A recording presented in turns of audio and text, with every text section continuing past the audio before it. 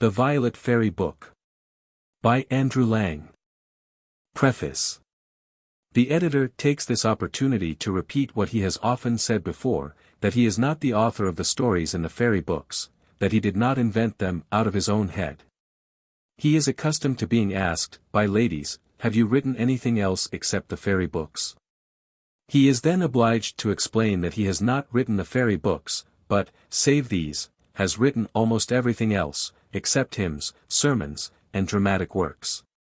The stories in this Violet Fairy Book, as in all the others of the series, have been translated out of the popular traditional tales in a number of different languages. These stories are as old as anything that men have invented. They are narrated by naked savage women to naked savage children. They have been inherited by our earliest civilized ancestors, who really believed that beasts and trees and stones can talk if they choose, and behave kindly or unkindly. The stories are full of the oldest ideas of ages when science did not exist, and magic took the place of science. Anybody who has the curiosity to read the legendary Australian tales, which Mrs. Langloh Parker has collected from the lips of the Australian savages, will find that these tales are closely akin to our own.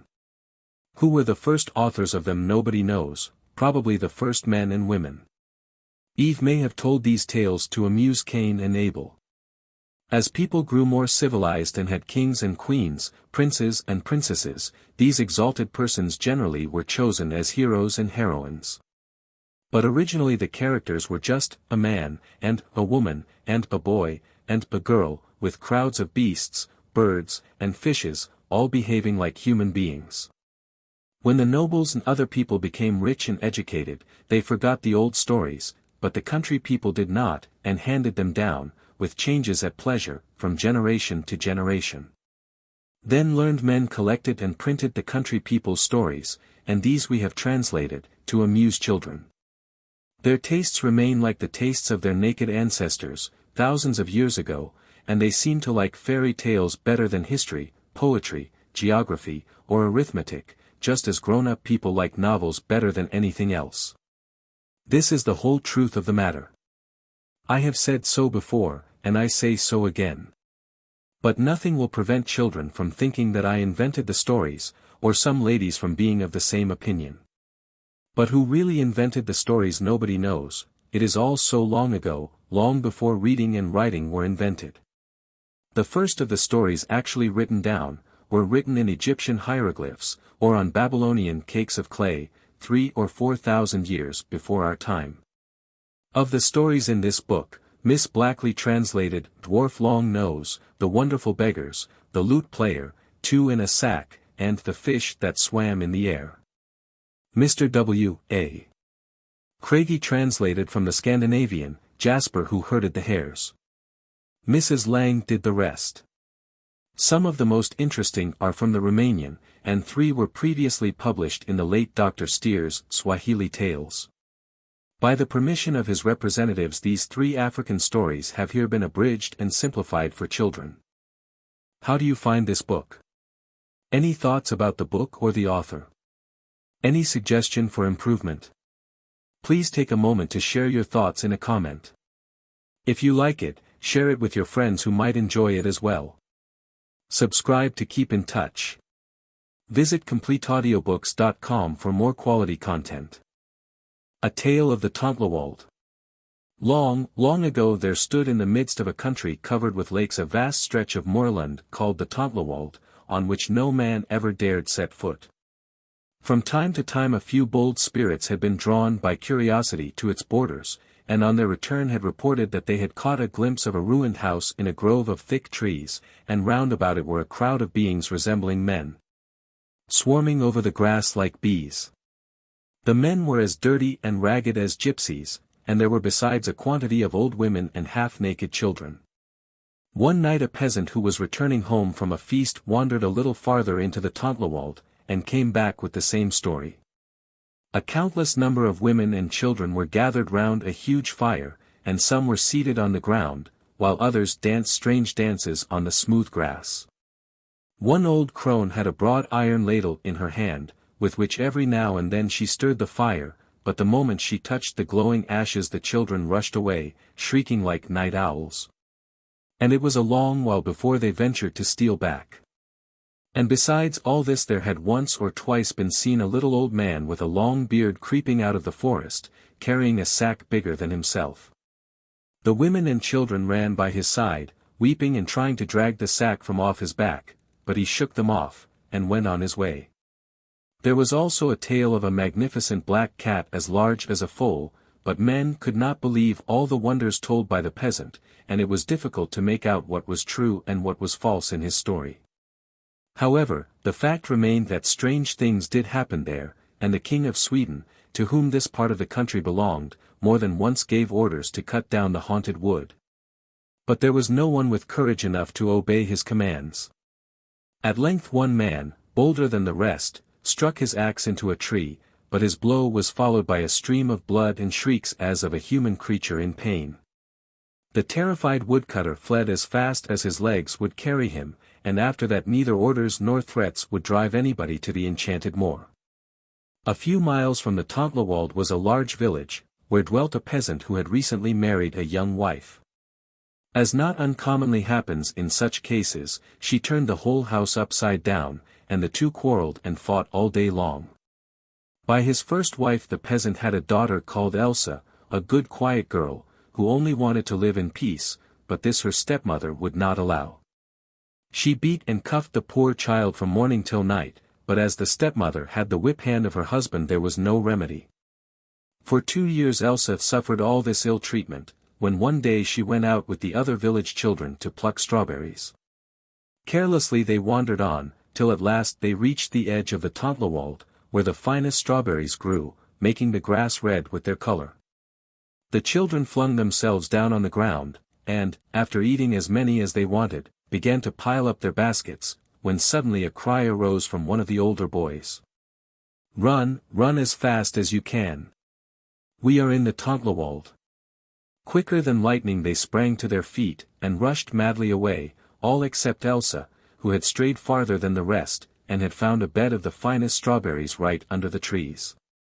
Like the others, she heard the boys cry, but could not make up her mind to leave the strawberries.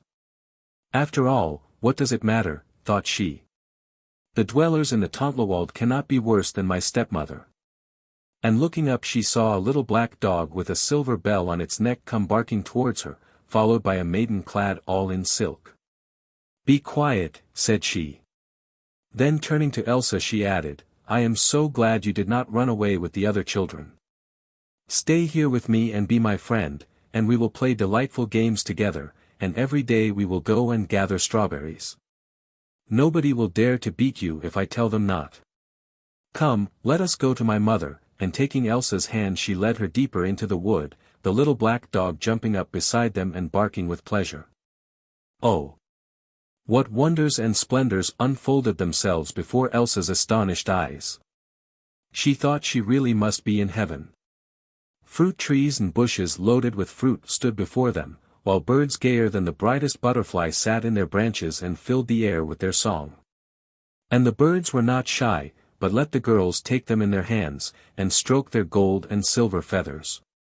In the center of the garden was the dwelling house, shining with glass and precious stones, and in the doorway sat a woman in rich garments, who turned to Elsa's companion and asked, "What sort of a guest are you bringing to me?" "I found her alone in the wood," replied her daughter, "and brought her back with me for a companion." "You will let her stay?" The mother laughed, but said nothing, only she looked Elsa up and down sharply. Then she told the girl to come near, and stroked her cheeks and spoke kindly to her, asking if her parents were alive, and if she really would like to stay with them. Elsa stooped and kissed her hand, then, kneeling down, buried her face in the woman's lap, and sobbed out. "My mother has lain for many years under the ground. My father is still alive, but I am nothing to him, and my stepmother beats me all the day long. I can do nothing right, so let me, I pray you, stay with you. I will look after the flocks or do any work you tell me, I will obey your lightest word. Only do not, I entreat you, send me back to her. She will half kill me for not having come back with the other children." And the woman smiled and answered, "Well, we will see what we can do with you," and, rising, went into the house. Then the daughter said to Elsa, "Fear nothing, my mother will be your friend." I saw by the way she looked that she would grant your request when she had thought over it, and, telling Elsa to wait, she entered the house to seek her mother. Elsa meanwhile was tossed about between hope and fear, and felt as if the girl would never come. At last Elsa saw her crossing the grass with a box in her hand. "My mother says we may play together today, as she wants to make up her mind what to do about you.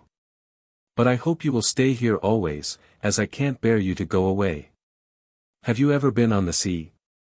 "The sea?" asked Elsa, staring. "What is that? I've never heard of such a thing." "Oh, I'll soon show you," answered the girl, taking the lid from the box, and at the very bottom lay a scrap of a cloak, a mussel shell, and 2 fish scales. 2 drops of water were glistening on the cloak, and these the girl shook on the ground. In an instant the garden and lawn and everything else had vanished utterly, as if the earth had opened and swallowed them up, and as far as the eye could reach you could see nothing but water, which seemed at last to touch heaven itself. Only under their feet was a tiny dry spot.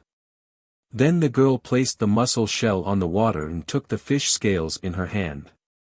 The mussel shell grew bigger and bigger, and turned into a pretty little boat, which would have held a dozen children. The girls stepped in, Elsa very cautiously, for which she was much laughed at by her friend, who used the fish scales for a rudder. The waves rocked the girls softly, as if they were lying in a cradle, and they floated on till they met other boats filled with men, singing and making merry. "We must sing you a song in return," said the girl, but as Elsa did not know any songs, she had to sing by herself. Elsa could not understand any of the men's songs, but one word, she noticed, came over and over again, and that was Kissika. Elsa asked what it meant, and the girl replied that it was her name. It was all so pleasant that they might have stayed there forever had not a voice cried out to them, "Children, it is time for you to come home." So Kissika took the little box out of her pocket, with the piece of cloth lying in it, and dipped the cloth in the water, and lo! They were standing close to a splendid house in the middle of the garden. Everything round them was dry and firm, and there was no water anywhere. The mussel shell and the fish scales were put back in the box, and the girls went in. They entered a large hall, where 24 richly dressed women were sitting round a table, looking as if they were about to attend a wedding. At the head of the table sat the lady of the house in a golden chair. Elsa did not know which way to look, for everything that met her eyes was more beautiful than she could have dreamed possible. But she sat down with the rest, and ate some delicious fruit, and thought she must be in heaven. The guests talked softly, but their speech was strange to Elsa, and she understood nothing of what was said. Then the hostess turned round and whispered something to a maid behind her chair, and the maid left the hall, and when she came back she brought a little old man with her, who had a beard longer than himself. He bowed low to the lady and then stood quietly near the door. "Do you see this girl?" said the lady of the house, pointing to Elsa. "I wish to adopt her for my daughter. Make me a copy of her, which we can send to her native village instead of herself." The old man looked Elsa all up and down, as if he was taking her measure, bowed again to the lady, and left the hall. After dinner the lady said kindly to Elsa, "Kissika has begged me to let you stay with her, and you have told her you would like to live here. Is that so?" At these words Elsa fell on her knees, and kissed the lady's hands and feet in gratitude for her escape from her cruel stepmother. But her hostess raised her from the ground and patted her head, saying, "All will go well as long as you are a good, obedient child, and I will take care of you and see that you want for nothing till you are grown up and can look after yourself. My waiting maid, who teaches Kissika all sorts of fine handiwork, shall teach you too." Not long after the old man came back with a mold full of clay on his shoulders, and a little covered basket in his left hand. He put down his mold and his basket on the ground, took up a handful of clay, and made a doll as large as life. When it was finished he bored a hole in the doll's breast and put a bit of bread inside. Then, drawing a snake out of the basket, forced it to enter the hollow body. "Now," he said to the lady, all we want is a drop of the maiden's blood." When she heard this, Elsa grew white with horror, for she thought she was selling her soul to the evil one. "Do not be afraid," the lady hastened to say, "we do not want your blood for any bad purpose, but rather to give you freedom and happiness." Then she took a tiny golden needle, pricked Elsa in the arm, and gave the needle to the old man, who stuck it into the heart of the doll. When this was done, he placed the figure in the basket, promising that the next day they should all see what a beautiful piece of work he had finished. When Elsa awoke the next morning in her silken bed, with its soft white pillows, she saw a beautiful dress lying over the back of a chair, ready for her to put on. A maid came in to comb out her long hair, and brought the finest linen for her use.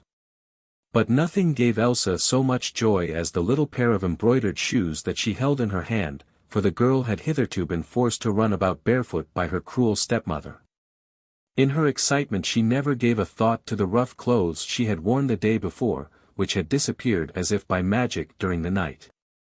Who could have taken them? Well, she was to know that by and by. But we can guess that the doll had been dressed in them, which was to go back to the village in her stead. By the time the sun rose, the doll had attained her full size, and no one could have told one girl from the other. Elsa started back when she met herself as she looked only yesterday. "You must not be frightened," said the lady, when she noticed her terror, "this clay figure can do you no harm.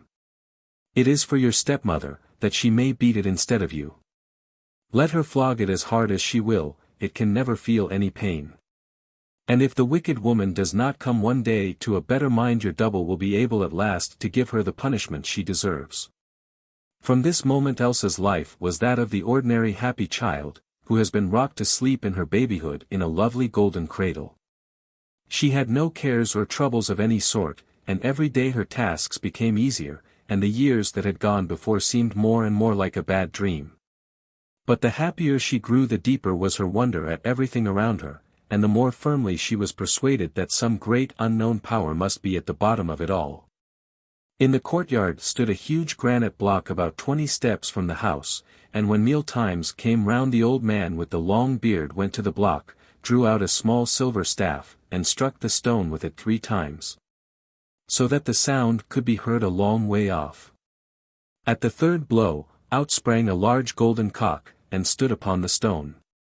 Whenever he crowed and flapped his wings, the rock opened and something came out of it. First a long table covered with dishes ready laid for the number of persons who would be seated round it, and this flew into the house all by itself. When the cock crowed for the 2nd time, a number of chairs appeared, and flew after the table. Then wine, apples, and other fruit, all without trouble to anybody. After everybody had had enough, the old man struck the rock again. The golden cock crowed afresh, and back went dishes, table, chairs, and plates into the middle of the block. When, however, it came to the turn of the 13th dish, which nobody ever wanted to eat, a huge black cat ran up, and stood on the rock close to the cock, while the dish was on his other side. There they all remained, till they were joined by the old man. He picked up the dish in one hand, tucked the cat under his arm, told the cock to get on his shoulder, and all 4 vanished into the rock. And this wonderful stone contained not only food, but clothes and everything you could possibly want in the house. At first a language was often spoken at meals which was strange to Elsa, but by the help of the lady and her daughter she began slowly to understand it, though it was years before she was able to speak it herself. One day she asked Kisica why the 13th dish came daily to the table and was sent daily away untouched, but Kisica knew no more about it than she did. The girl must, however, have told her mother what Elsa had said, for a few days later she spoke to Elsa seriously. "Do not worry yourself with useless wondering. You wish to know why we never eat of the 13th dish. That, dear child, is the dish of hidden blessings, and we cannot taste of it without bringing our happy life here to an end. And the world would be a great deal better if men, in their greed, did not seek to snatch everything for themselves, instead of leaving something as a thank-offering to the giver of the blessings. Greed is man's worst fault." The years passed like the wind for Elsa, and she grew into a lovely woman, with a knowledge of many things that she would never have learned in her native village. But Kisica was still the same young girl that she had been on the day of her first meeting with Elsa. Each morning they both worked for an hour at reading and writing, as they had always done, and Elsa was anxious to learn all she could, but Kisica much preferred childish games to anything else. If the humor seized her, she would fling aside her tasks, take her treasure box, and go off to play in the sea, where no harm ever came to her. "What a pity," she would often say to Elsa, "that you have grown so big, you cannot play with me any more." 9 years slipped away in this manner, when one day the lady called Elsa into her room. Elsa was surprised at the summons, for it was unusual, and her heart sank, for she feared some evil threatened her. As she crossed the threshold, she saw that the lady's cheeks were flushed, and her eyes full of tears, which she dried hastily, as if she would conceal them from the girl. "Dearest child," she began, "the time has come when we must part." "Part?" cried Elsa, burying her head in the lady's lap. "No, dear lady, that can never be till death parts us. You once opened your arms to me, you cannot thrust me away now." "Ah, be quiet, child," replied the lady. "You do not know what I would do to make you happy. Now you are a woman, and I have no right to keep you here. You must return to the world of men, where joy awaits you." "Dear lady," entreated Elsa again. "Do not, I beseech you, send me from you. I want no other happiness but to live and die beside you. Make me your waiting maid, or set me to any work you choose, but do not cast me forth into the world. It would have been better if you had left me with my stepmother, than first to have brought me to heaven and then send me back to a worse place." "Do not talk like that, dear child," replied the lady. "You do not know all that must be done to secure your happiness, however much it costs me. But it has to be. You are only a common mortal, who will have to die one day, and you cannot stay here any longer. Though we have the bodies of men, we are not men at all, though it is not easy for you to understand why. Some day or other you will find a husband who has been made expressly for you, and will live happily with him till death separates you. It will be very hard for me to part from you, but it has to be, and you must make up your mind to it."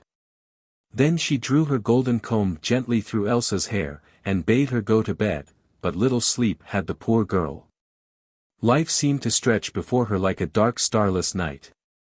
Now let us look back a moment, and see what had been going on in Elsa's native village all these years, and how her double had fared. It is a well-known fact that a bad woman seldom becomes better as she grows older, and Elsa's stepmother was no exception to the rule.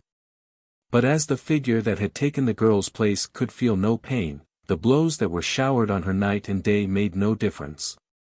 If the father ever tried to come to his daughter's help, his wife turned upon him, and things were rather worse than before.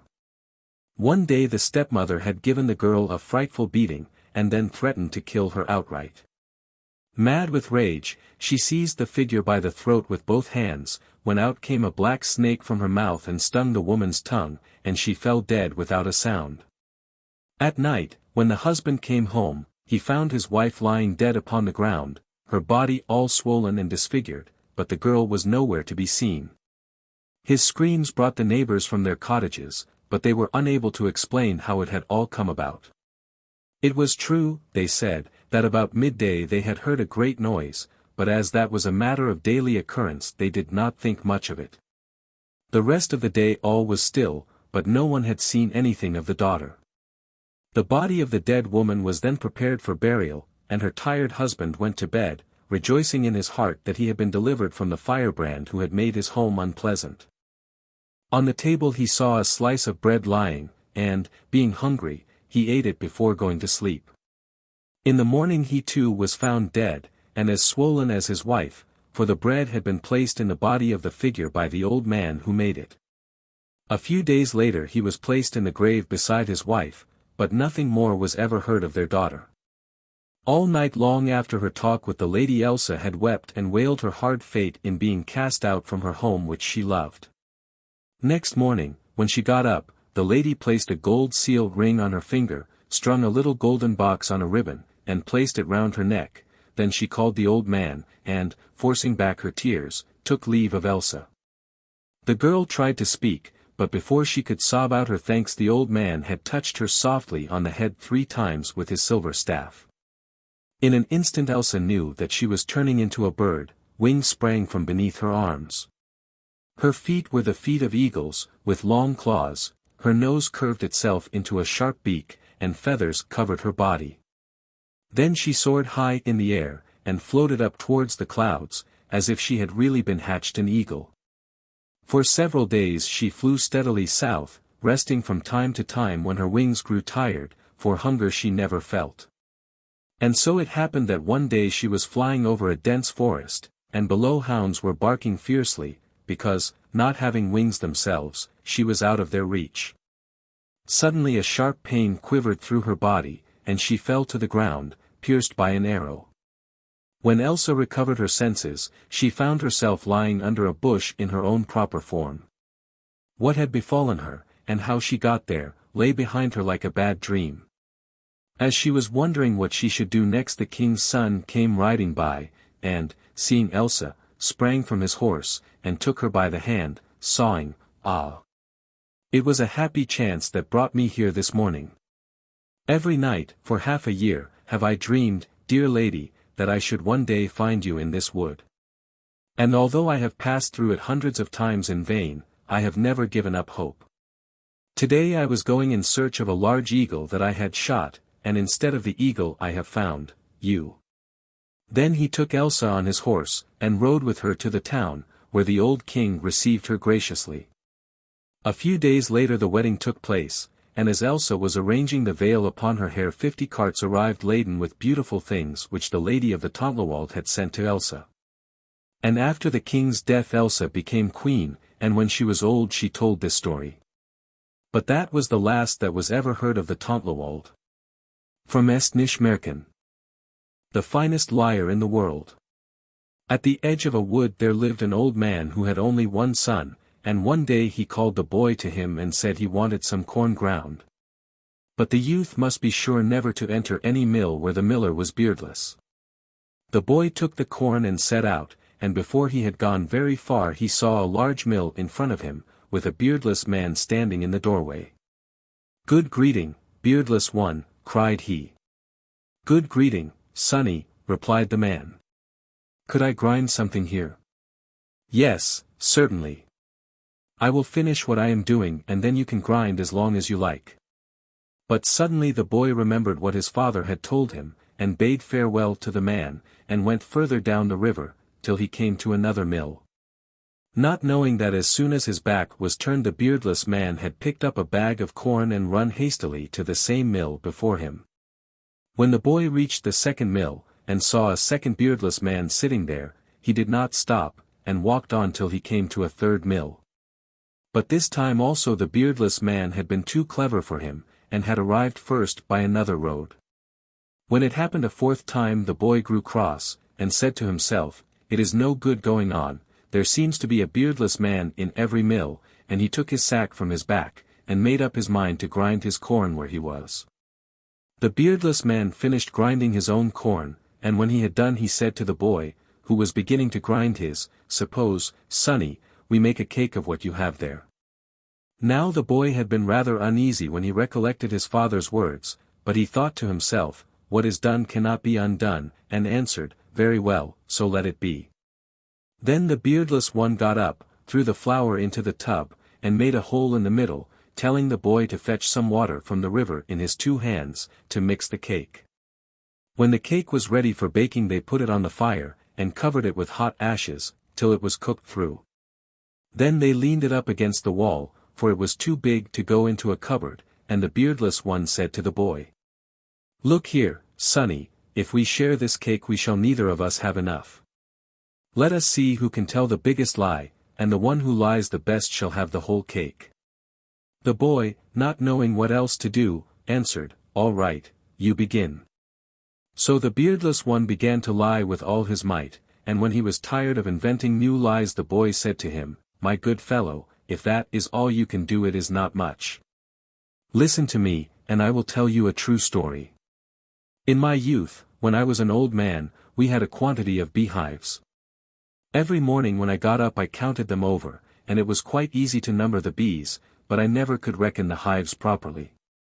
One day, as I was counting the bees, I discovered that my best bee was missing, and without losing a moment I saddled a cock and went out to look for him. I traced him as far as the shore, and knew that he had crossed the sea, and that I must follow.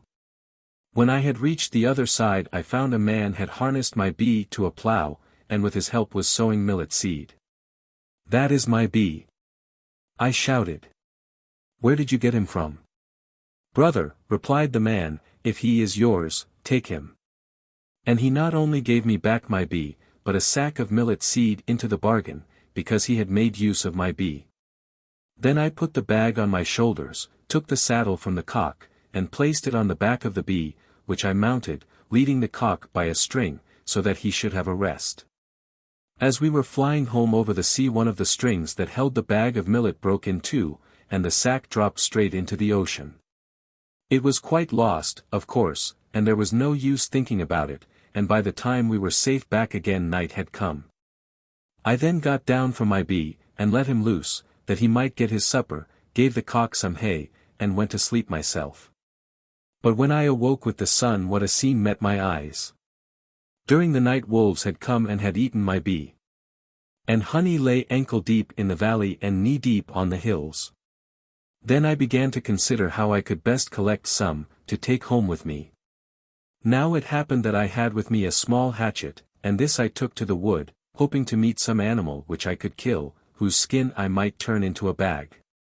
As I entered the forest I saw 2 roe deer hopping on 1 foot, so I slew them with a single blow, and made 3 bags from their skins, all of which I filled with honey and placed on the back of the cock.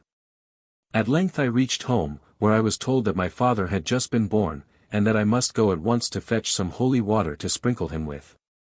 As I went I turned over in my mind if there was no way for me to get back my millet seed, which had dropped into the sea, and when I arrived at the place with the holy water I saw the seed had fallen on fruitful soil, and was growing before my eyes. And more than that, it was even cut by an invisible hand, and made into a cake. So I took the cake as well as the holy water, and was flying back with them over the sea, when there fell a great rain, and the sea was swollen, and swept away my millet cake. Ah, how vexed I was at its loss when I was safe on earth again. Suddenly I remembered that my hair was very long. If I stood it touched the ground, although if I was sitting it only reached my ears.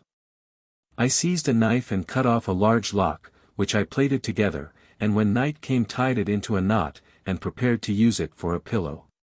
But what was I to do for a fire? A tinder box I had, but no wood. Then it occurred to me that I had stuck a needle in my clothes, so I took the needle and split it in pieces, and lit it, then laid myself down by the fire and went to sleep. But ill luck still pursued me. While I was sleeping a spark from the fire lighted on the Hare, which was burnt up in a moment. In despair I threw myself on the ground, and instantly sank in it as far as my waist. I struggled to get out, but only fell in further. So I ran to the house, seized a spade, dug myself out, and took home the holy water. On the way I noticed that the ripe fields were full of reapers, and suddenly the air became so frightfully hot that the men dropped down in a faint. Then I called to them, "Why don't you bring out our mare, which is as tall as 2 days, and as broad as half a day, and make a shade for yourselves?" My father heard what I said and jumped quickly on the mare, and the reapers worked with a will in the shadow, while I snatched up a wooden pail to bring them some water to drink. When I got to the well everything was frozen hard, so in order to draw some water I had to take off my head and break the ice with it. As I drew near them, carrying the water, the reapers all cried out, "Why, what has become of your head?" I put up my hand and discovered that I really had no head, and that I must have left it in the well. I ran back to look for it, but found that meanwhile a fox which was passing by had pulled my head out of the water, and was tearing at my brains. I stole cautiously up to him, and gave him such a kick that he uttered a loud scream, and let fall a parchment on which was written, "The cake is mine, and the beardless one goes empty-handed." With these words the boy rose, took the cake, and went home, while the beardless one remained behind to swallow his disappointment. Volksmärchen der Serben. The Story of Three Wonderful Beggars. There once lived a merchant whose name was Mark, and whom people called Mark the Rich. He was a very hard-hearted man, for he could not bear poor people, and if he caught sight of a beggar anywhere near his house, he would order the servants to drive him away, or would set the dogs at him. One day 3 very poor old men came begging to the door, and just as he was going to let the fierce dogs loose on them, his little daughter, Anastasia, crept close up to him and said, "Dear Daddy, let the poor old men sleep here tonight. Do, to please me." Her father could not bear to refuse her, and the 3 beggars were allowed to sleep in a loft, and at night, when everyone in the house was fast asleep, little Anastasia got up, climbed up to the loft, and peeped in. The 3 old men stood in the middle of the loft, leaning on their sticks, with their long grey beards flowing down over their hands, and were talking together in low voices. "What news is there?" asked the eldest. "In the next village the peasant Ivan has just had his 7th son. What shall we name him, and what fortune shall we give him?" said the second. The third whispered, "Call him Vasili, and give him all the property of the hard-hearted man in whose loft we stand, and who wanted to drive us from his door." After a little more talk the 3 made themselves ready and crept softly away. Anastasia, who had heard every word, ran straight to her father, and told him all. Mark was very much surprised. He thought, and in the morning he drove to the next village to try and find out if such a child really had been born. He went first to the priest, and asked him about the children in his parish. "Yesterday," said the priest, "a boy was born in the poorest house in the village. I named the unlucky little thing Vasili. He is the 7th son, and the eldest is only 7 years old, and they hardly have a mouthful amongst them all. Who can be got to stand godfather to such a little beggar boy?" The merchant's heart beat fast, and his mind was full of bad thoughts about that poor little baby. He would be godfather himself, he said, and he ordered a fine christening feast. So the child was brought and christened, and Mark was very friendly to its father. After the ceremony was over he took Ivan aside and said, "Look here, my friend, you are a poor man. How can you afford to bring up the boy? Give him to me and I'll make something of him, and I'll give you a present of 1,000 crowns. Is that a bargain?" Ivan scratched his head, and thought, and then he agreed. Mark counted out the money, wrapped the baby up in a fox skin, laid it in a sledge beside him, and drove back towards home. When he had driven some miles he drew up, carried the child to the edge of a steep precipice and threw it over, muttering, "There, now try to take my property." Very soon after this some foreign merchants travelled along that same road on the way to see Mark and to pay the 12,000 crowns which they owed him. As they were passing near the precipice they heard a sound of crying, and on looking over they saw a little green meadow wedged in between 2 great heaps of snow, and on the meadow lay a baby amongst the flowers.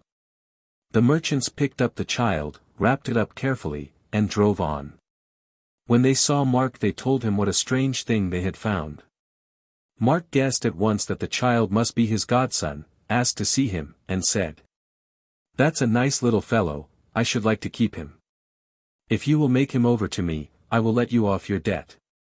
The merchants were very pleased to make so good a bargain, left the child with Mark, and drove off. At night Mark took the child, put it in a barrel, fastened the lid tight down, and threw it into the sea. The barrel floated away to a great distance, and at last it floated close up to a monastery. The monks were just spreading out their nets to dry on the shore, when they heard the sound of crying.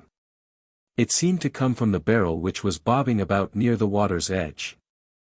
They drew it to land and opened it, and there was a little child. When the abbot heard the news, he decided to bring up the boy, and named him Vasili. The boy lived on with the monks, and grew up to be a clever, gentle, and handsome young man. No one could read, write, or sing better than he, and he did everything so well that the abbot made him wardrobe keeper. Now, it happened about this time that the merchant, Mark, came to the monastery in the course of a journey. The monks were very polite to him and showed him their house and church and all they had. When he went into the church the choir was singing, and one voice was so clear and beautiful, that he asked who it belonged to. Then the abbot told him of the wonderful way in which Vasili had come to them, and Mark saw clearly that this must be his godson whom he had twice tried to kill. He said to the abbot, "I can't tell you how much I enjoy that young man's singing. If he could only come to me I would make him overseer of all my business. As you say, he is so good and clever. Do spare him to me. I will make his fortune, and will present your monastery with 20,000 crowns." The abbot hesitated a good deal, but he consulted all the other monks, and at last they decided that they ought not to stand in the way of Vasili's good fortune. Then Mark wrote a letter to his wife and gave it to Vasili to take to her, and this was what was in the letter: "When the bearer of this arrives, take him into the soap factory, and when you pass near the great boiler, push him in. If you don't obey my orders I shall be very angry, for this young man is a bad fellow who is sure to ruin us all if he lives." Vasili had a good voyage, and on landing set off on foot for Mark's home. On the way he met 3 beggars, who asked him, "Where are you going, Vasili?" "I am going to the house of Mark the merchant, and have a letter for his wife," replied Vasili. "Show us the letter." Vasili handed them the letter. They blew on it and gave it back to him, saying, "Now go and give the letter to Mark's wife. You will not be forsaken." Vasili reached the house and gave the letter. When the mistress read it she could hardly believe her eyes and called for her daughter. In the letter was written, quite plainly, "When you receive this letter, get ready for a wedding, and let the bearer be married next day to my daughter, Anastasia. If you don't obey my orders I shall be very angry."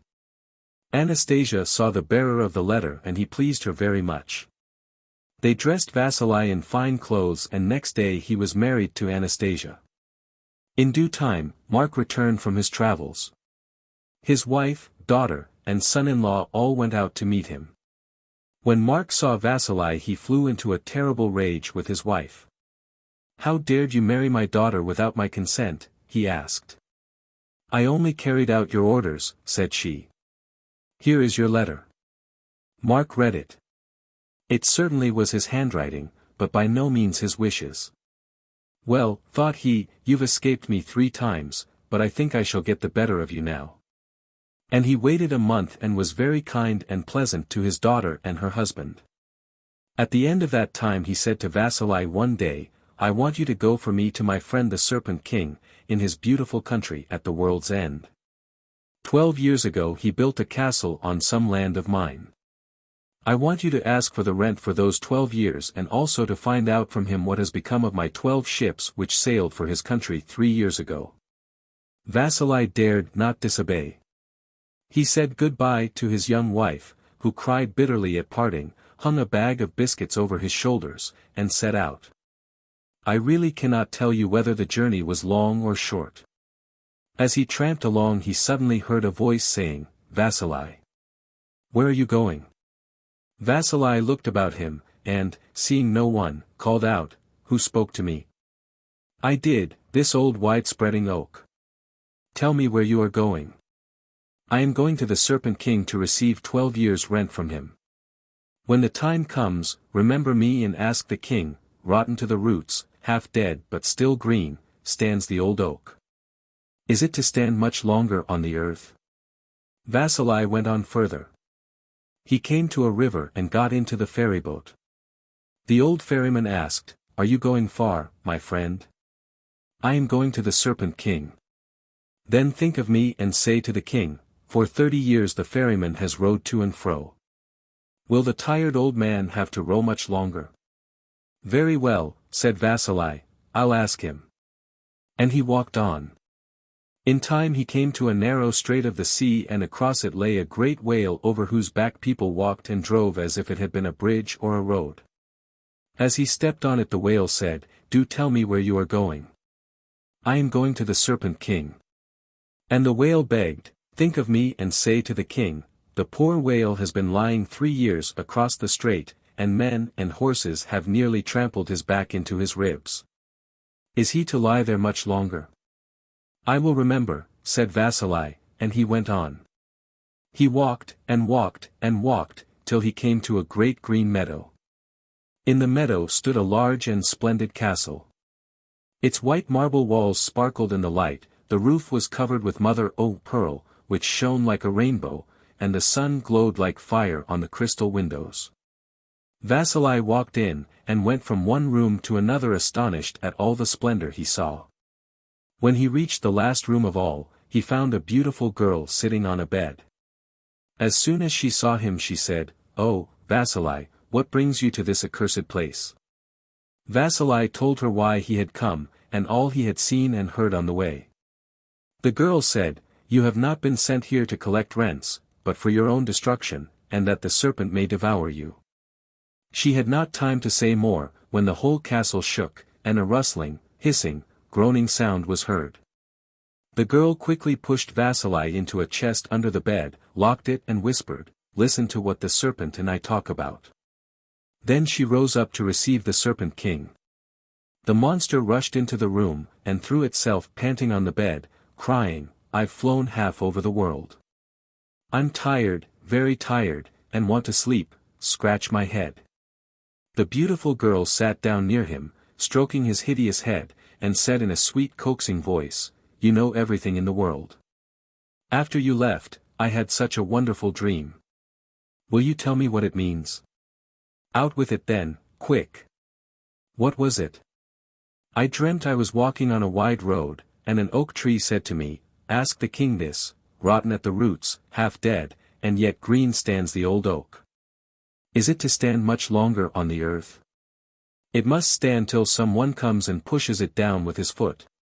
Then it will fall, and under its roots will be found more gold and silver than even Mark the Rich has got.'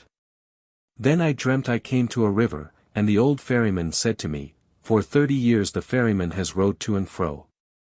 Will the tired old man have to row much longer? That depends on himself. If some one gets into the boat to be ferried across, the old man has only to push the boat off, and go his way without looking back. The man in the boat will then have to take his place.' And at last I dreamt that I was walking over a bridge made of a whale's back, and the living bridge spoke to me and said, 'Here have I been stretched out these 3 years, and men and horses have trampled my back down into my ribs. Must I lie here much longer?' He will have to lie there till he has thrown up the 12 ships of Mark the Rich which he swallowed. Then he may plunge back into the sea and heal his back." And the Serpent King closed his eyes, turned round on his other side, and began to snore so loud that the windows rattled. In all haste the lovely girl helped Vasili out of the chest, and showed him part of his way back. He thanked her very politely, and hurried off. When he reached the strait the whale asked, "Have you thought of me?" "Yes, as soon as I am on the other side I will tell you what you want to know." When he was on the other side Vasili said to the whale, "Throw up those 12 ships of Mark's which you swallowed 3 years ago." The great fish heaved itself up and threw up all the 12 ships and their crews. Then he shook himself for joy, and plunged into the sea. Vasili went on further till he reached the ferry, where the old man asked, "Did you think of me?" "Yes, and as soon as you have ferried me across I will tell you what you want to know." When they had crossed over, Vasili said, "Let the next man who comes stay in the boat, but do you step on shore, push the boat off, and you will be free, and the other man must take your place." Then Vasili went on further still, and soon came to the old oak tree, pushed it with his foot, and it fell over. There, at the roots, was more gold and silver than even Mark the Rich had. And now the 12 ships which the whale had thrown up came sailing along and anchored close by. On the deck of the first ship stood the 3 beggars whom Vasili had met formerly, and they said, "Heaven has blessed you, Vasili." Then they vanished away and he never saw them again. The sailors carried all the gold and silver into the ship, and then they set sail for home with Vasili on board. Mark was more furious than ever. He had his horses harnessed and drove off himself to see the Serpent King and to complain of the way in which he had been betrayed. When he reached the river he sprang into the ferryboat. The ferryman, however, did not get in but pushed the boat off. Vasili led a good and happy life with his dear wife, and his kind mother-in-law lived with them. He helped the poor and fed and clothed the hungry and naked, and all Mark's riches became his. For many years Mark has been ferrying people across the river. His face is wrinkled, his hair and beard are snow white, and his eyes are dim. But still he rows on. From the Serbian. Schippeitaro. It was the custom in old times that as soon as a Japanese boy reached manhood he should leave his home and roam through the land in search of adventures.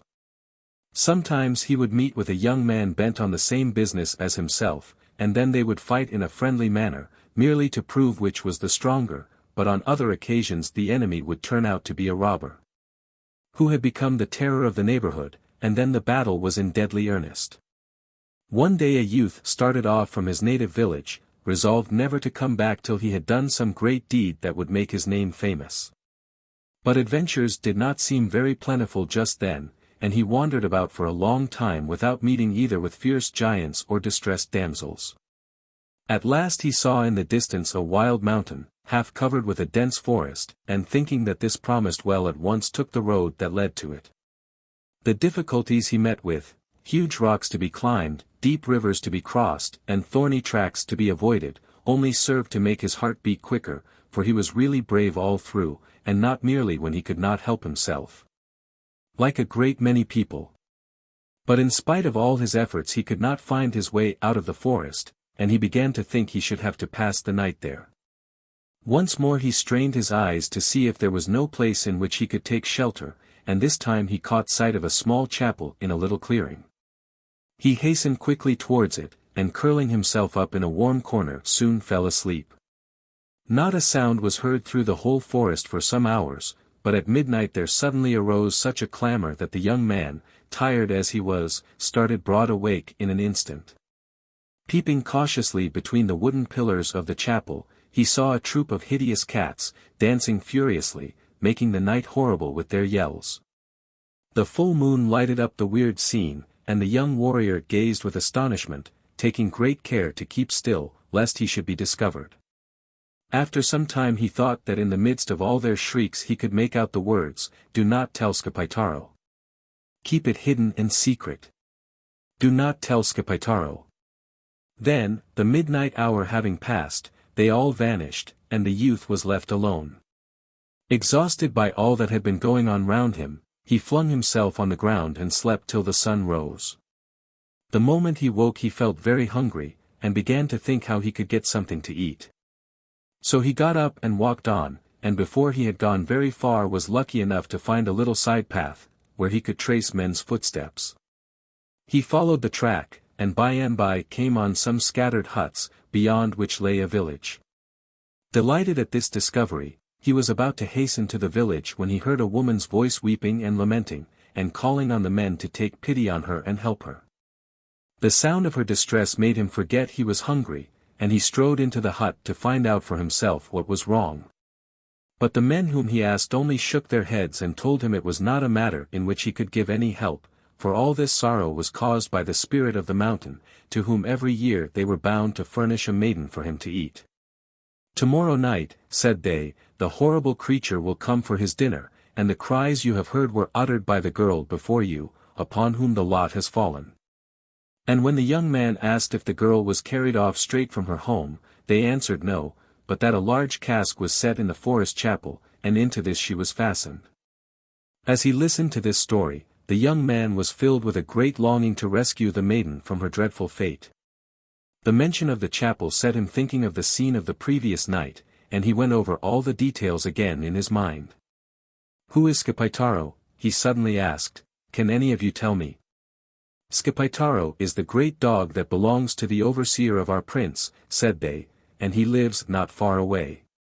And they began to laugh at the question, which seemed to them so odd and useless. The young man did not laugh with them, but instead left the hut and went straight to the owner of the dog, whom he begged to lend him the animal just for one night. Schippeitaro's master was not at all willing to give him in charge to a man of whom he knew nothing, but in the end he consented, and the youth led the dog away, promising faithfully to return him next day to his master. He next hurried to the hut where the maiden lived, and entreated her parents to shut her up safely in a closet, after which he took Schippeitaro to the cask, and fastened him into it. In the evening he knew that the cask would be placed in the chapel, so he hid himself there and waited. At midnight, when the full moon appeared above the top of the mountain, the cats again filled the chapel and shrieked and yelled and danced as before. But this time they had in their midst a huge black cat who seemed to be their king, and whom the young man guessed to be the spirit of the mountain. The monster looked eagerly about him, and his eyes sparkled with joy when he saw the cask. He bounded high into the air with delight and uttered cries of pleasure, then he drew near and undid the bolts. But instead of fastening his teeth in the neck of a beautiful maiden, Schippeitaro's teeth were fastened in him, and the youth ran up and cut off his head with his sword. The other cats were so astonished at the turn things had taken that they forgot to run away, and the young man and Schippeitaro between them killed several more before they thought of escaping. At sunrise the brave dog was taken back to his master, and from that time the mountain girls were safe, and every year a feast was held in memory of the young warrior and the dog Schippeitaro. Japanese Märchen. The Three Princes and Their Beasts. Lithuanian Fairy Tale. Once on a time there were 3 princes, who had a stepsister. One day they all set out hunting together. When they had gone some way through a thick wood they came on a great grey wolf with 3 cubs.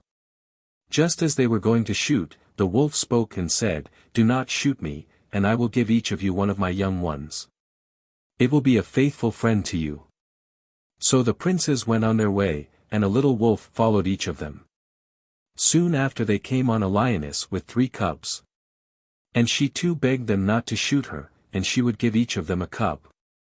And so it happened with a fox, a hare, a boar, and a bear, till each prince had quite a following of young beasts padding along behind him.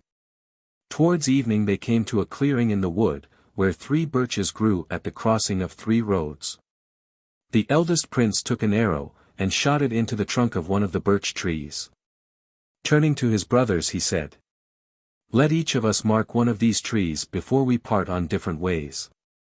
When any one of us comes back to this place, he must walk round the trees of the other 2, and if he sees blood flowing from the mark in the tree he will know that that brother is dead, but if milk flows he will know that his brother is alive." So each of the princes did as the eldest brother had said, and when the 3 birches were marked by their arrows they turned to their stepsister and asked her with which of them she meant to live. "With the eldest," she answered. Then the brothers separated from each other, and each of them set out down a different road, followed by their beasts. And the stepsister went with the eldest prince. After they had gone a little way along the road they came into a forest, and in one of the deepest glades they suddenly found themselves opposite a castle in which there lived a band of robbers. The prince walked up to the door and knocked. The moment it was opened the beasts rushed in, and each seized on a robber, killed him, and dragged the body down to the cellar. Now, one of the robbers was not really killed, only badly wounded, but he lay quite still and pretended to be dead like the others. Then the prince and his stepsister entered the castle and took up their abode in it. The next morning the prince went out hunting. Before leaving he told his stepsister that she might go into every room in the house except into the cave where the dead robbers lay. But as soon as his back was turned she forgot what he had said, and having wandered through all the other rooms she went down to the cellar and opened the door. As soon as she looked in the robber who had only pretended to be dead sat up and said to her, "Don't be afraid. Do what I tell you, and I will be your friend. If you marry me you will be much happier with me than with your brother. But you must first go into the sitting room and look in the cupboard. There you will find 3 bottles. In one of them there is a healing ointment which you must put on my chin to heal the wound. Then if I drink the contents of the second bottle it will make me well, and the third bottle will make me stronger than I ever was before. Then, when your brother comes back from the wood with his beasts you must go to him and say, 'Brother, you are very strong. If I were to fasten your thumbs behind your back with a stout silk cord, could you wrench yourself free? And when you see that he cannot do it, call me.'" When the brother came home, the stepsister did as the robber had told her, and fastened her brother's thumbs behind his back. But with one wrench he set himself free, and said to her, "Sister, that cord is not strong enough for me." The next day he went back to the wood with his beasts, and the robber told her that she must take a much stouter cord to bind his thumbs with. But again he freed himself, though not so easily as the first time, and he said to his sister, "Even that cord is not strong enough." The third day, on his return from the wood, he consented to have his strength tested for the last time. So she took a very strong cord of silk, which she had prepared by the robber's advice, and this time, though the prince pulled and tugged with all his might, he could not break the cord. So he called to her and said, "Sister, this time the cord is so strong I cannot break it. Come and unfasten it for me." But instead of coming, she called to the robber, who rushed into the room brandishing a knife, with which he prepared to attack the prince. But the prince spoke and said, "Have patience for 1 minute. I would like before I die to blow 3 blasts on my hunting horn, 1 in this room, 1 on the stairs, and 1 in the courtyard." So the robber consented, and the prince blew the horn. At the first blast, the fox, which was asleep in the cage in the courtyard, awoke, and knew that his master needed help. So he awoke the wolf by flicking him across the eyes with his brush. Then they awoke the lion, who sprang against the door of the cage with might and main, so that it fell in splinters on the ground, and the beasts were free.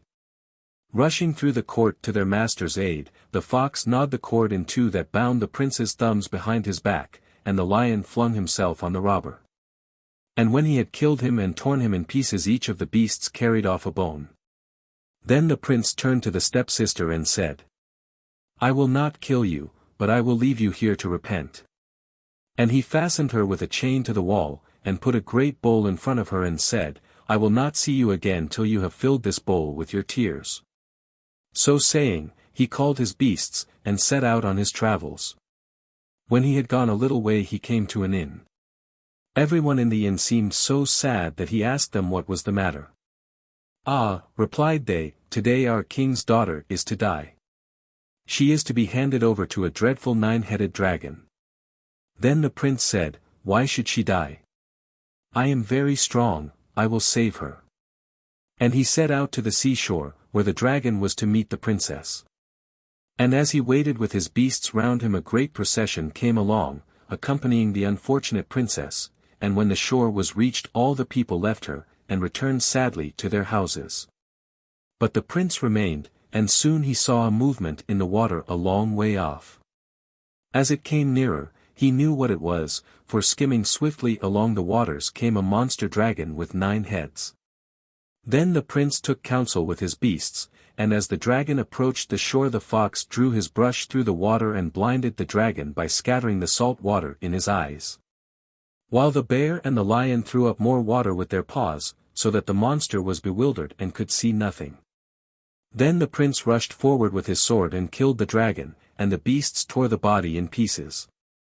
Then the princess turned to the prince and thanked him for delivering her from the dragon, and she said to him, "Step into this carriage with me, and we will drive back to my father's palace." And she gave him a ring and half of her handkerchief.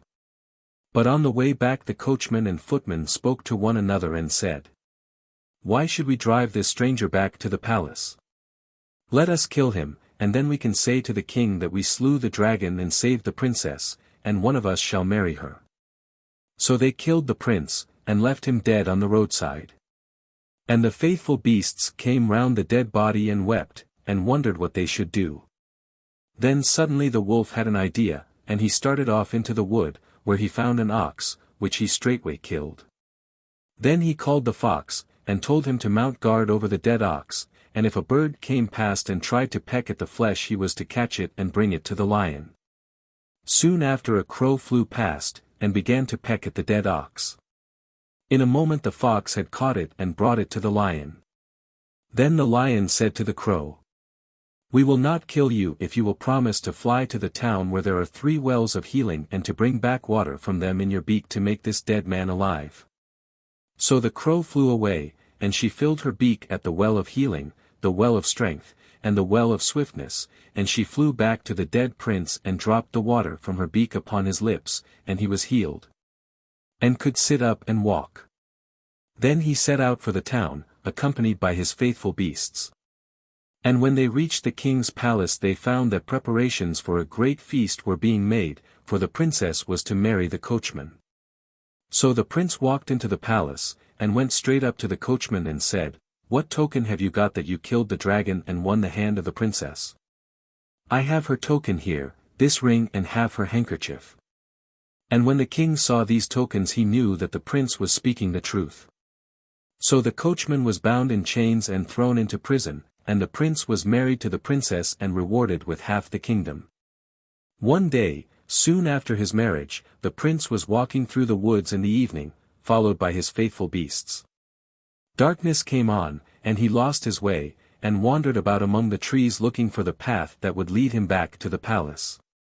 As he walked he saw the light of a fire, and making his way to it he found an old woman raking sticks and dried leaves together, and burning them in a glade of the wood. As he was very tired, and the night was very dark, the prince determined not to wander further. So he asked the old woman if he might spend the night beside her fire. "Of course you may," she answered. "But I am afraid of your beasts. Let me hit them with my rod, and then I shall not be afraid of them." "Very well," said the prince, "I don't mind," and she stretched out her rod and hit the beasts, and in one moment they were turned into stone, and so was the prince. Now soon after this the prince's youngest brother came to the crossroads with the 3 birches, where the brothers had parted from each other when they set out on their wanderings. Remembering what they had agreed to do, he walked round the 2 trees, and when he saw that blood oozed from the cut in the eldest prince's tree he knew that his brother must be dead. So he set out, followed by his beasts, and came to the town over which his brother had ruled, and where the princess he had married lived. And when he came into the town all the people were in great sorrow because their prince had disappeared. But when they saw his youngest brother, and the beasts following him, they thought it was their own prince, and they rejoiced greatly, and told him how they had sought him everywhere. Then they led him to the king, and he too thought that it was his son-in-law. But the princess knew that he was not her husband, and she begged him to go out into the woods with his beasts, and to look for his brother till he found him. So the youngest prince set out to look for his brother, and he too lost his way in the wood and night overtook him. Then he came to the clearing among the trees, where the fire was burning and where the old woman was raking sticks and leaves into the flames. And he asked her if he might spend the night beside her fire, as it was too late and too dark to go back to the town. And she answered, "Certainly you may. But I am afraid of your beasts. May I give them a stroke with my rod, then I shall not be afraid of them." And he said she might, for he did not know that she was a witch. So she stretched out her rod, and in a moment the beasts and their master were turned into stone. It happened soon after that the second brother returned from his wanderings and came to the crossroads where the 3 birches grew. As he went round the trees he saw that blood poured from the cuts in the bark of 2 of the trees. Then he wept and said, "Alas! Both my brothers are dead." And he too set out towards the town in which his brother had ruled, and his faithful beasts followed him. When he entered the town, all the people thought it was their own prince come back to them, and they gathered round him, as they had gathered round his youngest brother, and asked him where he had been and why he had not returned. And they led him to the king's palace, but the princess knew that he was not her husband. So when they were alone together she besought him to go and seek for his brother and bring him home. Calling his beasts round him, he set out and wandered through the woods. And he put his ear down to the earth, to listen if he could hear the sound of his brother's beasts. And it seemed to him as if he heard a faint sound far off, but he did not know from what direction it came. So he blew on his hunting horn and listened again. And again he heard the sound, and this time it seemed to come from the direction of a fire burning in the wood. So he went towards the fire, and there the old woman was raking sticks and leaves into the embers. And he asked her if he might spend the night beside her fire. But she told him she was afraid of his beasts, and he must first allow her to give each of them a stroke with her rod. But he answered her, "Certainly not. I am their master, and no one shall strike them but I myself. Give me the rod," and he touched the fox with it, and in a moment it was turned into stone. Then he knew that the old woman was a witch, and he turned to her and said, Unless you restore my brothers and their beasts back to life at once, my lion will tear you in pieces." Then the witch was terrified, and taking a young oak tree she burnt it into white ashes, and sprinkled the ashes on the stones that stood around. And in a moment the two princes stood before their brother, and their beasts stood round them. Then the three princes set off together to the town. And the king did not know which was his son-in-law, but the princess knew which was her husband, and there were great rejoicings throughout the land. The Goat's Ears of the Emperor Trojan. Once upon a time there lived an emperor whose name was Trojan, and he had ears like a goat. Every morning, when he was shaved, he asked if the man saw anything odd about him, and as each fresh barber always replied that the emperor had goat's ears, he was at once ordered to be put to death. Now after this state of things had lasted a good while, there was hardly a barber left in the town that could shave the emperor, and it came to be the turn of the master of the company of barbers to go up to the palace. But, unluckily, at the very moment that he should have set out, the master fell suddenly ill, and told one of his apprentices that he must go in his stead. When the youth was taken to the emperor's bedroom, he was asked why he had come and not his master. The young man replied that the master was ill, and there was no one but himself who could be trusted with the honor. The emperor was satisfied with the answer, and sat down, and let a sheet of fine linen be put round him. Directly the young barber began his work, he, like the rest, remarked the goat's ears of the emperor, but when he had finished and the emperor asked his usual question as to whether the youth had noticed anything odd about him, the young man replied calmly, "No, nothing at all." This pleased the emperor so much that he gave him 12 ducats, and said, "Henceforth you shall come every day to shave me." So when the apprentice returned home, and the master inquired how he had got on with the emperor, the young man answered, "Oh, very well, and he says I am to shave him every day, and he has given me these 12 ducats.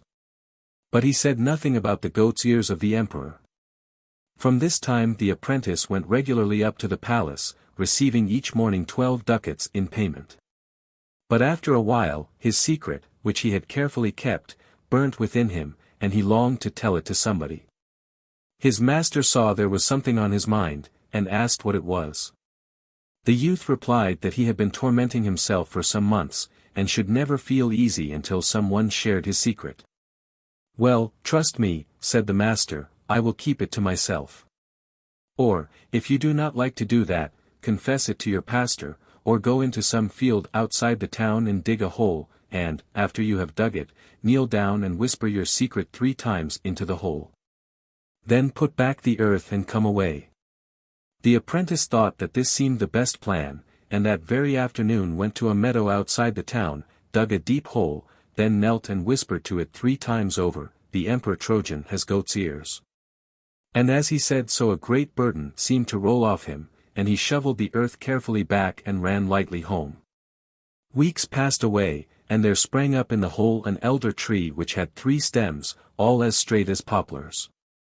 Some shepherds, tending their flocks nearby, noticed the tree growing there, and one of them cut down a stem to make flutes of, but, directly he began to play, the flute would do nothing but sing, "The Emperor Trojan has goat's ears." Of course, it was not long before the whole town knew of this wonderful flute and what it said, and, at last, the news reached the emperor in his palace. He instantly sent for the apprentice and said to him, "What have you been saying about me to all my people?" The culprit tried to defend himself by saying that he had never told anyone what he had noticed. But the emperor, instead of listening, only drew his sword from its sheath, which so frightened the poor fellow that he confessed exactly what he had done, and how he had whispered the truth 3 times to the earth. And how in that very place an elder tree had sprung up, and flutes had been cut from it, which would only repeat the words he had said. Then the emperor commanded his coach to be made ready, and he took the youth with him, and they drove to the spot, for he wished to see for himself whether the young man's confession was true, but when they reached the place only 1 stem was left. So the emperor desired his attendants to cut him a flute from the remaining stem, and, when it was ready, he ordered his chamberlain to play on it. But no tune could the chamberlain play, though he was the best flute player about the court. Nothing came but the words, "The Emperor Trojan has goat's ears." Then the emperor knew that even the earth gave up its secrets, and he granted the young man his life, but he never allowed him to be his barber any more. Volksmarchender Serben. The 9 Pea-Hens and the Golden Apples. Once upon a time there stood before the palace of an emperor a golden apple tree, which blossomed and bore fruit each night. But every morning the fruit was gone, and the boughs were bare of blossom, without anyone being able to discover who was the thief. At last the emperor said to his eldest son, "If only I could prevent those robbers from stealing my fruit, how happy I should be." And his son replied, "I will sit up tonight and watch the tree, and I shall soon see who it is." So directly it grew dark the young man went and hid himself near the apple tree to begin his watch, but the apples had scarcely begun to ripen before he fell asleep, and when he awoke at sunrise the apples were gone. He felt very much ashamed of himself, and went with lagging feet to tell his father. Of course, though the eldest son had failed, the second made sure that he would do better, and set out gaily at nightfall to watch the apple tree. But no sooner had he lain himself down than his eyes grew heavy, and when the sunbeams roused him from his slumbers there was not an apple left on the tree. Next came the turn of the youngest son, who made himself a comfortable bed under the apple tree, and prepared himself to sleep. Towards midnight he awoke, and sat up to look at the tree. And behold! The apples were beginning to ripen, and lit up the whole palace with their brightness. At the same moment 9 golden Pea-Hens flew swiftly through the air, and while 8 alighted upon the boughs laden with fruit, the 9th fluttered to the ground where the prince lay, and instantly was changed into a beautiful maiden. More beautiful far than any lady in the emperor's court. The prince at once fell in love with her, and they talked together for some time, till the maiden said her sisters had finished plucking the apples, and now they must all go home again. The prince, however, begged her so hard to leave him a little of the fruit that the maiden gave him 2 apples, one for himself and one for his father. Then she changed herself back into a Pea-Hen, and the whole 9 flew away. As soon as the sun rose the prince entered the palace, and held out the apple to his father, who was rejoiced to see it, and praised his youngest son heartily for his cleverness. That evening the prince returned to the apple tree, and everything passed as before, and so it happened for several nights. At length the other brothers grew angry at seeing that he never came back without bringing 2 golden apples with him, and they went to consult an old witch, who promised to spy after him, and discover how he managed to get the apples. So, when the evening came, the old woman hid herself under the tree and waited for the prince. Before long he arrived and laid down on his bed, and was soon fast asleep. Towards midnight there was a rush of wings, and the 8 Pea-Hens settled on the tree, while the 9th became a maiden, and ran to greet the prince. Then the witch stretched out her hand, and cut off a lock of the maiden's hair, and in an instant the girl sprang up, a Pea-Hen once more, spread her wings and flew away, while her sisters, who were busily stripping the boughs, flew after her.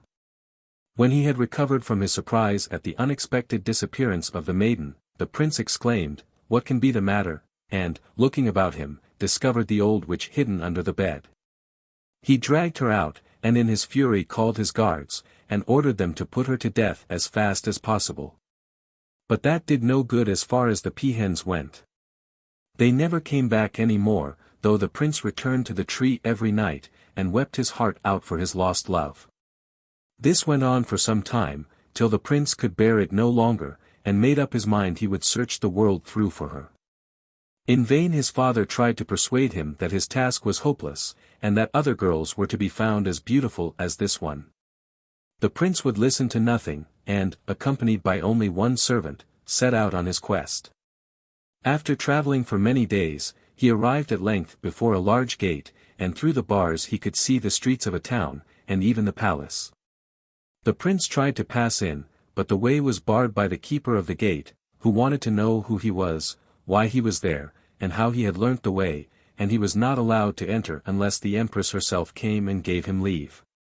A message was sent to her, and when she stood at the gate the prince thought he had lost his wits, for there was the maiden he had left his home to seek. And she hastened to him, and took his hand, and drew him into the palace. In a few days they were married, and the prince forgot his father and his brothers, and made up his mind that he would live and die in the castle. One morning the empress told him that she was going to take a walk by herself, and that she would leave the keys of 12 cellars to his care. If you wish to enter the first 11 cellars, said she, you can. But beware of even unlocking the door of the 12th, or it will be the worse for you. The prince, who was left alone in the castle, soon got tired of being by himself, and began to look about for something to amuse him. What can there be in that 12th cellar, he thought to himself, which I must not see? And he went downstairs and unlocked the doors, one after the other. When he got to the 12th he paused, but his curiosity was too much for him, and in another instant the key was turned and the cellar lay open before him. It was empty, save for a large cask, bound with iron hoops, and out of the cask a voice was saying entreatingly, for goodness sake, brother, fetch me some water, I am dying of thirst. The prince, who was very tender-hearted, brought some water at once, and pushed it through a hole in the barrel, and as he did so one of the iron hoops burst. He was turning away, when a voice cried the second time, brother, for pity's sake fetch me some water, I'm dying of thirst. So the prince went back, and brought some more water, and again a hoop sprang.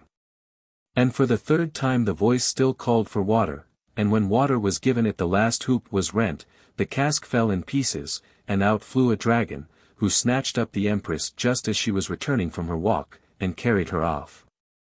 Some servants who saw what had happened came rushing to the prince, and the poor young man went nearly mad when he heard the result of his own folly, and could only cry out that he would follow the dragon to the ends of the earth. Until he got his wife again. For months and months he wandered about, first in this direction and then in that, without finding any traces of the dragon or his captive. At last he came to a stream, and as he stopped for a moment to look at it he noticed a little fish lying on the bank, beating its tail convulsively, in a vain effort to get back into the water. "Oh, for pity's sake, my brother," shrieked the little creature, "help me, and put me back into the river, and I will repay you some day. Take one of my scales, and when you are in danger twist it in your fingers, and I will come." The prince picked up the fish and threw it into the water, then he took off one of its scales, as he had been told, and put it in his pocket, carefully wrapped in a cloth. Then he went on his way till, some miles further down the road, he found a fox caught in a trap. "Oh! Be a brother to me," called the fox, "and free me from this trap, and I will help you when you are in need. Pull out one of my hairs, and when you are in danger twist it in your fingers, and I will come." So the prince unfastened the trap, pulled out one of the fox's hairs, and continued his journey. And as he was going over the mountain he passed a wolf entangled in a snare, who begged to be set at liberty. "Only deliver me from death," he said, "and you will never be sorry for it. Take a lock of my fur, and when you need me twist it in your fingers." And the prince undid the snare and let the wolf go. For a long time he walked on, without having any more adventures, till at length he met a man travelling on the same road. "Oh, brother," asked the prince, "tell me, if you can, where the dragon emperor lives." The man told him where he would find the palace, and how long it would take him to get there, and the prince thanked him, and followed his directions, till that same evening he reached the town where the dragon emperor lived. When he entered the palace, to his great joy he found his wife sitting alone in a vast hall, and they began hastily to invent plans for her escape. There was no time to waste, as the dragon might return directly, so they took 2 horses out of the stable, and rode away at lightning speed. Hardly were they out of sight of the palace than the dragon came home and found that his prisoner had flown. He sent at once for his talking horse, and said to him, "Give me your advice. What shall I do, have my supper as usual, or set out in pursuit of them?" "Eat your supper with a free mind first," answered the horse, "and follow them afterwards." So the dragon ate till it was past midday, and when he could eat no more he mounted his horse and set out after the fugitives. In a short time he had come up with them, and as he snatched the empress out of her saddle he said to the prince, "This time I will forgive you, because you brought me the water when I was in the cask. But beware how you return here, or you will pay for it with your life." Half mad with grief, the prince rode sadly on a little further, hardly knowing what he was doing. Then he could bear it no longer and turned back to the palace, in spite of the dragon's threats. Again the empress was sitting alone, and once more they began to think of a scheme by which they could escape the dragon's power. "Ask the dragon when he comes home," said the prince, "where he got that wonderful horse from, and then you can tell me, and I will try to find another like it." Then, fearing to meet his enemy, he stole out of the castle. Soon after the dragon came home, and the empress sat down near him, and began to coax and flatter him into a good humor, and at last she said, "But tell me about that wonderful horse you were riding yesterday. There cannot be another like it in the whole world. Where did you get it from?" And he answered, "The way I got it is a way which no one else can take. On the top of a high mountain dwells an old woman, who has in her stables 12 horses, each one more beautiful than the other. And in one corner is a thin, wretched-looking animal whom no one would glance at a second time, but he is in reality the best of the lot. He is twin brother to my own horse, and can fly as high as the clouds themselves. But no one can ever get this horse without first serving the old woman for 3 whole days. And besides the horses she has a foal and its mother, and the man who serves her must look after them for 3 whole days, and if he does not let them run away he will in the end get the choice of any horse as a present from the old woman. But if he fails to keep the foal and its mother safe on any one of the 3 nights his head will pay." The next day the prince watched till the dragon left the house, and then he crept in to the empress, who told him all she had learnt from her jailer. The prince at once determined to seek the old woman on the top of the mountain, and lost no time in setting out. It was a long and steep climb, but at last he found her, and with a low bow he began. "Good greeting to you, little mother. Good greeting to you, my son. What are you doing here?" "I wish to become your servant," answered he. "So you shall," said the old woman. "If you can take care of my mare for 3 days I will give you a horse for wages, but if you let her stray you will lose your head," and as she spoke she led him into a courtyard surrounded with palings, and on every post a man's head was stuck. One post only was empty, and as they passed it cried out, "Woman, give me the head I am waiting for." The old woman made no answer, but turned to the prince and said, "Look! All those men took service with me, on the same conditions as you, but not one was able to guard the mare." But the prince did not waver, and declared he would abide by his words. When evening came he led the mare out of the stable and mounted her, and the colt ran behind. He managed to keep his seat for a long time, in spite of all her efforts to throw him, but at length he grew so weary that he fell fast asleep, and when he woke he found himself sitting on a log, with the halter in his hands. He jumped up in terror, but the mare was nowhere to be seen, and he started with a beating heart in search of her. He had gone some way without a single trace to guide him, when he came to a little river. The sight of the water brought back to his mind the fish whom he had saved from death, and he hastily drew the scale from his pocket. It had hardly touched his fingers when the fish appeared in the stream beside him. "What is it, my brother?" asked the fish anxiously. "The old woman's mare strayed last night, and I don't know where to look for her." "Oh, I can tell you that. She has changed herself into a big fish, and her foal into a little one. But strike the water with the halter and say, 'Come here, O mare of the mountain witch,' and she will come." The prince did as he was bid, and the mare and her foal stood before him. Then he put the halter round her neck, and rode her home, the foal always trotting behind them. The old woman was at the door to receive them, and gave the prince some food while she led the mare back to the stable. "You should have gone among the fishes," cried the old woman, striking the animal with a stick. "I did go among the fishes," replied the mare, "but they are no friends of mine, for they betrayed me at once." "Well, go among the foxes this time," said she, and returned to the house, not knowing that the prince had overheard her. So when it began to grow dark the prince mounted the mare for the second time and rode into the meadows, and the foal trotted behind its mother. Again he managed to stick on till midnight, then a sleep overtook him that he could not battle against, and when he woke up he found himself, as before, sitting on the log, with the halter in his hands. He gave a shriek of dismay, and sprang up in search of the wanderers. As he went he suddenly remembered the words that the old woman had said to the mare, and he drew out the fox hair and twisted it in his fingers. "What is it, my brother?" asked the fox, who instantly appeared before him. "The old witch's mare has run away from me, and I do not know where to look for her." "She is with us," replied the fox, "and has changed herself into a big fox, and her foal into a little one, but strike the ground with a halter and say, 'Come here, O mare of the mountain witch.'" The prince did so, and in a moment the fox became a mare and stood before him, with the little foal at her heels. He mounted and rode back, and the old woman placed food on the table, and led the mare back to the stable. "You should have gone to the foxes, as I told you," said she, striking the mare with a stick. "I did go to the foxes," replied the mare, "but they are no friends of mine and betrayed me." "Well, this time you had better go to the wolves," said she, not knowing that the prince had heard all she had been saying. The third night the prince mounted the mare and rode her out to the meadows, with the foal trotting after.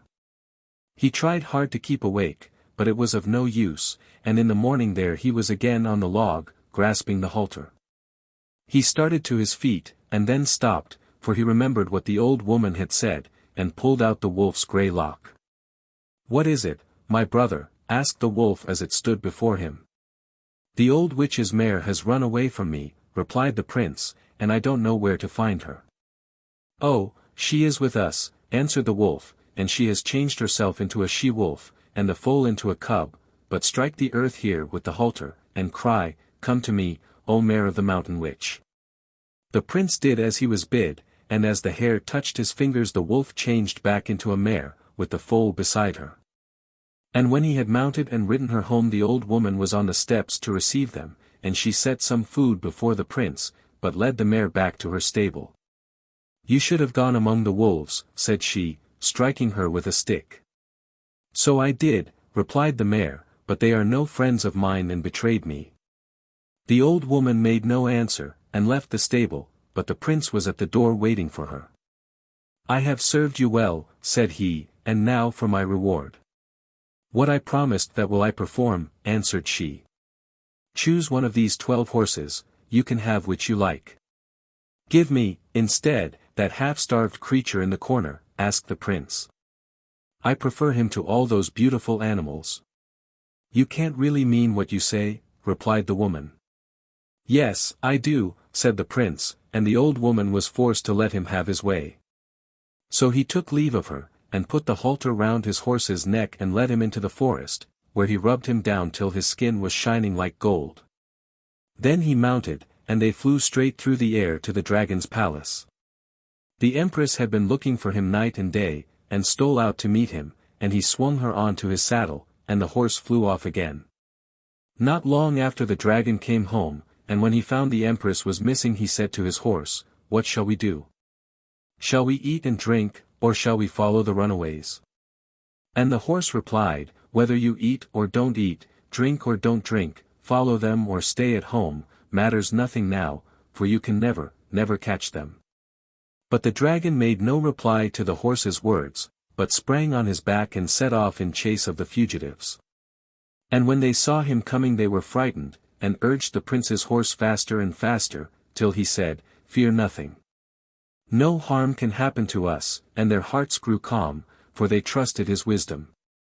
Soon the dragon's horse was heard panting behind, and he cried out, "Oh, my brother, do not go so fast. I shall sink to the earth if I try to keep up with you." And the prince's horse answered, "Why do you serve a monster like that?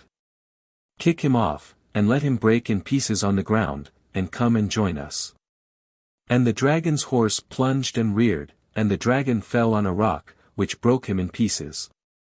Then the empress mounted his horse, and rode back with her husband to her kingdom, over which they ruled for many years. Volksmärchen der Serben. The Lute Player. Once upon a time there was a king and queen who lived happily and comfortably together. They were very fond of each other and had nothing to worry them, but at last the king grew restless. He longed to go out into the world, to try his strength in battle against some enemy and to win all kinds of honor and glory. So he called his army together and gave orders to start for a distant country where a heathen king ruled who ill-treated or tormented everyone he could lay his hands on. The king then gave his parting orders and wise advice to his ministers, took a tender leave of his wife, and set off with his army across the seas. I cannot say whether the voyage was short or long. But at last he reached the country of the heathen king and marched on, defeating all who came in his way. But this did not last long, for in time he came to a mountain pass, where a large army was waiting for him, who put his soldiers to flight, and took the king himself prisoner. He was carried off to the prison where the heathen king kept his captives, and now our poor friend had a very bad time indeed. All night long the prisoners were chained up, and in the morning they were yoked together like oxen and had to plough the land till it grew dark. This state of things went on for 3 years before the king found any means of sending news of himself to his dear queen, but at last he contrived to send this letter: "Sell all our castles and palaces, and put all our treasures in pawn, and come and deliver me out of this horrible prison." The queen received the letter, read it, and wept bitterly as she said to herself, "How can I deliver my dearest husband? If I go myself and the heathen king sees me, he will just take me to be one of his wives. If I were to send one of the ministers, but I hardly know if I can depend on them." She thought, and at last an idea came into her head. She cut off all her beautiful long brown hair and dressed herself in boy's clothes. Then she took her lute and, without saying anything to anyone, she went forth into the wide world. She traveled through many lands and saw many cities, and went through many hardships before she got to the town where the heathen king lived. When she got there she walked all round the palace, and at the back she saw the prison. Then she went into the great court in front of the palace, and taking her lute in her hand, she began to play so beautifully that one felt as though one could never hear enough. After she had played for some time she began to sing, and her voice was sweeter than the lark's. "I come from my own country far into this foreign land, of all I own I take alone my sweet lute in my hand. Oh! Who will thank me for my song, reward my simple lay? Like lovers' sighs it still shall rise to greet thee day by day. I sing of blooming flowers made sweet by sun and rain, of all the bliss of love's first kiss, and parting's cruel pain. Of the sad captive's longing within his prison wall, of hearts that sigh when none are nigh to answer to their call. My song begs for your pity, and gifts from out your store, and as I play my gentle lay I linger near your door. And if you hear my singing within your palace, sire, oh! Give, I pray, this happy day, to me my heart's desire." No sooner had the heathen king heard this touching song sung by such a lovely voice, than he had the singer brought before him. "Welcome, O lute player," said he. "Where do you come from?" "My country, sire, is far away across many seas. For years I have been wandering about the world and gaining my living by my music. Stay here then a few days, and when you wish to leave I will give you what you ask for in your song, your heart's desire." So the lute player stayed on in the palace and sang and played almost all day long to the king, who could never tire of listening and almost forgot to eat or drink or to torment people.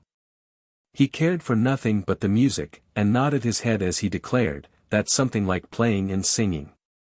It makes me feel as if some gentle hand had lifted every care and sorrow from me." After 3 days the lute player came to take leave of the king. "Well," said the king, "what do you desire as your reward?" "Sire, give me one of your prisoners. You have so many in your prison, and I should be glad of a companion on my journeys. When I hear his happy voice as I travel along I shall think of you and thank you." "Come along then," said the king, "choose whom you will." And he took the lute player through the prison himself. The queen walked about amongst the prisoners, and at length she picked out her husband and took him with her on her journey. They were long on their way, but he never found out who she was, and she led him nearer and nearer to his own country. When they reached the frontier the prisoner said, "Let me go now, kind lad. I am no common prisoner, but the king of this country. Let me go free and ask what you will as your reward." "Do not speak of reward," answered the lute player. "Go in peace. Then come with me, dear boy, and be my guest. When the proper time comes I shall be at your palace," was the reply, and so they parted. The queen took a short way home, got there before the king and changed her dress. An hour later all the people in the palace were running to and fro and crying out, "Our king has come back. Our king has returned to us." The king greeted everyone very kindly, but he would not so much as look at the queen. Then he called all his council and ministers together and said to them, "See what sort of a wife I have. Here she is falling on my neck, but when I was pining in prison and sent her word of it she did nothing to help me." And his council answered with one voice, "Sire, when news was brought from you the queen disappeared and no one knew where she went. She only returned today." Then the king was very angry and cried, "Judge my faithless wife. Never would you have seen your king again, if a young lute player had not delivered him. I shall remember him with love and gratitude as long as I live." Whilst the king was sitting with his council, the queen found time to disguise herself. She took her lute, and slipping into the court in front of the palace she sang, clear and sweet. "I sing the captives longing within his prison wall, of hearts that sigh when none are nigh to answer to their call. My song begs for your pity, and gifts from out your store, and as I play my gentle lay I linger near your door. And if you hear my singing within your palace, sire, oh, give, I pray, this happy day, to me my heart's desire." As soon as the king heard this song he ran out to meet the lute player, took him by the hand and led him into the palace. "Here," he cried, "is the boy who released me from my prison. And now, my true friend, I will indeed give you your heart's desire. I am sure you will not be less generous than the heathen king was, sire. I ask of you what I asked and obtained from him. But this time I don't mean to give up what I get. I want you, yourself." And as she spoke she threw off her long cloak and everyone saw it was the queen. Who can tell how happy the king was? In the joy of his heart he gave a great feast to the whole world, and the whole world came and rejoiced with him for a whole week. I was there too, and ate and drank many good things. I shan't forget that feast as long as I live. From the Russian. The Grateful Prince. Once upon a time the king of the Goldland lost himself in a forest, and try as he would he could not find the way out. As he was wandering down one path which had looked at first more hopeful than the rest he saw a man coming towards him. "What are you doing here, friend?" asked the stranger. "Darkness is falling fast, and soon the wild beasts will come from their lairs to seek for food." "I have lost myself," answered the king, "and am trying to get home." "Then promise me that you will give me the first thing that comes out of your house, and I will show you the way," said the stranger.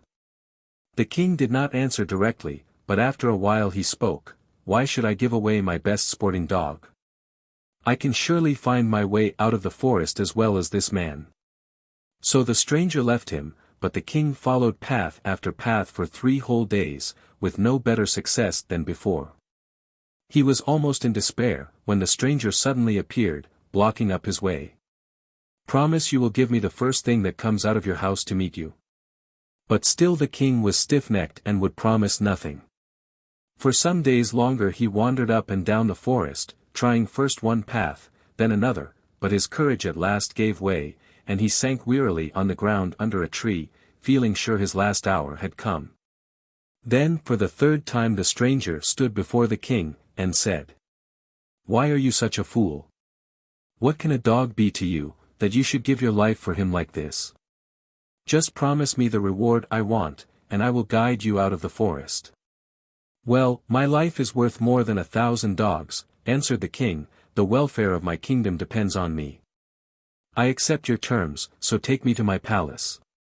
Scarcely had he uttered the words than he found himself at the edge of the wood, with the palace in the dim distance. He made all the haste he could, and just as he reached the great gates out came the nurse with the royal baby, who stretched out his arms to his father. The king shrank back, and ordered the nurse to take the baby away at once. Then his great boarhound bounded up to him, but his caresses were only answered by a violent push. When the king's anger was spent, and he was able to think what was best to be done, he exchanged his baby, a beautiful boy, for the daughter of a peasant, and the prince lived roughly as the son of poor people. while the little girl slept in a golden cradle, under silken sheets. At the end of a year, the stranger arrived to claim his property, and took away the little girl, believing her to be the true child of the king. The king was so delighted with the success of his plan that he ordered a great feast to be got ready, and gave splendid presents to the foster parents of his son, so that he might lack nothing. But he did not dare to bring back the baby, lest the trick should be found out. The peasants were quite contented with this arrangement, which gave them food and money in abundance. By and by the boy grew big and tall, and seemed to lead a happy life in the house of his foster parents. But a shadow hung over him which really poisoned most of his pleasure, and that was the thought of the poor innocent girl who had suffered in his stead, for his foster father had told him in secret, that he was the king's son. And the prince determined that when he grew old enough he would travel all over the world, and never rest till he had set her free. To become king at the cost of a maiden's life was too heavy a price to pay. So one day he put on the dress of a farm servant, threw a sack of peas on his back, and marched straight into the forest where 18 years before his father had lost himself. After he had walked some way he began to cry loudly, "Oh, how unlucky I am! Where can I be? Is there no one to show me the way out of the wood?" Then appeared a strange man with a long grey beard, with a leather bag hanging from his girdle. He nodded cheerfully to the prince, and said, "I know this place well, and can lead you out of it, if you will promise me a good reward." "What can a beggar such as I promise you?" answered the prince. "I have nothing to give you save my life. Even the coat on my back belongs to my master, whom I serve for my keep and my clothes." The stranger looked at the sack of peas, and said, "But you must possess something, you are carrying this sack, which seems to be very heavy." "It is full of peas," was the reply. "My old aunt died last night, without leaving money enough to buy peas to give the watchers, as is the custom throughout the country. I have borrowed these peas from my master, and thought to take a short cut across the forest, but I have lost myself, as you see." "Then you are an orphan?" asked the stranger. "Why should you not enter my service? I want a sharp fellow in the house, and you please me." "Why not, indeed, if we can strike a bargain," said the other. "I was born a peasant, and strange bread is always bitter, so it is the same to me whom I serve. What wages will you give me?" "Every day fresh food, meat twice a week, butter and vegetables, your summer and winter clothes, and a portion of land for your own use." "I shall be satisfied with that," said the youth. "Somebody else will have to bury my aunt. I will go with you." Now this bargain seemed to please the old fellow so much that he spun round like a top, and sang so loud that the whole wood rang with his voice. Then he set out with his companion, and chattered so fast that he never noticed that his new servant kept dropping peas out of the sack. At night they slept under a fig tree, and when the sun rose started on their way. About noon they came to a large stone, and here the old fellow stopped, looked carefully round, gave a sharp whistle, and stamped 3 times on the ground with his left foot. Suddenly there appeared under the stone a secret door, which led to what looked like the mouth of a cave. The old fellow seized the youth by the arm, and said roughly, "Follow me." Thick darkness surrounded them, yet it seemed to the prince as if their path led into still deeper depths. After a long while he thought he saw a glimmer of light, but the light was neither that of the sun nor of the moon. He looked eagerly at it, but found it was only a kind of pale cloud, which was all the light this strange underworld could boast. Earth and water, trees and plants, birds and beasts, each was different from those he had seen before. But what most struck terror into his heart was the absolute stillness that reigned everywhere. Not a rustle or a sound could be heard. Here and there he noticed a bird sitting on a branch, with head erect and swelling throat, but his ear caught nothing. The dogs opened their mouths as if to bark, the toiling oxen seemed about to bellow, but neither bark nor bellow reached the prince. The water flowed noiselessly over the pebbles, the wind bowed the tops of the trees, flies and chafers darted about, without breaking the silence. The old greybeard uttered no word, and when his companion tried to ask him the meaning of it all he felt that his voice died in his throat. How long this fearful stillness lasted I do not know, but the prince gradually felt his heart turning to ice, his hair stood up like bristles, and a cold chill was creeping down his spine, when at last, oh, ecstasy! A faint noise broke on his straining ears, and this life of shadows suddenly became real. It sounded as if a troop of horses were plowing their way over a moor. Then the greybeard opened his mouth, and said, "The kettle is boiling. We are expected at home." They walked on a little further, till the prince thought he heard the grinding of a sawmill, as if dozens of saws were working together, but his guide observed, "The grandmother is sleeping soundly. Listen how she snores." When they had climbed a hill which lay before them, the prince saw in the distance the house of his master, but it was so surrounded with buildings of all kinds that the place looked more like a village or even a small town. They reached it at last, and found an empty kennel standing in front of the gate. "Creep inside this," said the master, "and wait while I go in and see my grandmother. Like all very old people, she is very obstinate, and cannot bear fresh faces about her." The prince crept tremblingly into the kennel, and began to regret the daring which had brought him into this scrape. By and by the master came back, and called him from his hiding place. Something had put out his temper, for with a frown he said, "Watch carefully our ways in the house, and beware of making any mistake, or it will go ill with you. Keep your eyes and ears open, and your mouth shut, obey without questions. Be grateful if you will, but never speak unless you are spoken to." When the prince stepped over the threshold he caught sight of a maiden of wonderful beauty, with brown eyes and fair curly hair. "Well," the young man said to himself, "if the old fellow has many daughters like that I should not mind being his son-in-law. This one is just what I admire." And he watched her lay the table, bring in the food, and take her seat by the fire as if she had never noticed that a strange man was present. Then she took out a needle and thread, and began to darn her stockings. The master sat at table alone, and invited neither his new servant nor the maid to eat with him. Neither was the old grandmother anywhere to be seen. His appetite was tremendous, he soon cleared all the dishes, and ate enough to satisfy a dozen men. When at last he could eat no more he said to the girl, "Now you can pick up the pieces, and take what is left in the iron pot for your own dinner, but give the bones to the dog." The prince did not at all like the idea of dining off scraps, which he helped the girl to pick up, but, after all, he found that there was plenty to eat, and that the food was very good. During the meal he stole many glances at the maiden, and would even have spoken to her, but she gave him no encouragement. Every time he opened his mouth for the purpose she looked at him sternly, as if to say, "Silence," so he could only let his eyes speak for him.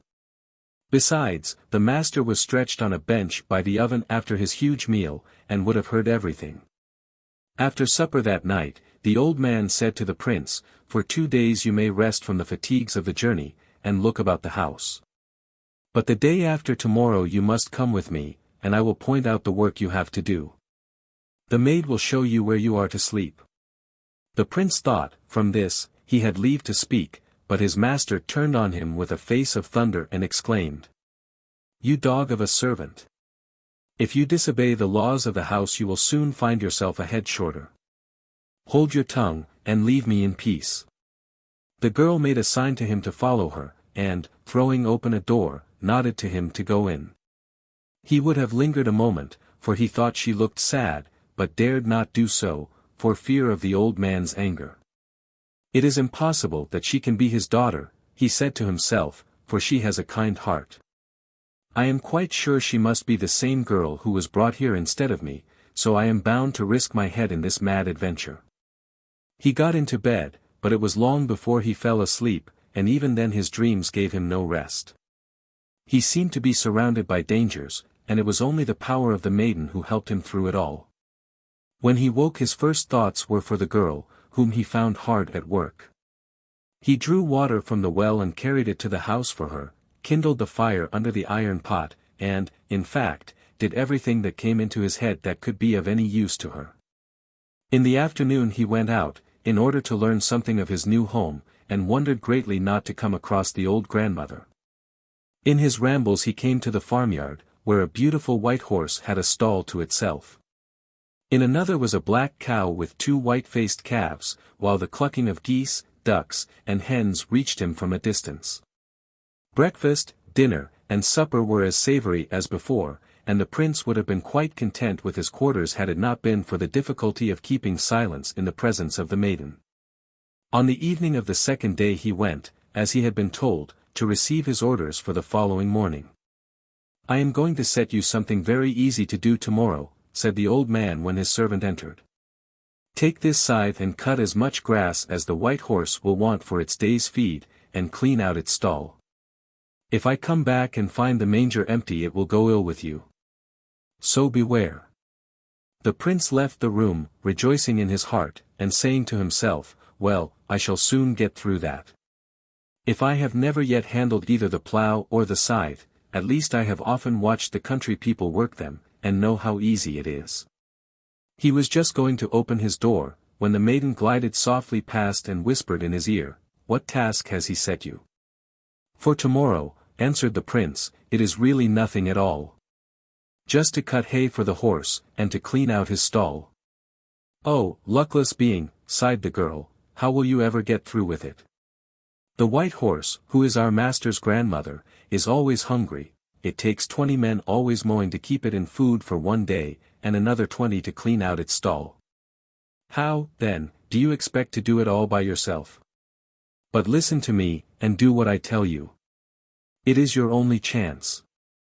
When you have filled the manger as full as it will hold you must weave a strong plait of the rushes which grow among the meadow hay, and cut a thick peg of stout wood, and be sure that the horse sees what you are doing. Then it will ask you what it is for, and you will say, 'With this plait I intend to bind up your mouth so that you cannot eat any more, and with this peg I am going to keep you still in one spot, so that you cannot scatter your corn and water all over the place.'" After these words the maiden went away as softly as she had come. Early the next morning he set to work. His scythe danced through the grass much more easily than he had hoped, and soon he had enough to fill the manger. He put it in the crib, and returned with a second supply, when to his horror he found the crib empty. Then he knew that without the maiden's advice he would certainly have been lost, and began to put it into practice.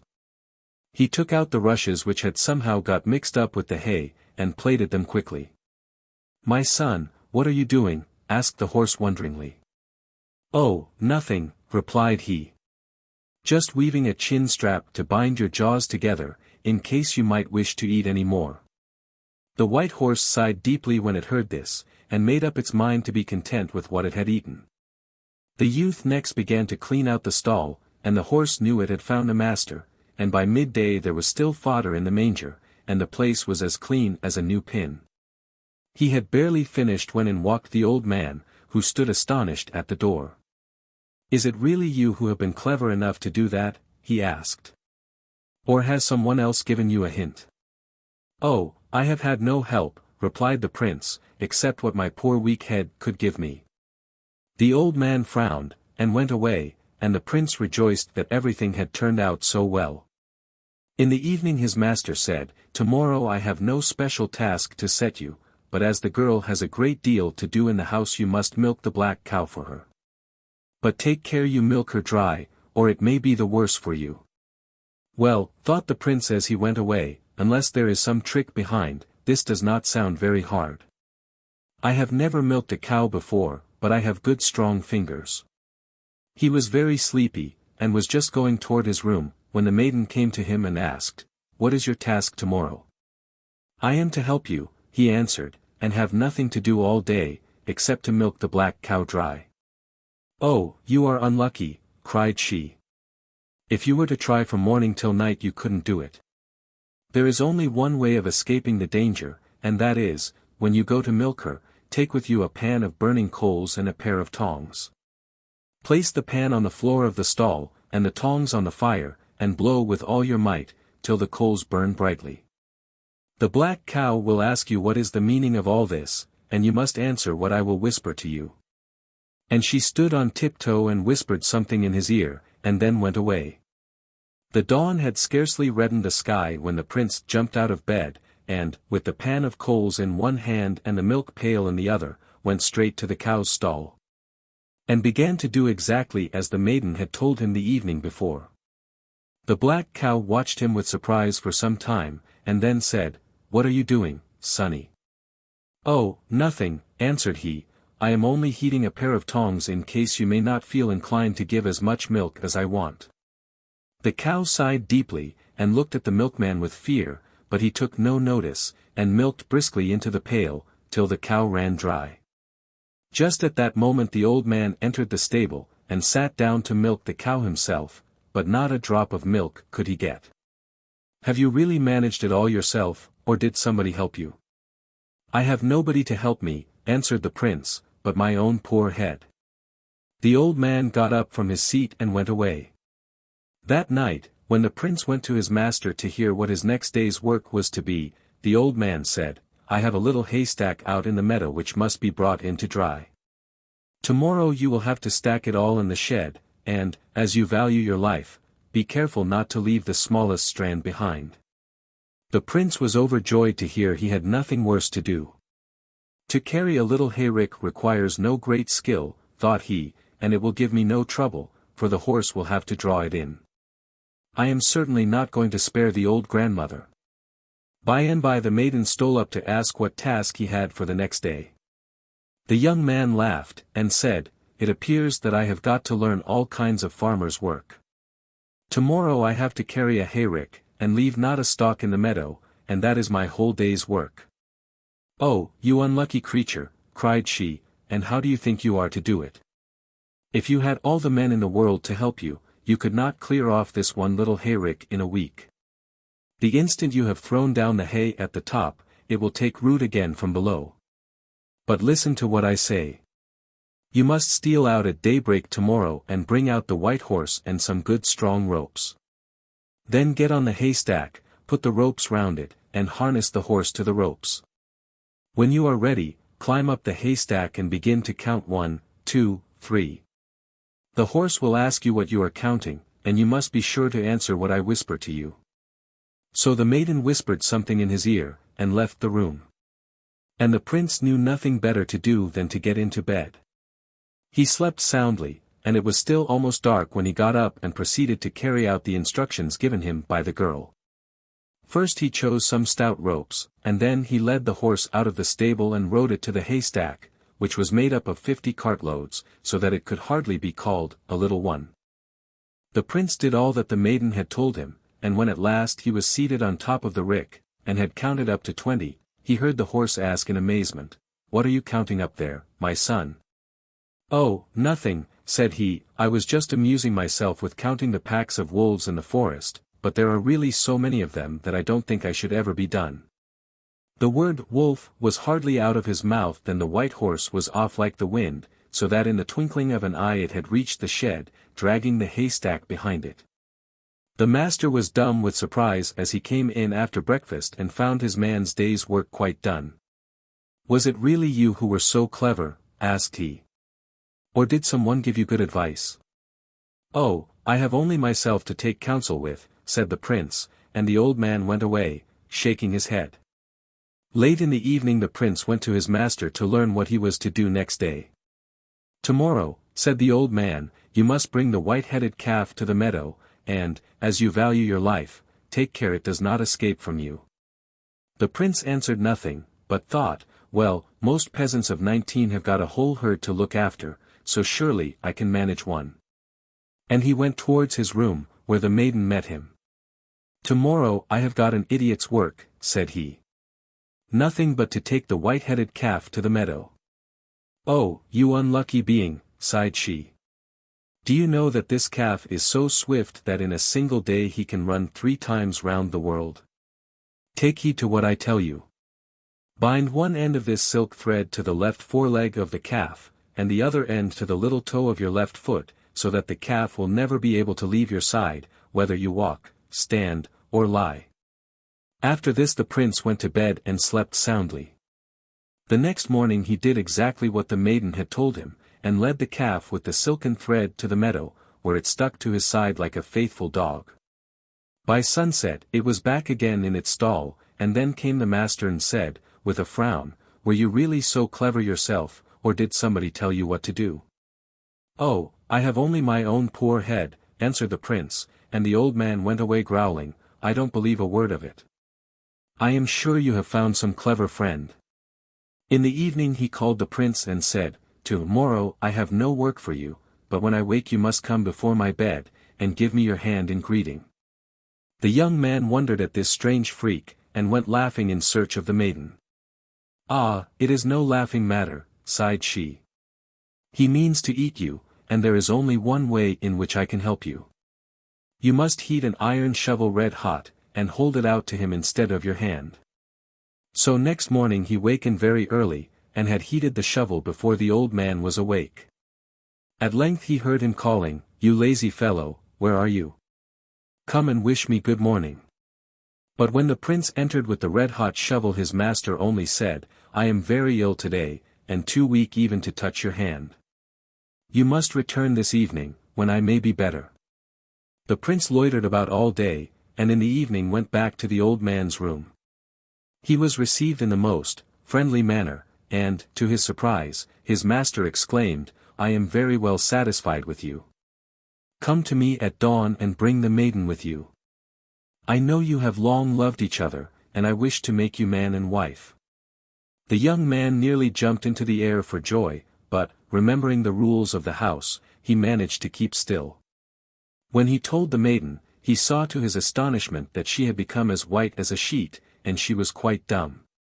"The old man has found out who was your counselor," she said when she could speak, "and he means to destroy us both. We must escape somehow, or else we shall be lost. Take an axe, and cut off the head of the calf with one blow. With a second, split its head in two, and in its brain you will see a bright red ball. Bring that to me. Meanwhile, I will do what is needful here." And the prince thought to himself, "Better kill the calf than be killed ourselves. If we can once escape, we will go back home. The peas which I strewed about must have sprouted, so that we shall not miss the way." Then he went into the stall, and with one blow of the axe killed the calf, and with the second split its brain. In an instant the place was filled with light, as the red ball fell from the brain of the calf. The prince picked it up, and, wrapping it round with a thick cloth, hid it in his bosom. Mercifully, the cow slept through it all, or by her cries she would have awakened the master. He looked round, and at the door stood the maiden, holding a little bundle in her arms. "Where is the ball?" she asked. "Here," answered he. "We must lose no time in escaping," she went on, and uncovered a tiny bit of the shining ball, to light them on their way. As the prince had expected, the peas had taken root and grown into a little hedge, so that they were sure they would not lose the path. As they fled, the girl told him that she had overheard a conversation between the old man and his grandmother, saying that she was a king's daughter, whom the old fellow had obtained by cunning from her parents. The prince, who knew all about the affair, was silent, though he was glad from his heart that it had fallen to his lot to set her free. So they went on till the day began to dawn. The old man slept very late that morning, and rubbed his eyes till he was properly awake. Then he remembered that very soon the couple were to present themselves before him. After waiting and waiting till quite a long time had passed, he said to himself, with a grin, "Well, they are not in much hurry to be married," and waited again. At last he grew a little uneasy, and cried loudly, "Man and maid! What has become of you?" After repeating this many times, he became quite frightened, but, call as he would, neither man nor maid appeared. At last he jumped angrily out of bed to go in search of the culprits, but only found an empty house, and beds that had never been slept in. Then he went straight to the stable, where the sight of the dead calf told him all. Swearing loudly, he opened the door of the third stall quickly, and cried to his goblin servants to go and chase the fugitives. "Bring them to me, however you may find them, for have them I must," he said. So spake the old man, and the servants fled like the wind. The runaways were crossing a great plain, when the maiden stopped. "Something has happened," she said. "The ball moves in my hand, and I'm sure we are being followed." And behind them they saw a black cloud flying before the wind. Then the maiden turned the ball thrice in her hand, and cried, Listen to me, my ball, my ball. Be quick and change me into a brook, and my lover into a little fish. And in an instant there was a brook with a fish swimming in it. The goblins arrived just after, but, seeing nobody, waited for a little, then hurried home, leaving the brook and the fish undisturbed. When they were quite out of sight, the brook and the fish returned to their usual shapes and proceeded on their journey. When the goblins, tired and with empty hands, returned, their master inquired what they had seen, and if nothing strange had befallen them. Nothing, said they, the plain was quite empty, save for a brook and a fish swimming in it. Idiots! Roared the master, of course it was they. And dashing open the door of the fifth stall, he told the goblins inside that they must go and drink up the brook, and catch the fish. And the goblins jumped up, and flew like the wind. The young pair had almost reached the edge of the wood, when the maiden stopped again. Something has happened, said she. The ball is moving in my hand, and looking round she beheld a cloud flying towards them, large and blacker than the first, and striped with red. Those are our pursuers, cried she, and turning the ball 3 times in her hand she spoke to it thus. Listen to me, my ball, my ball. Be quick and change us both. Me into a wild rose bush, and him into a rose on my stem. And in the twinkling of an eye it was done. Only just in time too, for the goblins were close at hand, and looked round eagerly for the stream and the fish. But neither stream nor fish was to be seen, nothing but a rose bush. So they went sorrowing home, and when they were out of sight the rose bush and rose returned to their proper shapes and walked all the faster for the little rest they had had. Well, did you find them? Asked the old man when his goblins came back. No, replied the leader of the goblins, we found neither brook nor fish in the desert. And did you find nothing else at all? Oh, nothing but a rose tree on the edge of a wood, with a rose hanging on it. Idiots, cried he. Why, that was they. And he threw open the door of the 7th stall, where his mightiest goblins were locked in. Bring them to me, however you find them, dead or alive, thundered he, for I will have them. Tear up the rose tree in the roots too, and don't leave anything behind, however strange it may be. The fugitives were resting in the shade of a wood, and were refreshing themselves with food and drink. Suddenly the maiden looked up. Something has happened, said she. The ball has nearly jumped out of my bosom. Someone is certainly following us, and the danger is near, but the trees hide our enemies from us. As she spoke she took the ball in her hand, and said. Listen to me, my ball, my ball. Be quick and change me into a breeze, and make my lover into a midge. An instant and the girl was dissolved into thin air, while the prince darted about like a midge. The next moment a crowd of goblins rushed up, and looked about in search of something strange, for neither a rose bush nor anything else was to be seen. But they had hardly turned their backs to go home empty-handed when the prince and the maiden stood on the earth again. We must make all the haste we can, said she, before the old man himself comes to seek us, for he will know us under any disguise. They ran on till they reached such a dark part of the forest that, if it had not been for the light shed by the ball, they could not have made their way at all. Worn out and breathless, they came at length to a large stone, and here the ball began to move restlessly. The maiden, seeing this, exclaimed. Listen to me, my ball, my ball. Roll the stone quickly to one side, that we may find the door. And in a moment the stone had rolled away, and they had passed through the door to the world again. Now we are safe, cried she. Here the old wizard has no more power over us, and we can guard ourselves from his spells. But, my friend, we have to part. You will return to your parents, and I must go in search of mine. No. No, exclaimed the prince. I will never part from you. You must come with me and be my wife.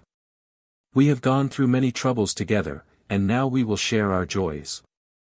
The maiden resisted his words for some time, but at last she went with him.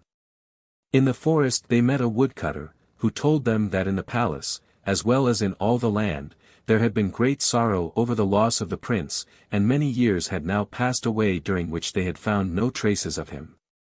So, by the help of the magic ball, the maiden managed that he should put on the same clothes that he had been wearing at the time he had vanished, so that his father might know him more quickly. She herself stayed behind in a peasant's hut, so that father and son might meet alone. But the father was no longer there, for the loss of his son had killed him.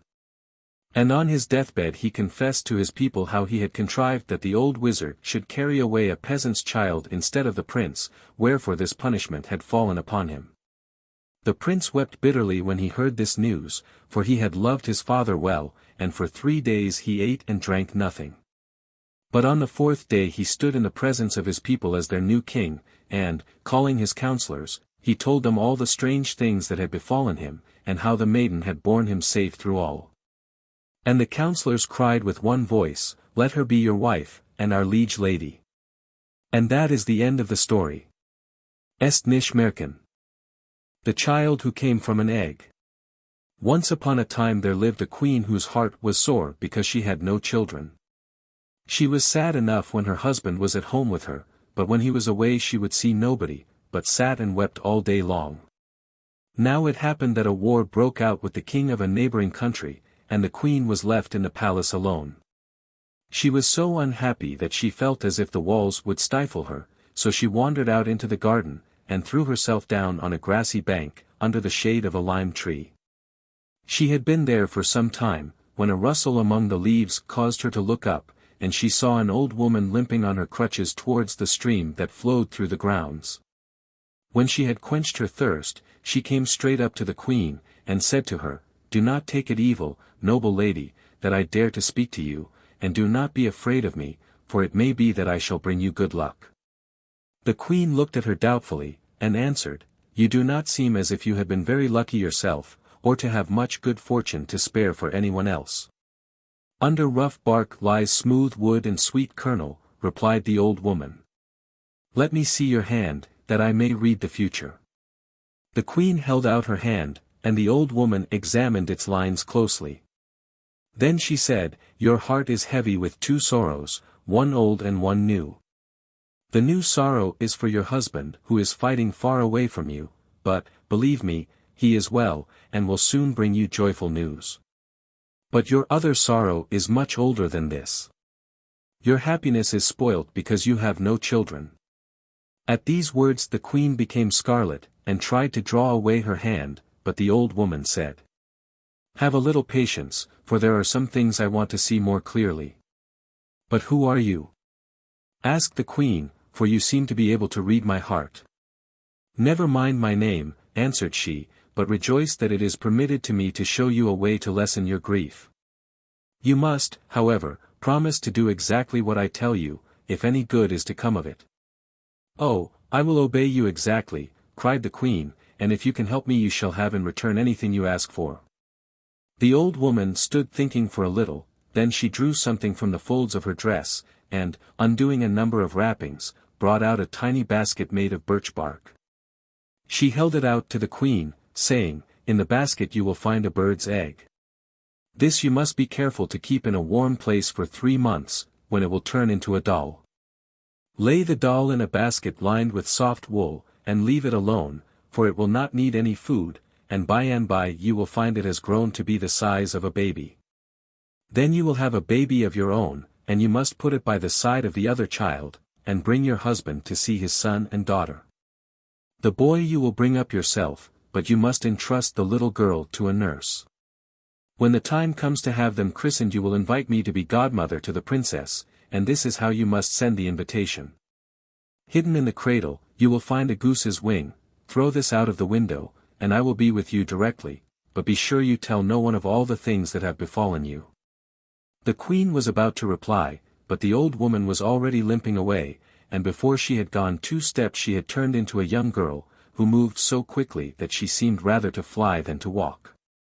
The queen, watching this transformation, could hardly believe her eyes, and would have taken it all for a dream, had it not been for the basket which she held in her hand.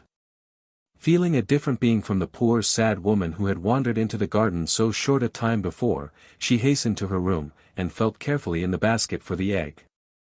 There it was, a tiny thing of soft blue with little green spots, and she took it out and kept it in her bosom, which was the warmest place she could think of.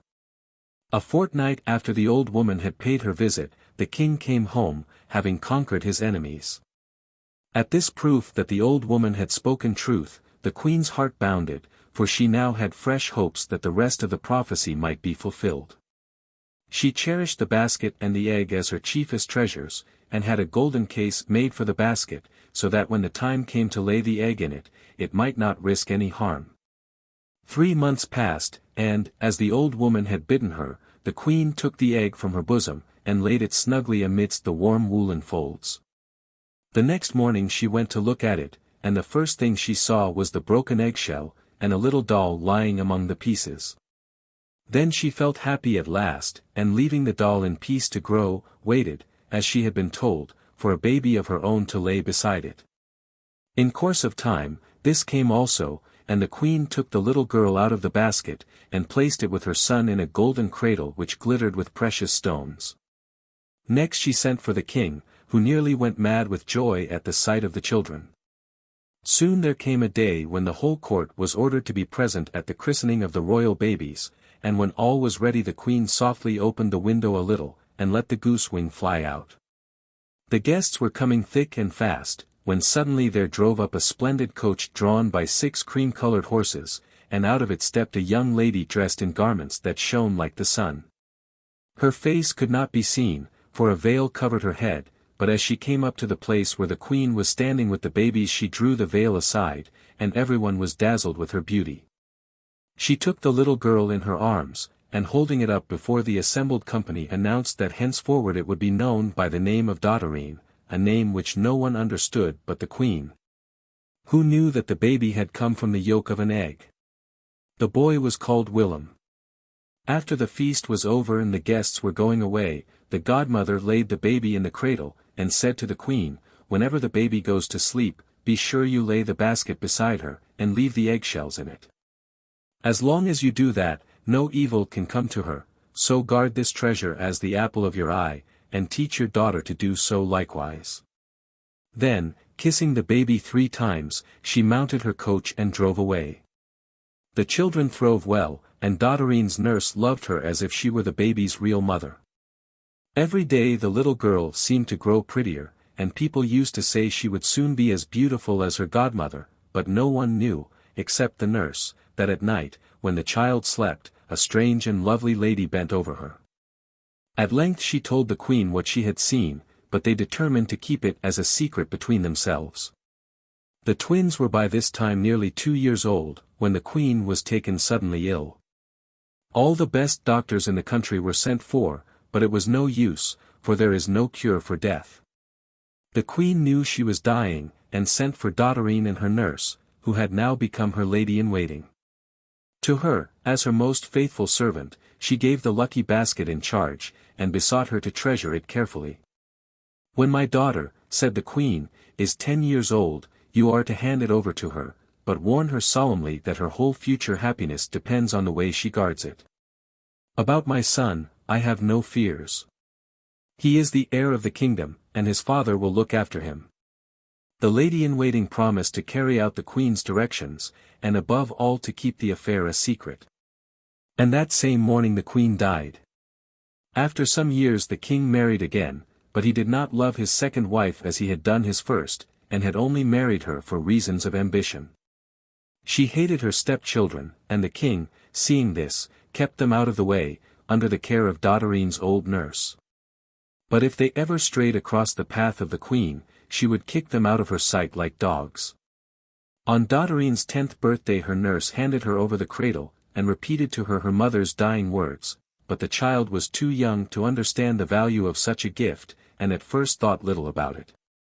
2 more years slipped by, when one day during the king's absence the stepmother found Dotterine sitting under a lime tree.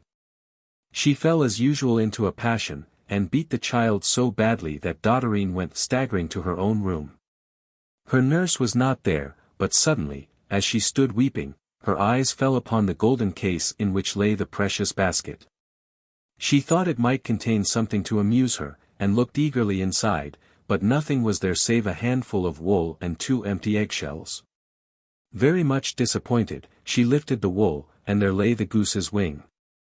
"What old rubbish," said the child to herself, and, turning, threw the wing out of the open window. In a moment a beautiful lady stood beside her. "Do not be afraid," said the lady, stroking Dotterine's head. "I am your godmother, and have come to pay you a visit.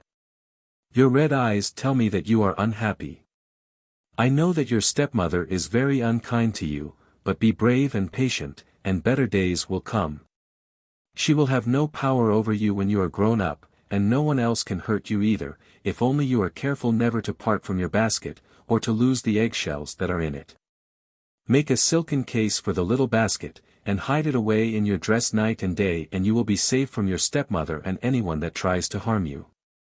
But if you should happen to find yourself in any difficulty, and cannot tell what to do, take the goose's wing from the basket, and throw it out of the window, and in a moment I will come to help you. Now come into the garden, that I may talk to you under the lime trees, where no one can hear us." They had so much to say to each other, that the sun was already setting when the godmother had ended all the good advice she wished to give the child, and saw it was time for her to be going. "Hand me the basket," said she, "for you must have some supper. I cannot let you go hungry to bed." Then, bending over the basket, she whispered some magic words, and instantly a table covered with fruits and cakes stood on the ground before them.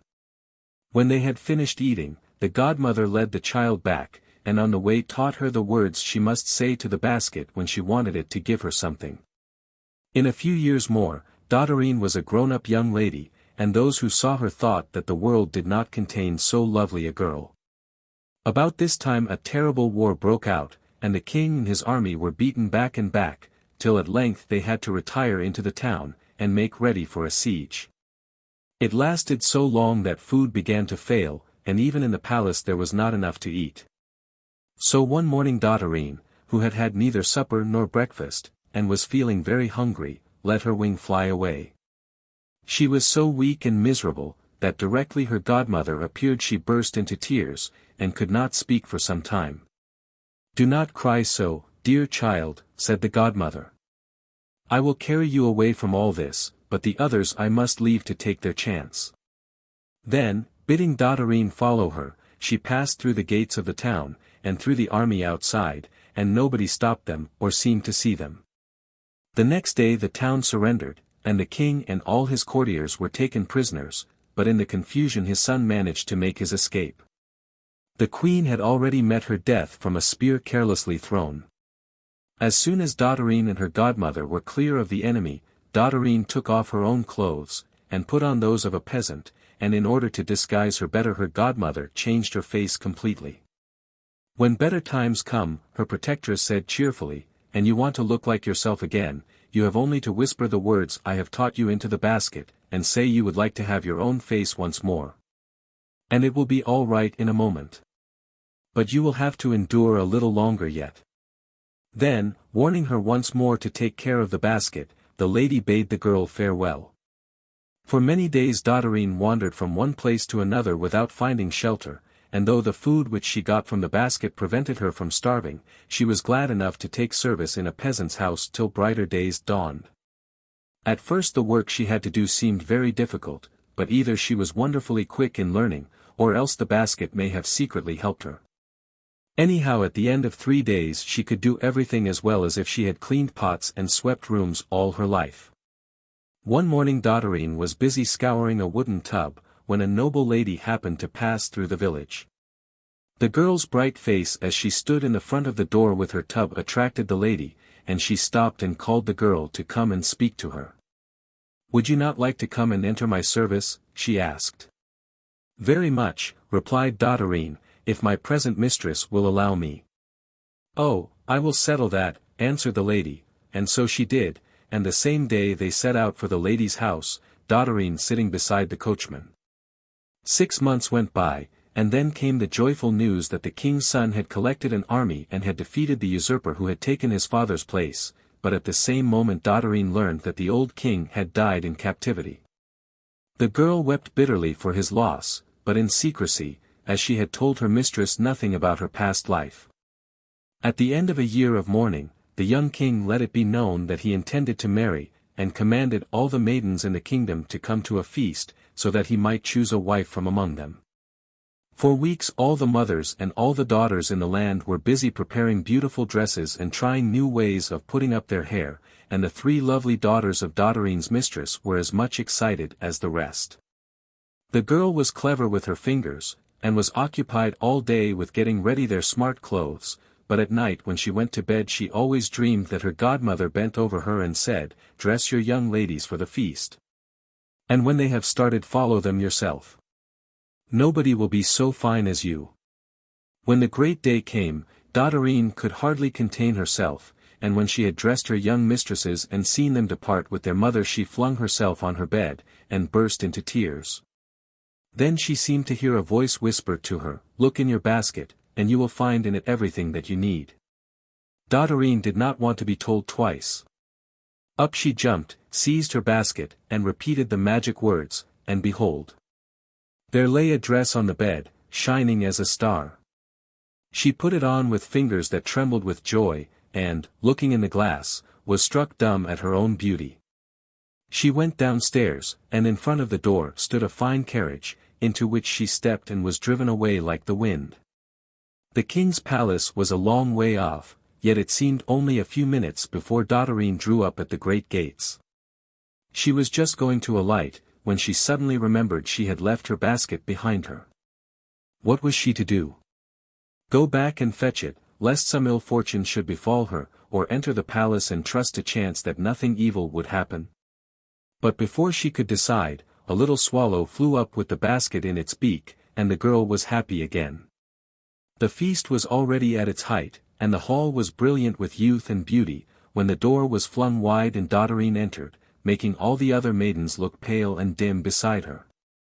Their hopes faded as they gazed, but their mothers whispered together, saying, "Surely this is our lost princess." The young king did not know her again, but he never left her side nor took his eyes from her. And at midnight a strange thing happened. A thick cloud suddenly filled the hall, so that for a moment all was dark. Then the mist suddenly grew bright, and Dotterine's godmother was seen standing there. "This," she said, turning to the king, "is the girl whom you have always believed to be your sister, and who vanished during the siege. She is not your sister at all, but the daughter of the king of a neighboring country, who was given to your mother to bring up, to save her from the hands of a wizard. Then she vanished, and was never seen again, nor the wonder-working basket either, but now that Dotterine's troubles were over she could get on without them, and she and the young king lived happily together till the end of their days. Est nicht Märchen. Stan Bolovan. Once upon a time what happened did happen, and if it had not happened this story would never have been told. On the outskirts of a village just where the oxen were turned out to pasture, and the pigs roamed about burrowing with their noses among the roots of the trees, there stood a small house. In the house lived a man who had a wife, and the wife was sad all day long. "Dear wife, what is wrong with you that you hang your head like a drooping rosebud?" asked her husband one morning. "You have everything you want. Why cannot you be merry like other women?" "Leave me alone, and do not seek to know the reason," replied she, bursting into tears, and the man thought that it was no time to question her, and went away to his work. He could not, however, forget all about it, and a few days after he inquired again the reason of her sadness, but only got the same reply. At length he felt he could bear it no longer, and tried a third time, and then his wife turned and answered him. "Good gracious," cried she, "why cannot you let things be as they are? If I were to tell you, you would become just as wretched as myself. If you would only believe, it is far better for you to know nothing." But no man yet was ever content with such an answer.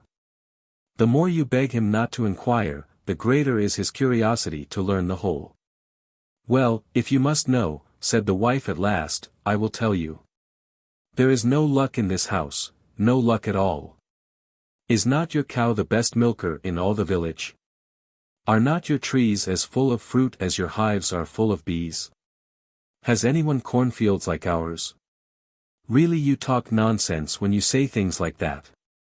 Yes, all that you say is true, but we have no children.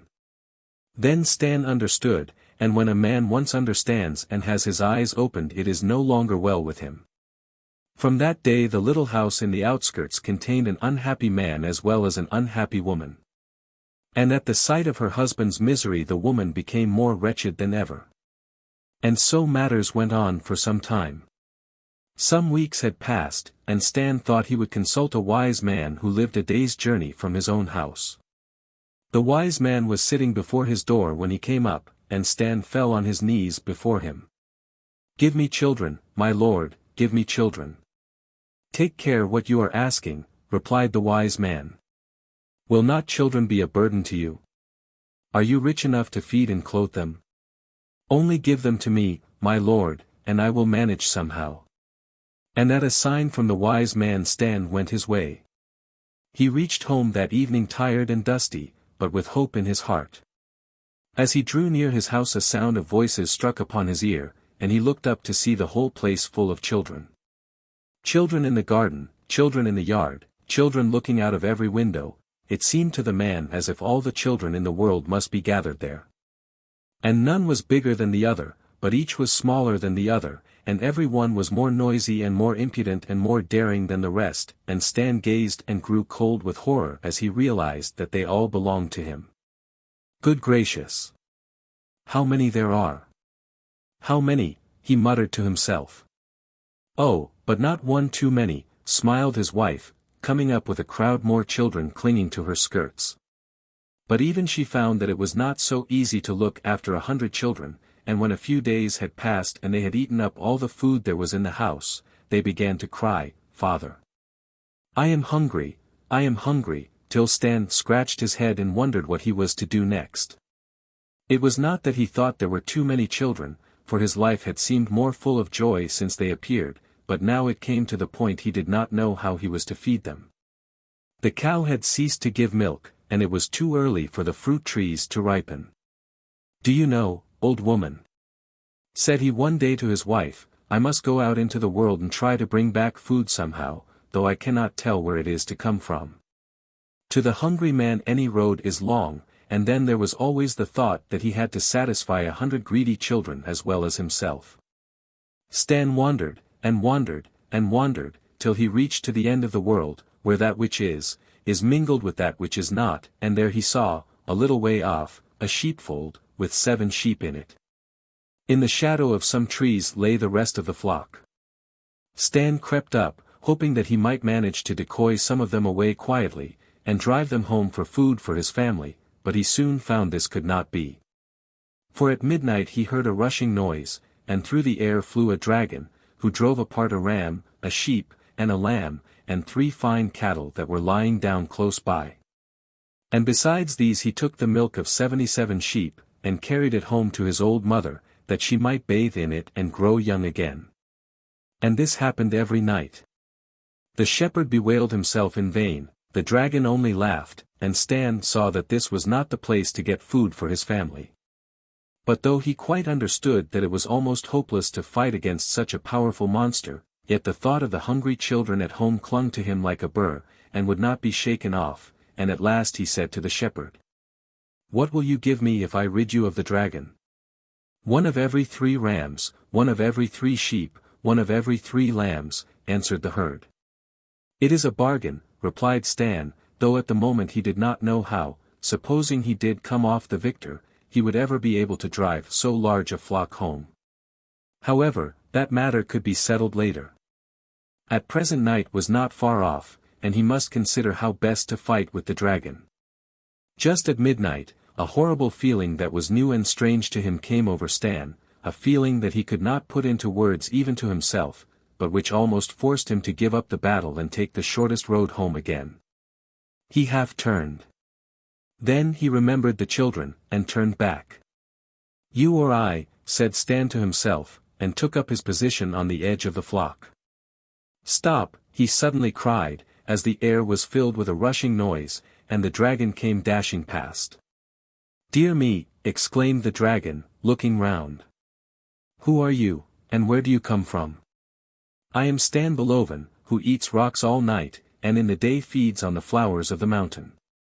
And if you meddle with those sheep I will carve a cross on your back." When the dragon heard these words he stood quite still in the middle of the road, for he knew he had met with his match. "But you will have to fight me first," he said in a trembling voice, for when you faced him properly he was not brave at all. "I fight you," replied Stan, "why I could slay you with one breath." Then, stooping to pick up a large cheese which lay at his feet, he added, "Go and get a stone like this out of the river, so that we may lose no time in seeing who is the best man." The dragon did as Stan bade him, and brought back a stone out of the brook. "Can you get buttermilk out of your stone?" asked Stan. The dragon picked up his stone with one hand, and squeezed it till it fell into powder, but no buttermilk flowed from it.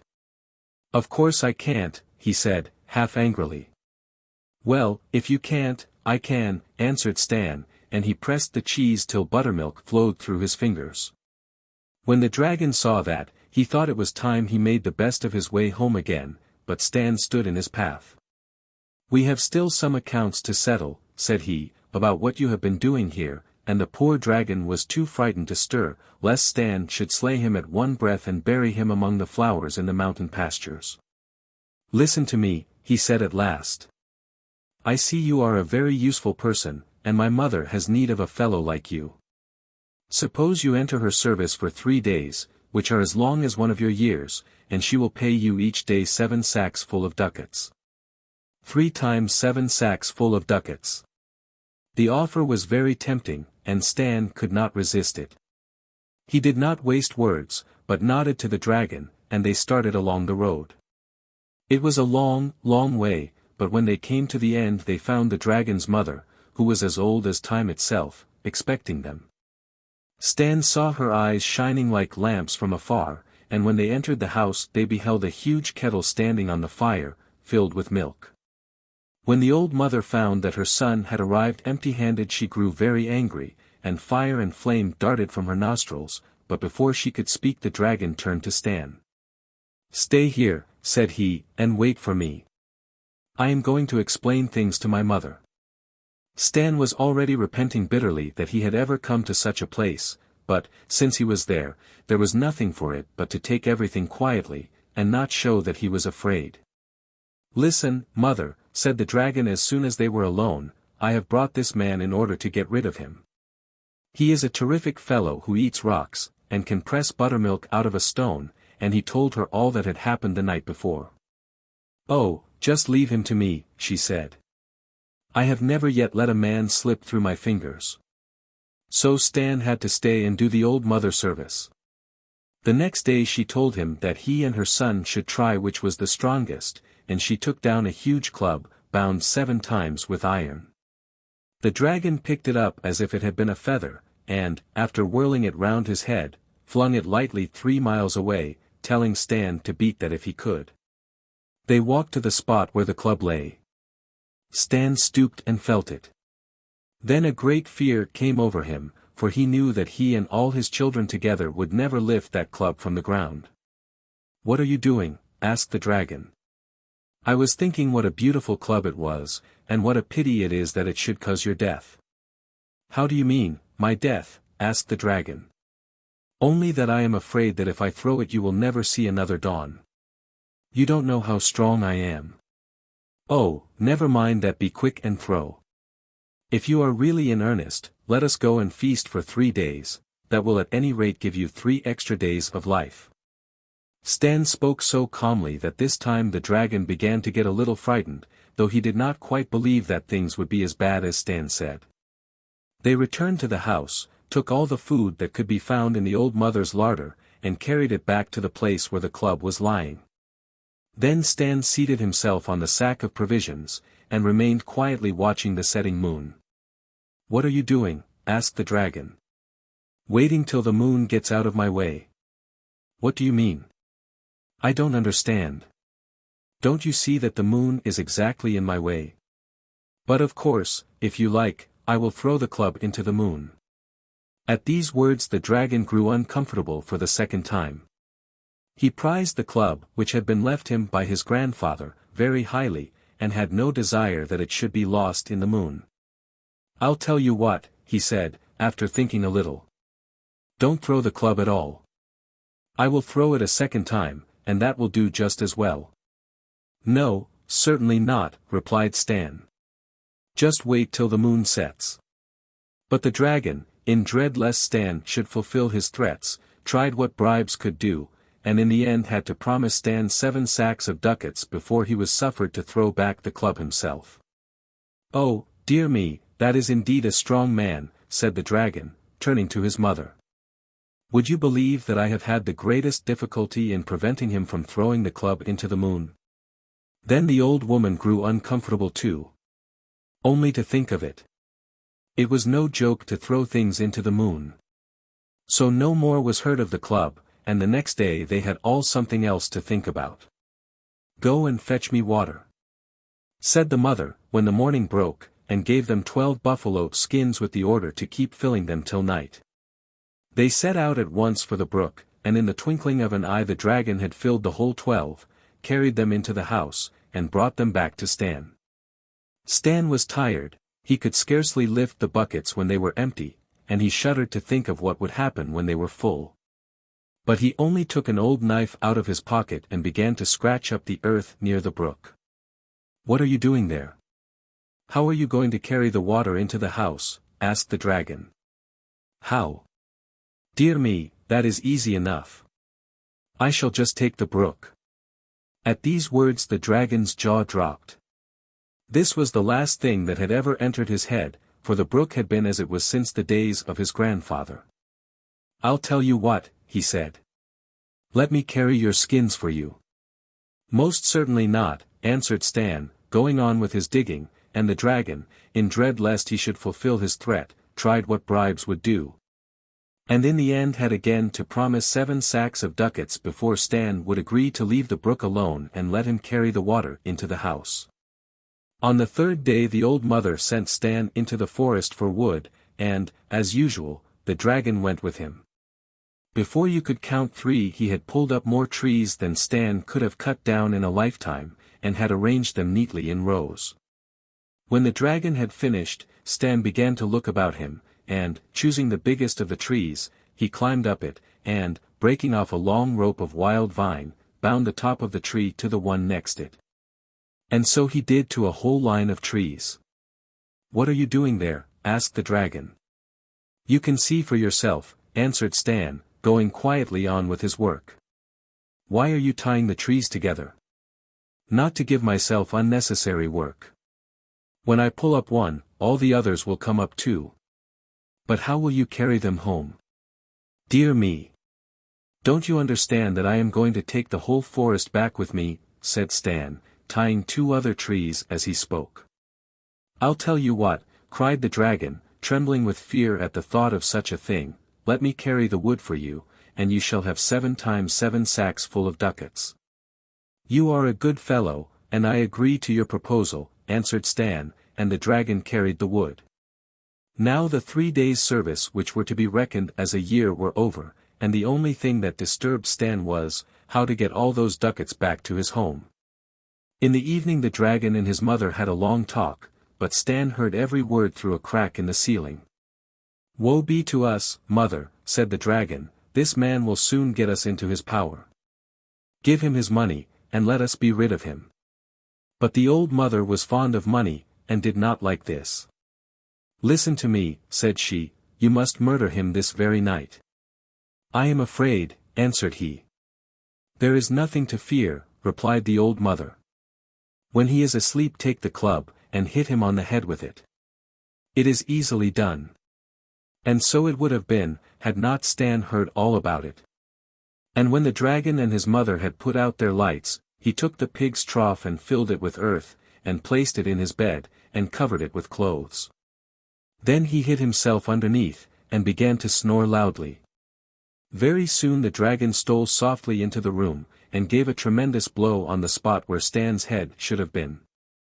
Stan groaned loudly from under the bed, and the dragon went away as softly as he had come. Directly he had closed the door, Stan lifted out the pig's trough, and lay down himself, after making everything clean and tidy, but he was wise enough not to shut his eyes that night. The next morning he came into the room when the dragon and his mother were having their breakfast. "Good morning," said he. "Good morning. How did you sleep?" "Oh, very well, but I dreamed that a flea had bitten me, and I seem to feel it still." The dragon and his mother looked at each other. "Do you hear that?" whispered he. "He talks of a flea. I broke my club on his head." This time the mother grew as frightened as her son. There was nothing to be done with a man like this, and she made all haste to fill the sacks with ducats, so as to get rid of Stan as soon as possible. But on his side Stan was trembling like an aspen, as he could not lift even one sack from the ground. So he stood still and looked at them. "What are you standing there for?" asked the dragon. "Oh, I was standing here because it has just occurred to me that I should like to stay in your service for another year. I am ashamed that when I get home they should see I have brought back so little. I know that they will cry out, 'Just look at Stan Bolovan, who in 1 year has grown as weak as a dragon.'" Here a shriek of dismay was heard both from the dragon and his mother, who declared they would give him 7 or even 7 times 7 the number of sacks if he would only go away. "I'll tell you what," said Stan at last. "I see you don't want me to stay, and I should be very sorry to make myself disagreeable. I will go at once, but only on condition that you shall carry the money home yourself, so that I may not be put to shame before my friends."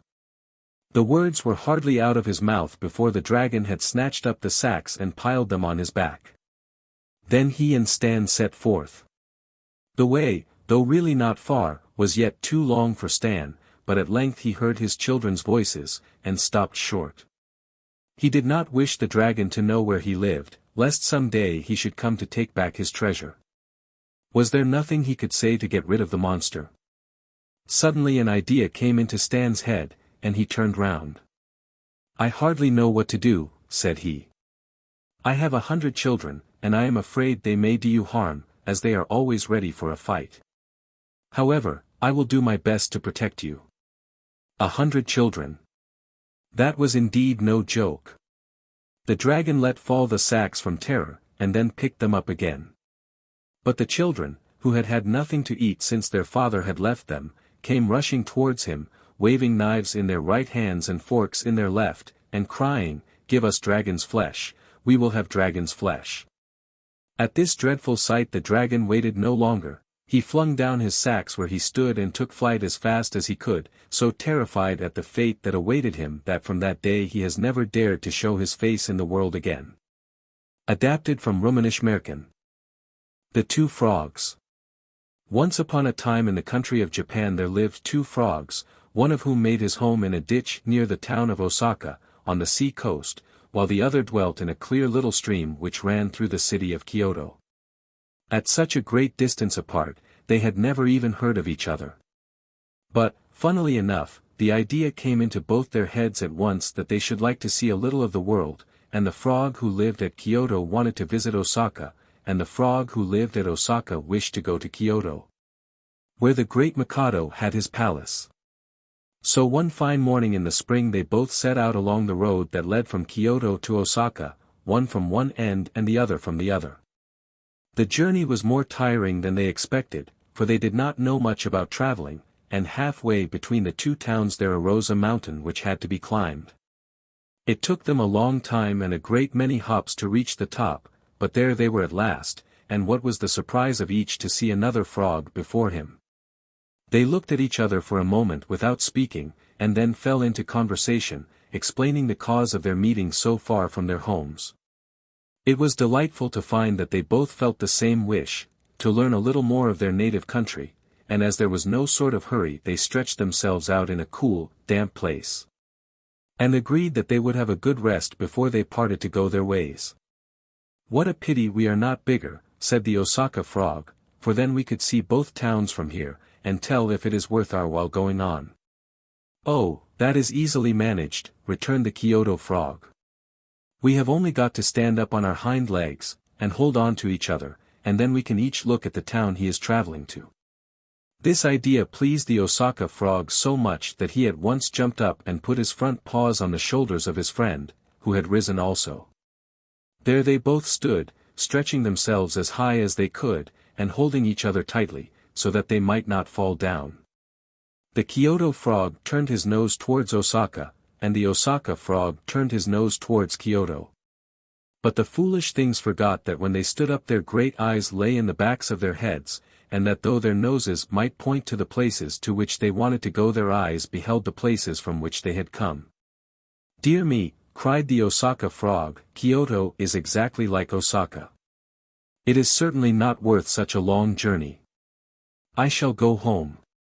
If I had had any idea that Osaka was only a copy of Kyoto, I should never have traveled all this way," exclaimed the frog from Kyoto, and as he spoke he took his hands from his friend's shoulders, and they both fell down on the grass. Then they took a polite farewell of each other, and set off for home again, and to the end of their lives they believed that Osaka and Kyoto, which are as different to look at as two towns can be, were as like as two peas. Japanese Märchen. The Story of a Gazelle. Once upon a time there lived a man who wasted all his money, and grew so poor that his only food was a few grains of corn, which he scratched like a fowl from out of a dust heap. One day he was scratching as usual among a dust heap in the street, hoping to find something for breakfast, when his eye fell upon a small silver coin, called an eighth, which he greedily snatched up. "Now I can have a proper meal," he thought, and after drinking some water at a well he lay down and slept so long that it was sunrise before he woke again. Then he jumped up and returned to the dust heap. "For who knows," he said to himself, "whether I may not have some good luck again." As he was walking down the road, he saw a man coming towards him, carrying a cage made of twigs. "Hi! You fellow," called he, "what have you got inside there?" "Gazelles," replied the man. "Bring them here, for I should like to see them." As he spoke, some men who were standing by began to laugh, saying to the man with the cage, "You had better take care how you bargain with him, for he has nothing at all except what he picks up from a dust heap, and if he can't feed himself, will he be able to feed a gazelle?"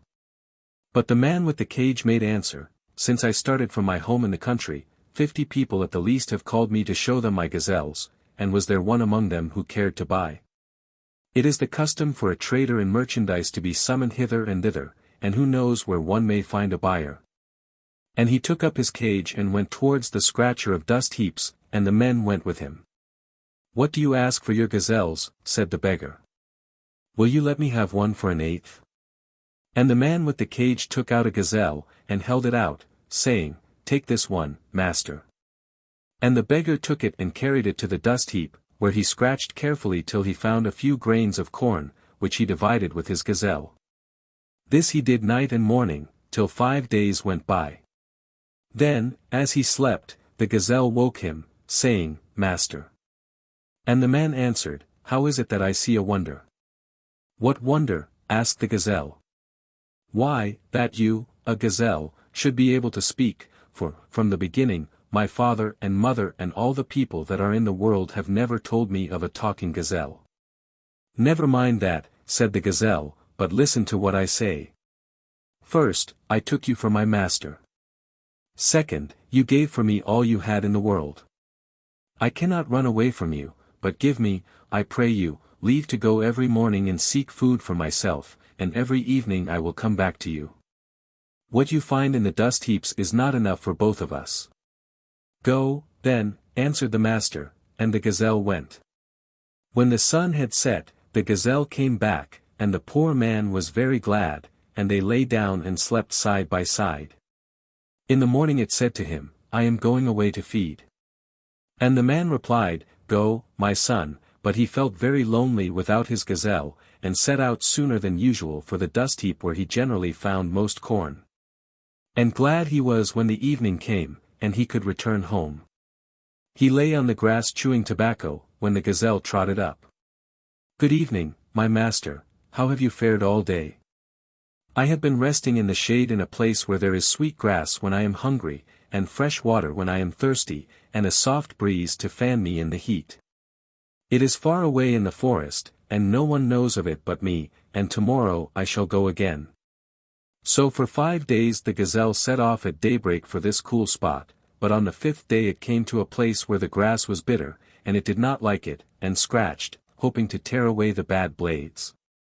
But, instead, it saw something lying in the earth, which turned out to be a diamond, very large and bright.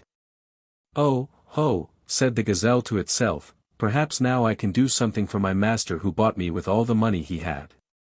But I must be careful or they will say he has stolen it. I had better take it myself to some great rich man, and see what it will do for me."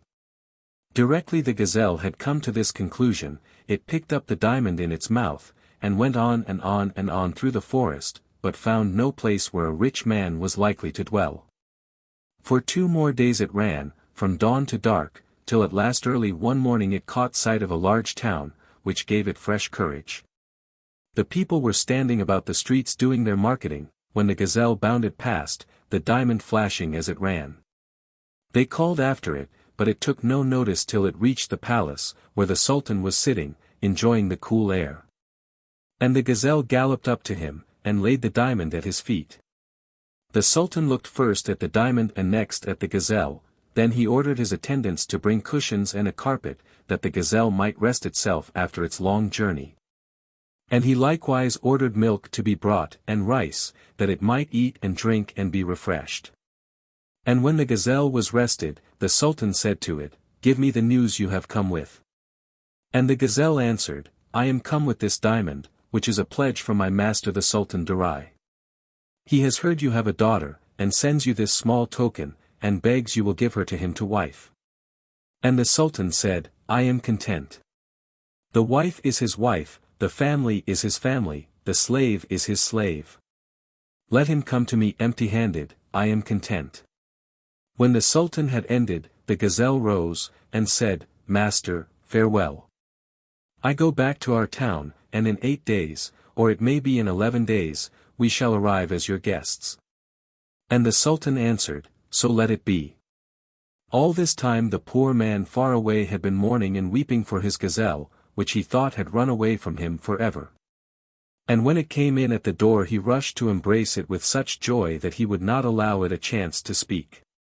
"Be still, master, and don't cry," said the gazelle at last, "let us sleep now, and in the morning, when I go, follow me." With the first ray of dawn they got up and went into the forest, and on the 5th day, as they were resting near a stream, the gazelle gave its master a sound beating, and then bade him stay where he was till it returned. And the gazelle ran off, and about 10 o'clock it came near the Sultan's palace, where the road was all lined with soldiers who were there to do honor to Sultan Darai. And directly they caught sight of the gazelle in the distance one of the soldiers ran on and said, "Sultan Darai is coming, I have seen the gazelle." Then the Sultan rose up, and called his whole court to follow him, and went out to meet the gazelle, who, bounding up to him, gave him greeting. The Sultan answered politely, and inquired where it had left its master, whom it had promised to bring back. "Alas!" replied the gazelle, "he is lying in the forest, for on our way here we were met by robbers, who, after beating and robbing him, took away all his clothes. And he is now hiding under a bush, lest a passing stranger might see him." The Sultan, on hearing what had happened to his future son-in-law, turned his horse and rode to the palace, and bade a groom to harness the best horse in the stable and order a woman slave to bring a bag of clothes, such as a man might want, out of the chest. And he chose out a tunic and a turban and a sash for the waist, and fetched himself a gold-hilted sword, and a dagger and a pair of sandals, and a stick of sweet-smelling wood. "Now," said he to the gazelle, "take these things with the soldiers to the Sultan, that he may be able to come." And the gazelle answered, "Can I take those soldiers to go and put my master to shame as he lies there naked? I am enough by myself, my lord." "How will you be enough," asked the Sultan, "to manage this horse and all these clothes?" "Oh, that is easily done," replied the gazelle. "Fasten the horse to my neck and tie the clothes to the back of the horse, and be sure they are fixed firmly, as I shall go faster than he does." Everything was carried out as the gazelle had ordered, and when all was ready it said to the Sultan, "Farewell, my lord, I am going." "Farewell," "Gazelle," answered the Sultan, "when shall we see you again?" "Tomorrow about 5, replied the gazelle, and, giving a tug to the horse's rein, they set off at a gallop. The Sultan watched them till they were out of sight, then he said to his attendants, "That gazelle comes from gentle hands, from the house of a sultan, and that is what makes it so different from other gazelles." And in the eyes of the Sultan the gazelle became a person of consequence. Meanwhile the gazelle ran on till it came to the place where its master was seated, and his heart laughed when he saw the gazelle. And the gazelle said to him, "Get up, my master, and bathe in the stream," and when the man had bathed it said again, "Now rub yourself well with earth, and rub your teeth well with sand to make them bright and shining." And when this was done it said, "The sun has gone down behind the hills, it is time for us to go," so it went and brought the clothes from the back of the horse, and the man put them on and was well pleased. "Master," said the gazelle when the man was ready, "be sure that where we are going you keep silence, except for giving greetings and asking for news. Leave all the talking to me. I have provided you with a wife, and have made her presents of clothes and turbans and rare and precious things, so it is needless for you to speak." "Very good, I will be silent," replied the man as he mounted the horse. "You have given all this. It is you who are the master, and I who am the slave, and I will obey you in all things." So they went their way, and they went till the gazelle saw in the distance the palace of the Sultan.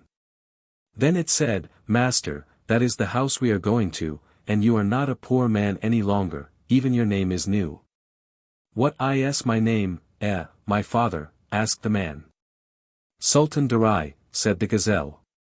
Very soon some soldiers came to meet them, while others ran off to tell the Sultan of their approach. And the Sultan set off at once, and the viziers and the emirs, and the judges, and the rich men of the city, all followed him. Directly the gazelle saw them coming, it said to its master, "Your father-in-law is coming to meet you," that is he in the middle, wearing a mantle of sky blue. "Get off your horse and go to greet him." And Sultan Darai leapt from his horse, and so did the other sultan, and they gave their hands to one another and kissed each other, and went together into the palace. The next morning the gazelle went to the rooms of the Sultan, and said to him, "My lord, we want you to marry us our wife, for the soul of Sultan Darai is eager."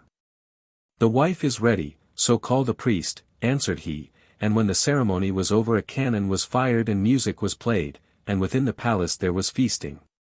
"Master," said the gazelle the following morning, "I am setting out on a journey, and I shall not be back for 7 days, and perhaps not then. But be careful not to leave the house till I come." And the master answered, "I will not leave the house." And it went to the Sultan of the country and said to him, "My lord, Sultan Darai has sent me to his town to get the house in order. It will take me 7 days, and if I am not back in 7 days he will not leave the palace till I return." "Very good," said the Sultan. And it went through the forest and wilderness, till it arrived at a town full of fine houses. At the end of the chief road was a great house, beautiful exceedingly, built of sapphire and turquoise and marbles. "That," thought the gazelle, "is the house for my master, and I will call up my courage and go and look at the people who are in it, if any people there are. For in this town have I as yet seen no people. If I die, I die, and if I live, I live. Here can I think of no plan, so if anything is to kill me, it will kill me." Then it knocked twice at the door, and cried, "Open," but no one answered. And it cried again, and a voice replied, "Who are you that are crying, 'Open'?" And the gazelle said, "It is I, great mistress, your grandchild." "If you are my grandchild," returned the voice, "go back whence you came. Don't come and die here, and bring me to my death as well.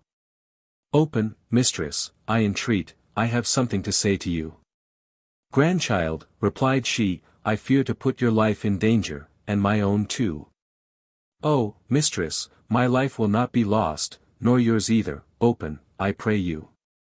So she opened the door. "What is the news where you come from, my grandson?" asked she.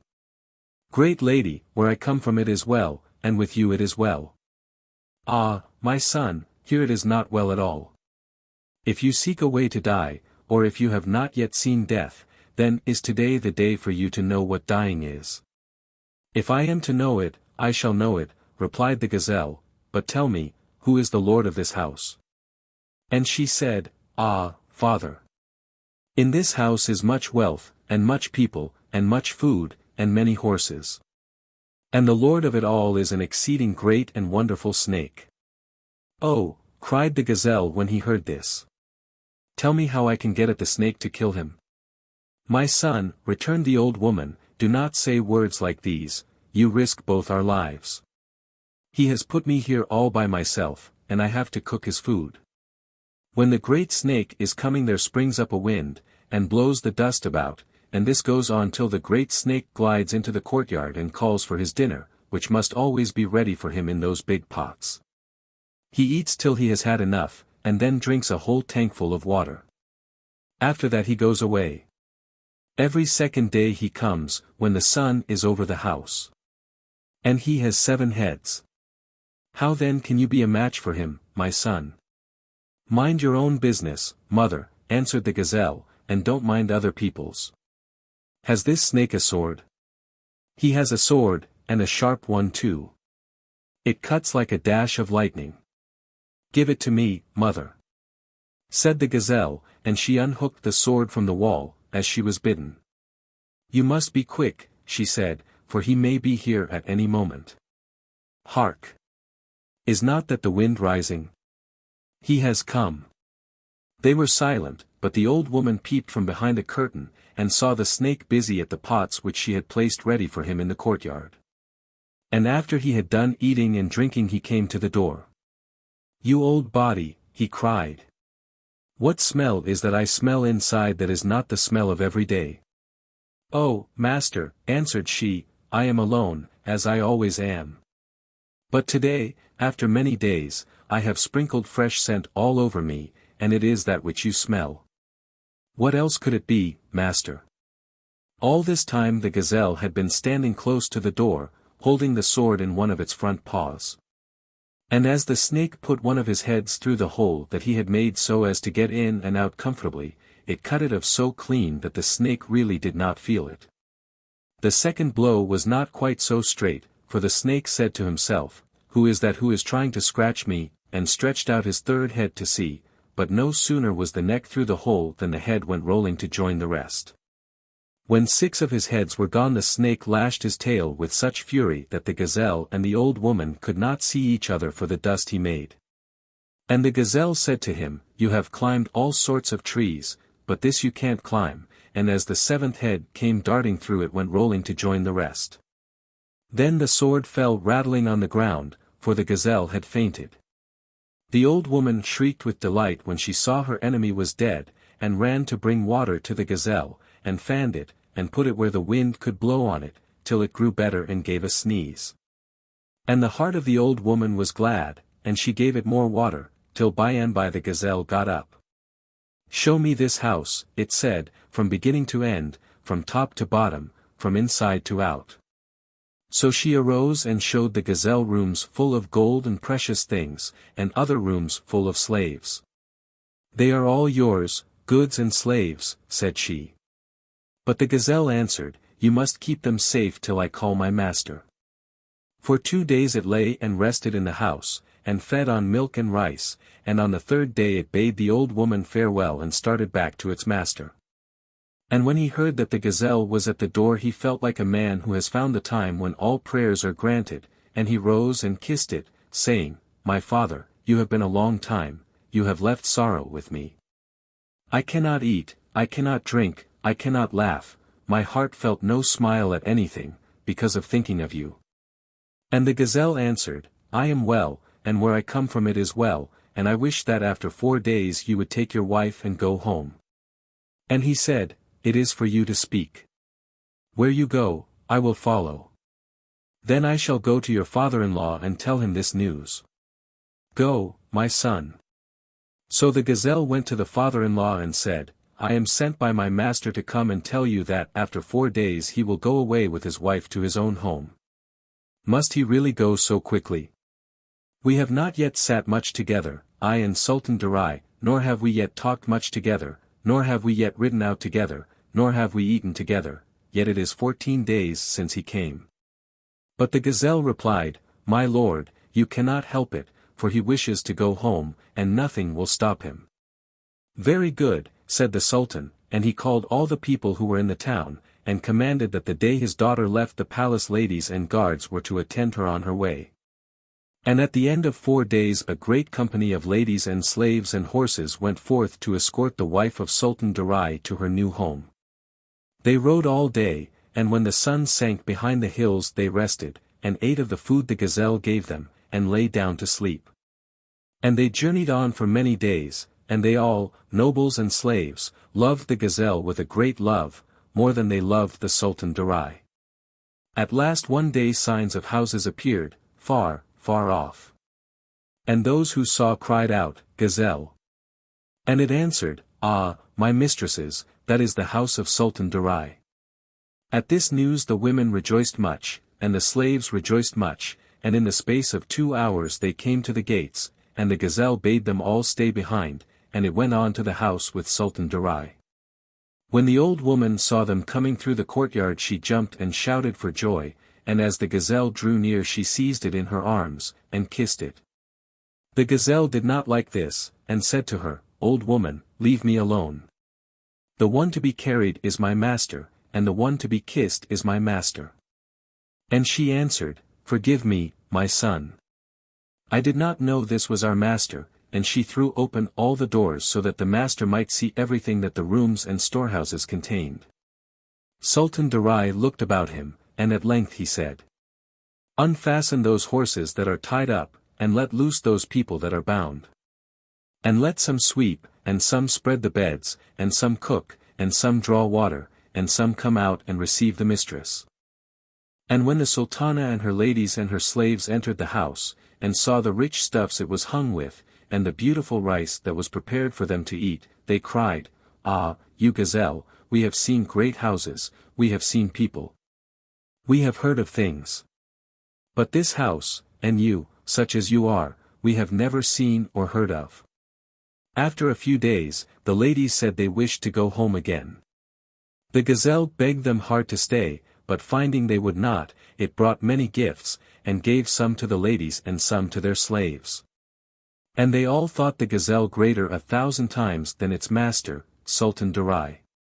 The gazelle and its master remained in the house many weeks, and one day it said to the old woman, I came with my master to this place, and I have done many things for my master, good things, and till today he has never asked me, Well, my gazelle, how did you get this house? Who is the owner of it? And this town, were there no people in it? All good things I have done for the master, and he has not one day done me any good thing. But people say, if you want to do any one good, don't do him good only, do him evil also, and there will be peace between you. So, mother, I have done, I want to see the favors I have done to my master, that he may do me the like. Good, replied the old woman, and they went to bed. In the morning, when light came, the gazelle was sick in its stomach and feverish, and its legs ached. And it said, Mother. And she answered, Here, my son. And it said, Go and tell my master upstairs the gazelle is very ill. Very good, my son, and if he should ask me what is the matter, what am I to say? Tell him all my body aches badly, I have no single part without pain. The old woman went upstairs, and she found the mistress and master sitting on a couch of marble spread with soft cushions, and they asked her, Well, old woman, what do you want? To tell the master the gazelle is ill, said she. What is the matter? Asked the wife. All its body pains, there is no part without pain. Well, what can I do? Make some gruel of red millet, and give to it. But his wife stared and said, Oh, master, do you tell her to make the gazelle gruel out of red millet, which a horse would not eat? Master, that is not well. But he answered, Oh, you are mad. Rice is only kept for people. Master, this is not like a gazelle. It is the apple of your eye. If sand got into that, it would trouble you. My wife, your tongue is long, and he left the room. The old woman saw she had spoken vainly, and went back weeping to the gazelle. And when the gazelle saw her it said, Mother, what is it, and why do you cry? If it be good, give me the answer, and if it be bad, give me the answer. But still the old woman would not speak, and the gazelle prayed her to let it know the words of the master. At last she said, I went upstairs and found the mistress and the master sitting on a couch, and he asked me what I wanted, and I told him that you, his slave, were ill. And his wife asked what was the matter, and I told her that there was not a part of your body without pain. And the master told me to take some red millet and make you gruel, but the mistress said, Master, the gazelle is the apple of your eye. You have no child, this gazelle is like your child, so this gazelle is not one to be done evil to. This is a gazelle in form, but not a gazelle in heart, he is in all things better than a gentleman, be he who he may. And he answered her, Silly chatterer, your words are many. I know its price, I bought it for an eighth. What loss will it be to me? The gazelle kept silence for a few moments. Then it said, the elders said, one that does good like a mother, and I have done him good, and I have got this that the elders said. But go up again to the master, and tell him the gazelle is very ill, and it has not drunk the gruel of red millet. So the old woman returned, and found the master and the mistress drinking coffee. And when he heard what the gazelle had said, he cried, Hold your peace, old woman, and stay your feet and close your eyes, and stop your ears with wax, and if the gazelle bids you come to me, say your legs are bent, and you cannot walk. And if it begs you to listen, say your ears are stopped with wax, and if it wishes to talk, reply that your tongue has got a hook in it. The heart of the old woman wept as she heard such words, because she saw that when the gazelle first came to that town it was ready to sell its life to buy wealth for its master. Then it happened to get both life and wealth, but now it had no honor with its master. And tears sprung likewise to the eyes of the Sultan's wife, and she said, I am sorry for you, my husband, that you should deal so wickedly with that gazelle.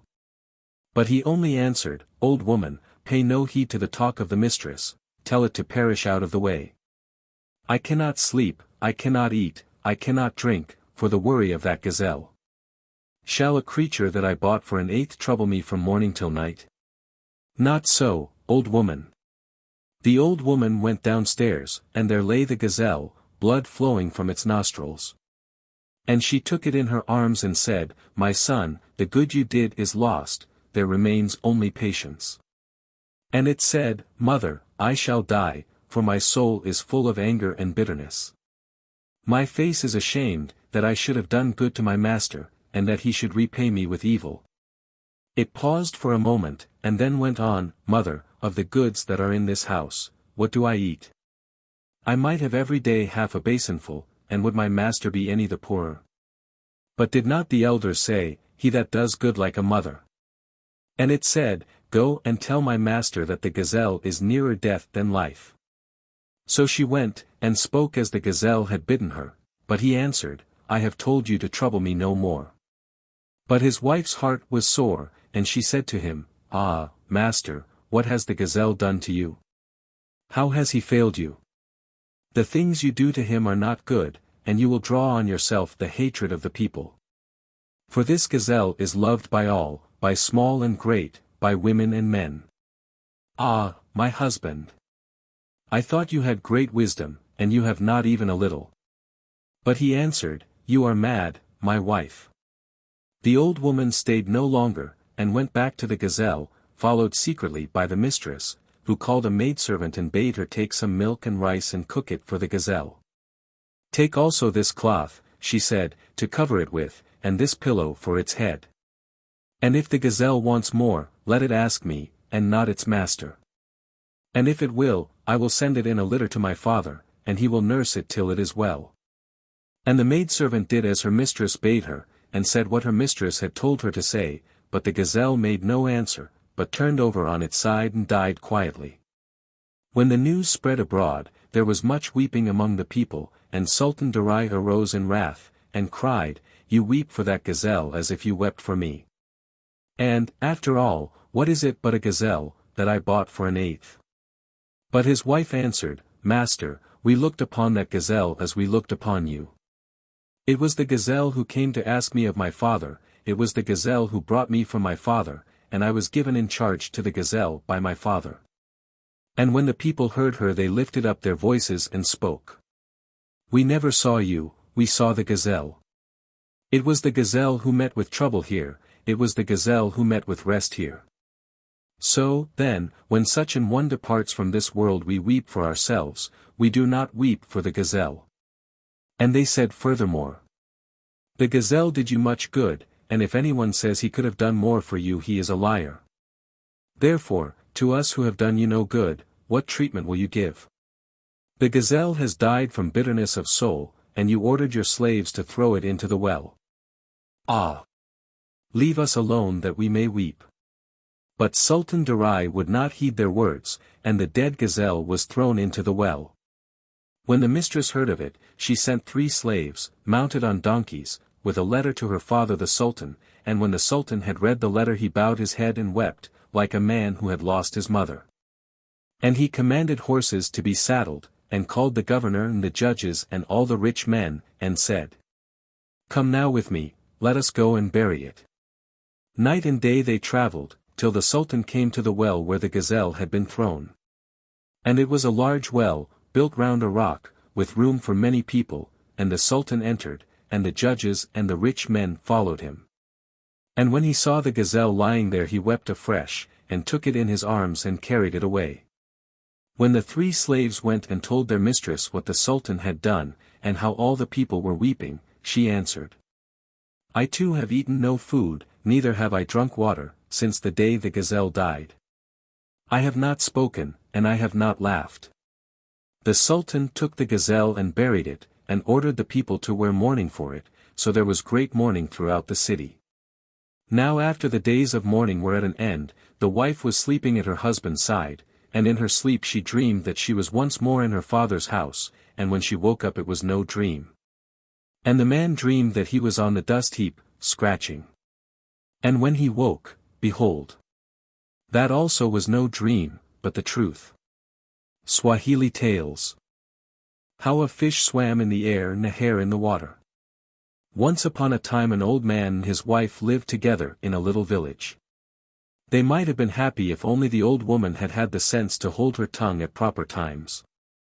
But anything which might happen indoors, or any bit of news which her husband might bring in when he had been anywhere, had to be told at once to the whole village. And these tales were repeated and altered till it often happened that much mischief was made, and the old man's back paid for it. One day, he drove to the forest. When he reached the edge of it he got out of his cart and walked beside it. Suddenly he stepped on such a soft spot that his foot sank in the earth.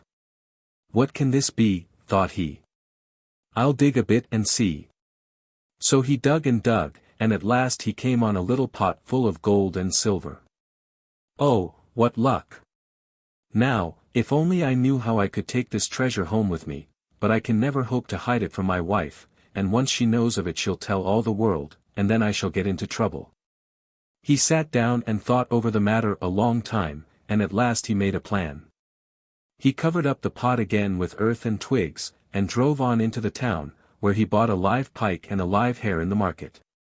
Then he drove back to the forest and hung the pike up at the very top of a tree, and tied up the hare in a fishing net and fastened it on the edge of a little stream. Not troubling himself to think how unpleasant such a wet spot was likely to be to the hare. Then he got into his cart and trotted merrily home. Wife, cried he, the moment he got indoors. You can't think what a piece of good luck has come our way. What, dear husband? Do tell me all about it at once. No, you'll just go off and tell everyone. No, indeed. How can you think such things? For shame. If you like I will swear never to. Oh, well. If you are really in earnest then, listen. And he whispered in her ear, I found a pot full of gold and silver in the forest. Hush.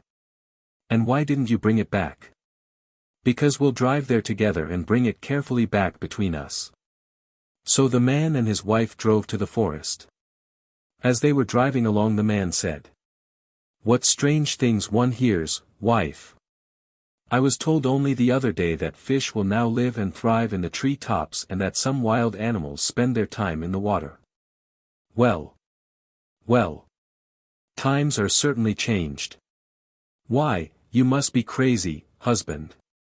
Dear, dear, what nonsense people do talk sometimes. Nonsense, indeed. Why, just look.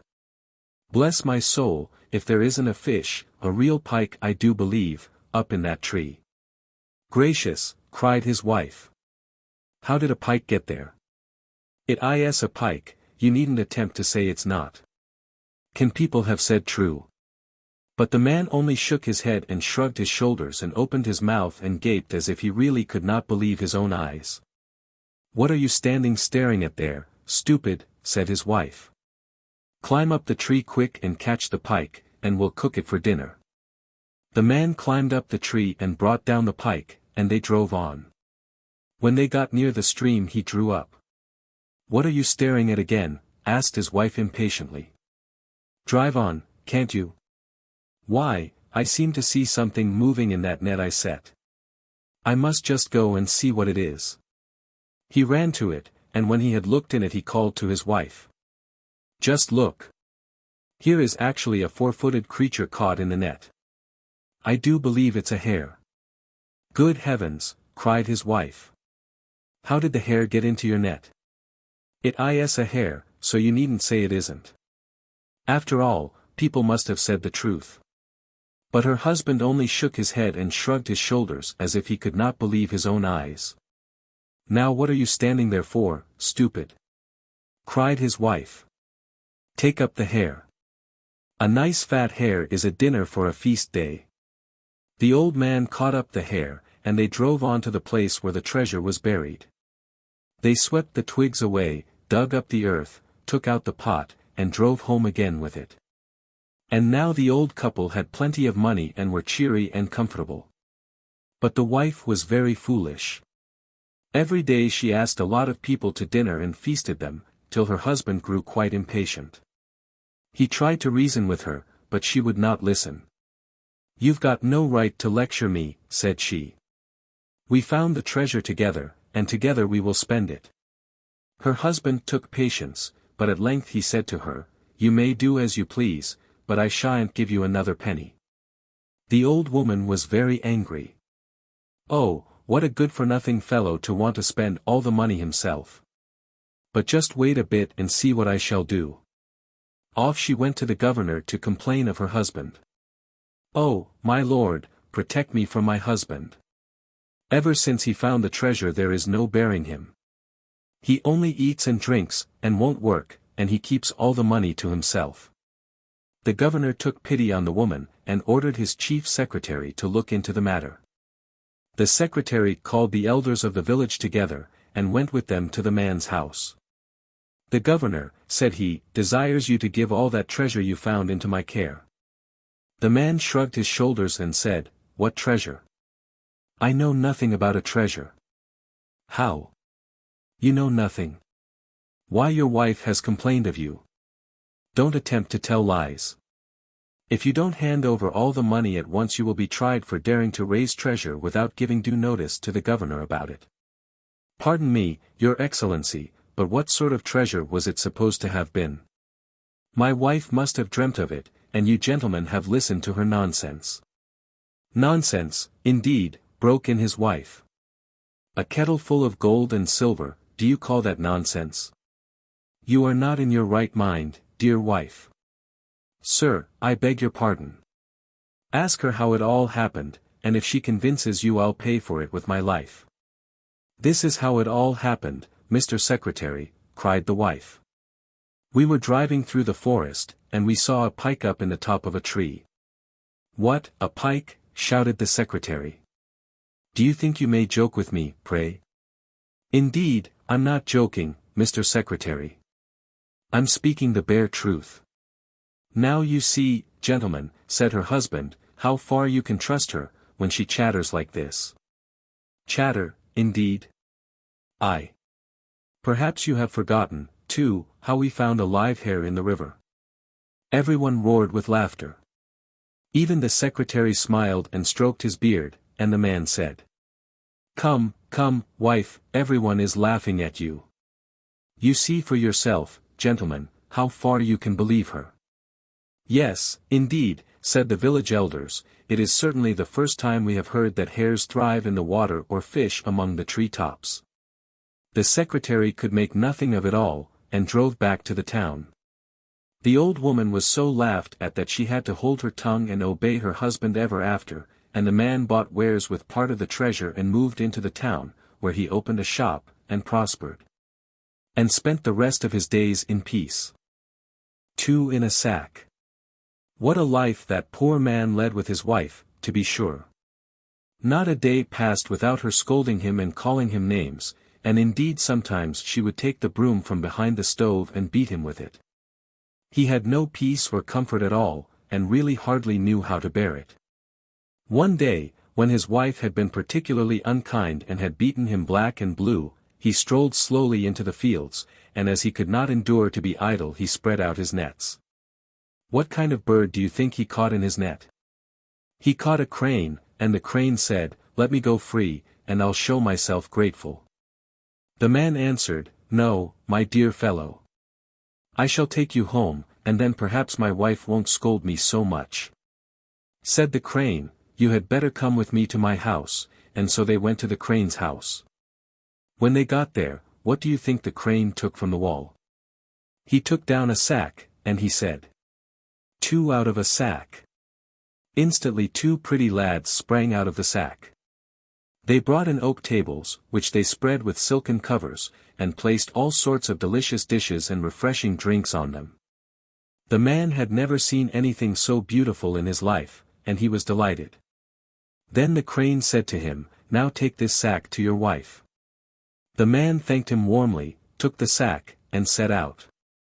His home was a good long way off, and as it was growing dark, and he was feeling tired, he stopped to rest at his cousin's house by the way. The cousin had 3 daughters, who laid out a tempting supper, but the man would eat nothing, and said to his cousin, "Your supper is bad." "Oh, make the best of it," said she, but the man only said, "Clear away."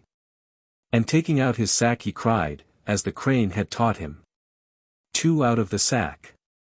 And out came the 2 pretty boys, who quickly brought in the oak tables, spread the silken covers, and laid out all sorts of delicious dishes and refreshing drinks. Never in their lives had the cousin and her daughters seen such a supper, and they were delighted and astonished at it. But the cousin quietly made up her mind to steal the sack, so she called to her daughters, "Go quickly and heat the bathroom, I am sure our dear guest would like to have a bath before he goes to bed." When the man was safe in the bathroom she told her daughters to make a sack exactly like his, as quickly as possible. Then she changed the 2 sacks, and hid the man's sack away. The man enjoyed his bath, slept soundly, and set off early next morning, taking what he believed to be the sack the crane had given him. All the way home he felt in such good spirits that he sang and whistled as he walked through the wood, and never noticed how the birds were twittering and laughing at him. As soon as he saw his house he began to shout from a distance, "Hello! Old woman! Come out and meet me!" His wife screamed back, "You come here, and I'll give you a good thrashing with the poker." The man walked into the house, hung his sack on a nail, and said, as the crane had taught him, 2 out of the sack. But not a soul came out of the sack. Then he said again, exactly as the crane had taught him, 2 out of the sack. His wife, hearing him chattering goodness knows what, took up her wet broom and swept the ground all about him. The man took flight and rushed off into the field, and there he found the crane marching proudly about, and to him he told his tale. "Come back to my house," said the crane, and so they went to the crane's house, and as soon as they got there, what did the crane take down from the wall? Why, he took down a sack, and he said, 2 out of the sack. And instantly 2 pretty lads sprang out of the sack, brought in oak tables, on which they laid silken covers, and spread all sorts of delicious dishes and refreshing drinks on them. "Take this sack," said the crane. The man thanked him heartily, took the sack, and went. He had a long way to walk, and as he presently got hungry, he said to the sack, as the crane had taught him. 2 out of the sack. And instantly 2 rough men with thick sticks crept out of the bag and began to beat him well, crying as they did so. Don't boast to your cousins of what you have got, 1, 2, or you'll find you will catch it uncommonly hot. 1, 2. And they beat on till the man panted out. 2 into the sack. The words were hardly out of his mouth, when the 2 crept back into the sack. Then the man shouldered the sack, and went off straight to his cousin's house. He hung the sack up on a nail, and said, "Please have the bathroom heated, cousin." The cousin heated the bathroom, and the man went into it, but he neither washed nor rubbed himself, he just sat there and waited. Meantime his cousin felt hungry, so she called her daughters, and all 4 sat down to table. Then the mother said, 2 out of the sack. Instantly 2 rough men crept out of the sack, and began to beat the cousin as they cried, "Greedy pack! Thievish pack! 1, 2, give the peasant back his sack! 1, 2. And they went on beating till the woman called to her eldest daughter, "Go and fetch your cousin from the bathroom. Tell him these 2 ruffians are beating me black and blue." "I've not finished rubbing myself yet," said the peasant. And the 2 ruffians kept on beating as they sang. "Greedy pack! Thievish pack! 1, 2, give the peasant back his sack. 1, 2. Then the woman sent her second daughter and said, "Quick, quick, get him to come to me." "I'm just washing my head," said the man. Then she sent the youngest girl, and he said, "I've not done drying myself." At last the woman could hold out no longer, and sent him the sack she had stolen. Now he had quite finished his bath, and as he left the bathroom he cried, 2 into the sack. And the 2 crept back at once into the sack. Then the man took both sacks, the good and the bad one, and went away home. When he was near the house he shouted, "Hello, old woman, come and meet me." His wife only screamed out, "You broomstick, come here. Your back shall pay for this." The man went into the cottage, hung his sack on a nail, and said, as the crane had taught him, 2 out of the sack. Instantly 2 pretty lads sprang out of the sack, brought in oak tables, laid silken covers on them, and spread them with all sorts of delicious dishes and refreshing drinks. The woman ate and drank, and praised her husband. "Well, now, old man, I won't beat you any more," said she. When they had done eating, the man carried off the good sack, and put it away in his storeroom, but hung the bad sack up on the nail. Then he lounged up and down in the yard. Meantime his wife became thirsty. She looked with longing eyes at the sack, and at last she said, as her husband had done, 2 out of the sack. And at once the 2 rogues with their big sticks crept out of the sack, and began to belabor her as they sang. "Would you beat your husband true? Don't cry so. Now we'll beat you black and blue. Oh! Oh!" The woman screamed out, old man, come here, quick. Here are 2 ruffians pommeling me fit to break my bones." Her husband only strolled up and down and laughed, as he said, "Yes, they'll beat you well, old lady." And the 2 thumped away and sang again. "Blows will hurt, remember, crone, we mean you well, we mean you well. In future leave the stick alone. For how it hurts, you now can tell, 1, 2. At last her husband took pity on her, and cried, 2 into the sack. He had hardly said the words before they were back in the sack again. From this time the man and his wife lived so happily together that it was a pleasure to see them, and so the story has an end. From Russisch Märchen. The Envious Neighbour. Long, long ago an old couple lived in a village, and, as they had no children to love and care for, they gave all their affection to a little dog. He was a pretty little creature, and instead of growing spoilt and disagreeable at not getting everything he wanted, as even children will do sometimes, the dog was grateful to them for their kindness, and never left their side, whether they were in the house or out of it. One day the old man was working in his garden, with his dog, as usual, close by. The morning was hot, and at last he put down his spade and wiped his wet forehead, noticing, as he did so, that the animal was snuffling and scratching at a spot a little way off. There was nothing very strange in this, as all dogs are fond of scratching, and he went on quietly with his digging, when the dog ran up to his master, barking loudly, and back again to the place where he had been scratching. This he did several times, till the old man wondered what could be the matter, and, picking up the spade, followed where the dog led him.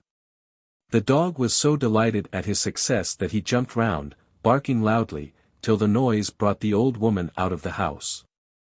Curious to know if the dog had really found anything, the husband began to dig, and very soon the spade struck against something. He stooped down and pulled out a large box, filled quite full with shining gold pieces. The box was so heavy that the old woman had to help to carry it home, and you may guess what a supper the dog had that night. Now that he had made them rich, they gave him every day all that a dog likes best to eat, and the cushions on which he lay were fit for a prince. The story of the dog and his treasure soon became known, and a neighbor whose garden was next the old people's grew so envious of their good luck that he could neither eat nor sleep.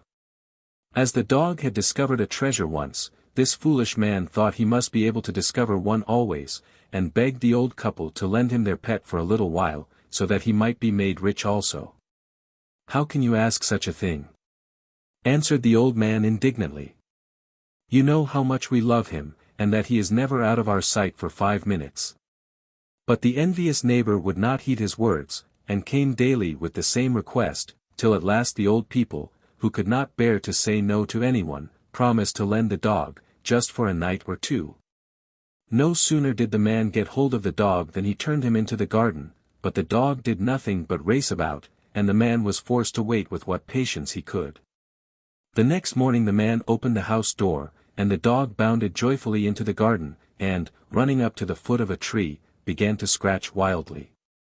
The man called loudly to his wife to bring a spade, and followed the dog, as he longed to catch the first glimpse of the expected treasure. But when he had dug up the ground, what did he find? Why, nothing but a parcel of old bones, which smelt so badly that he could not stay there a moment longer. And his heart was filled with rage against the dog who had played him this trick, and he seized a pickaxe and killed it on the spot, before he knew what he was doing. When he remembered that he would have to go with his story to the old man and his wife, he was rather frightened, but there was nothing to be gained by putting it off, so he pulled a very long face and went to his neighbor's garden. "Your dog," said he, pretending to weep, "has suddenly fallen down dead, though I took every care of him, and gave him everything he could wish for. And I thought I had better come straight and tell you." Weeping bitterly, the old man went to fetch the body of his favorite, and brought it home and buried it under the fig tree where he had found the treasure. From morning till night he and his wife mourned over their loss, and nothing could comfort them. At length, one night when he was asleep, he dreamt that the dog appeared to him and told him to cut down the fig tree over his grave, and out of its wood to make a mortar. But when the old man woke and thought of his dream, he did not feel at all inclined to cut down the tree, which bore well every year, and consulted his wife about it. The woman did not hesitate a moment, and said that after what had happened before, the dog's advice must certainly be obeyed, so the tree was felled, and a beautiful mortar made from it. And when the season came for the rice crop to be gathered, the mortar was taken down from its shelf, and the grains placed in it for pounding, when, lo and behold! In a twinkling of an eye, they all turned into gold pieces. At the sight of all this gold the hearts of the old people were glad, and once more they blessed their faithful dog. But it was not long before this story also came to the ears of their envious neighbor, and he lost no time in going to the old people and asking if they happened to have a mortar which they could lend him. The old man did not at all like parting with his precious treasure, but he never could say no, so the neighbor went off with the mortar under his arm. The moment he got into his own house he took a great handful of rice, and began to shell off the husks, with the help of his wife. But, instead of the gold pieces for which they looked, the rice turned into berries with such a horrible smell that they were obliged to run away, after smashing the mortar in a rage and setting fire to the bits. The old people next door were naturally very much put out when they learned the fate of their mortar, and were not at all comforted by the explanations and excuses made by their neighbor. But that night the dog again appeared in a dream to his master, and told him that he must go and collect the ashes of the burnt mortar and bring them home. Then, when he heard that the daimyo, or great lord to whom this part of the country belonged, was expected at the capital, he was to carry the ashes to the high road, through which the procession would have to pass. And as soon as it was in sight he was to climb up all the cherry trees and sprinkle the ashes on them, and they would soon blossom as they had never blossomed before. This time the old man did not wait to consult his wife as to whether he was to do what his dog had told him, but directly he got up he went to his neighbor's house and collected the ashes of the burnt mortar. He put them carefully in a china vase, and carried it to the high road, sitting down on a seat till the daimyo should pass. The cherry trees were bare, for it was the season when small pots of them were sold to rich people, who kept them in hot places, so that they might blossom early and decorate their rooms. As to the trees in the open air, no one would ever think of looking for the tiniest bud for more than a month yet. The old man had not been waiting very long before he saw a cloud of dust in the far distance, and knew that it must be the procession of the daimyo. On they came, every man dressed in his finest clothes, and the crowd that was lining the road bowed their faces to the ground as they went by. Only the old man did not bow himself, and the great lord saw this, and bade one of his courtiers, in anger, go and inquire why he had disobeyed the ancient customs. But before the messenger could reach him the old man had climbed the nearest tree and scattered his ashes far and wide, and in an instant the white flowers had flashed into life, and the heart of the daimyo rejoiced. And he gave rich presents to the old man, whom he sent for to his castle. We may be sure that in a very little while the envious neighbor had heard this also, and his bosom was filled with hate. He hastened to the place where he had burned the mortar, collected a few of the ashes which the old man had left behind, and took them to the road, hoping that his luck might be as good as the old man's, or perhaps even better. His heart beat with pleasure when he caught the first glimpses of the daimyo's train, and he held himself ready for the right moment. As the daimyo drew near he flung a great handful of ashes over the trees, but no buds or flowers followed the action. Instead, the ashes were all blown back into the eyes of the daimyo and his warriors, till they cried out from pain. Then the prince ordered the evildoer to be seized and bound and thrown into prison, where he was kept for many months. By the time he was set free everybody in his native village had found out his wickedness, and they would not let him live there any longer, and as he would not leave off his evil ways he soon went from bad to worse, and came to a miserable end. Japanese Märchen. The Fairy of the Dawn. Once upon a time what should happen did happen, and if it had not happened this tale would never have been told. There was once an emperor, very great and mighty, and he ruled over an empire so large that no one knew where it began and where it ended. But if nobody could tell the exact extent of his sovereignty everybody was aware that the emperor's right eye laughed, while his left eye wept. One or two men of valor had the courage to go and ask him the reason of this strange fact, but he only laughed and said nothing, and the reason of the deadly enmity between his two eyes was a secret only known to the monarch himself. And all the while the emperor's sons were growing up. And such sons! All three like the morning stars in the sky. Floria, the eldest, was so tall and broad-shouldered that no man in the kingdom could approach him. Kostan, the second, was quite different. Small of stature, and slightly built, he had a strong arm and stronger wrist. Petru, the third and youngest, was tall and thin, more like a girl than a boy. He spoke very little, but laughed and sang and laughed, from morning till night.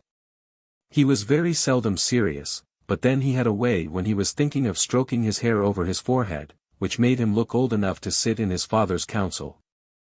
"You are grown up, Floria," said Petru one day to his eldest brother. "Do go and ask father why one eye laughs and the other weeps." But Floria would not go. He had learnt by experience that this question always put the emperor in a rage. Petru next went to Kostan, but did not succeed any better with him. Well, as everyone else is afraid, I suppose I must do it myself," observed Petru at length. No sooner said than done, the boy went straight to his father and put his question. "May you go blind," exclaimed the emperor in wrath. "What business is it of yours?" and boxed Petru's ears soundly. Petru returned to his brothers, and told them what had befallen him, but not long after it struck him that his father's left eye seemed to weep less, and the right to laugh more. "I wonder if it has anything to do with my question," thought he. "I'll try again. After all, what do 2 boxes on the ear matter?" So he put his question for the second time, and had the same answer. But the left eye only wept now and then, while the right eye looked 10 years younger. "It really must be true," thought Petru. "Now I know what I have to do. I shall have to go on putting that question, and getting boxes on the ear, till both eyes laugh together." No sooner said than done. Petru never forswore himself. "Petru, my dear boy," cried the emperor, both his eyes laughing together, "I see you have got this on the brain. Well, I will let you into the secret. My right eye laughs when I look at my 3 sons, and see how strong and handsome you all are, and the other eye weeps because I fear that after I die you will not be able to keep the empire together, and to protect it from its enemies. But if you can bring me water from the spring of the Fairy of the Dawn, to bathe my eyes, then they will laugh for evermore, for I shall know that my sons are brave enough to overcome any foe." Thus spoke the emperor, and Petru picked up his hat and went to find his brothers. The 3 young men took counsel together, and talked the subject well over, as brothers should do. And the end of it was that Floria, as the eldest, went to the stables, chose the best and handsomest horse they contained, saddled him, and took leave of the court. "I am starting at once," said he to his brothers, "and if after a year, a month, a week, and a day I have not returned with the water from the spring of the Fairy of the Dawn, you, Kostan, had better come after me." So saying he disappeared round a corner of the palace. For 3 days and 3 nights he never drew rein. Like a spirit the horse flew over mountains and valleys till he came to the borders of the empire. Here was a deep, deep trench that girdled it the whole way round, and there was only a single bridge by which the trench could be crossed. Floria made instantly for the bridge, and there pulled up to look around him once more, to take leave of his native land. Then he turned, but before him was standing a dragon. Oh! Such a dragon! A dragon with 3 heads and 3 horrible faces, all with their mouths wide open, one jaw reaching to heaven and the other to earth. At this awful sight Floria did not wait to give battle. He put spurs to his horse and dashed off, where he neither knew nor cared. The dragon heaved a sigh and vanished without leaving a trace behind him. A week went by. Floria did not return home. 2 passed, and nothing was heard of him. After a month Kostan began to haunt the stables and to look out a horse for himself. And the moment the year, the month, the week, and the day were over Kostan mounted his horse and took leave of his youngest brother. "If I fail, then you come," said he, and followed the path that Floria had taken. The dragon on the bridge was more fearful and his 3 heads more terrible than before, and the young hero rode away still faster than his brother had done. Nothing more was heard either of him or Floria, and Petru remained alone. "I must go after my brothers," said Petru one day to his father. "Go, then," said his father, "and may you have better luck than they." And he bade farewell to Petru, who rode straight to the borders of the kingdom. The dragon on the bridge was yet more dreadful than the one Floria and Kostan had seen, for this one had 7 heads instead of only 3. Petru stopped for a moment when he caught sight of this terrible creature. Then he found his voice. "Get out of the way," cried he. "Get out of the way," he repeated again, as the dragon did not move. "Get out of the way." And with this last summons he drew his sword and rushed upon him. In an instant the heavens seemed to darken round him and he was surrounded by fire, fire to right of him, fire to left of him, fire to front of him, fire to rear of him. Nothing but fire whichever way he looked, for the dragon's 7 heads were vomiting flame. The horse neighed and reared at the horrible sight, and Petru could not use the sword he had in readiness. "Be quiet. This won't do," he said, dismounting hastily, but holding the bridle firmly in his left hand and grasping his sword in his right. But even so he got on no better, for he could see nothing but fire and smoke. There is no help for it. I must go back and get a better horse, said he, and mounted again and rode homewards. At the gate of the palace his nurse, old Bersha, was waiting for him eagerly. "Ah, Petru, my son, I knew you would have to come back," she cried. "You did not set about the matter properly." "How ought I to have set about it?" asked Petru, half angrily, half sadly. "Look here, my boy," replied old Bersha. "You can never reach the spring of the Fairy of the Dawn unless you ride the horse which your father, the emperor, rode in his youth. Go and ask where it is to be found, and then mount it and be off with you." Petru thanked her heartily for her advice, and went at once to make inquiries about the horse. "By the light of my eyes," exclaimed the emperor when Petru had put his question. "Who has told you anything about that? It must have been that old witch of a Bersha. Have you lost your wits? 50 years have passed since I was young, and who knows where the bones of my horse may be rotting, or whether a scrap of his reins still lie in his stall. I have forgotten all about him long ago." Petru turned away in anger, and went back to his old nurse. "Do not be cast down," she said with a smile, "if that is how the affair stands all will go well. Go and fetch the scrap of the reins. I shall soon know what must be done."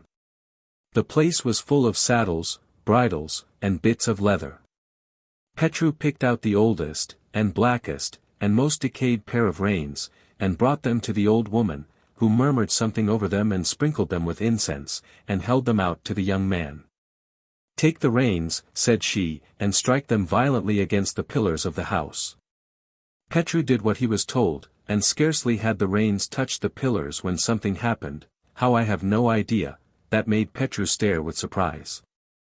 A horse stood before him, a horse whose equal in beauty the world had never seen, with a saddle on him of gold and precious stones, and with such a dazzling bridle you hardly dared to look at it, lest you should lose your sight. A splendid horse, a splendid saddle, and a splendid bridle, all ready for the splendid young prince. "Jump on the back of the brown horse," said the old woman, and she turned round and went into the house. The moment Petru was seated on the horse he felt his arm 3 times as strong as before, and even his heart felt braver.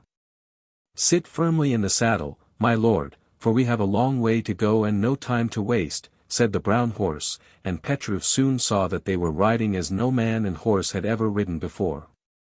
On the bridge stood a dragon, but not the same one as he had tried to fight with, for this dragon had 12 heads, each more hideous and shooting forth more terrible flames than the other. But, horrible though he was, he had met his match. Petru showed no fear, but rolled up his sleeves, that his arms might be free. "Get out of the way," he said when he had done, but the dragon's heads only breathed forth more flames and smoke. Petru wasted no more words, but drew his sword and prepared to throw himself on the bridge. "Stop a moment, be careful, my lord," put in the horse, "and be sure you do what I tell you. Dig your spurs in my body up to the rowel, draw your sword, and keep yourself ready, for we shall have to leap over both bridge and dragon. When you see that we are right above the dragon, cut off his biggest head, wipe the blood off the sword, and put it back clean in the sheath before we touch earth again." So Petru dug in his spurs, drew his sword, cut of the head, wiped the blood, and put the sword back in the sheath before the horse's hoofs touched the ground again. And in this fashion they passed the bridge. "But we have got to go further still," said Petru, after he had taken a farewell glance at his native land. "Yes, forwards," answered the horse, "but you must tell me, my lord, at what speed you wish to go. Like the wind? Like thought? Like desire? Or like a curse?" Petru looked about him, up at the heavens and down again to the earth. A desert lay spread out before him, whose aspect made his hair stand on end. "We will ride at different speeds," said he, "not so fast as to grow tired nor so slow as to waste time." And so they rode, one day like the wind, the next like thought, the third and fourth like desire and like a curse, till they reached the borders of the desert. "Now walk, so that I may look about, and see what I have never seen before," said Petru, rubbing his eyes like one who wakes from sleep, or like him who beholds something so strange that it seems as if before Petru lay a wood made of copper, with copper trees and copper leaves, with bushes and flowers of copper also.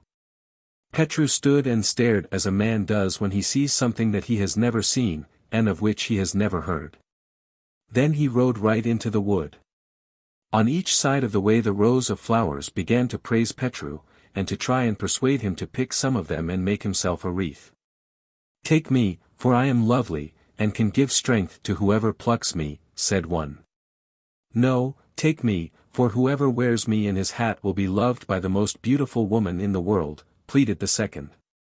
And then one after another bestirred itself, each more charming than the last, all promising, in soft sweet voices, wonderful things to Petru, if only he would pick them.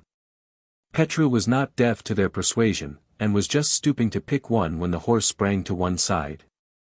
"Why don't you stay still?" asked Petru roughly. "Do not pick the flowers, it will bring you bad luck," answered the horse. "Why should it do that? These flowers are under a curse.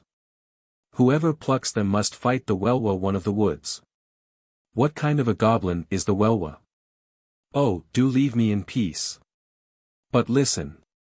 Look at the flowers as much as you like, but pick none," and the horse walked on slowly. Petru knew by experience that he would do well to attend to the horse's advice, so he made a great effort and tore his mind away from the flowers. But in vain. If a man is fated to be unlucky, unlucky he will be, whatever he may do. The flowers went on beseeching him, and his heart grew ever weaker and weaker. "What must come will come," said Petru at length. "At any rate I shall see the Welwa of the woods, what she is like, and which way I had best fight her. If she is ordained to be the cause of my death, well, then it will be so. But if not I shall conquer her though she were 1,200 Welwas," and once more he stooped down to gather the flowers. "You have done very wrong," said the horse sadly. "But it can't be helped now. Get yourself ready for battle, for here is the Welwa."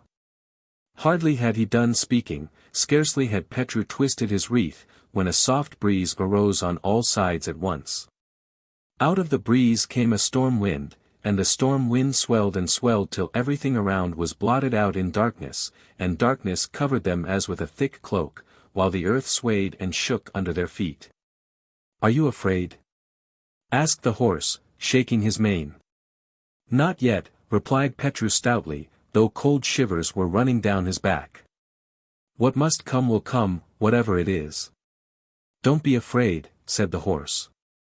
"I will help you. Take the bridle from my neck, and try to catch the Welwa with it." The words were hardly spoken, and Petru had no time even to unbuckle the bridle, when the Welwa herself stood before him. And Petru could not bear to look at her, so horrible was she. She had not exactly a head, yet neither was she without one. She did not fly through the air, but neither did she walk upon the earth. She had a mane like a horse, horns like a deer, a face like a bear, eyes like a polecat, while her body had something of each. And that was the Welwa. Petru planted himself firmly in his stirrups, and began to lay about him with his sword, but could feel nothing. A day and a night went by, and the fight was still undecided, but at last the Welwa began to pant for breath. "Let us wait a little and rest," gasped she. Petru stopped and lowered his sword. "You must not stop an instant," said the horse, and Petru gathered up all his strength, and laid about him harder than ever. The Welwa gave a neigh like a horse and a howl like a wolf, and threw herself afresh on Petru. For another day and night the battle raged more furiously than before. And Petru grew so exhausted he could scarcely move his arm. "Let us wait a little and rest," cried the Welwa for the second time, "for I see you are as weary as I am." "You must not stop an instant," said the horse. And Petru went on fighting, though he barely had strength to move his arm. But the Welwa had ceased to throw herself upon him, and began to deliver her blows cautiously, as if she had no longer power to strike. And on the third day they were still fighting, but as the morning sky began to redden Petru somehow managed, how I cannot tell, to throw the bridle over the head of the tired Welwa. In a moment, from the Welwa sprang a horse, the most beautiful horse in the world. "Sweet be your life, for you have delivered me from my enchantment," said he, and began to rub his nose against his brother's. And he told Petru all his story, and how he had been bewitched for many years. So Petru tied the Welwa to his own horse and rode on. Where did he ride? That I cannot tell you, but he rode on fast till he got out of the copper wood. "Stay still, and let me look about, and see what I never have seen before," said Petru again to his horse. For in front of him stretched a forest that was far more wonderful, as it was made of glistening trees and shining flowers. It was the silver wood. As before, the flowers began to beg the young man to gather them. "Do not pluck them," warned the Welwa, trotting beside him, "for my brother is 7 times stronger than I." But though Petru knew by experience what this meant, it was no use, and after a moment's hesitation he began to gather the flowers, and to twist himself a wreath. Then the storm wind howled louder, the earth trembled more violently, and the night grew darker than the first time, and the Welwa of the silver wood came rushing on with 7 times the speed of the other. For 3 days and 3 nights they fought, but at last Petru cast the bridle over the head of the second Welwa. "Sweet be your life, for you have delivered me from enchantment," said the second Welwa, and they all journeyed on as before. But soon they came to a gold wood more lovely far than the other 2, and again Petru's companions pleaded with him to ride through it quickly, and to leave the flowers alone. But Petru turned a deaf ear to all they said, and before he had woven his golden crown he felt that something terrible, that he could not see, was coming near him right out of the earth.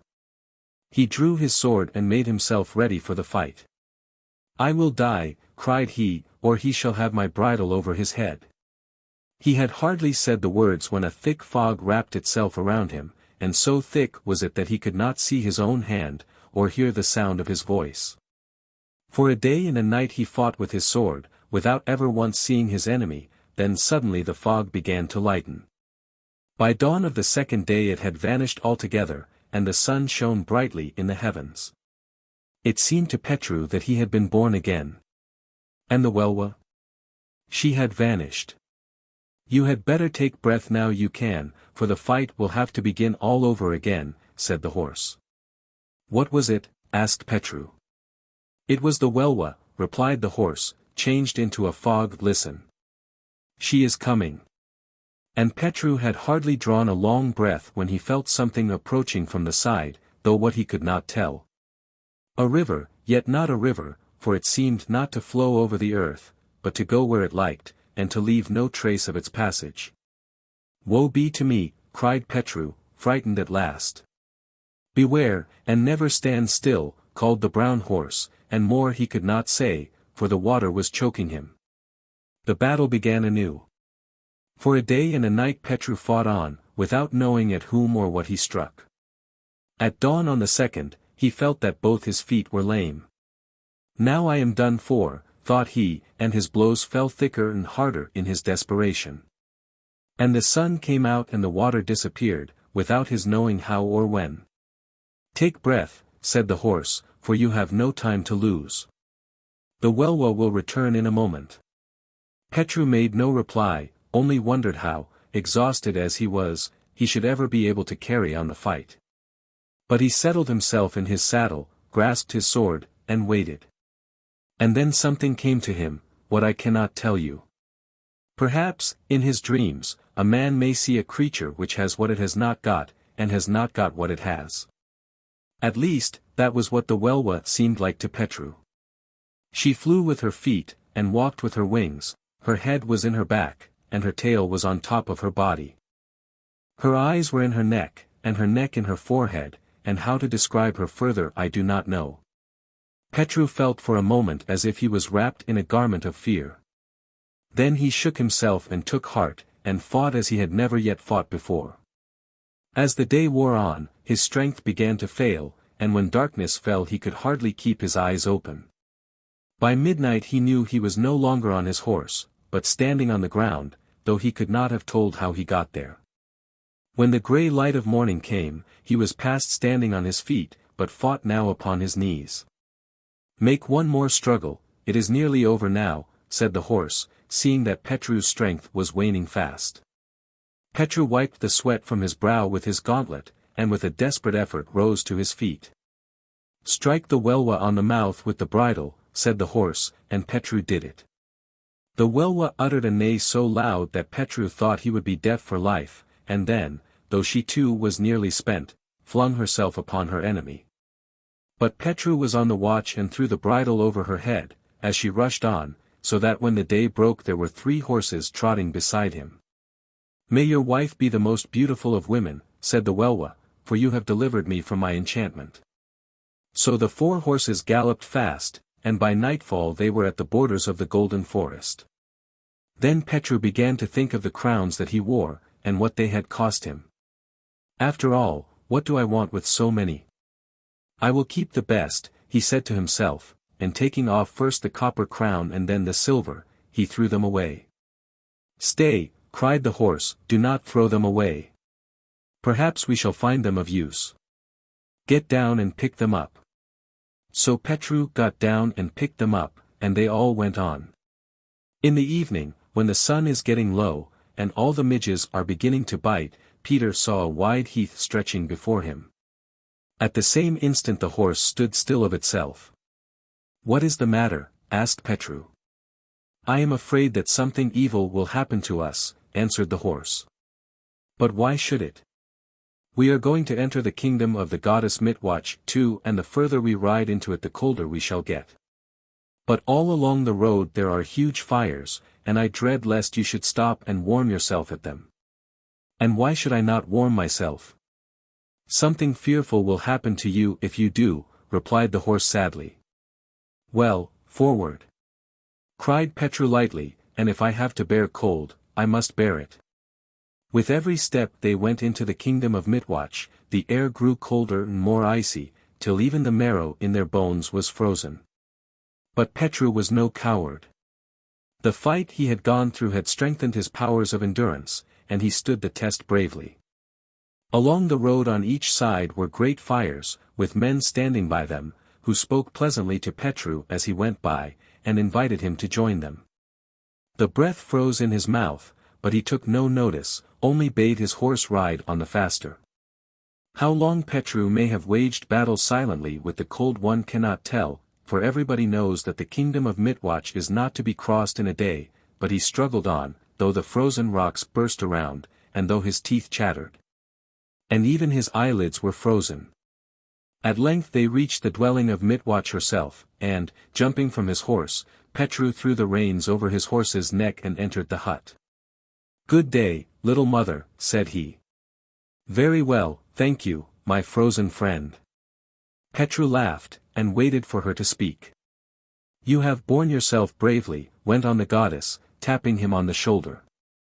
"Now you shall have your reward," and she opened an iron chest, out of which she took a little box. "Look," said she. "This little box has been lying here for ages, waiting for the man who could win his way through the Ice Kingdom. Take it, and treasure it, for some day it may help you. If you open it, it will tell you anything you want, and give you news of your fatherland." Petru thanked her gratefully for her gift, mounted his horse, and rode away. When he was some distance from the hut, he opened the casket. "What are your commands?" asked a voice inside. "Give me news of my father," he replied, rather nervously. "He is sitting in council with his nobles," answered the casket. "Is he well?" "Not particularly, for he is furiously angry." "What has angered him?" "Your brothers Costan and Floria," replied the casket. "It seems to me they are trying to rule him and the kingdom as well, and the old man says they are not fit to do it." "Push on, good horse, for we have no time to lose," cried Petru, then he shut up the box, and put it in his pocket. They rushed on as fast as ghosts, as whirlwinds, as vampires when they hunt at midnight, and how long they rode no man can tell, for the way is far. "Stop! I have some advice to give you," said the horse at last. "What is it?" asked Petru. "You have known what it is to suffer cold, you will have to endure heat, such as you have never dreamed of. Be as brave now as you were then. Let no one tempt you to try to cool yourself, or evil will befall you." "Forwards," answered Petru. Do not worry yourself. If I have escaped without being frozen, there is no chance of my melting. Why not? This is a heat that will melt the marrow in your bones, a heat that is only to be felt in the kingdom of the goddess of thunder. 3. And it was hot. The very iron of the horse's shoes began to melt, but Petru gave no heed. The sweat ran down his face, but he dried it with his gauntlet. What heat could be he never knew before, and on the way, not a stone's throw from the road, lay the most delicious valleys, full of shady trees and bubbling streams. When Petru looked at them his heart burned within him, and his mouth grew parched. And standing among the flowers were lovely maidens who called to him in soft voices, till he had to shut his eyes against their spells. "Come, my hero, come and rest, the heat will kill you," said they. Petru shook his head and said nothing, for he had lost the power of speech. Long he rode in this awful state, how long none can tell. Suddenly the heat seemed to become less, and, in the distance, he saw a little hut on a hill. This was the dwelling of the goddess of thunder, and when he drew rein at her door the goddess herself came out to meet him. She welcomed him, and kindly invited him in, and bade him tell her all his adventures. So Petru told her all that had happened to him, and why he was there, and then took farewell of her, as he had no time to lose.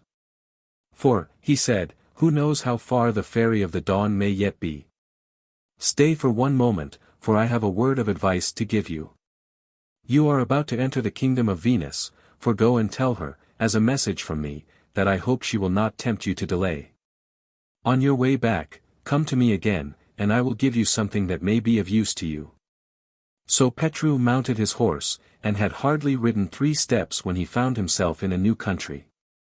Here it was neither hot nor cold, but the air was warm and soft like spring, though the way ran through a heath covered with sand and thistles. What can that be? Asked Petru, when he saw a long, long way off, at the very end of the heath, something resembling a house. That is the house of the goddess Venus, replied the horse, and if we ride hard we may reach it before dark. And he darted off like an arrow, so that as twilight fell they found themselves nearing the house. Petru's heart leaped at the sight, for all the way along he had been followed by a crowd of shadowy figures who danced about him from right to left, and from back to front, and Petru, though a brave man, felt now and then a thrill of fear. They won't hurt you, said the horse, they are just the daughters of the whirlwind amusing themselves while they are waiting for the ogre of the moon. Then he stopped in front of the house, and Petru jumped off and went to the door. Do not be in such a hurry, cried the horse. There are several things I must tell you first. You cannot enter the house of the goddess Venus like that. She is always watched and guarded by the whirlwind. What am I to do then?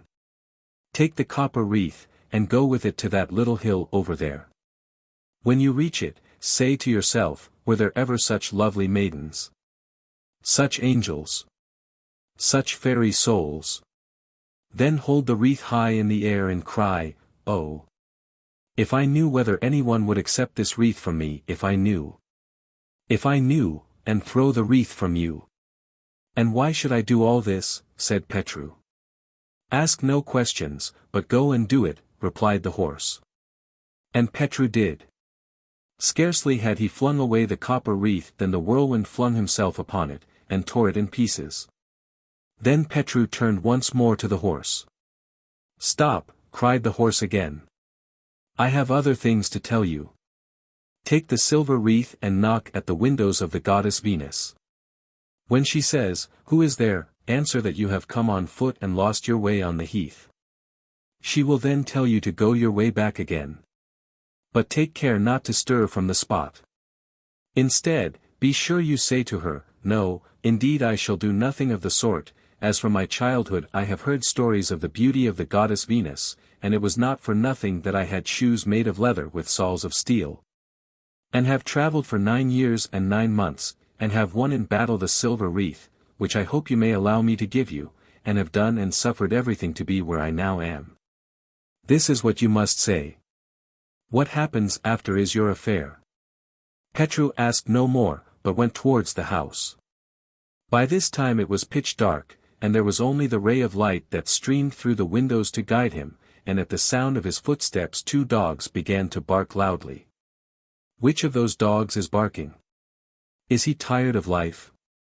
asked the goddess Venus. "It is I, O goddess," replied Petru, rather timidly. "I have lost my way on the heath, and do not know where I am to sleep this night." "Where did you leave your horse?" asked the goddess sharply.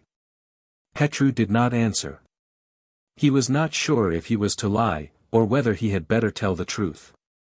"Go away, my son, there is no place for you here," replied she, drawing back from the window. Then Petru repeated hastily what the horse had told him to say, and no sooner had he done so than the goddess opened the window, and in gentle tones she asked him, "Let me see this wreath, my son," and Petru held it out to her. "Come into the house," went on the goddess, "do not fear the dogs, they always know my will." And so they did, for as the young man passed they wagged their tails to him.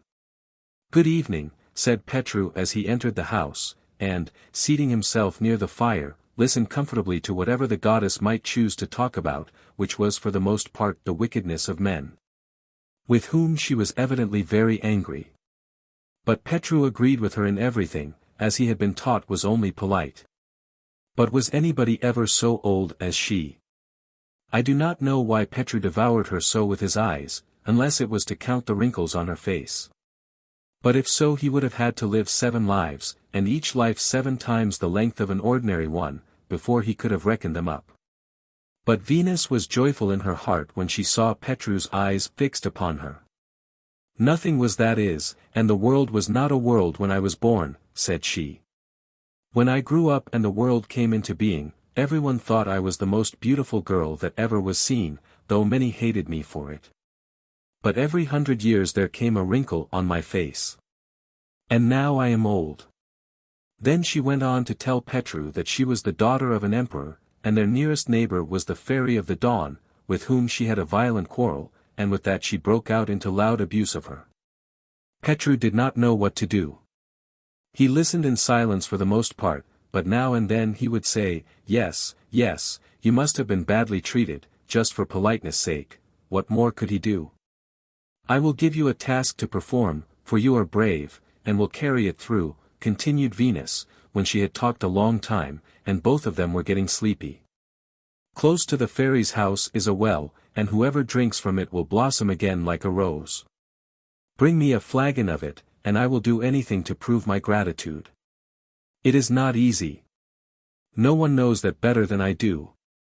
The kingdom is guarded on every side by wild beasts and horrible dragons, but I will tell you more about that, and I also have something to give you."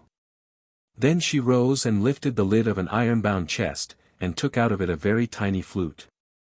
"Do you see this?" she asked. "An old man gave it to me when I was young. Whoever listens to this flute goes to sleep, and nothing can wake him. Take it and play on it as long as you remain in the kingdom of the Fairy of the Dawn, and you will be safe." At this, Petru told her that he had another task to fulfill at the well of the Fairy of the Dawn, and Venus was still better pleased when she heard his tale. So Petru bade her good night, put the flute in its case, and laid himself down in the lowest chamber to sleep. Before the dawn he was awake again, and his first care was to give to each of his horses as much corn as he could eat, and then to lead them to the well to water. Then he dressed himself and made ready to start. "Stop," cried Venus from her window, "I have still a piece of advice to give you. Leave one of your horses here, and only take 3. Ride slowly till you get to the fairy's kingdom, then dismount and go on foot. When you return, see that all your 3 horses remain on the road, while you walk. But above all beware never to look the Fairy of the Dawn in the face, for she has eyes that will bewitch you, and glances that will befool you. She is hideous, more hideous than anything you can imagine, with owl's eyes, foxy face, and cat's claws. Do you hear? Do you hear? Be sure you never look at her." Petru thanked her, and managed to get off at last. Far, far away, where the heavens touched the earth, where the stars kissed the flowers, a soft red light was seen, such as the sky sometimes has in spring, only lovelier, more wonderful. That light was behind the palace of the Fairy of the Dawn, and it took Petru 2 days and nights through flowery meadows to reach it. And besides, it was neither hot nor cold, bright nor dark, but something of them all, and Petru did not find the way a step too long. After some time Petru saw something white rise up out of the red of the sky, and when he drew nearer he saw it was a castle, and so splendid that his eyes were dazzled when they looked at it. He did not know there was such a beautiful castle in the world.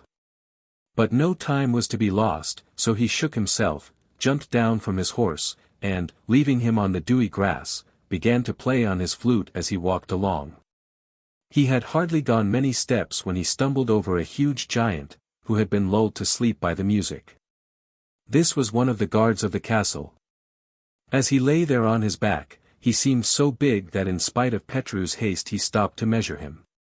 The further went Petru, the more strange and terrible were the sights he saw: lions, tigers, dragons with 7 heads, all stretched out in the sun fast asleep. It is needless to say what the dragons were like, for nowadays everyone knows, and dragons are not things to joke about. Petru ran through them like the wind. Was it haste or fear that spurred him on? At last he came to a river, but let nobody think for a moment that this river was like other rivers. Instead of water, there flowed milk, and the bottom was of precious stones and pearls, instead of sand and pebbles. And it ran neither fast nor slow, but both fast and slow together. And the river flowed round the castle, and on its banks slept lions with iron teeth and claws. And beyond were gardens such as only the Fairy of the Dawn can have, and on the flowers slept a fairy. All this saw Petru from the other side. But how was he to get over? To be sure there was a bridge, but, even if it had not been guarded by sleeping lions, it was plainly not meant for man to walk on. Who could tell what it was made of? It looked like soft little woolly clouds. So he stood thinking what was to be done, for get across he must. After a while, he determined to take the risk, and strode back to the sleeping giant. "Wake up, my brave man," he cried, giving him a shake. The giant woke and stretched out his hand to pick up Petru, just as we should catch a fly. But Petru played on his flute, and the giant fell back again. Petru tried this 3 times, and when he was satisfied that the giant was really in his power he took out a handkerchief, bound the 2 little fingers of the giant together, drew his sword, and cried for the 4th time, "Wake up, my brave man." When the giant saw the trick which had been played on him he said to Petru, "Do you call this a fair fight? Fight according to rules, if you really are a hero. I will by and by, but first I want to ask you a question. Will you swear that you will carry me over the river if I fight honorably with you?" And the giant swore. When his hands were freed, the giant flung himself upon Petru, hoping to crush him by his weight. But he had met his match. It was not yesterday, nor the day before, that Petru had fought his first battle, and he bore himself bravely. For 3 days and 3 nights the battle raged, and sometimes one had the upper hand, and sometimes the other, till at length they both lay struggling on the ground, but Petru was on top, with the point of his sword at the giant's throat. "Let me go! Let me go!" shrieked he. "I own that I am beaten." "Will you take me over the river?" asked Petru. "I will," gasped the giant. "What shall I do to you if you break your word?" "Kill me, any way you like. But let me live now." "Very well," said Petru, and he bound the giant's left hand to his right foot, tied one handkerchief round his mouth to prevent him crying out, and another round his eyes, and led him to the river. Once they had reached the bank he stretched one leg over to the other side, and, catching up Petru in the palm of his hand, set him down on the further shore. "That is all right," said Petru. Then he played a few notes on his flute, and the giant went to sleep again. Even the fairies who had been bathing a little lower down heard the music and fell asleep among the flowers on the bank. Petru saw them as he passed, and thought, if they are so beautiful, why should the Fairy of the Dawn be so ugly? But he dared not linger, and pushed on. And now he was in the wonderful gardens, which seemed more wonderful still than they had done from afar. But Petru could see no faded flowers, nor any birds, as he hastened through them to the castle. No one was there to bar his way, for all were asleep. Even the leaves had ceased to move. He passed through the courtyard, and entered the castle itself. What he beheld there need not be told, for all the world knows that the palace of the Fairy of the Dawn is no ordinary place. Gold and precious stones were as common as wood with us, and the stables where the horses of the sun were kept were more splendid than the palace of the greatest emperor in the world. Petru went up the stairs and walked quickly through 48 rooms, hung with silken stuffs, and all empty. In the 49th he found the Fairy of the Dawn herself. In the middle of this room, which was as large as a church, Petru saw the celebrated well that he had come so far to seek. It was a well just like other wells, and it seemed strange that the Fairy of the Dawn should have it in her own chamber. Yet anyone could tell it had been there for hundreds of years. And by the well slept the Fairy of the Dawn, herself. And as Petru looked at her the magic flute dropped by his side, and he held his breath. Near the well was a table, on which stood bread made with doe's milk, and a flagon of wine. It was the bread of strength and the wine of youth, and Petru longed for them. He looked once at the bread and once at the wine, and then at the Fairy of the Dawn, still sleeping on her silken cushions. As he looked a mist came over his senses. The fairy opened her eyes slowly and looked at Petru, who lost his head still further, but he just managed to remember his flute, and a few notes of it sent the fairy to sleep again, and he kissed her thrice. Then he stooped and laid his golden wreath upon her forehead, ate a piece of the bread and drank a cupful of the wine of youth, and this he did 3 times over. Then he filled a flask with water from the well, and vanished swiftly. As he passed through the garden it seemed quite different from what it was before. The flowers were lovelier, the streams ran quicker, the sunbeams shone brighter, and the fairies seemed gayer. And all this had been caused by the 3 kisses Petru had given the Fairy of the Dawn. He passed everything safely by, and was soon seated in his saddle again. Faster than the wind, faster than thought, faster than longing, faster than hatred rode Petru. At length he dismounted, and, leaving his horses at the roadside, went on foot to the house of Venus. The goddess Venus knew that he was coming, and went to meet him, bearing with her white bread and red wine. "Welcome back, my prince," said she. "Good day, and many thanks," replied the young man, holding out the flask containing the magic water. She received it with joy, and after a short rest Petru set forth, for he had no time to lose. He stopped a few minutes, as he had promised, with the goddess of thunder, and was taking a hasty farewell of her, when she called him back. "Stay, I have a warning to give you," said she. "Beware of your life, make friends with no man, do not ride fast, or let the water go out of your hand, believe no one, and flee flattering tongues. Go, and take care, for the way is long, the world is bad, and you hold something very precious. But I will give you this cloth to help you. It is not much to look at, but it is enchanted, and whoever carries it will never be struck by lightning, pierced by a lance, or smitten with a sword, and the arrows will glance off his body." Petru thanked her and rode off, and, taking out his treasure box, inquired how matters were going at home. "Not well," it said. The emperor was blind altogether now, and Floria and Kostan had besought him to give the government of the kingdom into their hands. But he would not, saying that he did not mean to resign the government till he had washed his eyes from the well of the Fairy of the Dawn. Then the brothers had gone to consult old Bersha, who told them that Petru was already on his way home bearing the water. They had set out to meet him, and would try to take the magic water from him, and then claim as their reward the government of the emperor. "You are lying," cried Petru angrily, throwing the box on the ground, where it broke into 1,000 pieces. It was not long before he began to catch glimpses of his native land, and he drew rein near a bridge, the better to look at it. He was still gazing, when he heard a sound in the distance as if someone was calling him by his name. "You, Petru," it said. "On! On!" cried the horse, "it will fare ill with you if you stop." "No, let us stop, and see who and what it is," answered Petru, turning his horse round, and coming face to face with his two brothers. He had forgotten the warning given him by the goddess of thunder, and when Costan and Floria drew near with soft and flattering words he jumped straight off his horse, and rushed to embrace them. He had 1,000 questions to ask, and 1,000 things to tell. But his brown horse stood sadly hanging his head.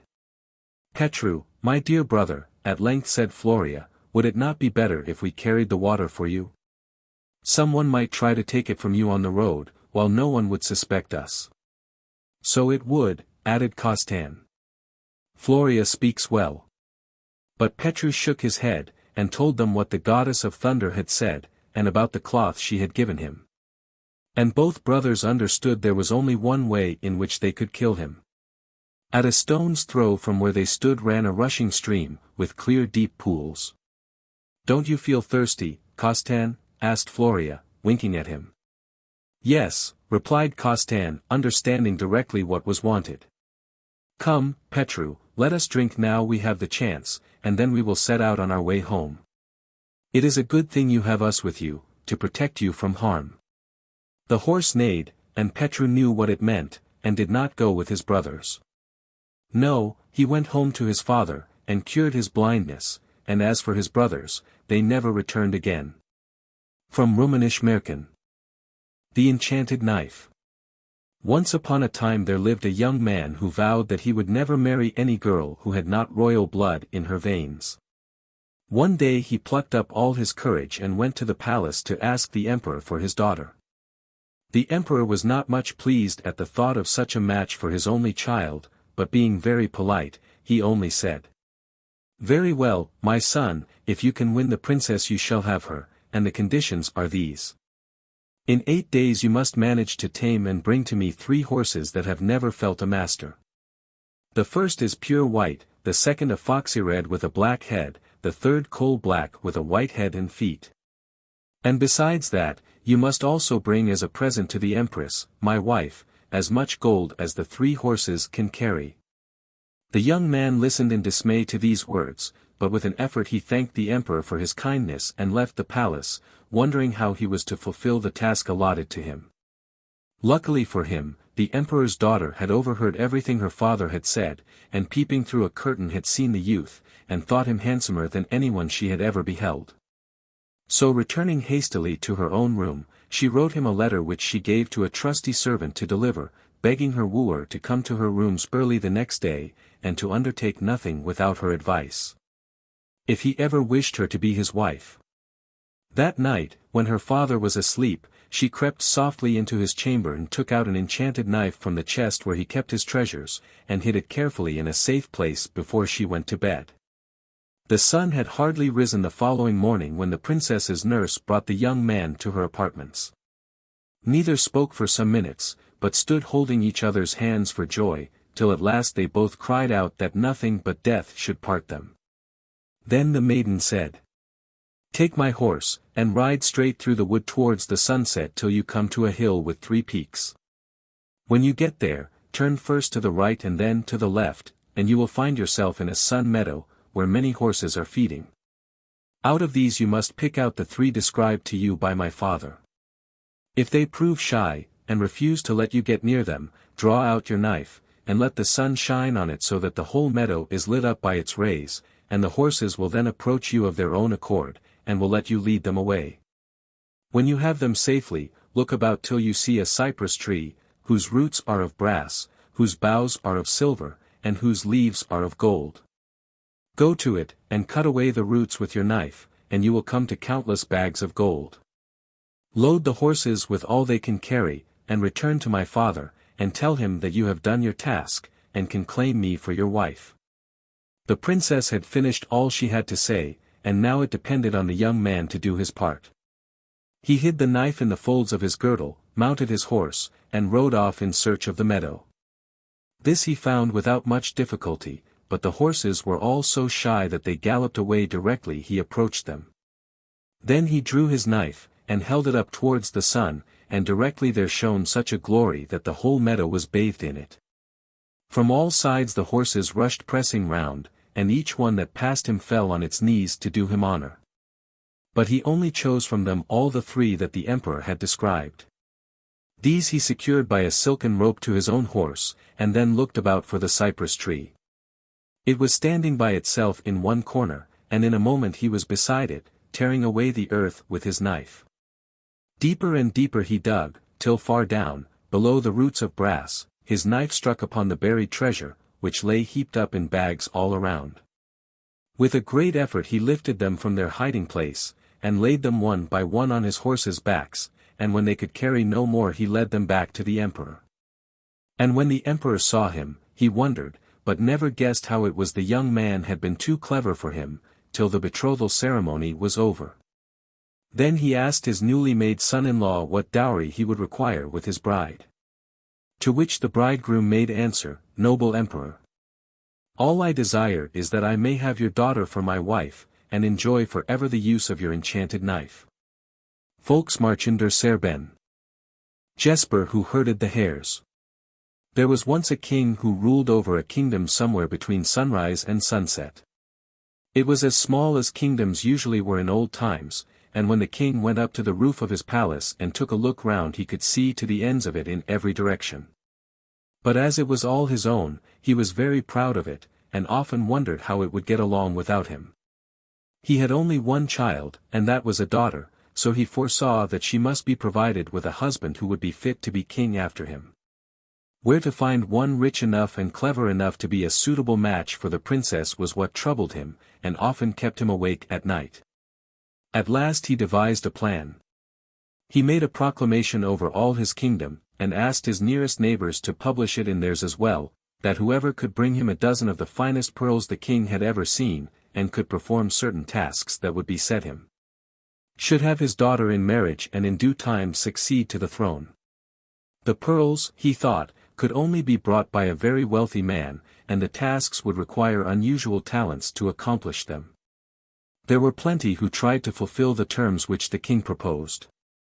Rich merchants and foreign princes presented themselves one after the other, so that some days the number of them was quite annoying. But, though they could all produce magnificent pearls, not one of them could perform even the simplest of the tasks set them. Some turned up, too, who were mere adventurers, and tried to deceive the old king with imitation pearls. But he was not to be taken in so easily, and they were soon sent about their business. At the end of several weeks the stream of suitors began to fall off, and still there was no prospect of a suitable son-in-law.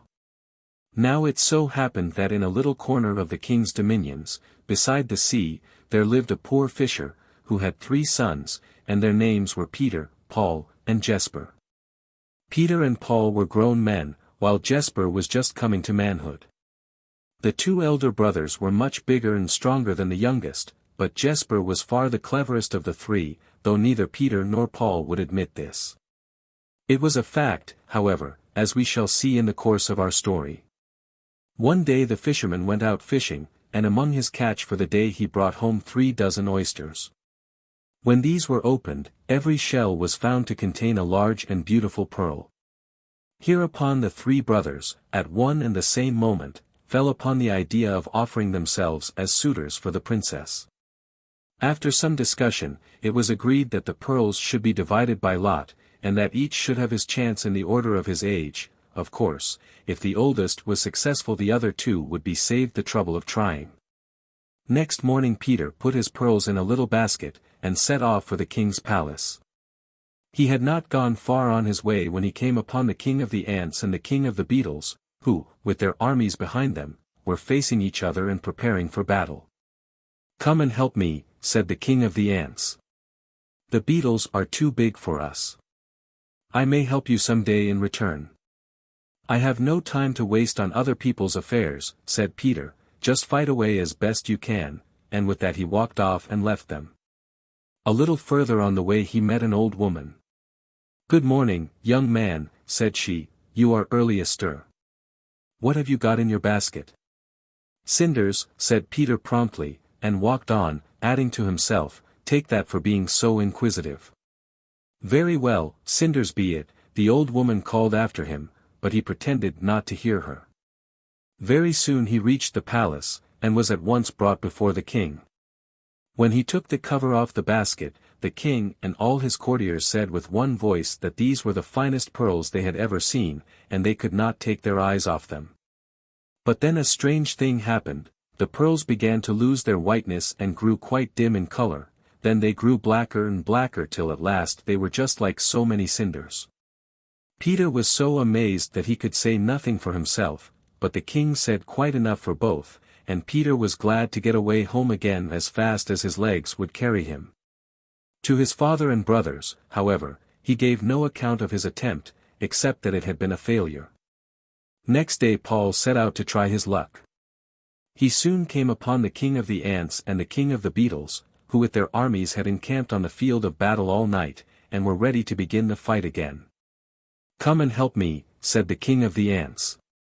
"We got the worst of it yesterday. I may help you some day in return." "I don't care though you get the worst of it today too," said Paul. "I have more important business on hand than mixing myself up in your quarrels." So he walked on, and presently the same old woman met him. "Good morning," said she, "what have you got in your basket?"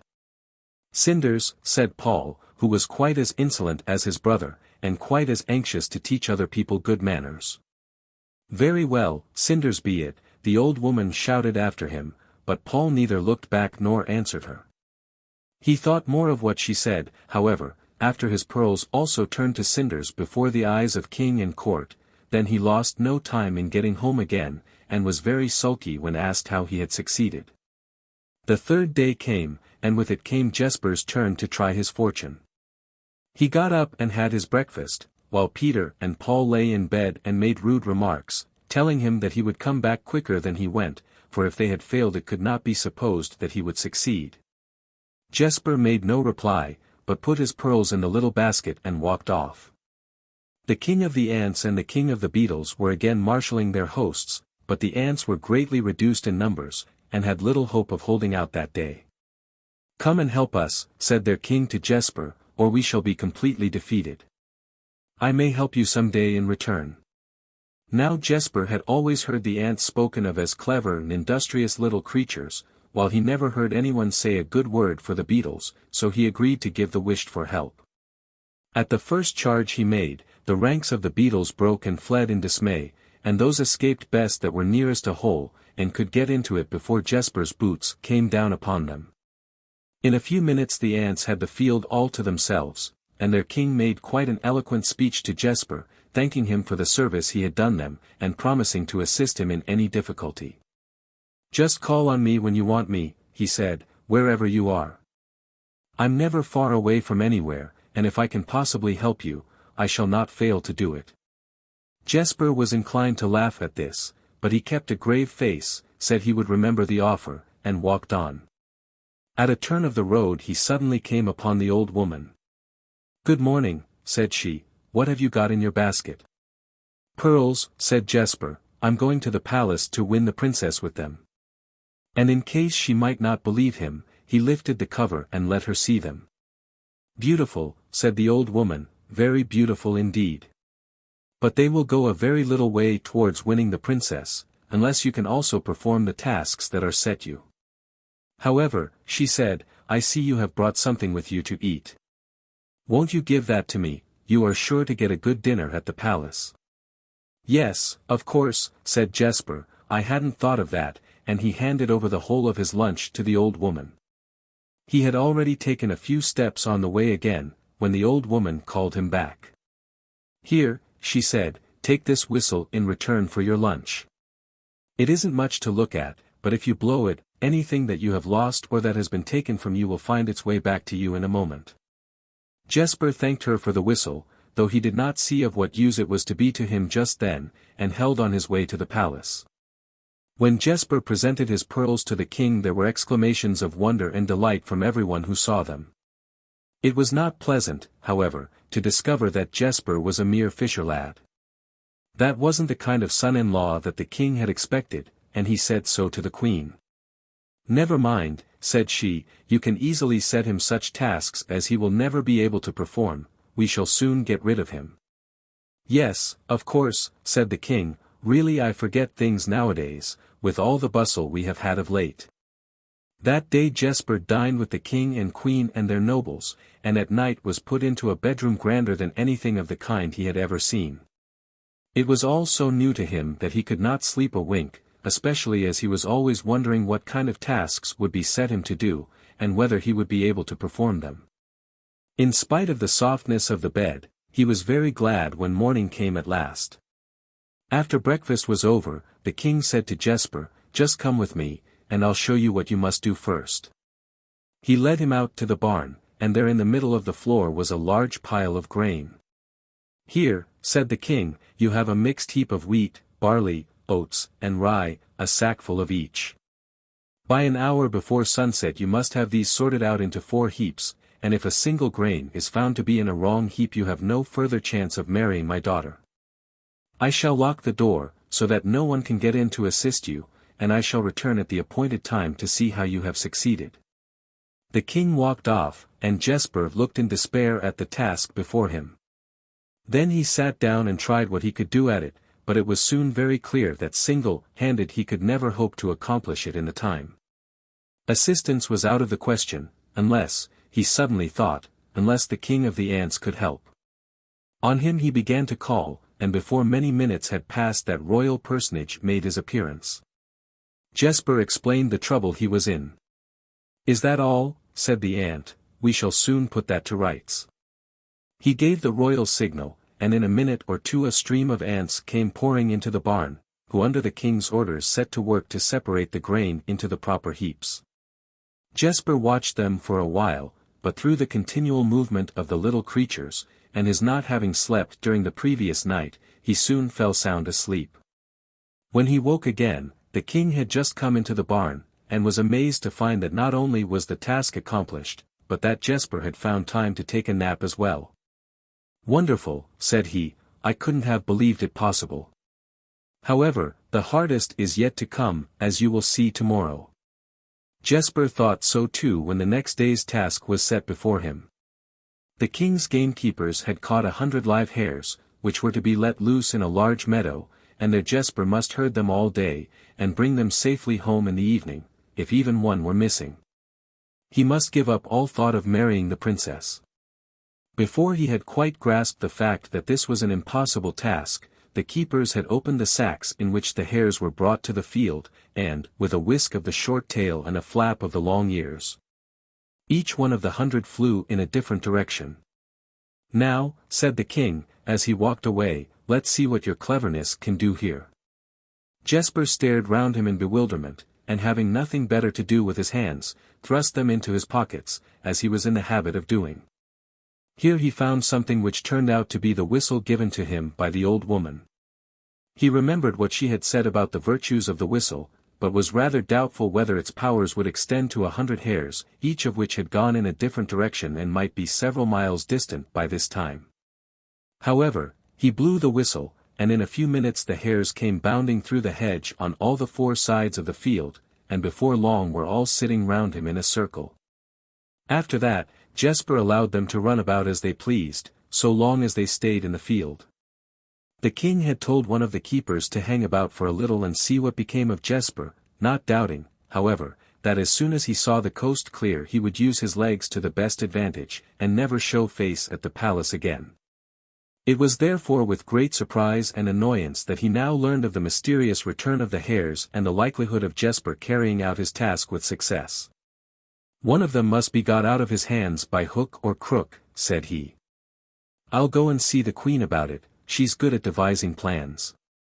A little later, a girl in a shabby dress came into the field and walked up to Jesper. "Do give me one of those hares," she said. "We have just got visitors who are going to stay to dinner, and there's nothing we can give them to eat."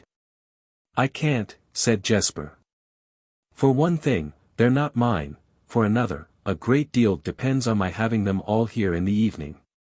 But the girl, and she was a very pretty girl, though so shabbily dressed, begged so hard for one of them that at last he said, "Very well, give me a kiss and you shall have one of them."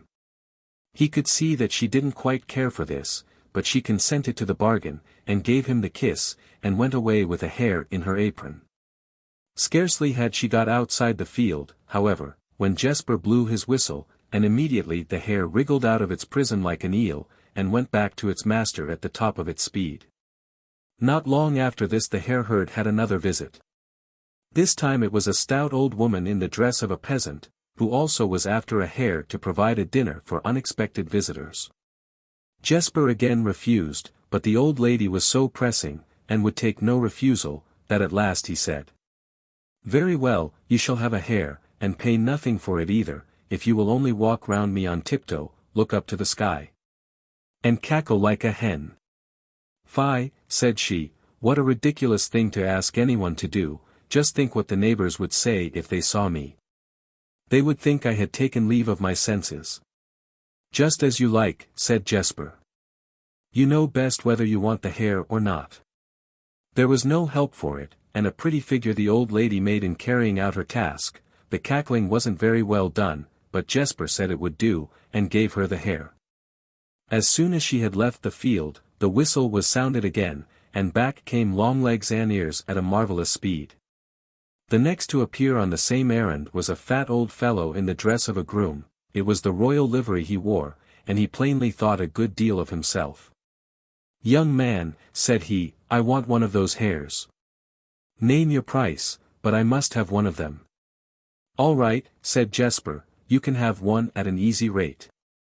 Just stand on your head, whack your heels together, and cry, 'Hurrah,' and the hare is yours."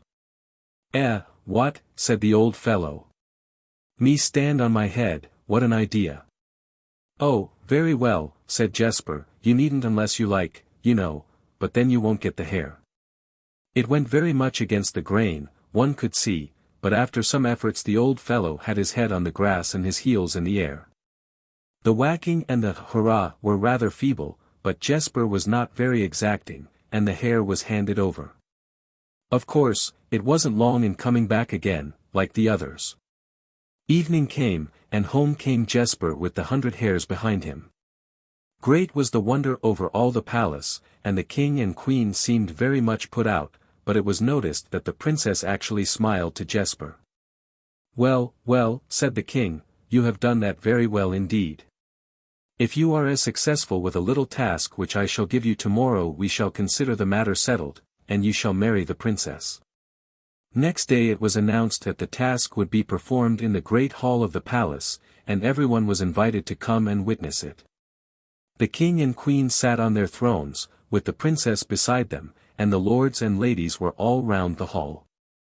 At a sign from the king, 2 servants carried in a large empty tub, which they set down in the open space before the throne, and Jesper was told to stand beside it.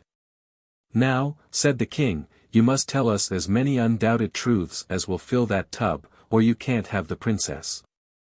"But how are we to know when the tub is full?" said Jesper. "Don't you trouble about that," said the king. "That's my part of the business." This seemed to everybody present rather unfair, but no one liked to be the first to say so, and Jesper had to put the best face he could on the matter, and begin his story. "Yesterday," he said, "when I was herding the hares, there came to me a girl, in a shabby dress, and begged me to give her one of them.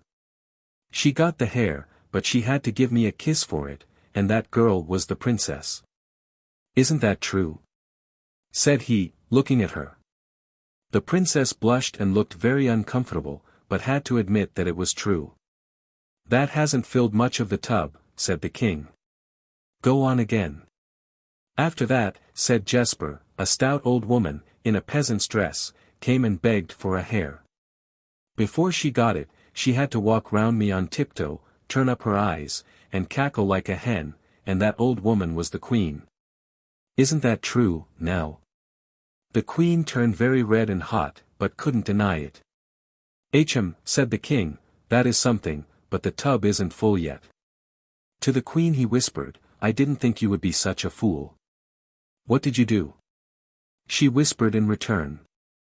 "Do you suppose I would do anything for him?" said the king, and then hurriedly ordered Jesper to go on. "In the next place," said Jesper, "there came a fat old fellow on the same errand. He was very proud and dignified, but in order to get the hare he actually stood on his head, whacked his heels together, and cried, 'Hurrah,' and that old fellow was the—" "Stop, stop," shouted the king, you needn't say another word. The tub is full." Then all the court applauded, and the king and queen accepted Jesper as their son-in-law, and the princess was very well pleased, for by this time she had quite fallen in love with him, because he was so handsome and so clever. When the old king got time to think over it, he was quite convinced that his kingdom would be safe in Jesper's hands if he looked after the people as well as he herded the hares. Scandinavian. The underground workers. On a bitter night somewhere between Christmas and the New Year, a man set out to walk to the neighboring village. It was not many miles off, but the snow was so thick that there were no roads, or walls, or hedges left to guide him, and very soon he lost his way altogether, and was glad to get shelter from the wind behind a thick juniper tree. Here he resolved to spend the night, thinking that when the sun rose he would be able to see his path again. So he tucked his legs snugly under him like a hedgehog, rolled himself up in his sheepskin, and went to sleep. How long he slept, I cannot tell you, but after a while he became aware that someone was gently shaking him, while a stranger whispered, "My good man, get up. If you lie there any more, you will be buried in the snow, and no one will ever know what became of you." The sleeper slowly raised his head from his furs, and opened his heavy eyes. Near him stood a long thin man, holding in his hand a young fir tree taller than himself. "Come with me," said the man, "a little way off we have made a large fire, and you will rest far better there than out upon this moor." The sleeper did not wait to be asked twice, but rose at once and followed the stranger.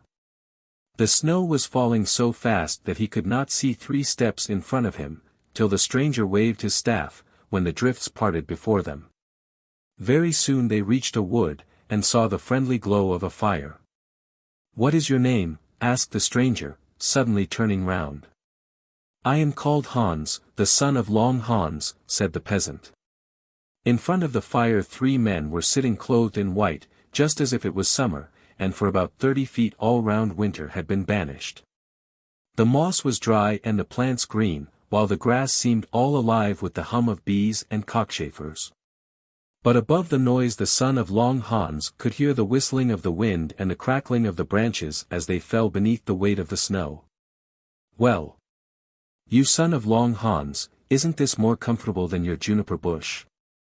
laughed the stranger, and for answer Hans replied he could not thank his friend enough for having brought him here, and, throwing off his sheepskin, rolled it up as a pillow. Then, after a hot drink which warmed both their hearts, they lay down on the ground. The stranger talked for a little to the other men in a language Hans did not understand, and after listening for a short time he once more fell asleep. When he awoke, neither wood nor fire was to be seen, and he did not know where he was. He rubbed his eyes, and began to recall the events of the night, thinking he must have been dreaming. But for all that, he could not make out how he came to be in this place. Suddenly a loud noise struck on his ear, and he felt the earth tremble beneath his feet. Hans listened for a moment, then resolved to go towards the place where the sound came from, hoping he might come across some human being. He found himself at length at the mouth of a rocky cave in which a fire seemed burning. He entered, and saw a huge forge, and a crowd of men in front of it, blowing bellows and wielding hammers, and to each anvil were 7 men, and a set of more comical smiths could not be found if you searched all the world through. Their heads were bigger than their little bodies, and their hammers twice the size of themselves, but the strongest men on earth could not have handled their iron clubs more stoutly or given lustier blows. The little blacksmiths were clad in leather aprons, which covered them from their necks to their feet in front, and left their backs naked. On a high stool against the wall sat the man with the pinewood staff, watching sharply the way the little fellows did their work, and near him stood a large can, from which every now and then the workers would come and take a drink.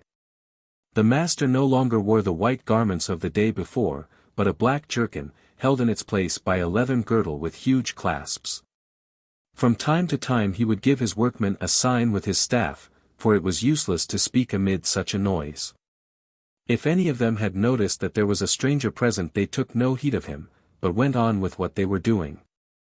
After some hours' hard labor came the time for rest, and they all flung their hammers to the ground and trooped out of the cave. Then the master got down from his seat and said to Hans. I saw you come in, but the work was pressing, and I could not stop to speak to you. Today you must be my guest, and I will show you something of the way in which I live. Wait here for a moment, while I lay aside these dirty clothes. With these words he unlocked a door in the cave, and bade Hans pass in before him. Oh, what riches and treasures met Hans' astonished eyes! Gold and silver bars lay piled on the floor, and glittered so that you could not look at them. Hans thought he would count them for fun, and had already reached the 570th when his host returned and cried, laughing. Do not try to count them, it would take too long. Choose some of the bars from the heap, as I should like to make you a present of them. Hans did not wait to be asked twice, and stooped to pick up a bar of gold, but though he put forth all his strength he could not even move it with both hands, still less lift it off the ground. Why, you have no more power than a flea, laughed the host, you will have to content yourself with feasting your eyes upon them. So he bade Hans follow him through other rooms, till they entered one bigger than a church, filled, like the rest, with gold and silver. Hans wondered to see these vast riches, which might have bought all the kingdoms of the world, and lay buried, useless, he thought, to anyone. What is the reason, he asked of his guide, that you gather up these treasures here, where they can do good to nobody? If they fell into the hands of men, everyone would be rich, and none need work or suffer hunger. And it is exactly for that reason, answered he, that I must keep these riches out of their way. The whole world would sink to idleness if men were not forced to earn their daily bread. It is only through work and care that man can ever hope to be good for anything. Hans stared at these words, and at last he begged that his host would tell him what use it was to anybody that this gold and silver should lie mouldering there, and the owner of it be continually trying to increase his treasure, which already overflowed his store rooms. I am not really a man, replied his guide, though I have the outward form of one, but one of those beings to whom is given the care of the world. It is my task and that of my workmen to prepare under the earth the gold and silver, a small portion of which finds its way every year to the upper world, but only just enough to help them carry on their business. To none comes wealth without trouble, we must first dig out the gold and mix the grains with earth, clay, and sand. Then, after long and hard seeking, it will be found in this state, by those who have good luck or much patience. But, my friend, the hour of dinner is at hand. If you wish to remain in this place, and feast your eyes on this gold, then stay till I call you. In his absence Hans wandered from one treasure chamber to another, sometimes trying to break off a little lump of gold, but never able to do it. After a while his host came back, but so changed that Hans could not believe it was really he. His silken clothes were of the brightest flame color, richly trimmed with gold fringes and lace. A golden girdle was round his waist, while his head was encircled with a crown of gold, and precious stones twinkled about him like stars in a winter's night, and in place of his wooden stick he held a finely worked golden staff. The lord of all this treasure locked the doors and put the keys in his pocket, then led Hans into another room, where dinner was laid for them. Table and seats were all of silver, while the dishes and plates were of solid gold. Directly they sat down, a dozen little servants appeared to wait on them, which they did so cleverly and so quickly that Hans could hardly believe they had no wings. As they did not reach as high as the table, they were often obliged to jump and hop right on to the top to get at the dishes. Everything was new to Hans, and though he was rather bewildered he enjoyed himself very much, especially when the man with the golden crown began to tell him many things he had never heard of before. Between Christmas and the New Year, said he, I often amuse myself by wandering about the earth watching the doings of men and learning something about them. But as far as I have seen and heard I cannot speak well of them. The greater part of them are always quarreling and complaining of each other's faults, while nobody thinks of his own. Hans tried to deny the truth of these words, but he could not do it, and sat silent, hardly listening to what his friend was saying. Then he went to sleep in his chair, and knew nothing of what was happening. Wonderful dreams came to him during his sleep, where the bars of gold continually hovered before his eyes. He felt stronger than he had ever felt during his waking moments, and lifted 2 bars quite easily onto his back. He did this so often that at length his strength seemed exhausted, and he sank almost breathless on the ground. Then he heard the sound of cheerful voices, and the song of the blacksmiths as they blew their bellows. He even felt as if he saw the sparks flashing before his eyes. Stretching himself, he awoke slowly, and here he was in the green forest, and instead of the glow of the fire in the underworld the sun was streaming on him, and he sat up wondering why he felt so strange. At length his memory came back to him, and as he called to mind all the wonderful things he had seen he tried in vain to make them agree with those that happen every day. After thinking it over till he was nearly mad, he tried at last to believe that one night between Christmas and the New Year he had met a stranger in the forest, and had slept all night in his company before a big fire. The next day they had dined together, and had drunk a great deal more than was good for them. In short, he had spent 2 whole days reveling with another man. But here, with the full tide of summer around him, he could hardly accept his own explanation, and felt that he must have been the plaything or sport of some magician. Near him, in the full sunlight, were the traces of a dead fire, and when he drew close to it he saw that what he had taken for ashes was really fine silver dust, and that the half-burnt firewood was made of gold.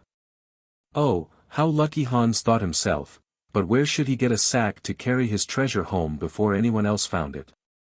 But necessity is the mother of invention. Hans threw off his fur coat, gathered up the silver ashes so carefully in it that none remained behind, laid the gold sticks on top, and tied up the bag thus made with his girdle, so that nothing should fall out. The load was not, in point of fact, very heavy, although it seemed so to his imagination, and he moved slowly along till he found a safe hiding place for it. In this way Hans suddenly became rich enough to buy a property of his own. But being a prudent man, he finally decided that it would be best for him to leave his old neighborhood and look for a home in a distant part of the country, where nobody knew anything about him. It did not take him long to find what he wanted, and after he had paid for it there was plenty of money left over. When he was settled, he married a pretty girl who lived nearby, and had some children, to whom on his deathbed he told the story of the Lord of the Underworld, and how he had made Hans rich. Est nicht Märchen. The history of Dwarf Long Nose. It is a great mistake to think that fairies, witches, magicians, and such people lived only in eastern countries and in such times as those of the Caliph Harun al-Rashid. Fairies and their like belong to every country and every age, and no doubt we should see plenty of them now, if we only knew how. In a large town in Germany there lived, some couple of 100 years ago, a cobbler and his wife. They were poor and hard-working. The man sat all day in a little stall at the street corner and mended any shoes that were brought him. His wife sold the fruit and vegetables they grew in their garden in the marketplace, and as she was always neat and clean and her goods were temptingly spread out she had plenty of customers. The couple had one boy called Jem. A handsome, pleasant-faced boy of 12, and tall for his age. He used to sit by his mother in the market and would carry home what people bought from her, for which they often gave him a pretty flower, or a slice of cake, or even some small coin. One day Jem and his mother sat as usual in the marketplace with plenty of nice herbs and vegetables spread out on the board, and in some smaller baskets early pears, apples, and apricots. Jem cried his wares at the top of his voice. "This way, gentlemen. See these lovely cabbages and these fresh herbs. Early apples, ladies, early pears and apricots, and all cheap. Come, buy, buy." As he cried an old woman came across the marketplace. She looked very torn and ragged, and had a small sharp face, all wrinkled, with red eyes, and a thin hooked nose which nearly met her chin. She leant on a tall stick and limped and shuffled and stumbled along as if she were going to fall on her nose at any moment. In this fashion she came along till she got to the stall where Jem and his mother were, and there she stopped. "Are you Hannah the herb seller?" she asked in a croaky voice as her head shook to and fro. "Yes, I am," was the answer. "Can I serve you?" We'll see. Let me look at those herbs. I wonder if you've got what I want," said the old woman as she thrust a pair of hideous brown hands into the herb basket, and began turning over all the neatly packed herbs with her skinny fingers, often holding them up to her nose and sniffing at them.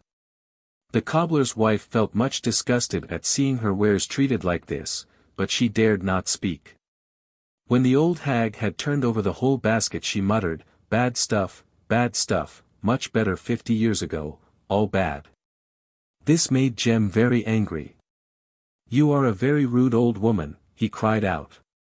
"First you mess all our nice herbs about with your horrid brown fingers and sniff at them with your long nose till no one else will care to buy them, and then you say it's all bad stuff, though the Duke's cook himself buys all his herbs from us." The old woman looked sharply at the saucy boy, laughed unpleasantly, and said, "So you don't like my long nose, sonny? Well, you shall have one yourself, right down to your chin." As she spoke she shuffled towards the hamper of cabbages, took up one after another, squeezed them hard, and threw them back, muttering again, bad stuff, bad stuff." "Don't waggle your head in that horrid way," begged Jem anxiously. "Your neck is as thin as a cabbage stalk, and it might easily break and your head fall into the basket, and then who would buy anything?" "Don't you like thin necks?" laughed the old woman. "Then you shan't have any, but a head stuck close between your shoulders so that it may be quite sure not to fall off." "Don't talk such nonsense to the child," said the mother at last. "If you wish to buy, please make haste, as you are keeping other customers away." "Very well, I will do as you ask," said the old woman, with an angry look. "I will buy these 6 cabbages, but, as you see, I can only walk with my stick and can carry nothing. Let your boy carry them home for me and I'll pay him for his trouble." The little fellow didn't like this, and began to cry, for he was afraid of the old woman, but his mother ordered him to go, for she thought it wrong not to help such a weakly old creature. So, still crying, he gathered the cabbages into a basket and followed the old woman across the marketplace. It took her more than half an hour to get to a distant part of the little town, but at last she stopped in front of a small tumble-down house. She drew a rusty old hook from her pocket and stuck it into a little hole in the door, which suddenly flew open. How surprised Jem was when they went in. The house was splendidly furnished, the walls and ceiling of marble, the furniture of ebony inlaid with gold and precious stones, the floor of such smooth slippery glass that the little fellow tumbled down more than once. The old woman took out a silver whistle and blew it till the sound rang through the house. Immediately a lot of guinea pigs came running down the stairs, but Jem thought it rather odd that they all walked on their hind legs, wore nutshells for shoes, and men's clothes, whilst even their hats were put on in the newest fashion. "Where are my slippers, lazy crew?" cried the old woman, and hit about with her stick. "How long am I to stand waiting here?" They rushed upstairs again and returned with a pair of cocoa nuts lined with leather, which she put on her feet. Now all limping and shuffling was at an end. She threw away her stick and walked briskly across the glass floor, drawing little Jem after her. At last she paused in a room which looked almost like a kitchen. It was so full of pots and pans, but the tables were of mahogany and the sofas and chairs covered with the richest stuffs. "Sit down," said the old woman pleasantly, and she pushed Jem into a corner of a sofa and put a table close in front of him. "Sit down, you've had a long walk and a heavy load to carry, and I must give you something for your trouble. Wait a bit, and I'll give you some nice soup, which you'll remember as long as you live." So saying, she whistled again. First came in guinea pigs in men's clothing. They had tied on large kitchen aprons, and in their belts were stuck carving knives and sauce ladles and such things. After them hopped in a number of squirrels. They too walked on their hind legs, wore full Turkish trousers, and little green velvet caps on their heads. They seemed to be the scullions, for they clambered up the walls and brought down pots and pans, eggs, flour, butter, and herbs, which they carried to the stove. Here the old woman was bustling about, and Jem could see that she was cooking something very special for him. At last the broth began to bubble and boil, and she drew off the saucepan and poured its contents into a silver bowl, which she set before Jem. "There, my boy," said she, "eat this soup and then you'll have everything which pleased you so much about me. And you shall be a clever cook too, but the real herb, no, the real herb you'll never find." Why had your mother not got it in her basket? The child could not think what she was talking about, but he quite understood the soup, which tasted most delicious. His mother had often given him nice things, but nothing had ever seemed so good as this. The smell of the herbs and spices rose from the bowl, and the soup tasted both sweet and sharp at the same time, and was very strong. As he was finishing it, the guinea pigs lit some Arabian incense, which gradually filled the room with clouds of blue vapor. They grew thicker and thicker and the scent nearly overpowered the boy. He reminded himself that he must get back to his mother, but whenever he tried to rouse himself to go he sank back again drowsily, and at last he fell sound asleep in the corner of the sofa. Strange dreams came to him.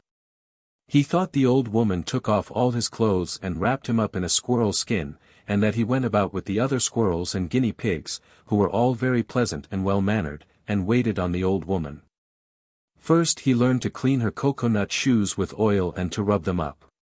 Then he learned to catch the little sun moths and rub them through the finest sieves, and the flour from them he made into soft bread for the toothless old woman.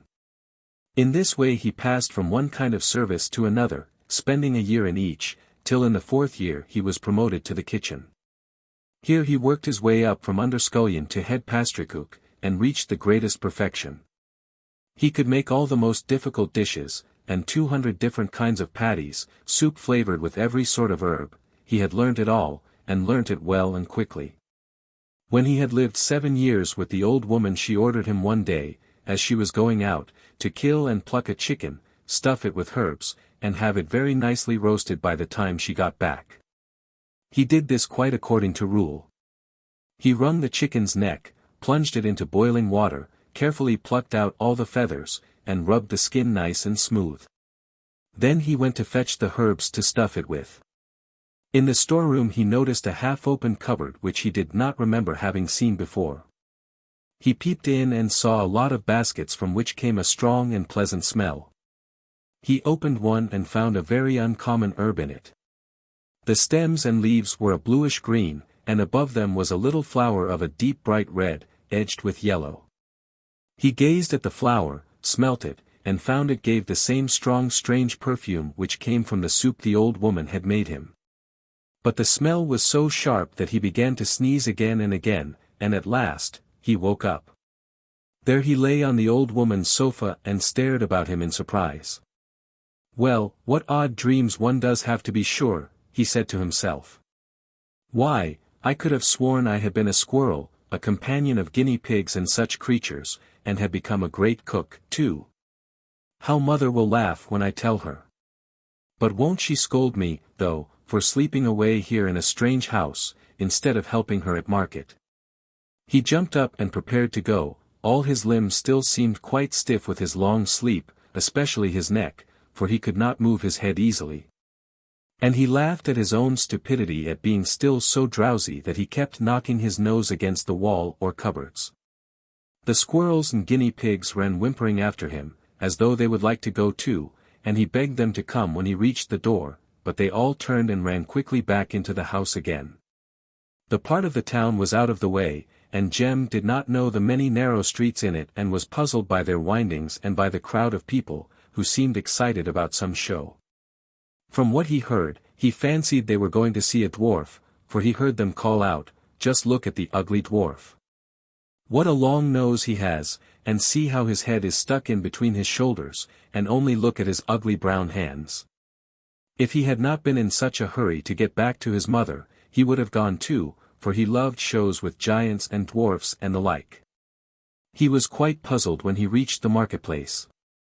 There sat his mother, with a good deal of fruit still in her baskets, so he felt he could not have slept so very long, but it struck him that she was sad, for she did not call to the passers-by, but sat with her head resting on her hand. And as he came nearer he thought she looked paler than usual. He hesitated what to do, but at last he slipped behind her, laid a hand on her arm, and said, "Mammy, what's the matter? Are you angry with me?" She turned round quickly and jumped up with a cry of horror. "What do you want, you hideous dwarf?" she cried. "Get away, I can't bear such tricks." "But, mother dear, what's the matter with you?" repeated Jem, quite frightened. "You can't be well. Why do you want to drive your son away?" "I have said already, get away," replied Hannah, quite angrily. "You won't get anything out of me by your games, you monstrosity." "Oh dear, oh dear. She must be wandering in her mind," murmured the lad to himself. "How can I manage to get her home? Dearest mother, do look at me close. Can't you see I am your own son Jem?" "Well, did you ever hear such impudence?" asked Hannah, turning to a neighbor. "Just see that frightful dwarf, would you believe that he wants me to think he is my son Jem?" Then all the market women came round and talked all together and scolded as hard as they could, and said what a shame it was to make game of Mrs. Hannah, who had never got over the loss of her beautiful boy, who had been stolen from her 7 years ago, and they threatened to fall upon Jem and scratch him well if he did not go away at once. Poor Jem did not know what to make of it all. He was sure he had gone to market with his mother only that morning, had helped to set out the stall, had gone to the old woman's house, where he had some soup and a little nap, and now, when he came back, they were all talking of 7 years. And they called him a horrid dwarf. Why, what had happened to him? When he found that his mother would really have nothing to do with him, he turned away with tears in his eyes, and went sadly down the street towards his father's stall. "Now I'll see whether he will know me," thought he. "I'll stand by the door and talk to him." When he got to the stall he stood in the doorway and looked in. The cobbler was so busy at work that he did not see him for some time, but, happening to look up, he caught sight of his visitor, and letting shoes, thread, and everything fall to the ground, he cried with horror, "Good heavens! What is that?" "Good evening, master," said the boy, as he stepped in. "How do you do?" "Very ill, little sir," replied the father, to Jem's surprise, for he did not seem to know him. "Business does not go well. I am all alone, and am getting old, and a workman is costly." "But haven't you a son who could learn your trade by degrees?" asked Jem. "I had one, he was called Jem, and would have been a tall sturdy lad of 20 by this time, and able to help me well. Why, when he was only 12 he was quite sharp and quick, and had learnt many little things, and a good-looking boy too, and pleasant, so that customers were taken by him." "Well, well. So goes the world.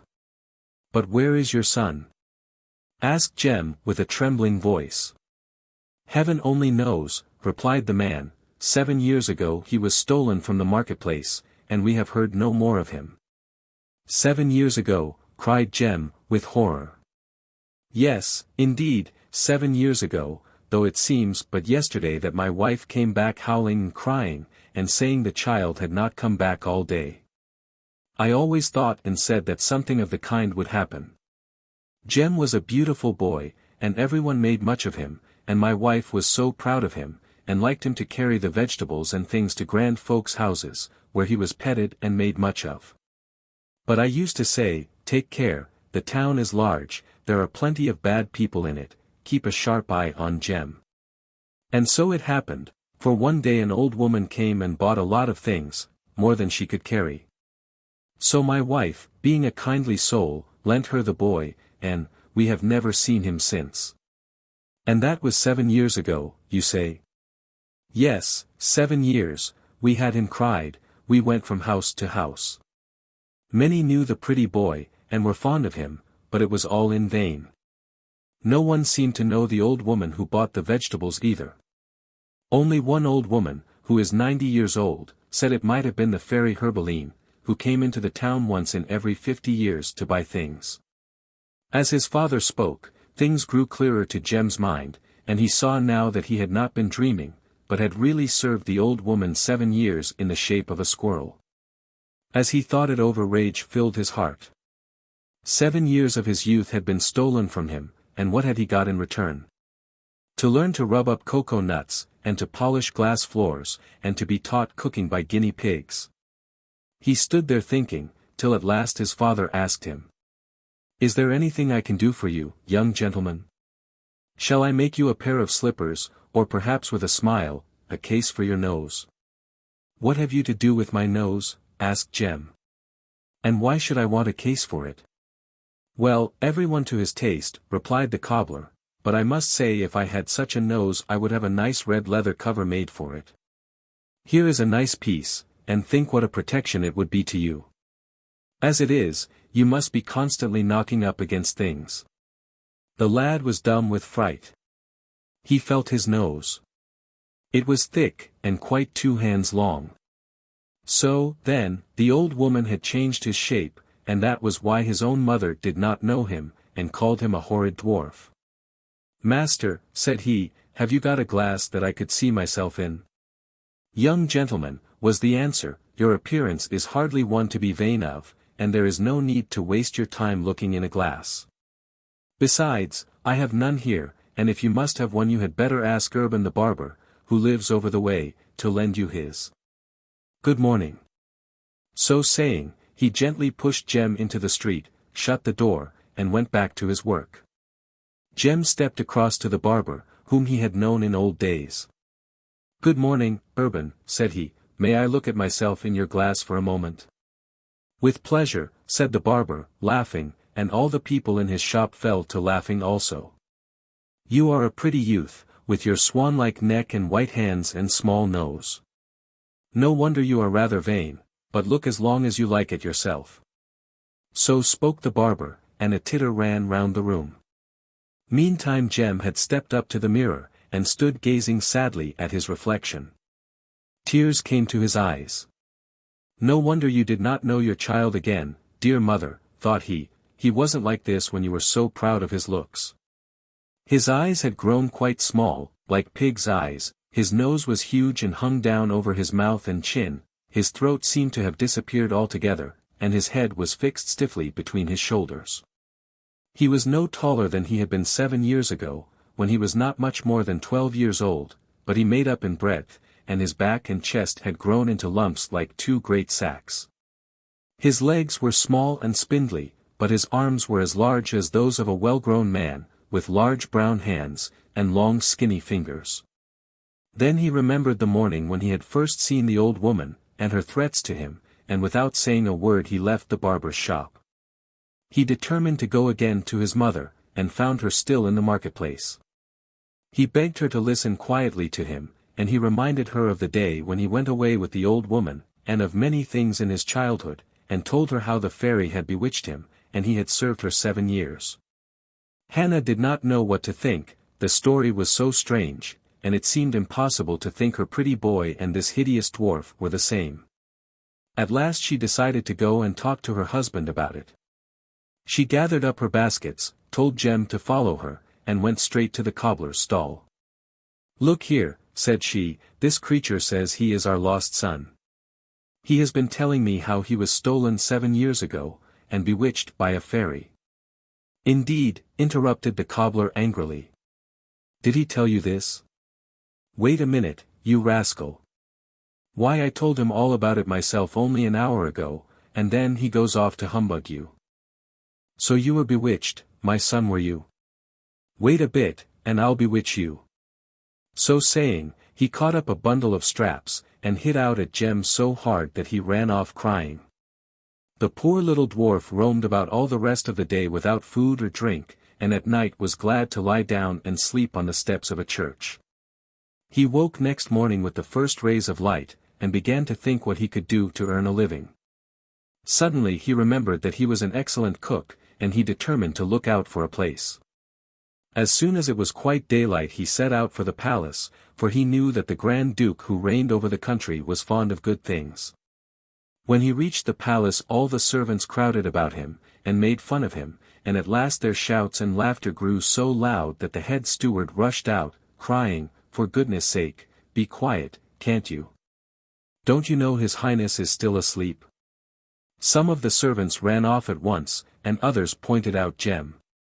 Indeed, the steward found it hard to keep himself from laughing at the comic sight, but he ordered the servants off and led the dwarf into his own room. When he heard him ask for a place as cook, he said, "you make some mistake, my lad. I think you want to be the Grand Duke's dwarf, don't you?" "No, sir," replied Jem. "I am an experienced cook, and if you will kindly take me to the head cook he may find me of some use." "Well, as you will. But believe me, you would have an easier place as the Grand Ducal Dwarf." So saying, the head steward led him to the head cook's room. "Sir," asked Jem, as he bowed till his nose nearly touched the floor, "do you want an experienced cook?" The head cook looked him over from head to foot, and burst out laughing. "You a cook? Do you suppose our cooking stoves are so low that you can look into any saucepan on them? Oh, my dear little fellow, whoever sent you to me wanted to make fun of you." But the dwarf was not to be put off.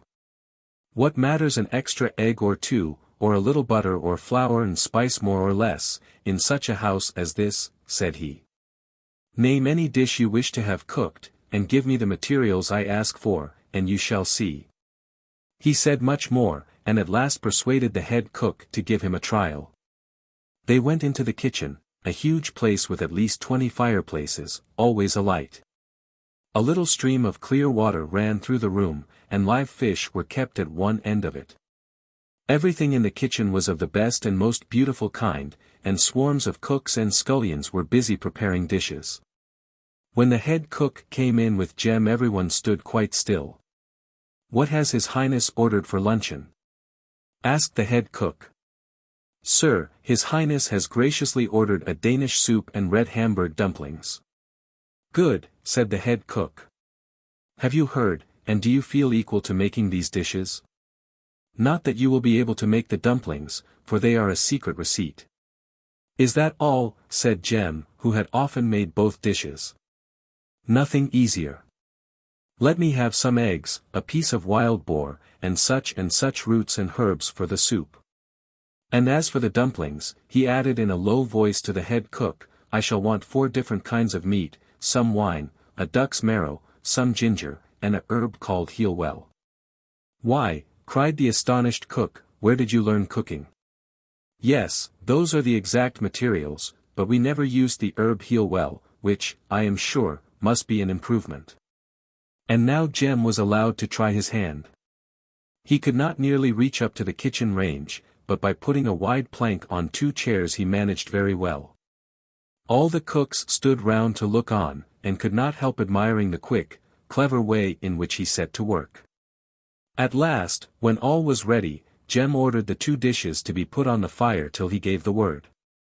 Then he began to count, 1, 2, 3, till he got to 500 when he cried, "Now." The saucepans were taken off, and he invited the head cook to taste.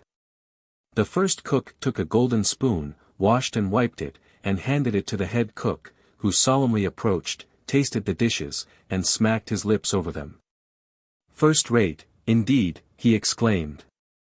"You certainly are a master of the art, little fellow, and the herb heelwell gives a particular relish." As he was speaking, the Duke's valet came to say that His Highness was ready for luncheon, and it was served at once in silver dishes. The head cook took Jem to his own room, but had hardly had time to question him before he was ordered to go at once to the Grand Duke. He hurried on his best clothes and followed the messenger. The Grand Duke was looking much pleased. He had emptied the dishes, and was wiping his mouth as the head cook came in. "Who cooked my luncheon today?" asked he. "I must say your dumplings are always very good, but I don't think I ever tasted anything so delicious as they were today." "Who made them?" "It is a strange story, your Highness," said the cook, and told him the whole matter, which surprised the Duke so much that he sent for the dwarf and asked him many questions. Of course, Jem could not say he had been turned into a squirrel, but he said he was without parents and had been taught cooking by an old woman. "If you will stay with me," said the Grand Duke, "you shall have 50 ducats a year, besides a new coat and a couple of pairs of trousers. You must undertake to cook my luncheon yourself and to direct what I shall have for dinner, and you shall be called assistant head cook." Jem bowed to the ground, and promised to obey his new master in all things. He lost no time in setting to work, and everyone rejoiced at having him in the kitchen, for the Duke was not a patient man, and had been known to throw plates and dishes at his cooks and servants if the things served were not quite to his taste. Now all was changed. He never even grumbled at anything, had 5 meals instead of 3, thought everything delicious, and grew fatter daily. And so Jem lived on for 2 years, much respected and considered, and only saddened when he thought of his parents. One day passed much like another till the following incident happened. Dwarf Long-Nose, as he was always called, made a practice of doing his marketing as much as possible himself, and whenever time allowed went to the market to buy his poultry and fruit. One morning he was in the goose market, looking for some nice fat geese. No one thought of laughing at his appearance now. He was known as the Duke's special body cook, and every goose woman felt honored if his nose turned her way. He noticed one woman sitting apart with a number of geese, but not crying or praising them like the rest. He went up to her, felt and weighed her geese, and, finding them very good, bought 3 in the cage to put them in, hoisted them on his broad shoulders, and set off on his way back. As he went, it struck him that 2 of the geese were gobbling and screaming as geese do, but the 3rd sat quite still, only heaving a deep sigh now and then, like a human being. "That goose is ill," said he. "I must make haste to kill and dress her." But the goose answered him quite distinctly. "Squeeze too tight and I'll bite, if my neck a twist you gave I'd bring you to an early grave." Quite frightened, the dwarf set down the cage, and the goose gazed at him with sad wise-looking eyes and sighed again. "Good gracious," said Long-Nose. "So you can speak, Mistress Goose. I never should have thought it. Well, don't be anxious. I know better than to hurt so rare a bird. But I could bet you were not always in this plumage. Wasn't I a squirrel myself for a time?" "You are right," said the goose, "in supposing I was not born in this horrid shape. Ah! No one ever thought that Mimi, the daughter of the great Weatherbold, would be killed for the ducal table." "Be quite easy, Mistress Mimi," comforted Jem. "As sure as I'm an honest man and assistant head cook to His Highness, no one shall harm you. I will make a hutch for you in my own rooms, and you shall be well fed, and I'll come and talk to you as much as I can. I'll tell all the other cooks that I am fattening up a goose on very special food for the Grand Duke, and at the first good opportunity one will set you free." The goose thanked him with tears in her eyes, and the dwarf kept his word. He killed the other 2 geese for dinner, but built a little shed for Mimi in one of his rooms, under the pretense of fattening her under his own eye. He spent all his spare time talking to her and comforting her, and fed her on all the daintiest dishes. They confided their histories to each other, and Jem learnt that the goose was the daughter of the wizard Weatherbold, who lived on the island of Gothland. He fell out with an old fairy, who got the better of him by cunning and treachery, and to revenge herself turned his daughter into a goose and carried her off to this distant place. When Long-Nose told her his story she said, "I know a little of these matters, and what you say shows me that you are under a herb enchantment, that is to say, that if you can find the herb whose smell woke you up the spell would be broken." This was but small comfort for Jem, for how and where was he to find the herb? About this time the Grand Duke had a visit from a neighboring prince, a friend of his. He sent for Long-Nose and said to him, "Now is the time to show what you can really do. This prince who is staying with me has better dinners than any one except myself, and is a great judge of cooking. As long as he is here you must take care that my table shall be served in a manner to surprise him constantly. At the same time, on pain of my displeasure, take care that no dish shall appear twice. Get everything you wish and spare nothing. If you want to melt down gold and precious stones, do so. I would rather be a poor man than have to blush before him." The dwarf bowed and answered, "Your Highness shall be obeyed. I will do all in my power to please you and the prince." From this time the little cook was hardly seen except in the kitchen, where, surrounded by his helpers, he gave orders, baked, stewed, flavored and dished up all manner of dishes. The prince had been a fortnight with the Grand Duke, and enjoyed himself mightily. They ate 5 times a day, and the Duke had every reason to be content with the dwarf's talents, for he saw how pleased his guest looked. On the 15th day the Duke sent for the dwarf and presented him to the prince.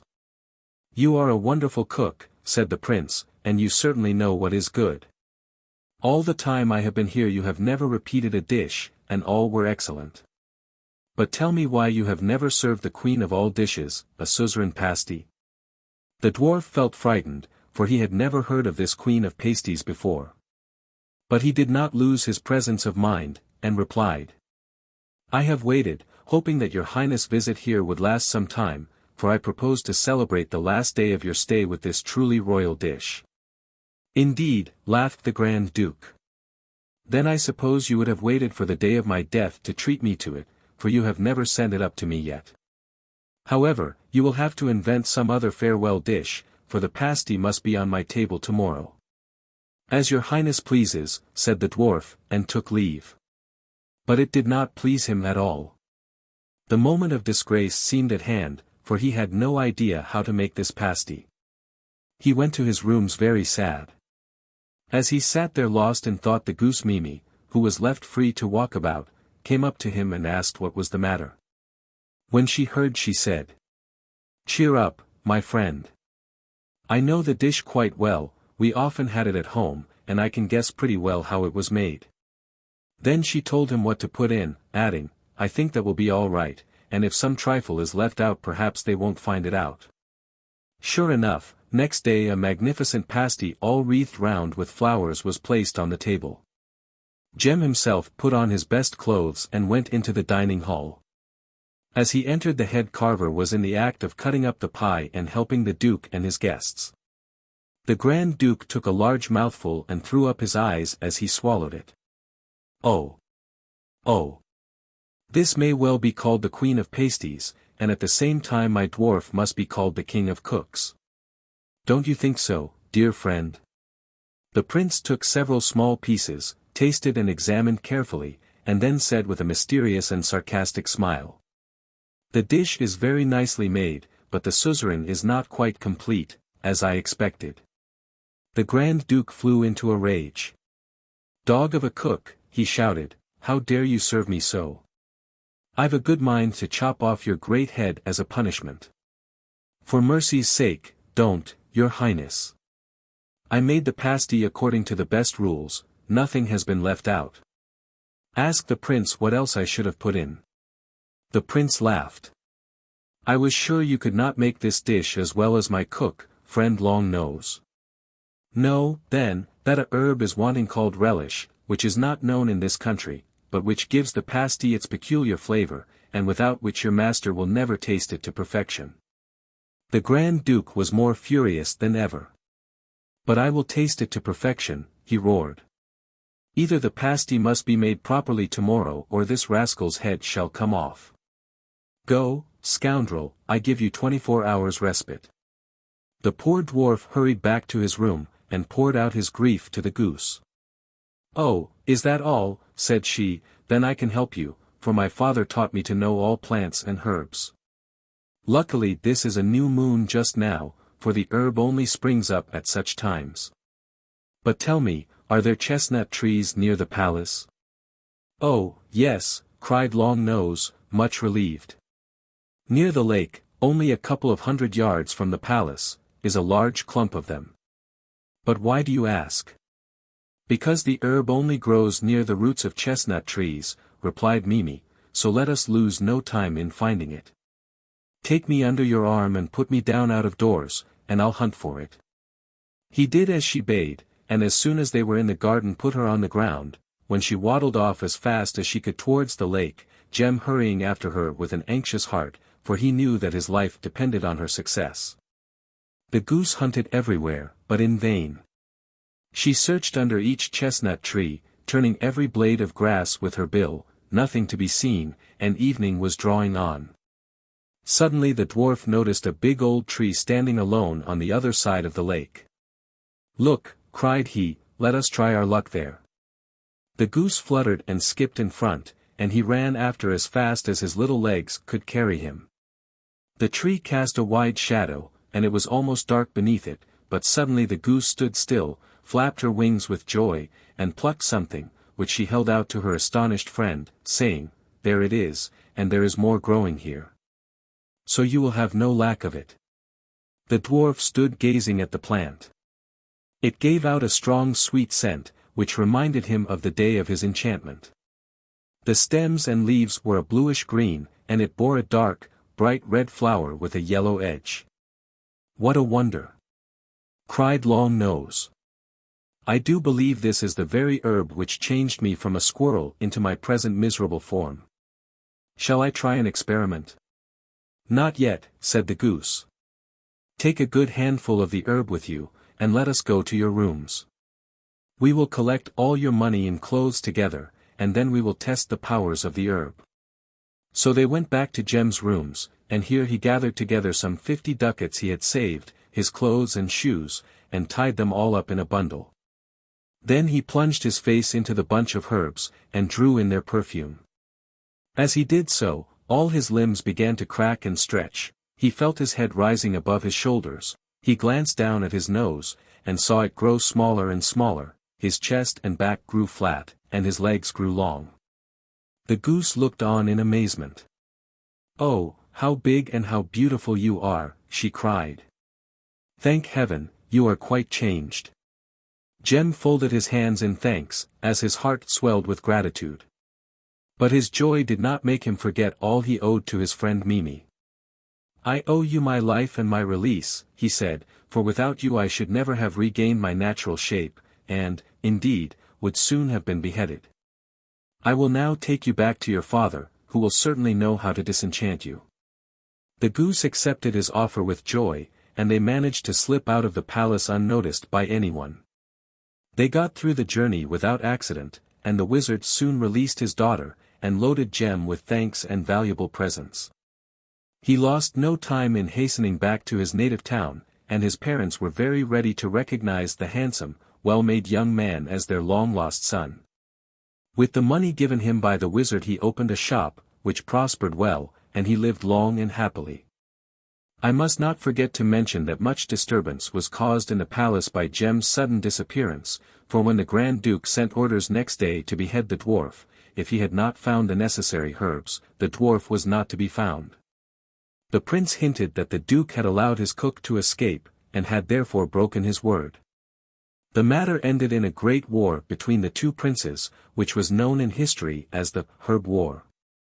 After many battles and much loss of life, a peace was at last concluded, and this peace became known as the Pasty Peace.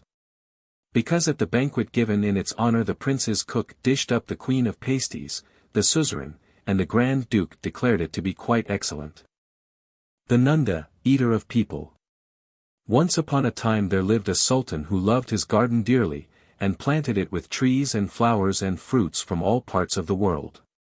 He went to see them 3 times every day, first at 7 o'clock, when he got up, then at 3, and lastly at 5:30. There was no plant and no vegetable which escaped his eye, but he lingered longest of all before his one date tree. Now the Sultan had 7 sons. 6 of them he was proud of, for they were strong and manly, but the youngest he disliked, for he spent all his time among the women of the house. The Sultan had talked to him, and he paid no heed. And he had beaten him, and he paid no heed, and he had tied him up, and he paid no heed, till at last his father grew tired of trying to make him change his ways, and let him alone. Time passed, and one day the Sultan, to his great joy, saw signs of fruit on his date tree. And he told his vizier, "My date tree is bearing," and he told the officers, "My date tree is bearing," and he told the judges, "My date tree is bearing." And he told all the rich men of the town. He waited patiently for some days till the dates were nearly ripe, and then he called his 6 sons, and said, "One of you must watch the date tree till the dates are ripe, for if it is not watched the slaves will steal them. And I shall not have any for another year." And the eldest son answered, "I will go, father," and he went. The first thing the youth did was to summon his slaves, and bid them beat drums all night under the date tree, for he feared to fall asleep. So the slaves beat the drums, and the young man danced till 4 o'clock, and then it grew so cold he could dance no longer, and one of the slaves said to him, "It is getting light, the tree is safe, lie down, master, and go to sleep." So he lay down and slept, and his slaves slept likewise. A few minutes went by, and a bird flew down from a neighboring thicket, and ate all the dates, without leaving a single one. And when the tree was stripped bare, the bird went as it had come. Soon after, one of the slaves woke up and looked for the dates, but there were no dates to see. Then he ran to the young man and shook him, saying, "Your father set you to watch the tree, and you have not watched, and the dates have all been eaten by a bird." The lad jumped up and ran to the tree to see for himself, but there was not a date anywhere. And he cried aloud, "What am I to say to my father? Shall I tell him that the dates have been stolen, or that a great rain fell and a great storm blew? But he will send me to gather them up and bring them to him, and there are none to bring. Shall I tell him that Bedouins drove me away, and when I returned there were no dates? And he will answer, You had slaves, did they not fight with the Bedouins? It is the truth that will be best, and that will I tell him." Then he went straight to his father, and found him sitting in his veranda with his 5 sons round him. And the lad bowed his head. "Give me the news from the garden," said the Sultan. And the youth answered, "The dates have all been eaten by some bird, there is not one left." The Sultan was silent for a moment, then he asked, "Where were you when the bird came?" The lad answered, "I watched the date tree till the cocks were crowing and it was getting light, then I lay down for a little, and I slept. When I woke a slave was standing over me, and he said, There is not one date left on the tree. And I went to the date tree, and saw it was true, and that is what I have to tell you." And the Sultan replied, "A son like you is only good for eating and sleeping. I have no use for you. Go your way, and when my date tree bears again, I will send another son, perhaps he will watch better." So he waited many months, till the tree was covered with more dates than any tree had ever borne before. When they were near ripening he sent one of his sons to the garden, saying, "My son, I am longing to taste those dates, go and watch over them, for today's sun will bring them to perfection." And the lad answered, "My father, I am going now, and tomorrow, when the sun has passed the hour of 7, bid a slave come and gather the dates." "Good," said the Sultan. The youth went to the tree, and lay down and slept. And about midnight he arose to look at the tree, and the dates were all there, beautiful dates, swinging in bunches. "Ah, my father will have a feast, indeed," thought he. "What a fool my brother was not to take more heed. Now he is in disgrace, and we know him no more. Well, I will watch till the bird comes. I should like to see what manner of bird it is." And he sat and read till the cocks crew and it grew light, and the dates were still on the tree. "Oh, my father will have his dates, they are all safe now," he thought to himself. "I will make myself comfortable against this tree," and he leaned against the trunk, and sleep came on him, and the bird flew down and ate all the dates. When the sun rose, the head man came and looked for the dates, and there were no dates. And he woke the young man, and said to him, "Look at the tree." And the young man looked, and there were no dates. And his ears were stopped, and his legs trembled, and his tongue grew heavy at the thought of the Sultan. His slave became frightened as he looked at him, and asked, "My master, what is it?" He answered, "I have no pain anywhere, but I am ill everywhere. My whole body is well, and my whole body is sick. I fear my father, for did I not say to him, Tomorrow at 7 you shall taste the dates? And he will drive me away, as he drove away my brother. I will go away myself, before he sends me." Then he got up and took a road that led straight past the palace, but he had not walked many steps before he met a man carrying a large silver dish, covered with a white cloth to cover the dates. And the young man said, "The dates are not ripe yet, you must return tomorrow." And the slave went with him to the palace, where the Sultan was sitting with his 4 sons. "Good greeting, master," said the youth. And the Sultan answered, "Have you seen the man I sent?" "I have, master, but the dates are not yet ripe." But the Sultan did not believe his words, and said, "This 2nd year I have eaten no dates, because of my sons. Go your ways, you are my son no longer." And the Sultan looked at the 4 sons that were left him, and promised rich gifts to whichever of them would bring him the dates from the tree. But year by year passed, and he never got them. One son tried to keep himself awake with playing cards, another mounted a horse and rode round and round the tree, while the two others, whom their father as a last hope sent together, lit bonfires. But whatever they did, the result was always the same. Towards dawn they fell asleep, and the bird ate the dates on the tree. The 6th year had come, and the dates on the tree were thicker than ever. And the headman went to the palace and told the Sultan what he had seen. But the Sultan only shook his head, and said sadly, "What is that to me? I have had 7 sons, yet for 5 years a bird has devoured my dates. And this year it will be the same as ever." Now the youngest son was sitting in the kitchen, as was his custom, when he heard his father say those words. And he rose up, and went to his father, and knelt before him. "Father, this year you shall eat dates," cried he. "And on the tree are 5 great bunches, and each bunch I will give to a separate nation, for the nations in the town are 5. This time, I will watch the date tree myself." But his father and his mother laughed heartily, and thought his words idle talk. One day, news was brought to the Sultan that the dates were ripe, and he ordered one of his men to go and watch the tree. His son, who happened to be standing by, heard the order, and he said, "How is it that you have bidden a man to watch the tree, when I, your son, am left?" And his father answered, "Ah, 6 were of no use, and where they failed, will you succeed?"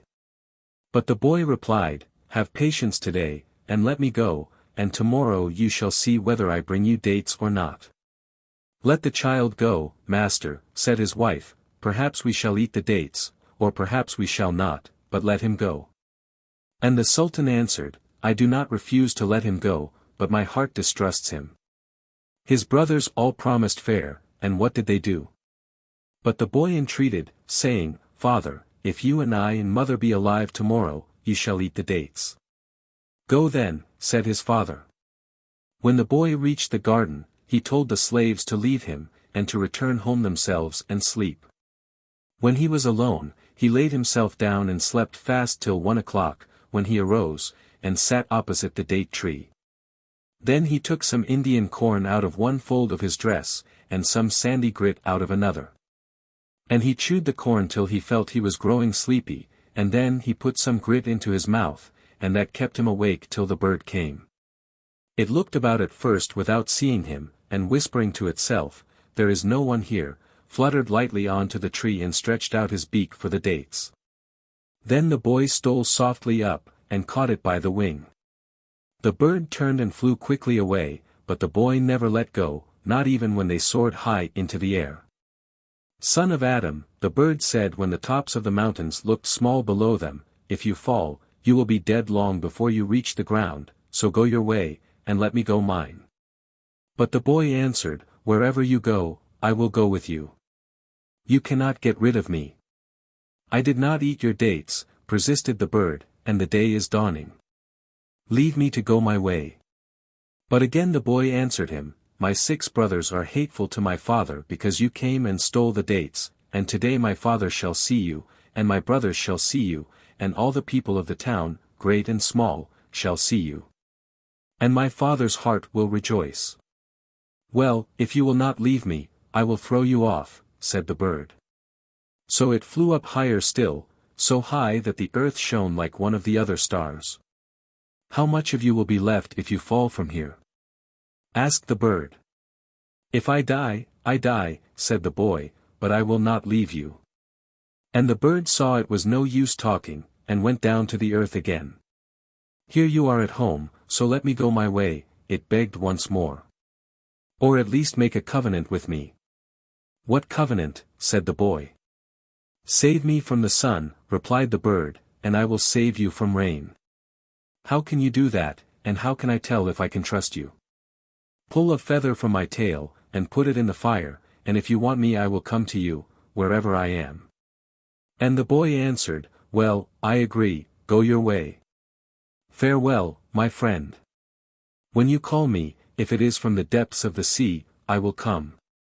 The lad watched the bird out of sight, then he went straight to the date tree. And when he saw the dates his heart was glad, and his body felt stronger and his eyes brighter than before. And he laughed out loud with joy, and said to himself, "This is my luck, mine, sit in the kitchen. Farewell, date tree, I am going to lie down. What ate you will eat you no more." The sun was high in the sky before the headman, whose business it was, came to look at the date tree, expecting to find it stripped of all its fruit, but when he saw the dates so thick that they almost hid the leaves, he ran back to his house and beat a big drum till everybody came running, and even the little children wanted to know what had happened. "What is it? What is it, headman?" cried they. "Ah, it is not a son that the master has, but a lion. This day sit in the kitchen has uncovered his face before his father." "But how, headman? Today the people may eat the dates." "Is it true, headman?" "Oh yes, it is true, but let him sleep till each man has brought forth a present. He who has fowls, let him take fowls, he who has a goat, let him take a goat, he who has rice, let him take rice." And the people did as he had said. Then they took the drum, and went to the tree where the boy lay sleeping. And they picked him up, and carried him away, with horns and clarionets and drums, with clappings of hands and shrieks of joy, straight to his father's house. When his father heard the noise and saw the baskets made of green leaves, brimming over with dates, and his son borne high on the necks of slaves, his heart leaped, and he said to himself, "Today at last I shall eat dates." And he called his wife to see what her son had done, and ordered his soldiers to take the boy and bring him to his father. "What news, my son?" said he. "News? I have no news, except that if you will open your mouth you shall see what dates taste like." And he plucked a date, and put it into his father's mouth. "Ah! You are indeed my son," cried the Sultan. "You do not take after those fools, those good-for-nothings. But, tell me, what did you do with the bird, for it was you, and you only who watched for it?" "Yes, it was I who watched for it and who saw it. And it will not come again, neither for its life, nor for your life, nor for the lives of your children. Oh, once I had 6 sons, and now I have only one. It is you, whom I called a fool, who have given me the dates. As for the others, I want none of them." But his wife rose up and went to him, and said, "Master, do not, I pray you, reject them," and she entreated long, till the Sultan granted her prayer, for she loved the 6 elder ones more than her last one. So they all lived quietly at home, till the Sultan's cat went and caught a calf. And the owner of the calf went and told the Sultan, but he answered, "The cat is mine, and the calf mine," and the man dared not complain further. 2 days after, the cat caught a cow, and the Sultan was told, "Master, the cat has caught a cow," but he only said, "It was my cow and my cat." And the cat waited a few days, and then it caught a donkey, and they told the Sultan, "Master, the cat has caught a donkey," and he said, "My cat and my donkey." Next it was a horse, and after that a camel, and when the Sultan was told he said, "You don't like this cat, and want me to kill it. And I shall not kill it. Let it eat the camel, let it even eat a man." And it waited till the next day, and caught someone's child. And the Sultan was told, "The cat has caught a child." And he said, "The cat is mine and the child mine." Then it caught a grown-up man. After that the cat left the town and took up its abode in a thicket near the road. So if any one passed, going for water, it devoured him. If it saw a cow going to feed, it devoured him. If it saw a goat, it devoured him. Whatever went along that road the cat caught and ate. Then the people went to the Sultan in a body, and told him of all the misdeeds of that cat. But he answered as before, "The cat is mine and the people are mine." And no man dared kill the cat, which grew bolder and bolder, and at last came into the town to look for its prey. One day, the Sultan said to his 6 sons, "I am going into the country, to see how the wheat is growing, and you shall come with me." They went on merrily along the road, till they came to a thicket, when out sprang the cat, and killed 3 of the sons. "The cat! The cat!" shrieked the soldiers who were with him. And this time the Sultan said, "Seek for it and kill it." It is no longer a cat, but a demon. And the soldiers answered him, Did we not tell you, master, what the cat was doing, and did you not say, My cat and my people? And he answered, True, I said it. Now the youngest son had not gone with the rest, but had stayed at home with his mother, and when he heard that his brothers had been killed by the cat he said, Let me go, that it may slay me also. His mother entreated him not to leave her, but he would not listen, and he took his sword and a spear and some rice cakes, and went after the cat, which by this time had run off to a great distance. The lad spent many days hunting the cat, which now bore the name of the Nunda, eater of people, but though he killed many wild animals he saw no trace of the enemy he was hunting for. There was no beast, however fierce, that he was afraid of, till at last his father and mother begged him to give up the chase after the Nunda. But he answered, What I have said, I cannot take back. If I am to die, then I die, but every day I must go and seek for the Nunda. And again his father offered him what he would, even the crown itself, but the boy would hear nothing, and went on his way. Many times his slaves came and told him, We have seen footprints, and today we shall behold the Nunda. But the footprints never turned out to be those of the Nunda. They wandered far through deserts and through forests, and at length came to the foot of a great hill. And something in the boy's soul whispered that here was the end of all their seeking, and today they would find the Nunda. But before they began to climb the mountain the boy ordered his slaves to cook some rice, and they rubbed a stick to make a fire, and when the fire was kindled they cooked the rice and ate it. Then they began their climb. Suddenly, when they had almost reached the top, a slave who was on in front cried, Master! Master! And the boy pushed on to where the slave stood, and the slave said, Cast your eyes down to the foot of the mountain. And the boy looked, and his soul told him it was the Nunda. And he crept down with his spear in his hand, and then he stopped and gazed below him. This must be the real Nunda, thought he. My mother told me its ears were small, and this ones are small. She told me it was broad and not long, and this is broad and not long. She told me it had spots like a civet cat, and this has spots like a civet cat. Then he left the Nunda lying asleep at the foot of the mountain, and went back to his slaves. We will feast today, he said, make cakes of batter, and bring water, and they ate and drank.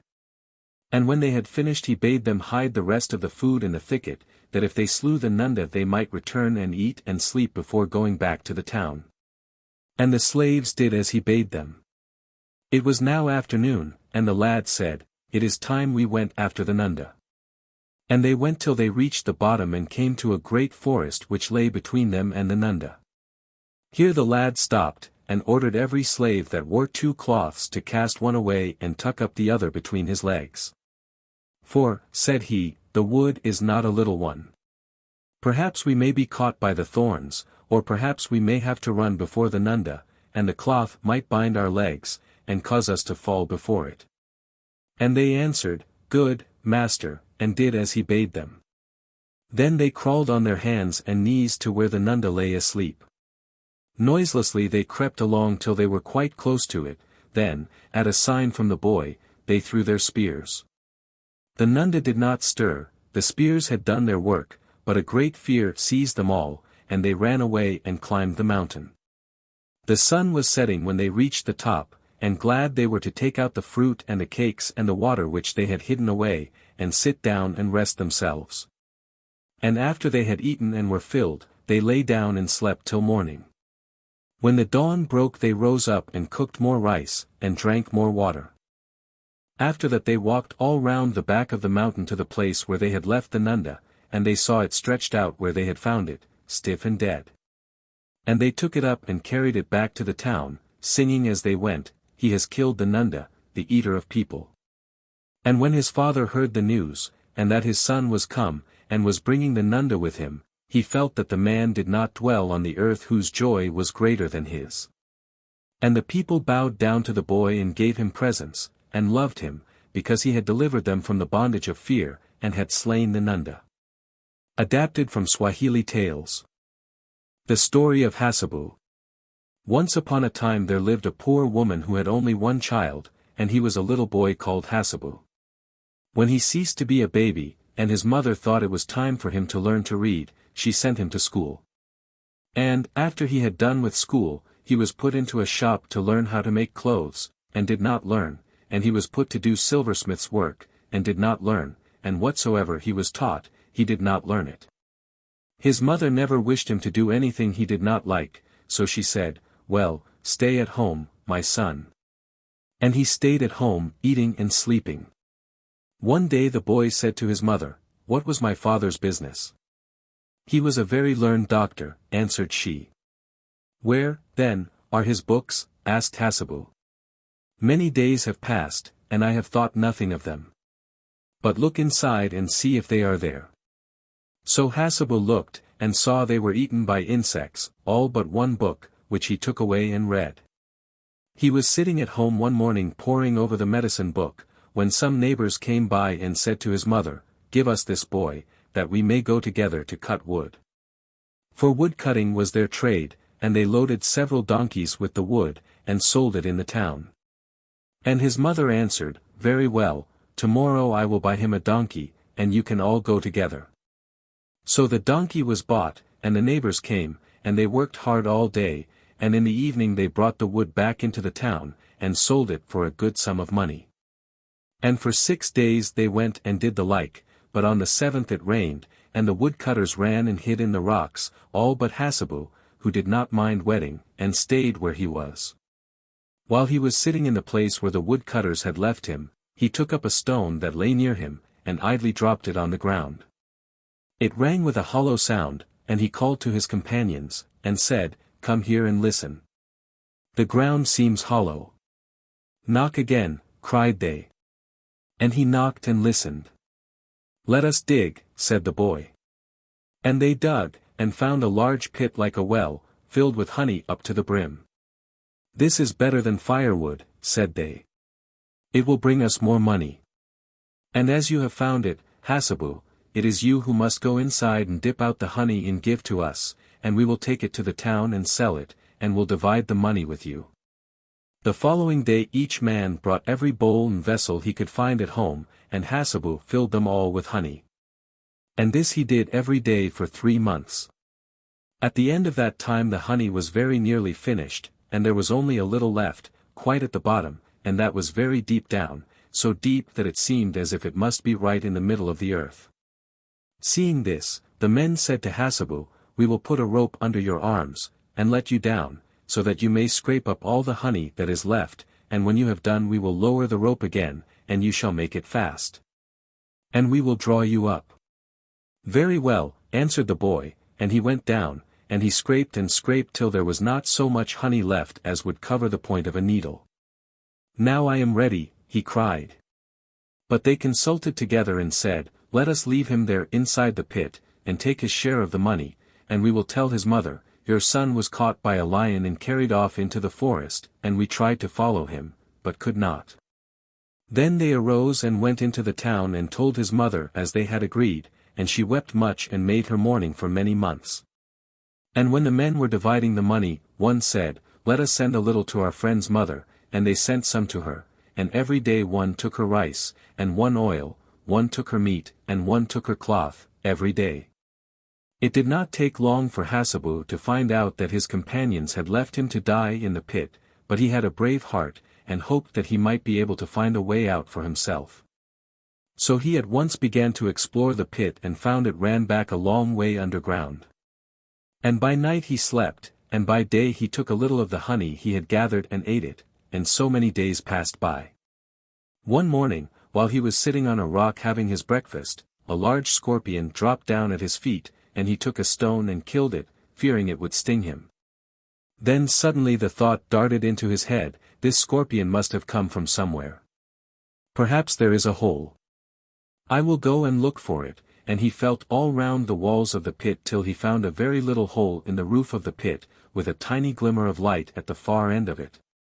Then his heart felt glad, and he took out his knife and dug, till the little hole became a big one, and he could wriggle himself through. And when he had got outside, he saw a large open space in front of him, and a path leading out of it. He went along the path, on, till he reached a large house, with a golden door standing open. Inside was a great hall, and in the middle of the hall a throne set with precious stones and a sofa spread with the softest cushions. And he went in and lay down on it, and fell fast asleep, for he had wandered far.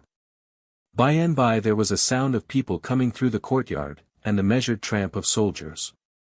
This was the king of the snakes coming in state to his palace. They entered the hall, but all stopped in surprise at finding a man lying on the king's own bed. The soldiers wished to kill him at once, but the king said, "Leave him alone, put me on a chair," and the soldiers who were carrying him knelt on the floor, and he slid from their shoulders onto a chair. When he was comfortably seated, he turned to his soldiers, and bade them wake the stranger gently. And they woke him, and he sat up and saw many snakes all round him, and one of them very beautiful, decked in royal robes. "Who are you?" asked Hassebu. "I am the king of the snakes," was the reply, "and this is my palace." "And will you tell me who you are, and where you come from?" "My name is Hassebu, but whence I come I know not, nor whither I go." "Then stay for a little with me," said the king, and he bade his soldiers bring water from the spring and fruits from the forest, and to set them before the guest. For some days Hassebu rested and feasted in the palace of the king of the snakes, and then he began to long for his mother and his own country.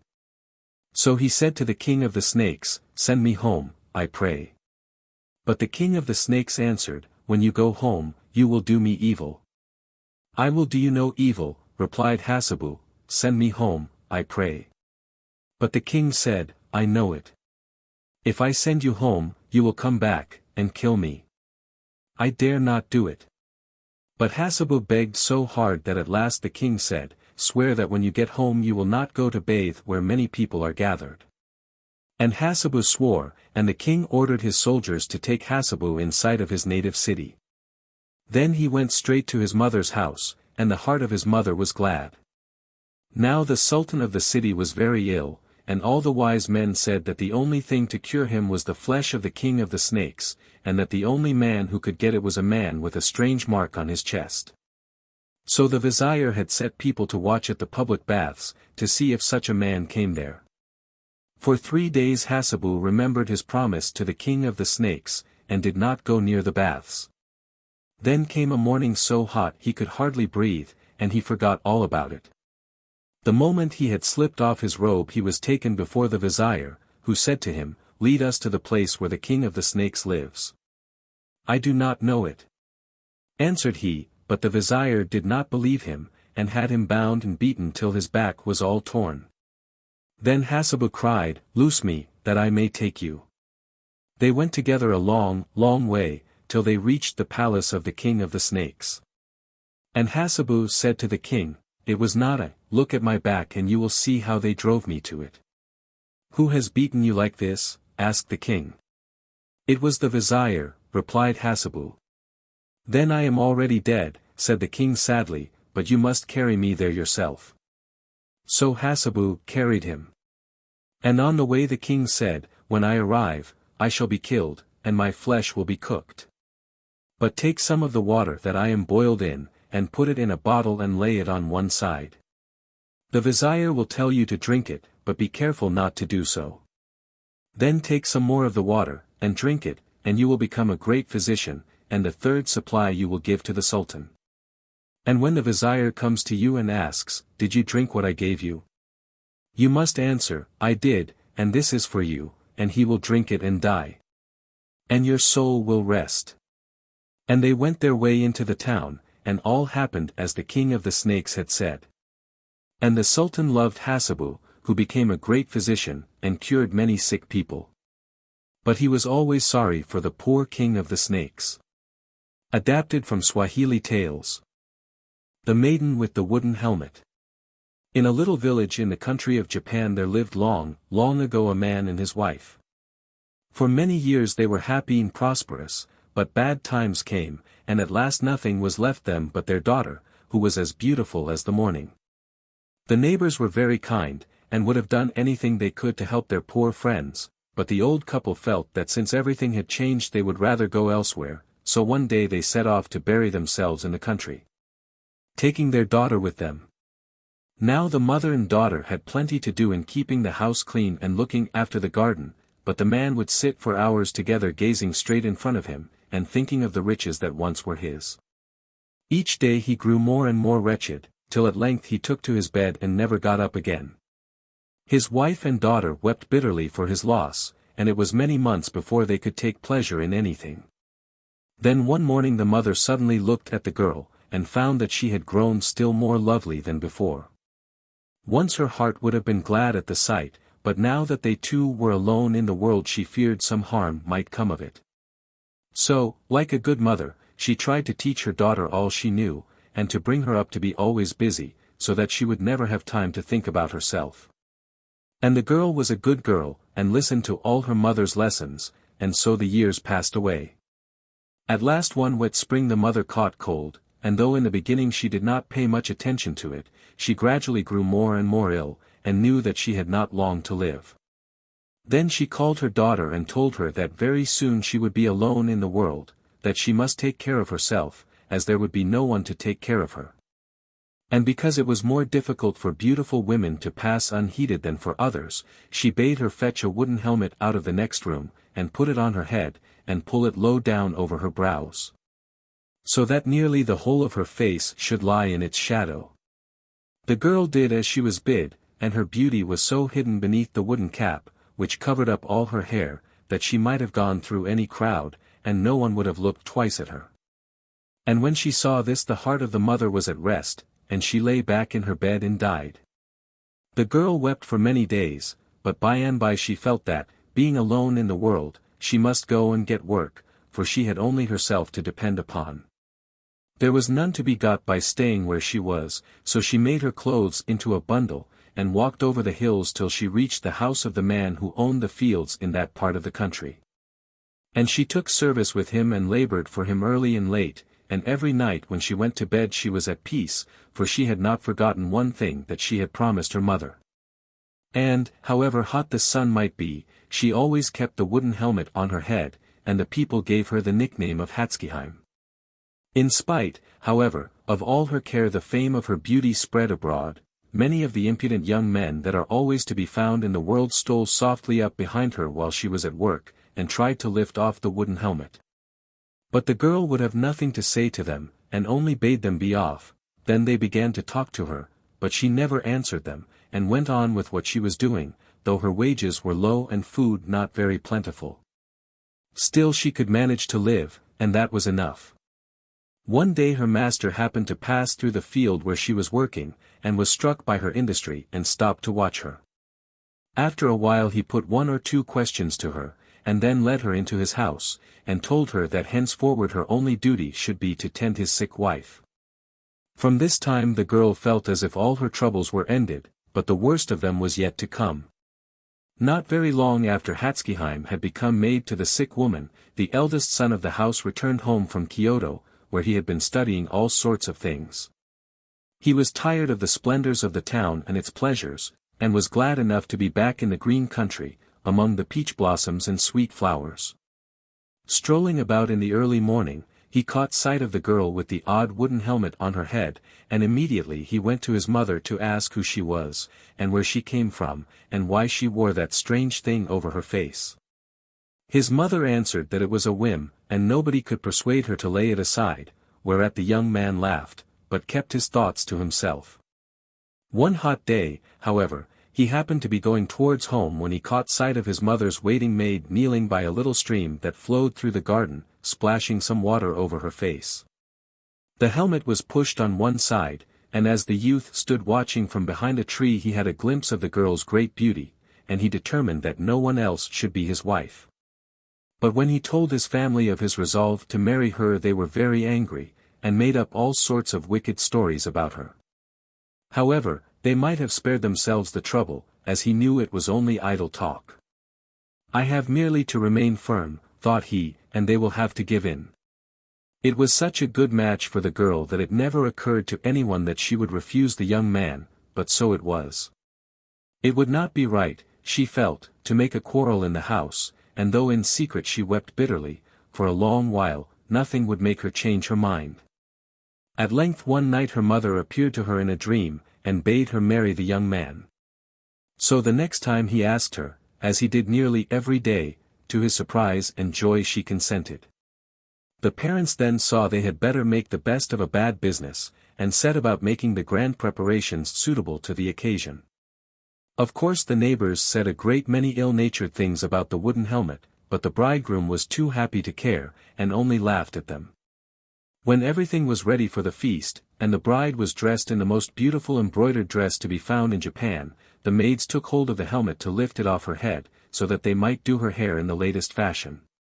But the helmet would not come, and the harder they pulled, the faster it seemed to be, till the poor girl yelled with pain.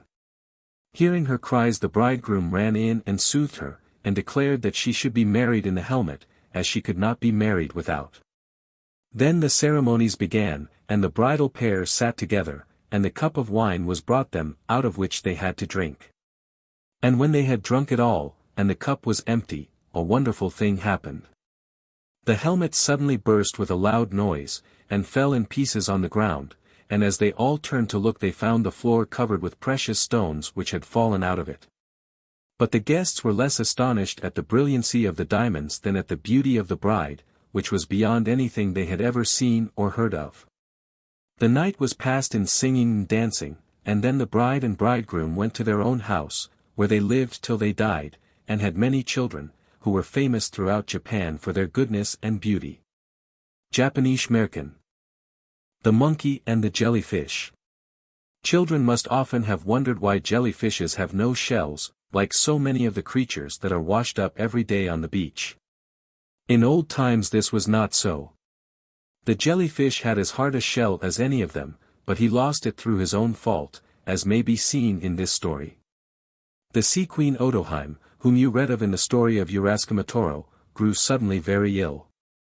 The swiftest messengers were sent hurrying to fetch the best doctors from every country under the sea, but it was all of no use. The queen grew rapidly worse instead of better. Everyone had almost given up hope, when one day a doctor arrived who was cleverer than the rest, and said that the only thing that would cure her was the liver of an ape. Now apes do not dwell under the sea, so a council of the wisest heads in the nation was called to consider the question how a liver could be obtained. At length it was decided that the turtle, whose prudence was well known, should swim to land and contrive to catch a living ape and bring him safely to the ocean kingdom. It was easy enough for the council to entrust this mission to the turtle, but not at all so easy for him to fulfill it. However, he swam to a part of the coast that was covered with tall trees, where he thought the apes were likely to be. For he was old, and had seen many things. It was some time before he caught sight of any monkeys, and he often grew tired with watching for them, so that one hot day he fell fast asleep, in spite of all his efforts to keep awake. By and by some apes, who had been peeping at him from the tops of the trees, where they had been carefully hidden from the turtle's eyes, stole noiselessly down, and stood round staring at him, for they had never seen a turtle before, and did not know what to make of it. At last one young monkey, bolder than the rest, stooped down and stroked the shining shell that the strange new creature wore on its back. The movement, gentle though it was, woke the turtle. With one sweep he seized the monkey's hand in his mouth, and held it tight, in spite of every effort to pull it away. The other apes, seeing that the turtle was not to be trifled with, ran off, leaving their young brother to his fate. Then the turtle said to the monkey, "If you will be quiet, and do what I tell you, I won't hurt you. But you must get on my back and come with me." The monkey, seeing there was no help for it, did as he was bid. Indeed he could not have resisted, as his hand was still in the turtle's mouth. Delighted at having secured his prize, the turtle hastened back to the shore and plunged quickly into the water. He swam faster than he had ever done before, and soon reached the royal palace. Shouts of joy broke forth from the attendants when he was seen approaching, and some of them ran to tell the queen that the monkey was there, and that before long she would be as well as ever she was.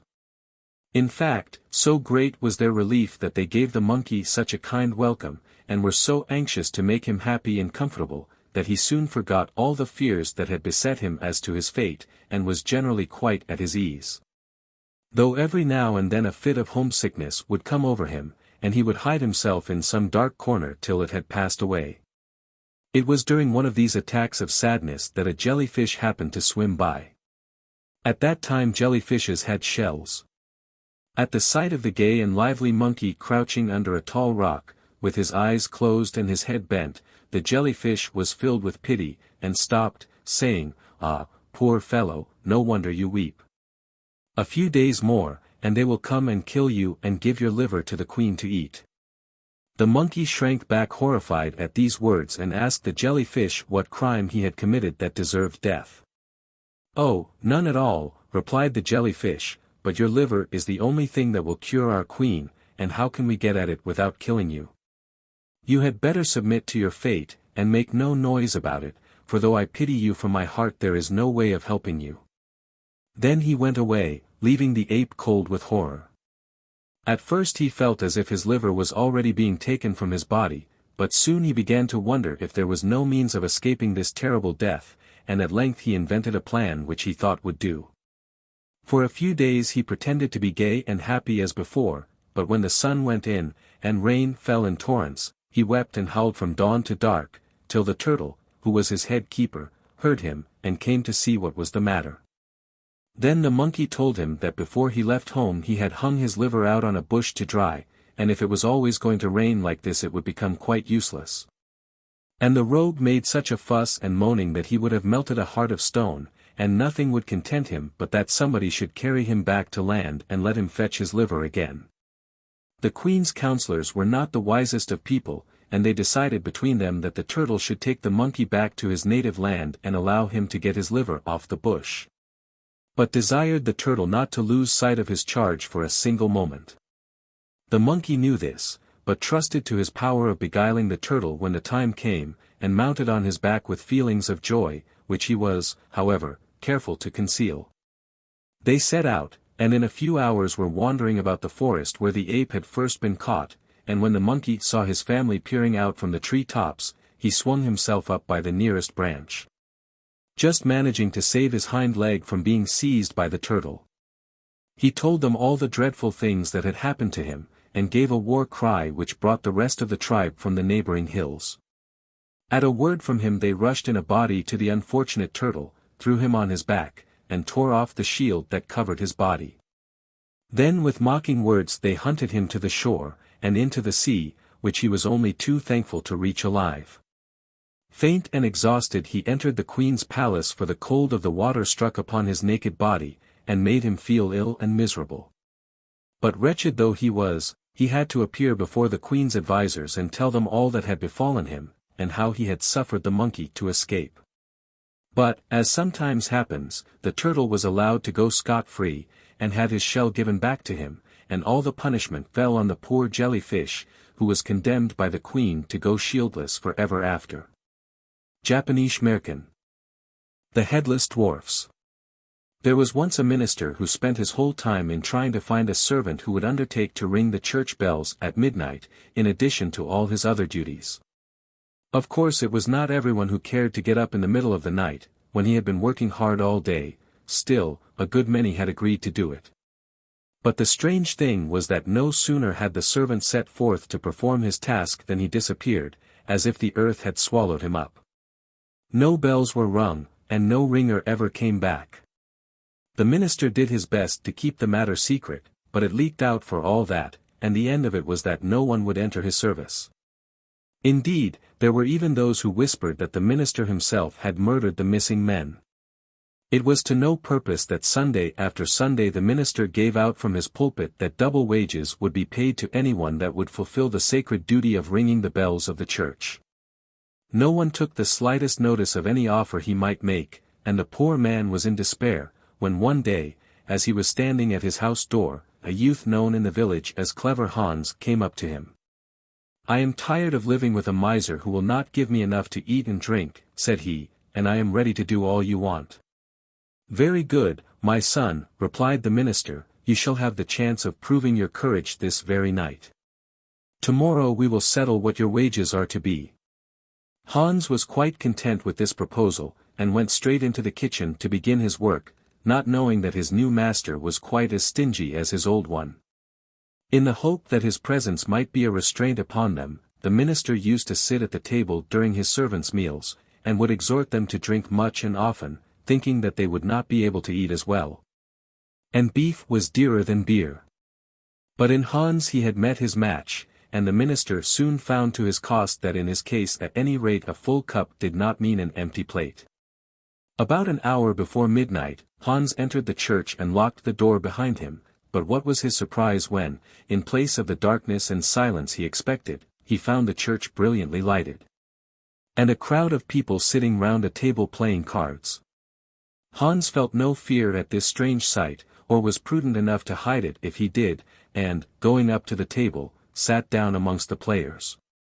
One of them looked up and asked, "My friend, what are you doing here?" And Hans gazed at him for a moment, then laughed and answered, "Well, if anybody has a right to put that question, it is I. And if _I_ do not put it, it will certainly be wiser for you not to do so." Then he picked up some cards, and played with the unknown men as if he had known them all his life. The luck was on his side, and soon the money of the other gamblers found its way from their pockets into his. On the stroke of midnight the cock crew, and in an instant lights, table, cards, and people all had vanished, and Hans was left alone. He groped about for some time, till he found the staircase in the tower, and then began to feel his way up the steps. On the first landing a glimmer of light came through a slit in the wall, and he saw a tiny man sitting there, without a head. "Ho! Ho! My little fellow, what are you doing there?" asked Hans, and, without waiting for an answer, gave him a kick which sent him flying down the stairs. Then he climbed higher still, and finding as he went dumb watchers sitting on every landing, treated them as he had done the first. At last he reached the top, and as he paused for a moment to look round him he saw another headless man cowering in the very bell itself, waiting till Hans should seize the bell pull in order to strike him a blow with the clapper, which would soon have made an end of him. "Stop, my little friend," cried Hans. "That is not part of the bargain. Perhaps you saw how your comrades walked downstairs, and you are going after them. But as you are in the highest place you shall make a more dignified exit, and follow them through the window." With these words he began to climb the ladder, in order to take the little man from the bell and carry out his threat. At this the dwarf cried out imploringly, "Oh, brother! Spare my life, and I promise that neither I nor my comrades will ever trouble you any more. I am small and weak, but who knows whether some day I shall not be able to reward you." "You wretched little shrimp," replied Hans, "a great deal of good your gratitude is likely to do me. But as I happen to be feeling in a cheerful mood tonight I will let you have your life. But take care how you come across me again, or you may not escape so easily." The headless man thanked him humbly, slid hastily down the bell rope, and ran down the steps of the tower as if he had left a fire behind him. Then Hans began to ring lustily. When the minister heard the sound of the midnight bells he wondered greatly, but rejoiced that he had at last found someone to whom he could trust this duty. Hans rang the bells for some time, then went to the hayloft, and fell fast asleep. Now it was the custom of the minister to get up very early, and to go round to make sure that the men were all at their work. This morning everyone was in his place except Hans, and no one knew anything about him. 9 o'clock came, and no Hans, but when 11 struck the minister began to fear that he had vanished like the ringers who had gone before him. When, however, the servants all gathered round the table for dinner, Hans at last made his appearance stretching himself and yawning. "Where have you been all this time?" asked the minister. "Asleep," said Hans. "Asleep!" exclaimed the minister in astonishment. "You don't mean to tell me that you can go on sleeping till midday?" "That is exactly what I do mean," replied Hans. "If one works in the night one must sleep in the day, just as if one works in the day one sleeps in the night. If you can find somebody else to ring the bells at midnight I am ready to begin work at dawn. But if you want me to ring them I must go on sleeping till noon at the very earliest." The minister tried to argue the point with him, but at length the following agreement was come to. Hans was to give up the ringing, and was to work like the rest from sunrise to sunset, with the exception of an hour after breakfast and an hour after dinner, when he might go to sleep. But, of course, added the minister carelessly, it may happen now and then, especially in winter, when the days are short, that you will have to work a little longer, to get something finished. Not at all, answered Hans. Unless I were to leave off work earlier in summer, I will not do a stroke more than I have promised, and that is from dawn to dark, so you know what you have to expect. A few weeks later the minister was asked to attend a christening in the neighboring town. He bade Hans come with him, but, as the town was only a few hours' ride from where he lived, the minister was much surprised to see Hans come forth laden with a bag containing food. "What are you taking that for?" asked the minister. "We shall be there before dark." "Who knows?" replied Hans. "Many things may happen to delay our journey, and I need not remind you of our contract. At the moment the sun sets I cease to be your servant. If we don't reach the town while it is still daylight I shall leave you to shift for yourself." The minister thought he was joking, and made no further remark. But when they had left the village behind them, and had ridden a few miles, they found that snow had fallen during the night, and had been blown by the wind into drifts. This hindered their progress, and by the time they had entered the thick wood which lay between them and their destination the sun was already touching the tops of the trees. The horses ploughed their way slowly through the deep soft snow, and as they went Hans kept turning to look at the sun, which lay at their backs. "Is there anything behind you?" asked the minister. "Or what is it you are always turning round for?" "I turn round because I have no eyes in the back of my neck," said Hans. "Cease talking nonsense," replied the minister, "and give all your mind to getting us to the town before nightfall." Hans did not answer, but rode on steadily, though every now and then he cast a glance over his shoulder. When they arrived in the middle of the wood the sun sank altogether. Then Hans reined up his horse, took his knapsack, and jumped out of the sledge. "What are you doing?" "Are you mad?" asked the minister, but Hans answered quietly, "The sun is set and my work is over, and I am going to camp here for the night." In vain the master prayed and threatened, and promised Hans a large reward if he would only drive him on. The young man was not to be moved. "Are you not ashamed to urge me to break my word?" said he. "If you want to reach the town tonight you must go alone. The hour of my freedom has struck, and I cannot go with you." "My good Hans," entreated the minister, "I really ought not to leave you here. Consider what danger you would be in. Yonder, as you see, a gallows is set up, and 2 evildoers are hanging on it. You could not possibly sleep with such ghastly neighbors." "Why not?" asked Hans. "Those gallows birds hang high in the air, and my camp will be on the ground. We shall have nothing to do with each other." As he spoke, he turned his back on the minister, and went his way. There was no help for it, and the minister had to push on by himself, if he expected to arrive in time for the christening. His friends were much surprised to see him drive up without a coachman, and thought some accident had happened. But when he told them of his conversation with Hans they did not know which was the most foolish, master or man. It would have mattered little to Hans had he known what they were saying or thinking of him. He satisfied his hunger with the food he had in his knapsack, lit his pipe, pitched his tent under the boughs of a tree, wrapped himself in his furs, and went sound asleep. After some hours, he was awakened by a sudden noise, and sat up and looked about him. The moon was shining brightly above his head, and close by stood 2 headless dwarfs, talking angrily. At the sight of Hans the little dwarfs cried out. "It is he! It is he!" and one of them stepping nearer exclaimed, "Ah, my old friend! It is a lucky chance that has brought us here. My bones still ache from my fall down the steps of the tower. I dare say you have not forgotten that night. Now it is the turn of your bones. Hi! Comrades, make haste! Make haste!" Like a swarm of midges, a host of tiny headless creatures seemed to spring straight out of the ground, and every one was armed with a club. Although they were so small, yet there were such numbers of them and they struck so hard that even a strong man could do nothing against them. Hans thought his last hour was come, when just as the fight was at the hottest another little dwarf arrived on the scene.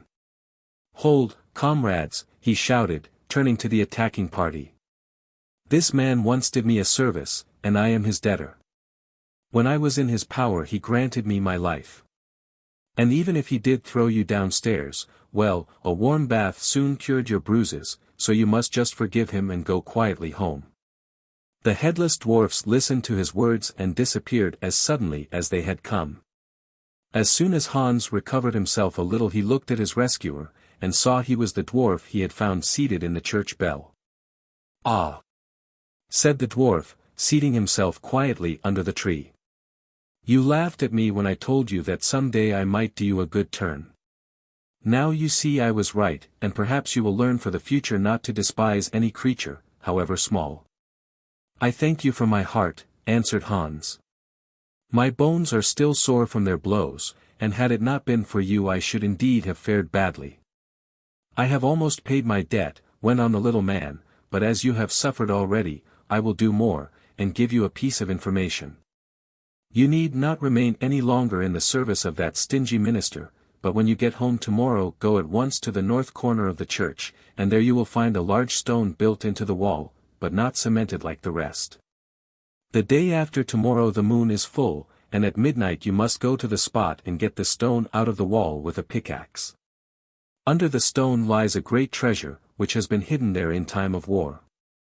Besides church plate, you will find bags of money, which have been lying in this place for over 100 years, and no one knows to whom it all belongs. A third of this money you must give to the poor, but the rest you may keep for yourself." As he finished, the cocks in the village crowed, and the little man was nowhere to be seen. Hans found that his limbs no longer pained him, and lay for some time thinking of the hidden treasure. Towards morning he fell asleep. The sun was high in the heavens when his master returned from the town. "Hans," said he, "what a fool you were not to come with me yesterday. I was well feasted and entertained, and I have money in my pocket into the bargain," he went on, rattling some coins while he spoke, to make Hans understand how much he had lost.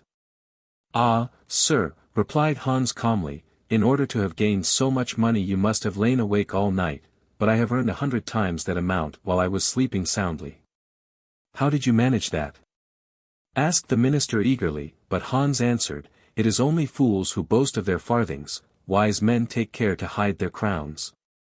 They drove home, and Hans neglected none of his duties, but put up the horses and gave them their food before going to the church corner, where he found the loose stone, exactly in the place described by the dwarf.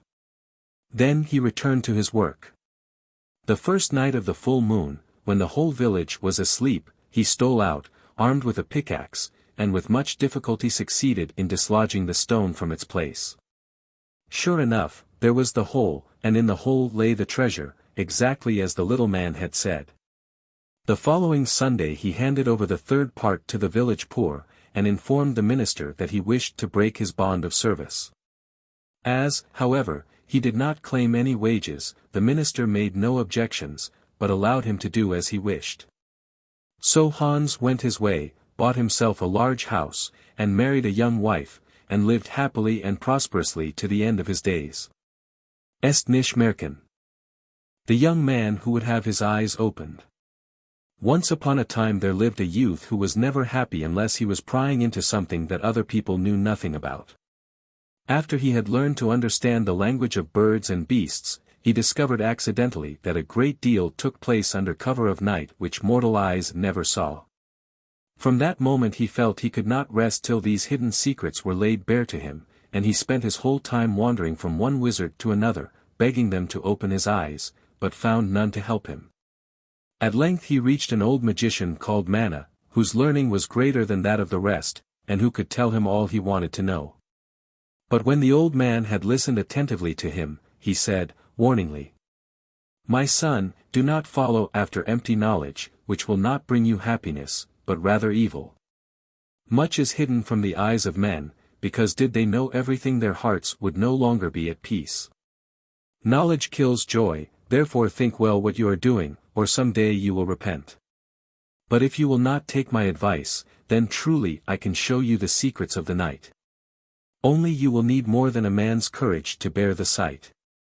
He stopped and looked at the young man, who nodded his head, and then the wizard continued, tomorrow night you must go to the place where, once in 7 years, the Serpent King gives a great feast to his whole court. In front of him stands a golden bowl filled with goat's milk, and if you can manage to dip a piece of bread in this milk, and eat it before you are obliged to fly, you will understand all the secrets of the night that are hidden from other men. It is lucky for you that the Serpent King's feast happens to fall this year, otherwise you would have had long to wait for it. But take care to be quick and bold, or it will be the worse for you. The young man thanked the wizard for his counsel, and went his way firmly resolved to carry out his purpose, even if he paid for it with his life, and when night came he set out for a wide, lonely moor, where the Serpent King held his feast. With sharpened eyes, he looked eagerly all round him, but could see nothing but a multitude of small hillocks, that lay motionless under the moonlight. He crouched behind a bush for some time, till he felt that midnight could not be far off, when suddenly there arose in the middle of the moor a brilliant glow, as if a star was shining over one of the hillocks. At the same moment all the hillocks began to writhe and to crawl, and from each one came hundreds of serpents and made straight for the glow, where they knew they should find their king. When they reached the hillock where he dwelt, which was higher and broader than the rest, and had a bright light hanging over the top, they coiled themselves up and waited. The whir and confusion from all the serpent houses were so great that the youth did not dare to advance one step, but remained where he was, watching intently all that went on, but at last he began to take courage, and moved on softly step by step. What he saw was creepier than creepy, and surpassed all he had ever dreamt of. Thousands of snakes, big and little and of every color, were gathered together in one great cluster round a huge serpent, whose body was as thick as a beam, and which had on its head a golden crown, from which the light sprang. Their hissings and darting tongues so terrified the young man that his heart sank, and he felt he should never have courage to push on to certain death, when suddenly he caught sight of the golden bowl in front of the Serpent King. And knew that if he lost this chance it would never come back. So, with his hair standing on end and his blood frozen in his veins, he crept forwards. Oh! What a noise and a whir rose afresh among the serpents. Thousands of heads were reared, and tongues were stretched out to sting the intruder to death, but happily for him their bodies were so closely entwined one in the other that they could not disentangle themselves quickly. Like lightning he seized a bit of bread, dipped it in the bowl, and put it in his mouth, then dashed away as if fire was pursuing him. On he flew as if a whole army of foes were at his heels, and he seemed to hear the noise of their approach growing nearer and nearer. At length his breath failed him, and he threw himself almost senseless on the turf. While he lay there dreadful dreams haunted him. He thought that the Serpent King with the fiery crown had twined himself round him, and was crushing out his life. With a loud shriek he sprang up to do battle with his enemy, when he saw that it was rays of the sun which had wakened him. He rubbed his eyes and looked all round, but nothing could he see of the foes of the past night, and the moor where he had run into such danger must be at least a mile away. But it was no dream that he had run hard and far, or that he had drunk of the magic goat's milk. And when he felt his limbs, and found them whole, his joy was great that he had come through such perils with a sound skin. After the fatigues and terrors of the night, he lay still till midday, but he made up his mind he would go that very evening into the forest to try what the goat's milk could really do for him. And if he would now be able to understand all that had been a mystery to him. And once in the forest his doubts were set at rest, for he saw what no mortal eyes had ever seen before. Beneath the trees were golden pavilions, with flags of silver all brightly lighted up. He was still wondering why the pavilions were there, when a noise was heard among the trees, as if the wind had suddenly got up, and on all sides beautiful maidens stepped from the trees into the bright light of the moon. These were the wood nymphs, daughters of the Earth Mother, who came every night to hold their dances, in the forest. The young man, watching from his hiding place, wished he had 100 eyes in his head, for 2 were not nearly enough for the sight before him, the dances lasting till the first streaks of dawn. Then a silvery veil seemed to be drawn over the ladies, and they vanished from sight. But the young man remained where he was till the sun was high in the heavens, and then went home. He felt that day to be endless, and counted the minutes till night should come, and he might return to the forest. But when at last he got there he found neither pavilions nor nymphs, and though he went back many nights after he never saw them again. Still, he thought about them night and day, and ceased to care about anything else in the world, and was sick to the end of his life with longing for that beautiful vision. And that was the way he learned that the wizard had spoken truly when he said, "Blindness is man's highest good." Est nicht Märchen. The Boys with the Golden Stars. Once upon a time what happened did happen, and if it had not happened, you would never have heard this story. Well, once upon a time there lived an emperor who had half a world all to himself to rule over, and in this world dwelt an old herd and his wife and their 3 daughters, Anna, Stana, and Laptitza. Anna, the eldest, was so beautiful that when she took the sheep to pasture they forgot to eat as long as she was walking with them. Stana, the second, was so beautiful that when she was driving the flock the wolves protected the sheep. But Laptitza, the youngest, with a skin as white as the foam on the milk, and with hair as soft as the finest lamb's wool, was as beautiful as both her sisters put together, as beautiful as she alone could be. One summer day, when the rays of the sun were pouring down on the earth, the 3 sisters went to the wood on the outskirts of the mountain to pick strawberries.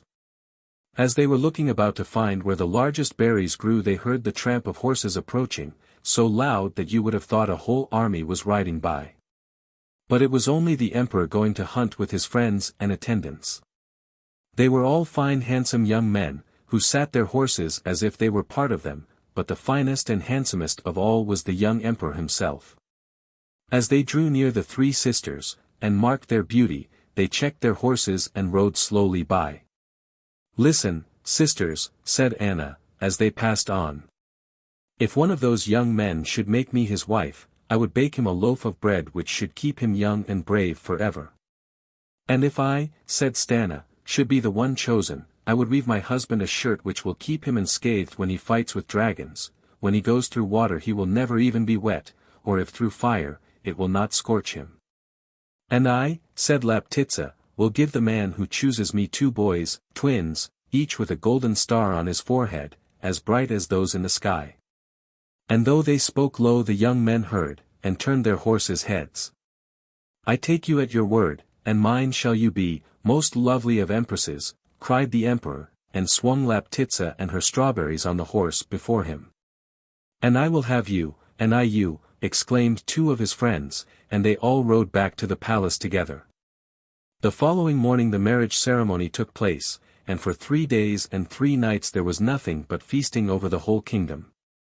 And when the rejoicings were over the news was in everybody's mouth that Anna had sent for corn, and had made the loaf of which she had spoken at the strawberry beds. And then more days and nights passed, and this rumor was succeeded by another one, that Stana had procured some flax, and had dried it, and combed it, and spun it into linen. And sewed it herself into the shirt of which she had spoken over the strawberry beds. Now the emperor had a stepmother, and she had a daughter by her first husband, who lived with her in the palace. The girl's mother had always believed that her daughter would be empress, and not the milk-white maiden, the child of a mere shepherd. So she hated the girl with all her heart, and only bided her time to do her ill. But she could do nothing as long as the emperor remained with his wife night and day, and she began to wonder what she could do to get him away from her. At last, when everything else had failed, she managed to make her brother, who was king of the neighboring country, declare war against the emperor, and besiege some of the frontier towns with a large army. This time her scheme was successful. The young emperor sprang up in wrath the moment he heard the news, and vowed that nothing, not even his wife, should hinder his giving them battle. And hastily assembling whatever soldiers happened to be at hand he set off at once to meet the enemy.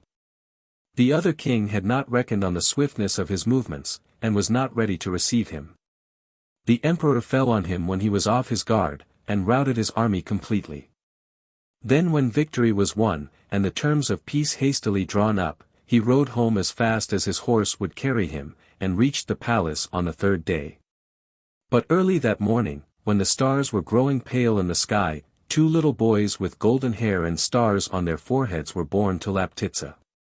And the stepmother, who was watching, took took them away, and dug a hole in the corner of the palace, under the windows of the emperor, and put them in it, while in their stead she placed 2 little puppies. The emperor came into the palace, and when they told him the news he went straight to Laptitsa's room. No words were needed. He saw with his own eyes that Laptitsa had not kept the promise she had made at the strawberry beds, and, though it nearly broke his heart, he must give orders for her punishment. So he went out sadly and told his guards that the empress was to be buried in the earth up to her neck, so that everyone might know what would happen to those who dared to deceive the emperor. Not many days after, the stepmother's wish was fulfilled. The emperor took her daughter to wife, and again the rejoicings lasted for 3 days and 3 nights.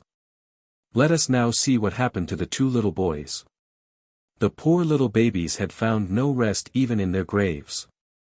In the place where they had been buried there sprang up 2 beautiful young aspens, and the stepmother, who hated the sight of the trees, which reminded her of her crime, gave orders that they should be uprooted. But the emperor heard of it, and forbade the trees to be touched, saying, "Let them alone, I like to see them there. They are the finest aspens I have ever beheld." And the aspens grew as no aspens had ever grown before. In each day they added a year's growth, and each night they added a year's growth, and at dawn, when the stars faded out of the sky, they grew 3 years' growth in the twinkling of an eye, and their boughs swept across the palace windows. And when the wind moved them softly, the emperor would sit and listen to them all the day long. The stepmother knew what it all meant, and her mind never ceased from trying to invent some way of destroying the trees. It was not an easy thing, but a woman's will can press milk out of a stone, and her cunning will overcome heroes. What craft will not do soft words may attain, and if these do not succeed there still remains the resource of tears. One morning the empress sat on the edge of her husband's bed, and began to coax him with all sorts of pretty ways. It was some time before the bait took, but at length, even emperors are only men. "Well, well," he said at last, "have your way and cut down the trees, but out of one they shall make a bed for me, and out of the other, one for you." And with this the empress was forced to be content. The aspens were cut down next morning, and before night the new bed had been placed in the emperor's room. Now when the emperor lay down in it he seemed as if he had grown 100 times heavier than usual, yet he felt a kind of calm that was quite new to him.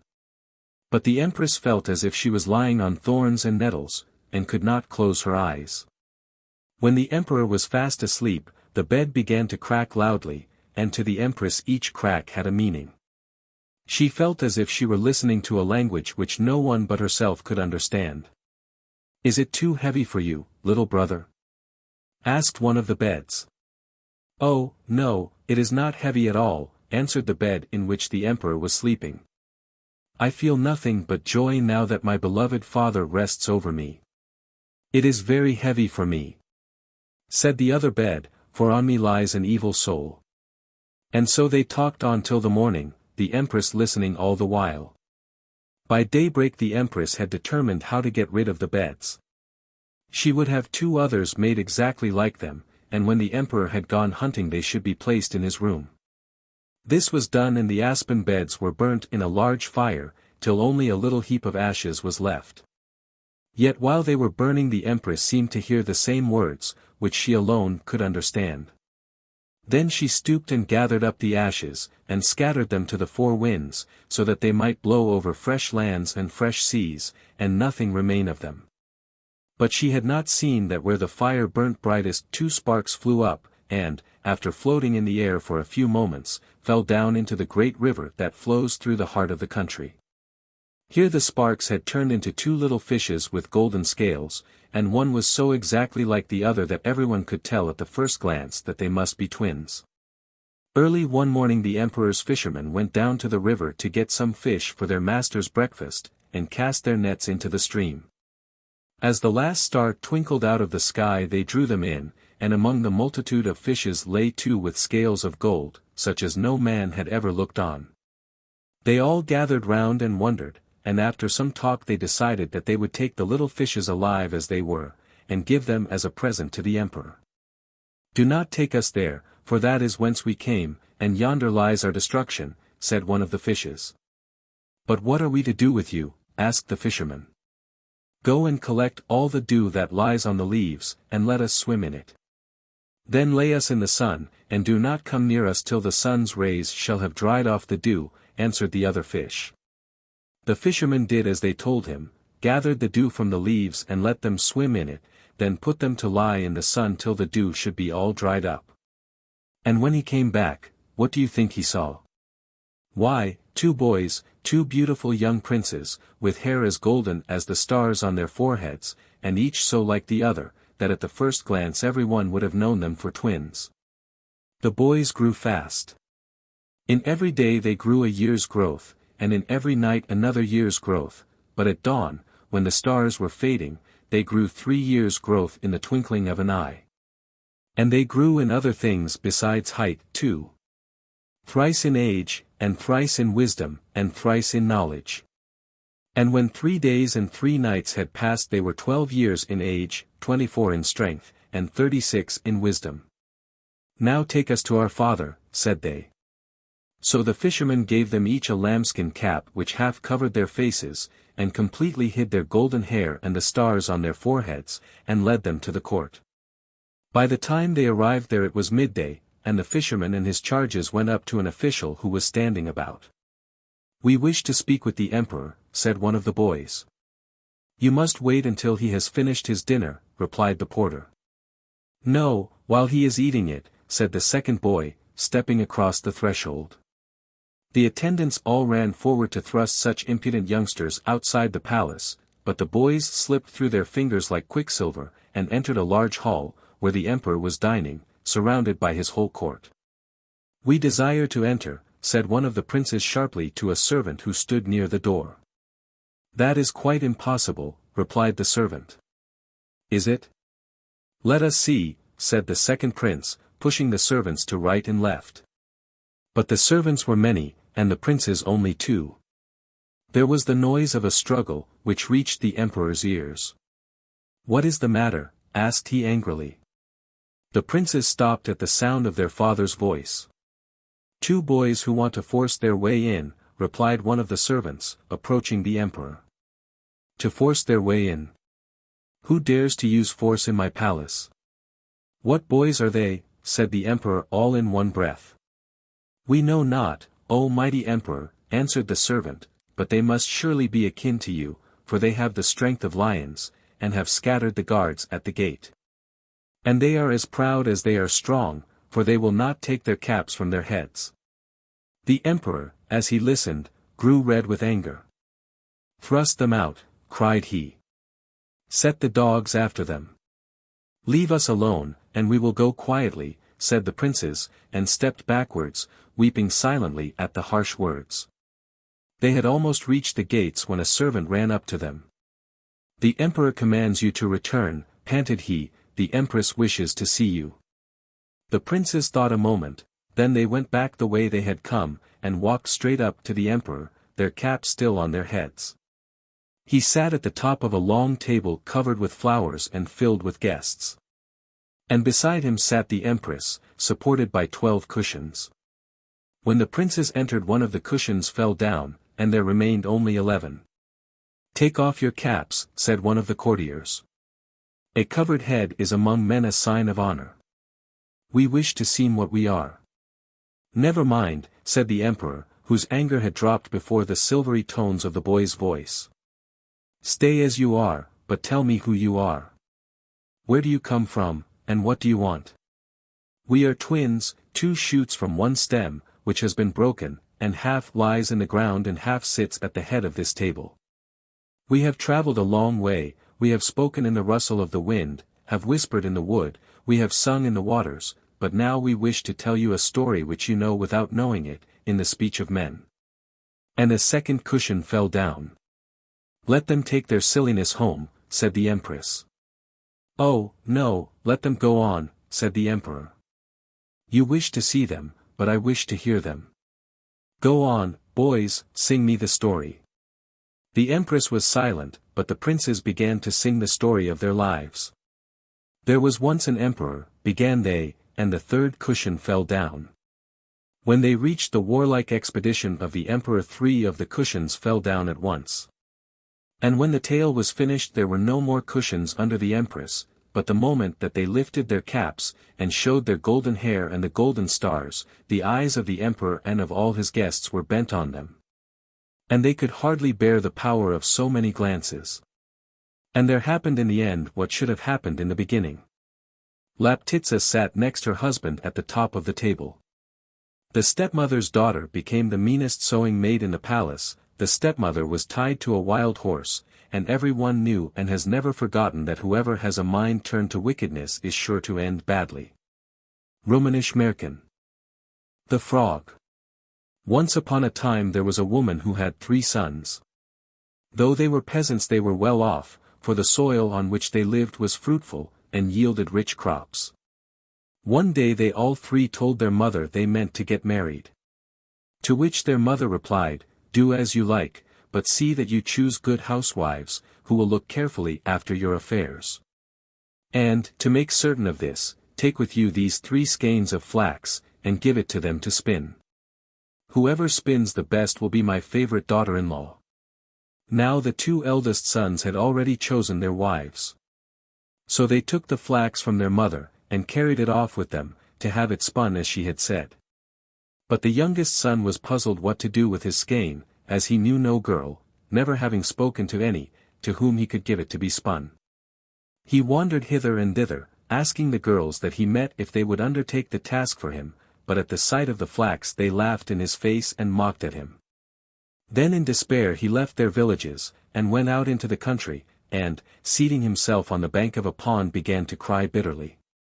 Suddenly there was a noise close beside him, and a frog jumped out of the water onto the bank and asked him why he was crying. The youth told her of his trouble, and how his brothers would bring home linen spun for them by their promised wives, but that no one would spin his thread. Then the frog answered, "Do not weep on that account. Give me the thread, and I will spin it for you." And, having said this, she took it out of his hand, and flopped back into the water, and the youth went back, not knowing what would happen next. In a short time the 2 elder brothers came home, and their mother asked to see the linen which had been woven out of the skeins of flax she had given them. They all 3 left the room. And in a few minutes the 2 eldest returned, bringing with them the linen that had been spun by their chosen wives. But the youngest brother was greatly troubled, for he had nothing to show for the skein of flax that had been given to him. Sadly he betook himself to the pond, and sitting down on the bank, began to weep. Flop! And the frog appeared out of the water close beside him. "Take this," she said, "here is the linen that I have spun for you." You may imagine how delighted the youth was. She put the linen into his hands, and he took it straight back to his mother, who was so pleased with it that she declared she had never seen linen so beautifully spun. And that it was far finer and whiter than the webs that the 2 elder brothers had brought home. Then she turned to her sons and said, "But this is not enough, my sons, I must have another proof as to what sort of wives you have chosen. In the house there are 3 puppies. Each of you take one, and give it to the woman whom you mean to bring home as your wife. She must train it and bring it up. Whichever dog turns out the best, its mistress will be my favorite daughter-in-law." So the young men set out on their different ways, each taking a puppy with him. The youngest, not knowing where to go, returned to the pond, sat down once more on the bank, and began to weep. Flop! And close beside him, he saw the frog. "Why are you weeping?" she said. Then he told her his difficulty, and that he did not know to whom he should take the puppy. "Give it to me," she said, "and I will bring it up for you." And, seeing that the youth hesitated, she took the little creature out of his arms, and disappeared with it into the pond. The weeks and months passed, till one day the mother said she would like to see how the dogs had been trained by her future daughters-in-law. The 2 eldest sons departed, and returned shortly, leading with them 2 great mastiffs, who growled so fiercely, and looked so savage, that the mere sight of them made the mother tremble with fear. The youngest son, as was his custom, went to the pond, and called on the frog to come to his rescue. In a minute she was at his side, bringing with her the most lovely little dog, which she put into his arms. It sat up and begged with its paws, and went through the prettiest tricks, and was almost human in the way it understood and did what it was told. In high spirits the youth carried it off to his mother. As soon as she saw it, she exclaimed, "This is the most beautiful little dog I have ever seen. You are indeed fortunate, my son, you have won a pearl of a wife." Then, turning to the others, she said, "Here are 3 shirts. Take them to your chosen wives. Whoever sews the best will be my favorite daughter-in-law." So the young men set out once more, and again, this time, the work of the frog was much the best and the neatest. This time the mother said, "Now that I am content with the tests I gave, I want you to go and fetch home your brides, and I will prepare the wedding feast." You may imagine what the youngest brother felt on hearing these words. Whence was he to fetch a bride? Would the frog be able to help him in this new difficulty? With bowed head, and feeling very sad, he sat down on the edge of the pond. Flop! And once more the faithful frog was beside him. "What is troubling you so much?" she asked him, and then the youth told her everything. "Will you take me for a wife?" she asked. "What should I do with you as a wife?" he replied, wondering at her strange proposal. Once more, "Will you have me or will you not?" she said. "I will neither have you, nor will I refuse you," said he. At this the frog disappeared. And the next minute the youth beheld a lovely little chariot, drawn by 2 tiny ponies, standing on the road. The frog was holding the carriage door open for him to step in. "Come with me," she said. And he got up and followed her into the chariot. As they drove along the road they met 3 witches, the first of them was blind, the second was hunchbacked, and the third had a large thorn in her throat. When the 3 witches beheld the chariot, with the frog seated pompously among the cushions, they broke into such fits of laughter that the eyelids of the blind one burst open, and she recovered her sight. The hunchback rolled about on the ground in merriment till her back became straight, and in a roar of laughter the thorn fell out of the throat of the third witch. Their first thought was to reward the frog, who had unconsciously been the means of curing them of their misfortunes. The first witch waved her magic wand over the frog, and changed her into the loveliest girl that had ever been seen. The second witch waved the wand over the tiny chariot and ponies, and they were turned into a beautiful large carriage with prancing horses, and a coachman on the seat. The third witch gave the girl a magic purse, filled with money. Having done this, the witches disappeared, and the youth with his lovely bride drove to his mother's home. Great was the delight of the mother at her youngest son's good fortune. A beautiful house was built for them. She was the favorite daughter-in-law, everything went well with them, and they lived happily ever after. From the Italian. The princess who was hidden underground. Once there was a king who had great riches, which, when he died, he divided among his 3 sons. The 2 eldest of these lived in rioting and feasting, and thus wasted and squandered their father's wealth till nothing remained, and they found themselves in want and misery. The youngest of the 3 sons, on the contrary, made good use of his portion. He married a wife and soon they had a most beautiful daughter, for whom, when she was grown up, he caused a great palace to be built underground, and then killed the architect who had built it. Next he shut up his daughter inside, and then sent heralds all over the world to make known that he who should find the king's daughter should have her to wife. If he were not capable of finding her then he must die. Many young men sought to discover her, but all perished in the attempt. After many had met their death thus, there came a young man, beautiful to behold, and as clever as he was beautiful, who had a great desire to attempt the enterprise. First he went to a herdsman, and begged him to hide him in a sheepskin, which had a golden fleece, and in this disguise to take him to the king.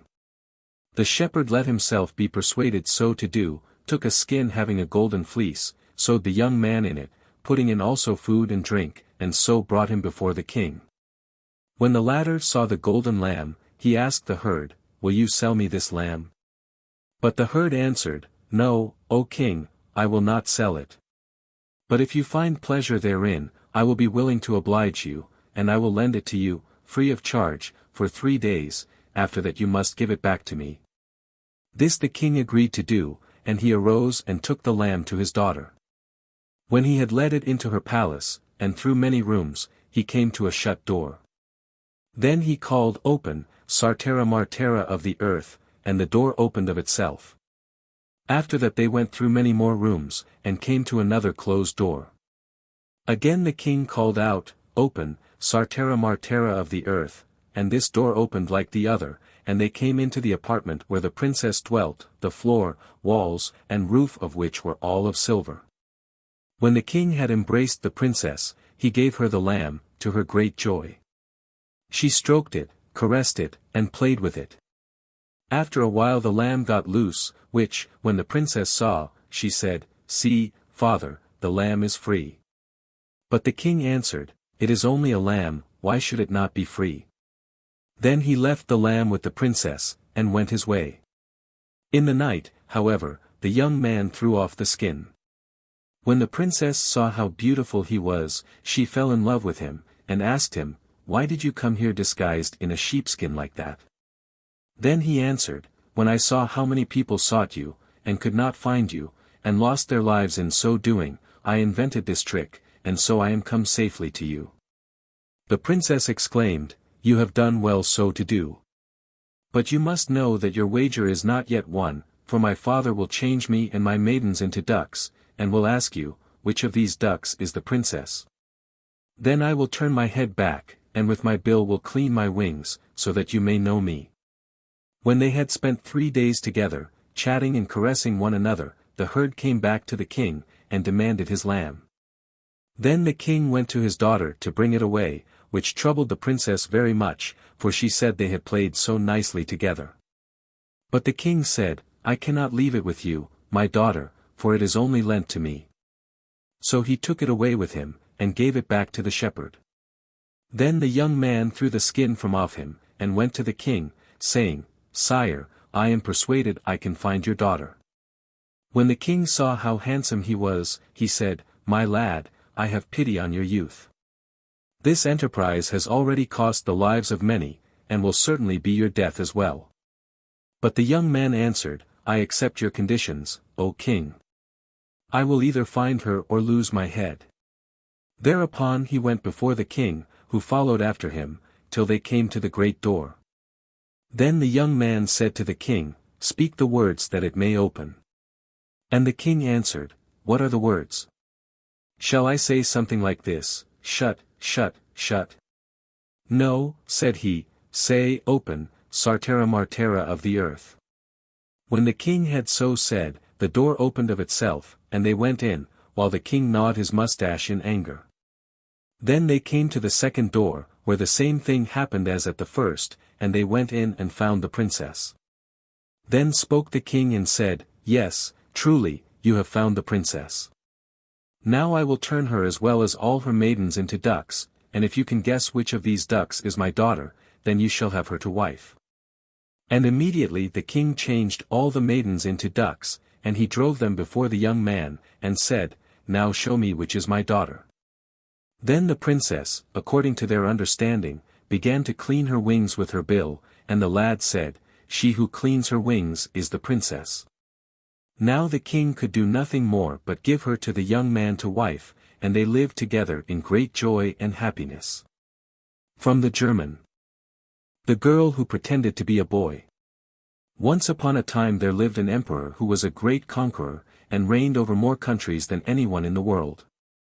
And whenever he subdued a fresh kingdom, he only granted peace on condition that the king should deliver him one of his sons for 10 years' service. Now on the borders of his kingdom lay a country whose emperor was as brave as his neighbor, and as long as he was young he was the victor in every war. But as years passed away, his head grew weary of making plans of campaign, and his people wanted to stay at home and till their fields, and at last he too felt that he must do homage to the other emperor. One thing, however, held him back from this step which day by day he saw more clearly was the only one possible. His new overlord would demand the service of one of his sons. And the old emperor had no son, only 3 daughters. Look on which side he would, nothing but ruin seemed to lie before him, and he became so gloomy, that his daughters were frightened, and did everything they could think of to cheer him up, but all to no purpose. At length one day when they were at dinner, the eldest of the three summoned up all her courage and said to her father, "What secret grief is troubling you? Are your subjects discontented? Or have we given you cause for displeasure? To smooth away your wrinkles, we would gladly shed our blood, for our lives are bound up in yours, and this you know." "My daughter," answered the emperor, "what you say is true. Never have you given me one moment's pain. Yet now you cannot help me. Ah! Why is not one of you a boy?" "I don't understand," she answered in surprise. "Tell us what is wrong, and though we are not boys, we are not quite useless. But what can you do, my dear children? Spin, sew, and weave, that is all you're learning. Only a warrior can deliver me now, a young giant who is strong to wield the battle-axe, whose sword deals deadly blows. But why do you need a son so much at present? Tell us all about it. It will not make matters worse if we know. Listen then, my daughters, and learn the reason of my sorrow. You have heard that as long as I was young no man ever brought an army against me without it costing him dear. But the years have chilled my blood and drunk my strength. And now the deer can roam the forest, my arrows will never pierce his heart, strange soldiers will set fire to my houses and water their horses at my wells, and my arm cannot hinder them.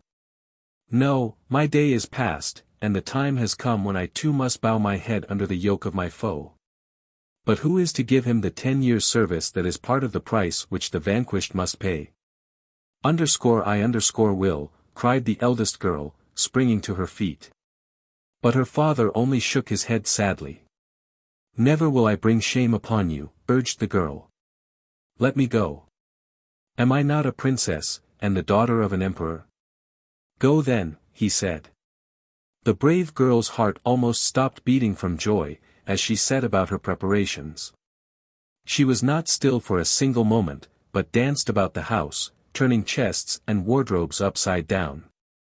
She set aside enough things for a whole year, dresses embroidered with gold and precious stones, and a great store of provisions. And she chose the most spirited horse in the stable, with eyes of flame, and a coat of shining silver. When her father saw her mounted and curvetting about the court, he gave her much wise advice, as to how she was to behave like the young man she appeared to be, and also how to behave as the girl she really was. Then he gave her his blessing, and she touched her horse with the spur. The silver armor of herself and her steed dazzled the eyes of the people as she darted past. She was soon out of sight, and if after a few miles she had not pulled up to allow her escort to join her, the rest of the journey would have been performed alone. But though none of his daughters were aware of the fact, the old emperor was a magician, and had laid his plans accordingly. He managed, unseen, to overtake his daughter, and throw a bridge of copper over a stream which she would have to cross. Then, changing himself into a wolf, he lay down under one of the arches, and waited. He had chosen his time well, and in about half an hour the sound of a horse's hoofs was heard. His feet were almost on the bridge, when a big grey wolf with grinning teeth appeared before the princess. With a deep growl that froze the blood, he drew himself up, and prepared to spring. The appearance of the wolf was so sudden and so unexpected, that the girl was almost paralyzed, and never even dreamt of flight, till the horse leaped violently to one side. Then she turned him round, and urging him to his fullest speed, never drew rein till she saw the gates of the palace rising before her. The old emperor, who had got back long since, came to the door to meet her, and touching her shining armor, he said, "Did I not tell you, my child, that flies do not make honey?" The days passed on, and one morning the second princess implored her father to allow her to try the adventure in which her sister had made such a failure. He listened unwillingly, feeling sure it was no use, but she begged so hard that in the end he consented, and having chosen her arms, she rode away. But though, unlike her sister, she was quite prepared for the appearance of the wolf when she reached the copper bridge, she showed no greater courage, and galloped home as fast as her horse could carry her. On the steps of the castle her father was standing, and as still trembling with fright she knelt at his feet, he said gently, "Did I not tell you, my child, that every bird is not caught in a net?" The three girls stayed quietly in the palace for a little while, embroidering, spinning, weaving, and tending their birds and flowers, when early one morning, the youngest princess entered the door of the emperor's private apartments. "My father, it is my turn now. Perhaps I shall get the better of that wolf." "What, do you think you are braver than your sisters, vain little one? You who have hardly left your long clothes behind you." But she did not mind being laughed at, and answered, "For your sake, father, I would cut the devil himself into small bits or even become a devil myself. I think I shall succeed, but if I fail, I shall come home without more shame than my sisters." Still the emperor hesitated, but the girl petted and coaxed him till at last he said, "Well, well, if you must go, you must. It remains to be seen what I shall get by it, except perhaps a good laugh when I see you come back with your head bent and your eyes on the ground." "He laughs best who laughs last," said the princess. Happy at having got her way, the princess decided that the first thing to be done was to find some old white-haired boyard, whose advice she could trust, and then to be very careful in choosing her horse.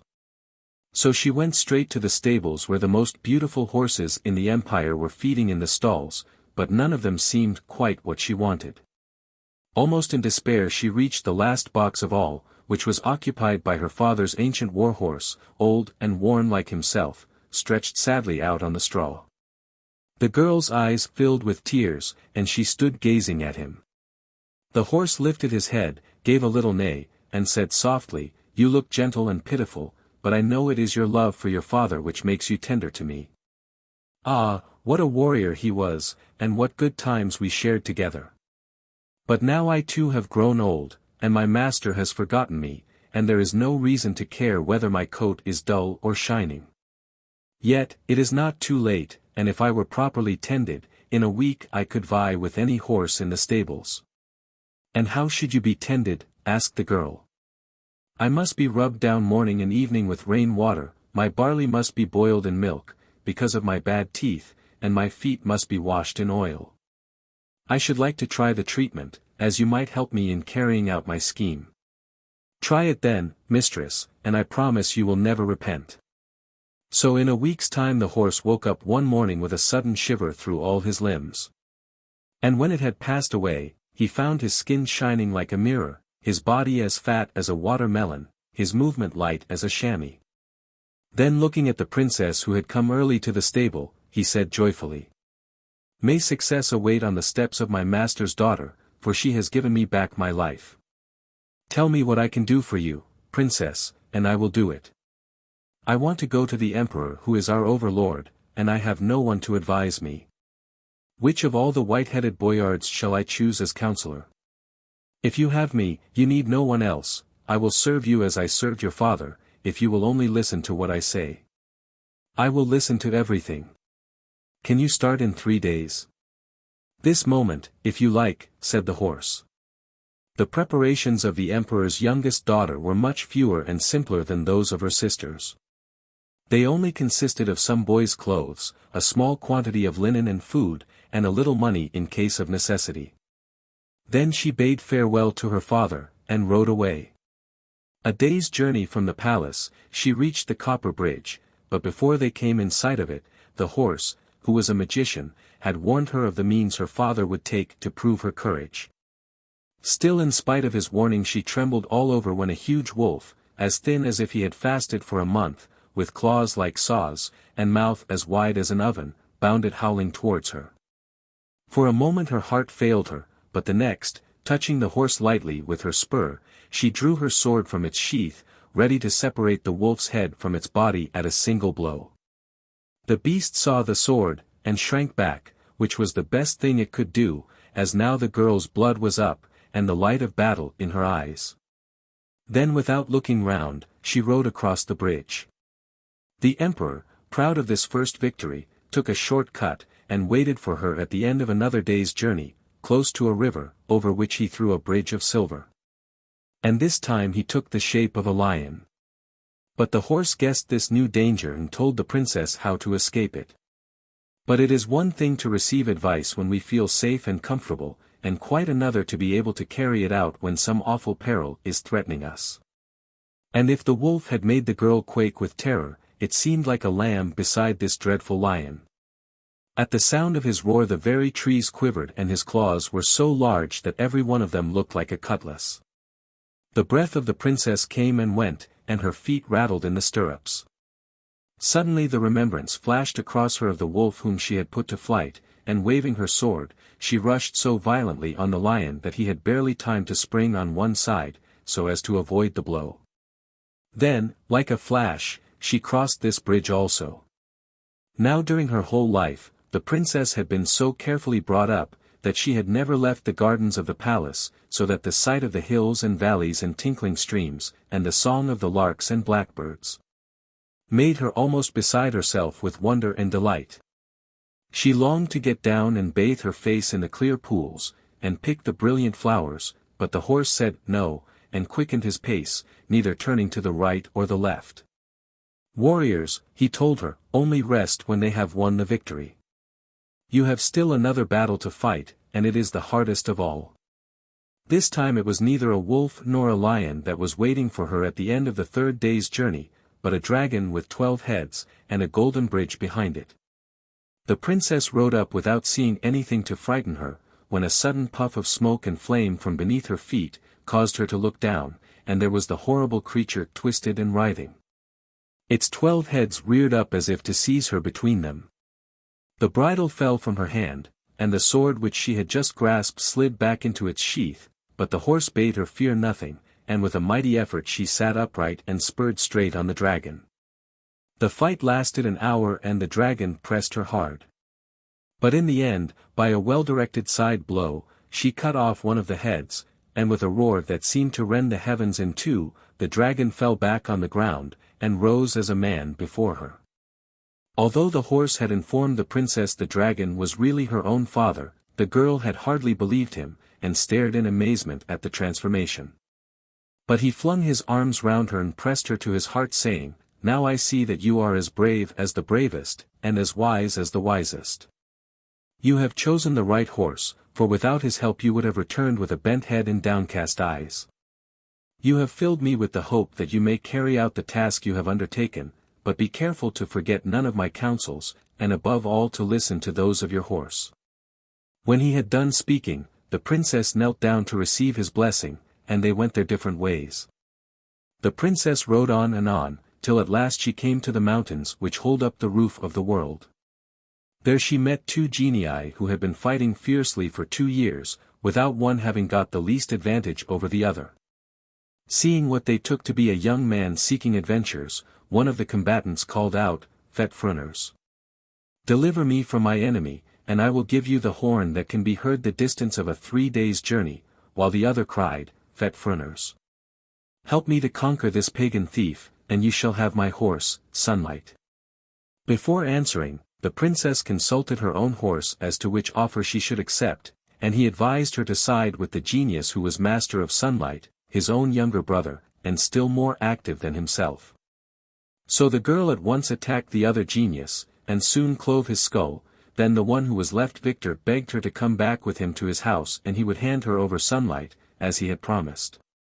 The mother of the genius was rejoiced to see her son return safe and sound, and prepared her best room for the princess, who, after so much fatigue, needed rest badly.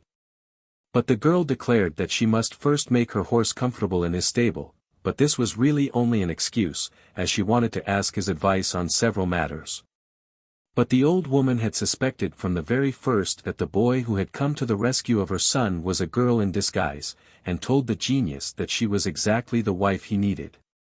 The genius scoffed, and inquired what female hand could ever wield a saber like that.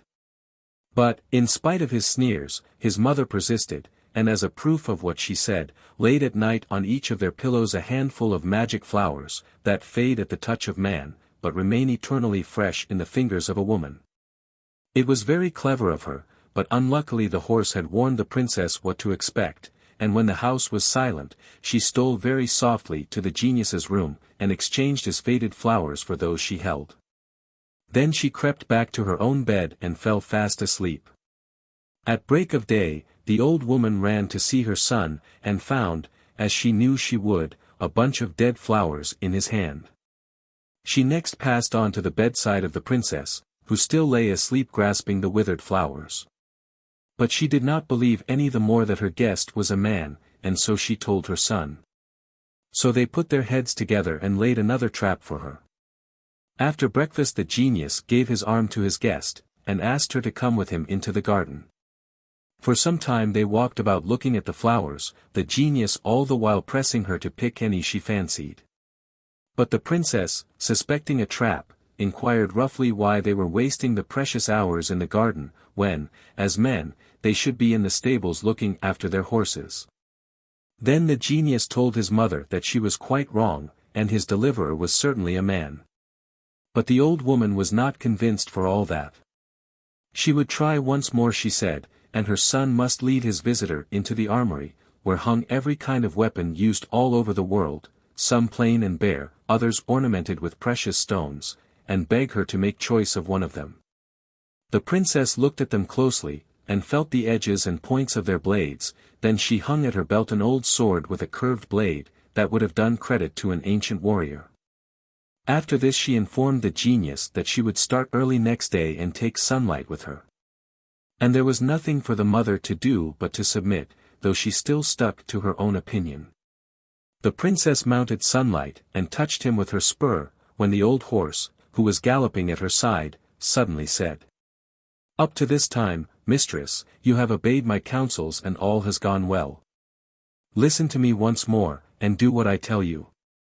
I am old, and, now that there is someone to take my place, I will confess it, I am afraid that my strength is not equal to the task that lies before me. Give me leave, therefore, to return home, and do you continue your journey under the care of my brother. Put your faith in him as you put it in me, and you will never repent. Wisdom has come early to Sunlight. Yes, my old comrade, you have served me well, and it is only through your help that up to now I have been victorious. So grieved though I am to say farewell, I will obey you yet once more, and will listen to your brother as I would to yourself. Only, I must have a proof that he loves me as well as you do."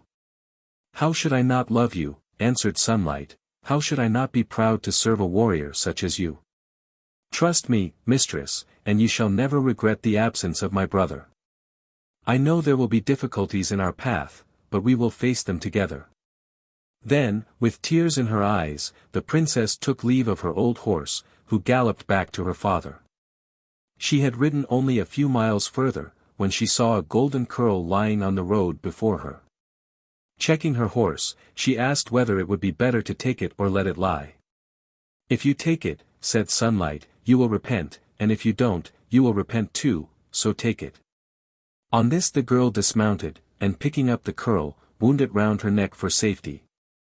They passed by hills, they passed by mountains, they passed through valleys, leaving behind them thick forests, and fields covered with flowers, and at length they reached the court of the overlord. He was sitting on his throne, surrounded by the sons of the other emperors, who served him as pages. These youths came forward to greet their new companion, and wondered why they felt so attracted towards him. However, there was no time for talking and concealing her fright.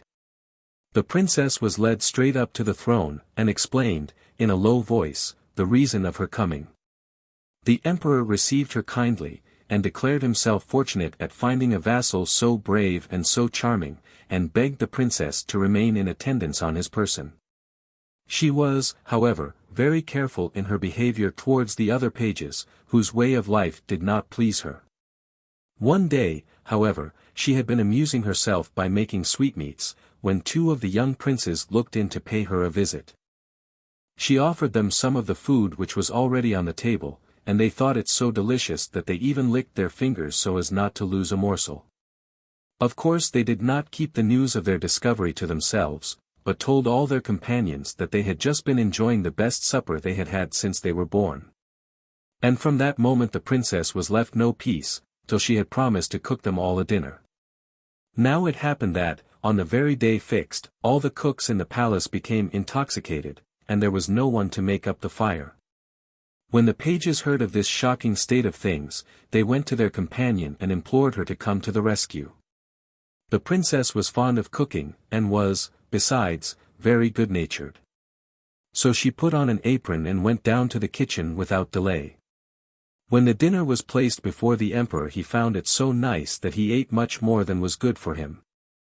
The next morning, as soon as he woke, he sent for his head cook, and told him to send up the same dishes as before.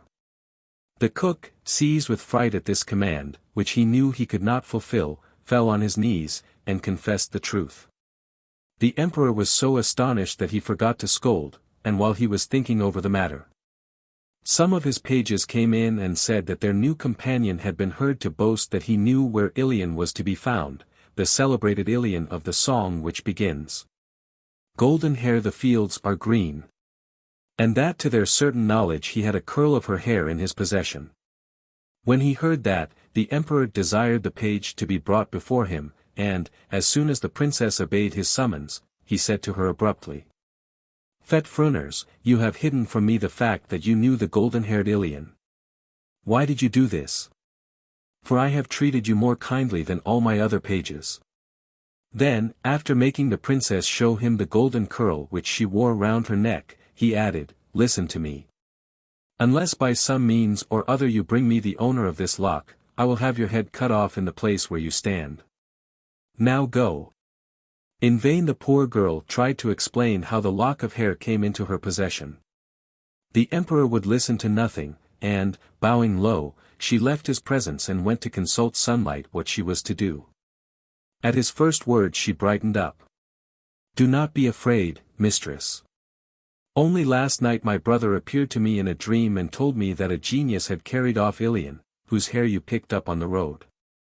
But Ilion declares that, before she marries her captor, he must bring her, as a present, the whole stud of Hares which belonged to her. The genius, half crazy with love, thinks of nothing night and day but how this can be done, and meanwhile she is quite safe in the island swamps of the sea. Go back to the emperor and ask him for 20 ships filled with precious merchandise. The rest you shall know by and by." On hearing this advice, the princess went at once into the emperor's presence.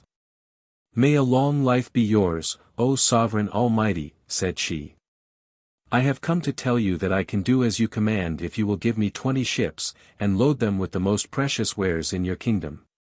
"You shall have all that I possess if you will bring me the golden-haired Ilion," said the emperor. The ships were soon ready, and the princess entered the largest and finest, with Sunlight at her side. Then the sails were spread and the voyage began. For 7 weeks the wind blew them straight towards the west, and early one morning they caught sight of the island swamps of the sea. They cast anchor in a little bay, and the princess made haste to disembark with Sunlight, but, before leaving the ship, she tied to her belt a pair of tiny gold slippers, adorned with precious stones. Then mounting Sunlight, she rode about till she came to several palaces, built on hinges, so that they could always turn towards the sun. The most splendid of these was guarded by 3 slaves, whose greedy eyes were caught by the glistening gold of the slippers. They hastened up to the owner of these treasures, and inquired who he was. "A merchant," replied the princess, who had somehow missed his road, and lost himself among the island swamps of the sea. Not knowing if it was proper to receive him or not, the slaves returned to their mistress and told her all they had seen, but not before she had caught sight of the merchant from the roof of her palace. Luckily her jailer was away, always trying to catch the stud of Hares, so for the moment she was free and alone. The slaves told their tales so well that their mistress insisted on going down to the shore and seeing the beautiful slippers for herself. They were even lovelier than she expected, and when the merchant besought her to come on board, and inspect some that he thought were finer still, her curiosity was too great to refuse, and she went. Once on board ship, she was so busy turning over all the precious things stored there, that she never knew that the sails were spread, and that they were flying along with the wind behind them.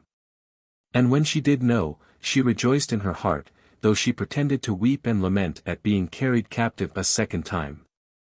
Thus they arrived at the court of the emperor. They were just about to land, when the mother of the genius stood before them. She had learnt that Ilion had fled from her prison in company with a merchant, and, as her son was absent, had come herself in pursuit. Striding over the blue waters, hopping from wave to wave, one foot reaching to heaven, and the other planted in the foam, she was close at their heels, breathing fire and flame, when they stepped on shore from the ship. One glance told Ilian who the horrible old woman was, and she whispered hastily to her companion. Without saying a word, the princess swung her into Sunlight's saddle, and leaping up behind her, they were off like a flash. It was not till they drew near the town that the princess stooped and asked Sunlight what they should do. "Put your hand into my left ear," said he, "and take out a sharp stone, which you must throw behind you." The princess did as she was told, and a huge mountain sprang up behind them. The mother of the genius began to climb up it, and though they galloped quickly, she was quicker still. They heard her coming, faster, faster. And again the princess stooped to ask what was to be done now. "Put your hand into my right ear," said the horse, "and throw the brush you will find there behind you." The princess did so, and a great forest sprang up behind them, and, so thick were its leaves, that even a wren could not get through. But the old woman seized hold of the branches and flung herself like a monkey from one to the others, and always she drew nearer, always, always, till their hair was singed by the flames of her mouth. Then, in despair, the princess again bent down and asked if there was nothing more to be done, and Sunlight replied, "Quick, quick, take off the betrothal ring on the finger of Ilian and throw it behind you." This time there sprang up a great tower of stone, smooth as ivory, hard as steel, which reached up to heaven itself. And the mother of the genius gave a howl of rage, knowing that she could neither climb it nor get through it. But she was not beaten yet, and gathering herself together, she made a prodigious leap, which landed her on the top of the tower, right in the middle of Ilian's ring which lay there, and held her tight. Only her claws could be seen grasping the battlements. All that could be done the old witch did.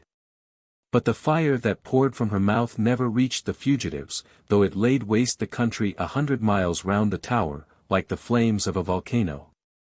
Then, with one last effort to free herself, her hands gave way, and, falling down to the bottom of the tower, she was broken in pieces. When the flying princess saw what had happened, she rode back to the spot, as Sunlight counselled her, and placed her finger on the top of the tower, which was gradually shrinking into the earth. In an instant the tower had vanished as if it had never been, and in its place was the finger of the princess with a ring round it. The emperor received Ilian with all the respect that was due to her, and fell in love at first sight besides. But this did not seem to please Ilian, whose face was sad as she walked about the palace or gardens, wondering how it was that, while other girls did as they liked, she was always in the power of someone whom she hated. So when the emperor asked her to share his throne, Ilian answered, "Noble sovereign, I may not think of marriage till my stud of horses has been brought me, with their trappings all complete." When he heard this, the emperor once more sent for Fet-Fruners, and said, "Fet-Fruners, fetch me instantly the stud of Mares, with their trappings all complete. If not, your head shall pay the forfeit. Mighty emperor, I kiss your hands. I have but just returned from doing your bidding, and, behold, you send me on another mission, and stake my head on its fulfillment, when your court is full of valiant young men, pining to win their spurs. They say you are a just man. Then why not entrust this quest to one of them? Where am I to seek these Mares that I am to bring you? How do I know? They may be anywhere in heaven or earth, but, wherever they are, you will have to find them." The princess bowed and went to consult Sunlight. He listened while she told her tale, and then said, "Fetch quickly 9 buffalo skins, smear them well with tar, and lay them on my back. Do not fear, you will succeed in this also. But, in the end, the emperor's desires will be his undoing." The buffalo skins were soon got, and the princess started off with Sunlight. The way was long and difficult, but at length they reached the place where the Mares were grazing. Here the genius who had carried off Ilian was wandering about, trying to discover how to capture them, all the while believing that Ilian was safe in the palace where he had left her. As soon as she caught sight of him, the princess went up and told him that Ilian had escaped, and that his mother, in her efforts to recapture her, had died of rage. At this news a blind fury took possession of the genius, and he rushed madly upon the princess, who awaited his onslaught with perfect calmness. As he came on, with his saber lifted high in the air, sunlight bounded right over his head, so that the sword fell harmless. And when in her turn the princess prepared to strike, the horse sank upon his knees, so that the blade pierced the genius's thigh. The fight was so fierce that it seemed as if the earth would give way under them, and for 20 miles round the beasts in the forests fled to their caves for shelter. At last, when her strength was almost gone, the genius lowered his sword for an instant. The princess saw her chance, and, with one swoop of her arm, severed her enemy's head from his body. Still trembling from the long struggle, she turned away, and went to the meadow where the stud were feeding. By the advice of Sunlight, she took care not to let them see her, and climbed a thick tree, where she could see and hear without being seen herself. Then he neighed, and the Hares came galloping up, eager to see the newcomer, all but one horse, who did not like strangers, and thought they were very well as they were. As Sunlight stood his ground, well pleased with the attention paid him, this sulky creature suddenly advanced to the charge, and bit so violently that had it not been for the 9 buffalo skins Sunlight's last moment would have come. When the fight was ended, the buffalo skins were in ribbons, and the beaten animal writhing with pain on the grass. Nothing now remained to be done but to drive the whole stud to the emperor's court. So the princess came down from the tree and mounted Sunlight, while the stud followed meekly after, the wounded horse bringing up the rear. On reaching the palace, she drove them into a yard, and went to inform the emperor of her arrival. The news was told at once to Ilion, who ran down directly and called them to her one by one, each mare by its name. And at the first sight of her the wounded animal shook itself quickly, and in a moment its wounds were healed, and there was not even a mark on its glossy skin. By this time the emperor, on hearing where she was, joined her in the yard, and at her request ordered the Hares to be milked, so that both he and she might bathe in the milk and keep young forever. But they would suffer no one to come near them, and the princess was commanded to perform this service also. At this, the heart of the girl swelled within her. The hardest tasks were always given to her, and long before the 2 years were up, she would be worn out and useless. But while these thoughts passed through her mind, a fearful rain fell, such as no man remembered before, and rose till the Hares were standing up to their knees in water. Then as suddenly it stopped, and, behold, the water was ice, which held the animals firmly in its grasp. And the princess's heart grew light again, and she sat down gaily to milk them, as if she had done it every morning of her life. The love of the emperor for Ilion waxed greater day by day, but she paid no heed to him, and always had an excuse ready to put off their marriage. At length, when she had come to the end of everything she could think of, she said to him one day, "Grant me, sire, just one request more, and then I will really marry you, for you have waited patiently this long time." "My beautiful dove," replied the emperor, "both I and all I possess are yours, so ask your will, and you shall have it." "Get me, then," she said, "a flask of the holy water that is kept in a little church beyond the river Jordan, and I will be your wife." Then the emperor ordered Fet-Frunners to ride without delay to the river Jordan, and to bring back, at whatever cost, the holy water for Ilion. "This, my mistress," said Sunlight, when she was saddling him, "is the last and most difficult of your tasks. But fear nothing, for the hour of the emperor has struck." So they started. And the horse, who was not a wizard for nothing, told the princess exactly where she was to look for the holy water. "It stands," he said, "on the altar of a little church, and is guarded by a troop of nuns. They never sleep, night or day, but every now and then a hermit comes to visit them, and from him they learn certain things it is needful for them to know.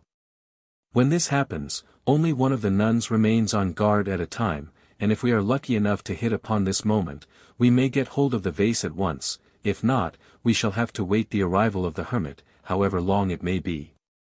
For there is no other means of obtaining the holy water."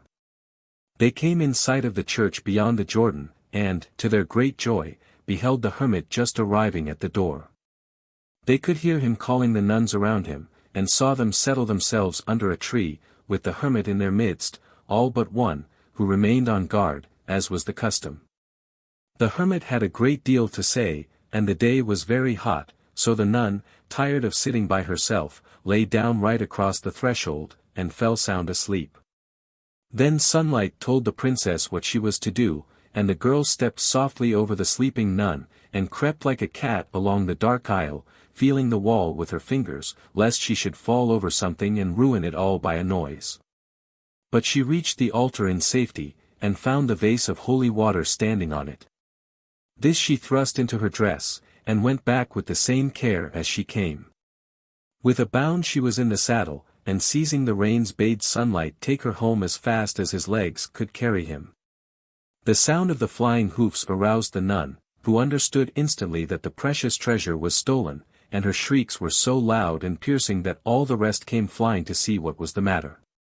The hermit followed at their heels, but seeing it was impossible to overtake the thief, he fell on his knees and called his most deadly curse down on her head, praying that if the thief was a man, he might become a woman. And if she was a woman, that she might become a man. In either case he thought that the punishment would be severe. But punishments are things about which people do not always agree, and when the princess suddenly felt she was really the man she had pretended to be, she was delighted. And if the hermit had only been within reach she would have thanked him from her heart.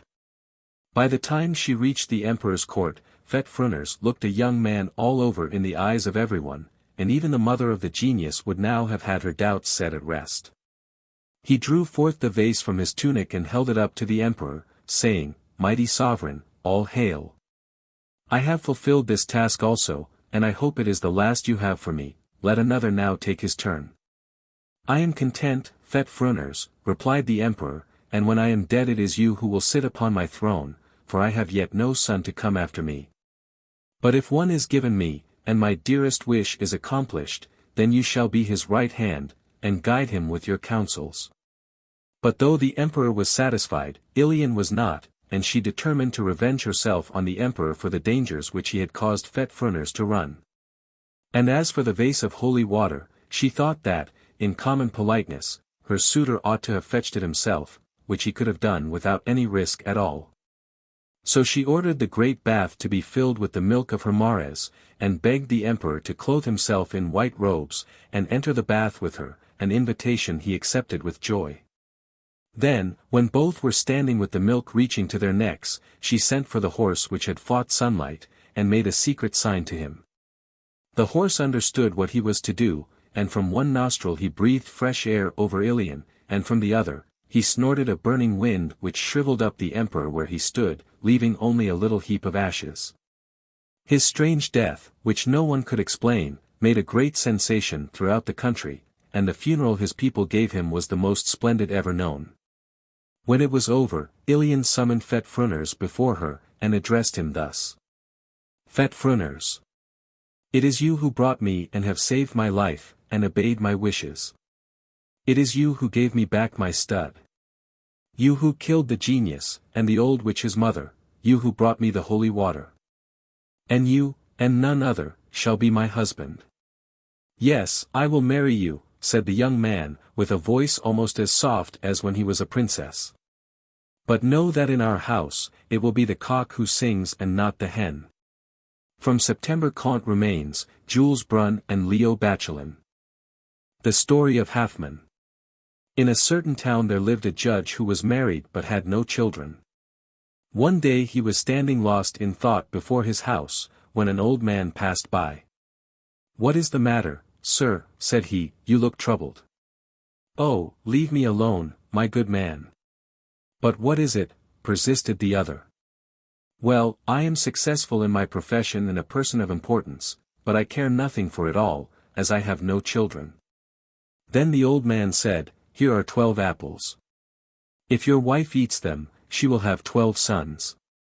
The judge thanked him joyfully as he took the apples, and went to seek his wife. "Eat these apples at once," he cried, "and you will have 12 sons."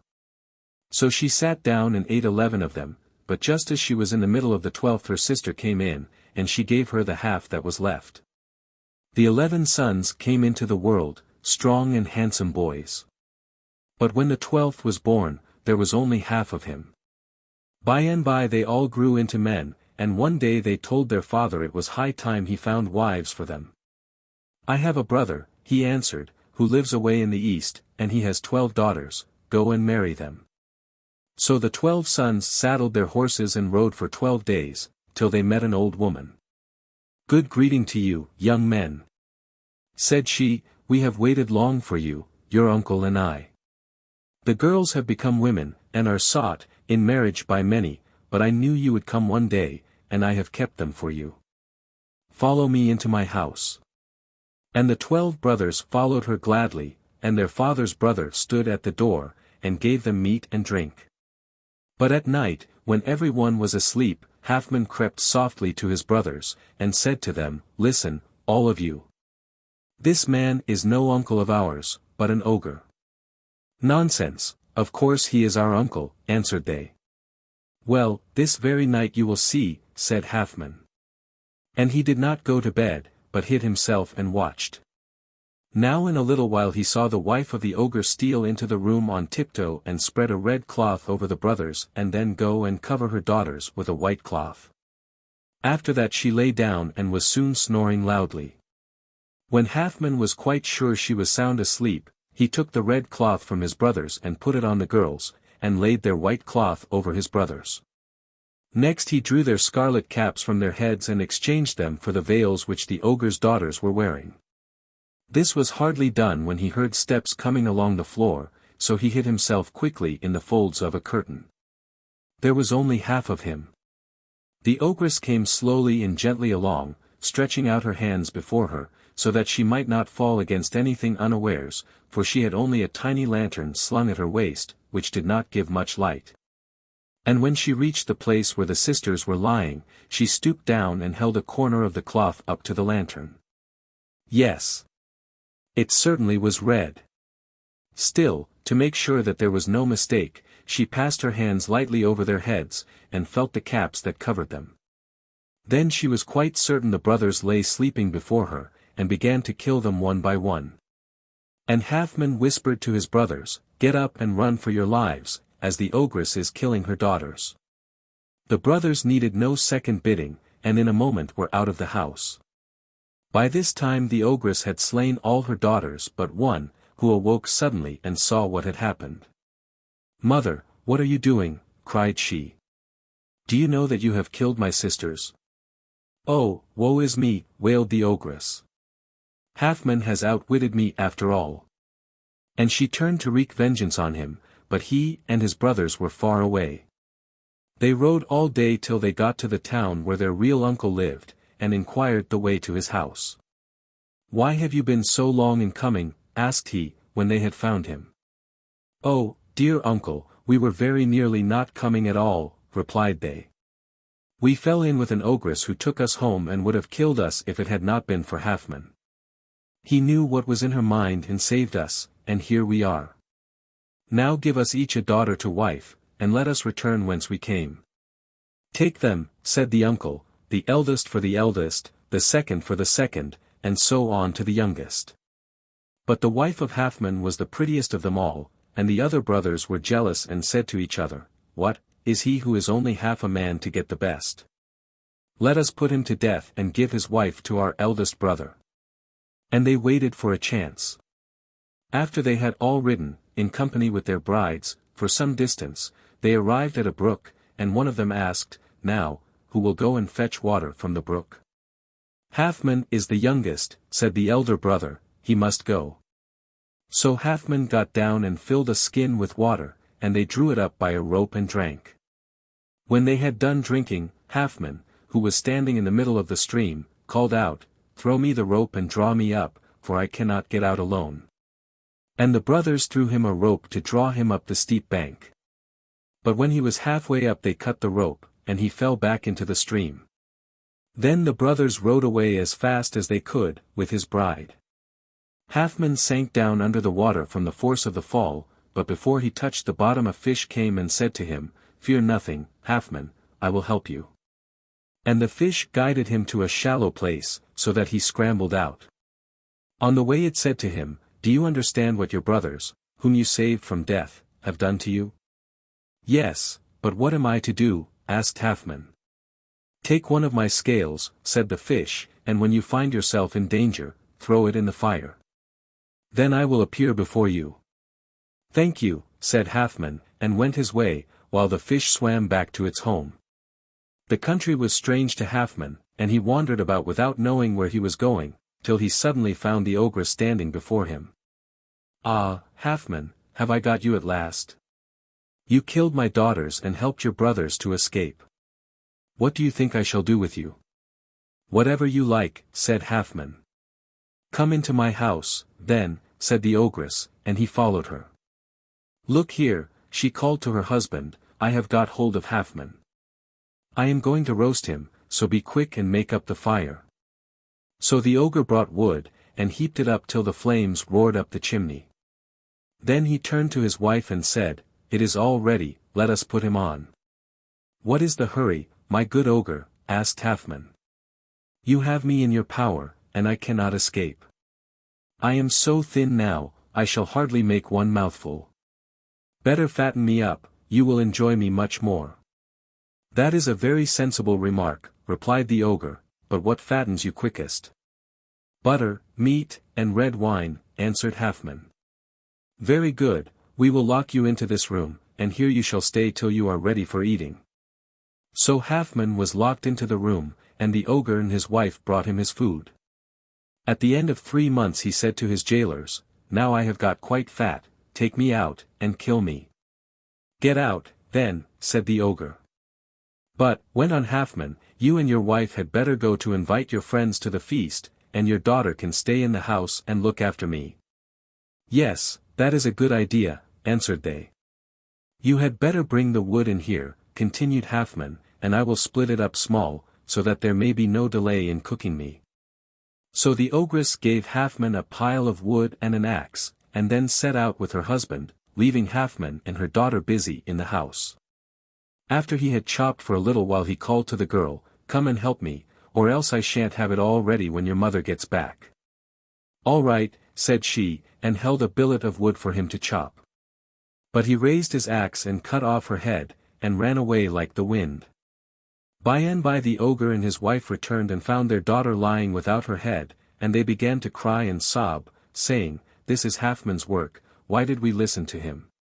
But Halfman was far away. When he escaped from the house he ran on straight before him for some time, looking for a safe shelter, as he knew that the ogre's legs were much longer than his, and that it was his only chance. At last he saw an iron tower which he climbed up. Soon the ogre appeared, looking right and left lest his prey should be sheltering behind a rock or tree, but he did not know Halfman was so near till he heard his voice calling, Come up. Come up. You will find me here. But how can I come up? Said the ogre, I see no door, and I could not possibly climb that tower. Oh, there is no door, replied Halfman. Then how did you climb up? A fish carried me on his back. And what am I to do? You must go and fetch all your relations, and tell them to bring plenty of sticks, then you must light a fire, and let it burn till the tower becomes red hot. After that you can easily throw it down. Very good, said the ogre, and he went round to every relation he had, and told them to collect wood and bring it to the tower where Halfman was. The men did as they were ordered, and soon the tower was glowing like coral, but when they flung themselves against it to overthrow it, they caught themselves on fire and were burnt to death. And overhead sat Halfman, laughing heartily. But the ogre's wife was still alive, for she had taken no part in kindling the fire. Oh, she shrieked with rage, You have killed my daughters and my husband, and all the men belonging to me, how can I get at you to avenge myself? Oh, that is easy enough, said Halfman. I will let down a rope, and if you tie it tightly round you, I will draw it up. All right, returned the ogress, fastening the rope which Halfman let down. Now pull me up. Are you sure it is secure? Yes, quite sure. Don't be afraid. Oh, I am not afraid at all. So Halfman slowly drew her up, and when she was near the top he let go the rope, and she fell down and broke her neck. Then Halfman heaved a great sigh and said, "That was hard work, the rope has hurt my hands badly, but now I am rid of her forever." So Halfman came down from the tower, and went on, till he got to a desert place, and as he was very tired, he lay down to sleep. While it was still dark, an ogress passed by, and she woke him and said, "Halfman, tomorrow your brother is to marry your wife." "Oh, how can I stop it?" asked he. "Will you help me?" "Yes, I will," replied the ogress. Thank you," cried Halfman, kissing her on the forehead. "My wife is dearer to me than anything else in the world, and it is not my brother's fault that I am not dead long ago." "Very well, I will rid you of him," said the ogress, "but only on one condition. If a boy is born to you, you must give him to me." "Oh, anything," answered Halfman, "as long as you deliver me from my brother, and get me my wife. Mount on my back, then, and in a quarter of an hour we shall be there." The ogress was as good as her word, and in a few minutes they arrived at the outskirts of the town where Halfman and his brothers lived. Here she left him, while she went into the town itself, and found the wedding guests just leaving the brothers' house. Unnoticed by anyone, the ogress crept into a curtain, changing herself into a scorpion, and when the brother was going to get into bed, she stung him behind the ear, so that he fell dead where he stood. Then she returned to Halfman and told him to go and claim his bride. He jumped up hastily from his seat, and took the road to his father's house. As he drew near he heard sounds of weeping and lamentations, and he said to a man he met, "What is the matter?" "The judge's eldest son was married yesterday, and died suddenly before night." "Well," thought Halfman, "my conscience is clear anyway, for it is quite plain he coveted my wife, and that is why he tried to drown me." He went at once to his father's room, and found him sitting in tears on the floor. "Dear father," said Halfman, "are you not glad to see me? You weep for my brother, but I am your son too, and he stole my bride from me and tried to drown me in the brook. If he is dead, I at least am alive." "No, no, he was better than you," moaned the father. "Why, dear father?" "He told me you had behaved very ill," said he. "Well, call my brothers," answered Halfman, "as I have a story to tell them." So the father called them all into his presence. Then Halfman began, "After we were 12 days' journey from home, we met an ogress, who gave us greeting and said, 'Why have you been so long coming? The daughters of your uncle have waited for you in vain,' and she bade us follow her to the house, saying, 'Now there need be no more delay, you can marry your cousins as soon as you please, and take them with you to your own home.' But I warned my brothers that the man was not our uncle, but an ogre. When we lay down to sleep, she spread a red cloth over us, and covered her daughters with a white one. But I changed the cloths, and when the ogress came back in the middle of the night, and looked at the cloths, she mistook her own daughters for my brothers, and killed them one by one, all but the youngest. Then I woke my brothers, and we all stole softly from the house, and we rode like the wind to our real uncle. And when he saw us, he bade us welcome, and married us to his 12 daughters, the eldest to the eldest, and so on to me, whose bride was the youngest of all and also the prettiest. And my brothers were filled with envy, and left me to drown in a brook, but I was saved by a fish who showed me how to get out. Now, you are a judge. Who did well, and who did evil, I or my brothers? Is this story true?" said the father, turning to his sons. "It is true, my father," answered they. "It is even as Halfman has said, and the girl belongs to him." Then the judge embraced Halfman and said to him, "You have done well, my son. Take your bride, and may you both live long and happily together." At the end of the year Halfman's wife had a son, and not long after she came one day hastily into the room, and found her husband weeping. "What is the matter?" she asked. "The matter?" said he. "Yes, why are you weeping?" "Because," replied Halfman, "the baby is not really ours, but belongs to an ogress." "Are you mad?" cried the wife. "What do you mean by talking like that?" "I promised," said Halfman, "when she undertook to kill my brother and to give you to me, that the first son we had should be hers." "And will she take him from us now?" said the poor woman. "No, not quite yet," replied Halfman. "When he is bigger." "And is she to have all our children?" asked she. "No, only this one," returned Halfman. Day by day the boy grew bigger, and one day as he was playing in the street with the other children, the ogress came by. "Go to your father," she said, "and repeat this speech to him, 'I want my forfeit, when am I to have it?'" "All right," replied the child, but when he went home forgot all about it. The next day the ogress came again, and asked the boy what answer the father had given. "I forgot all about it," said he. "Well, put this ring on your finger, and then you won't forget." "Very well," replied the boy, and went home. The next morning, as he was at breakfast, his mother said to him, "Child, where did you get that ring?" "A woman gave it to me yesterday, and she told me, father, to tell you that she wanted her forfeit, and when was she to have it?"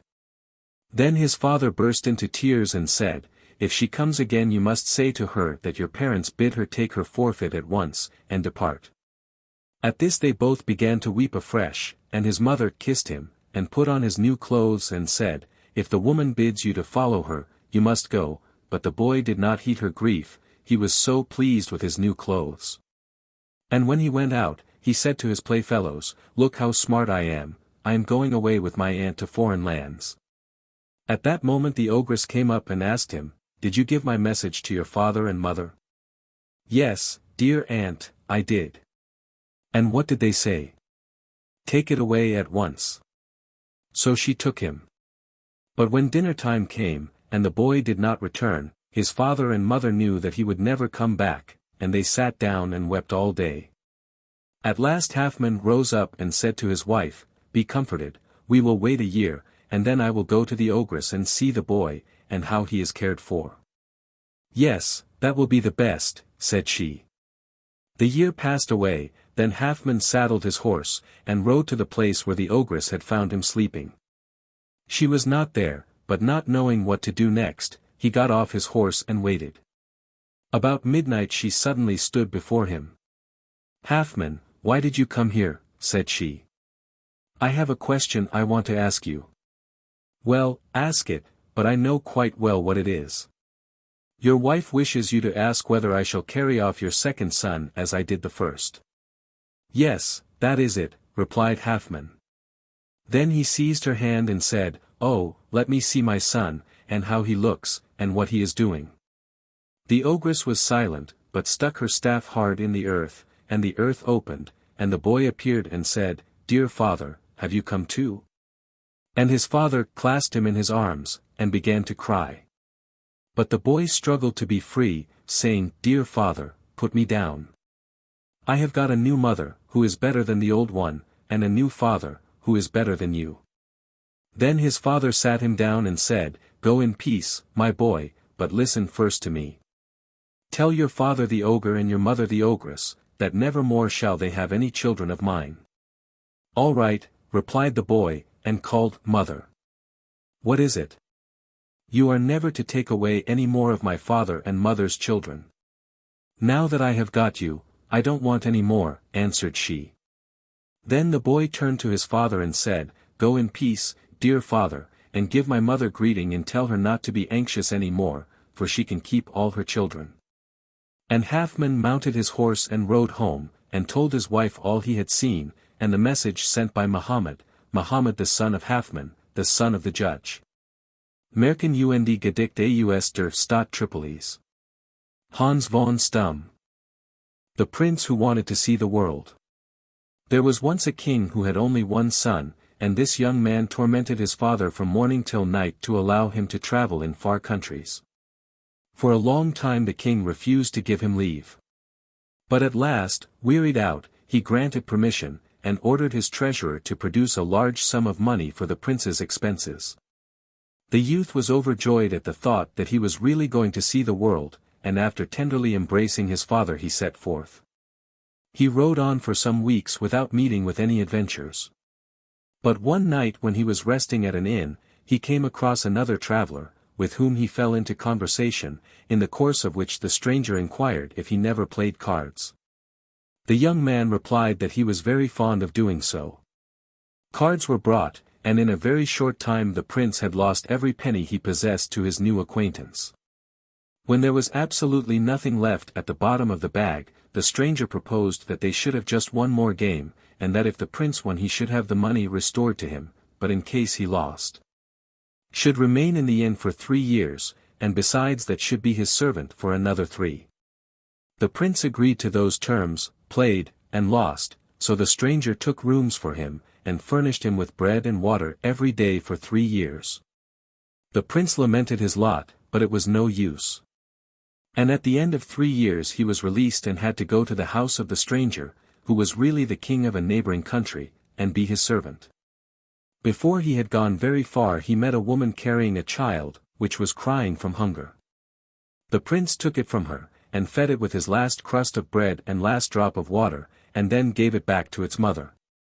The woman thanked him gratefully, and said, "Listen, my lord. You must walk straight on till you notice a very strong scent, which comes from a garden by the side of the road.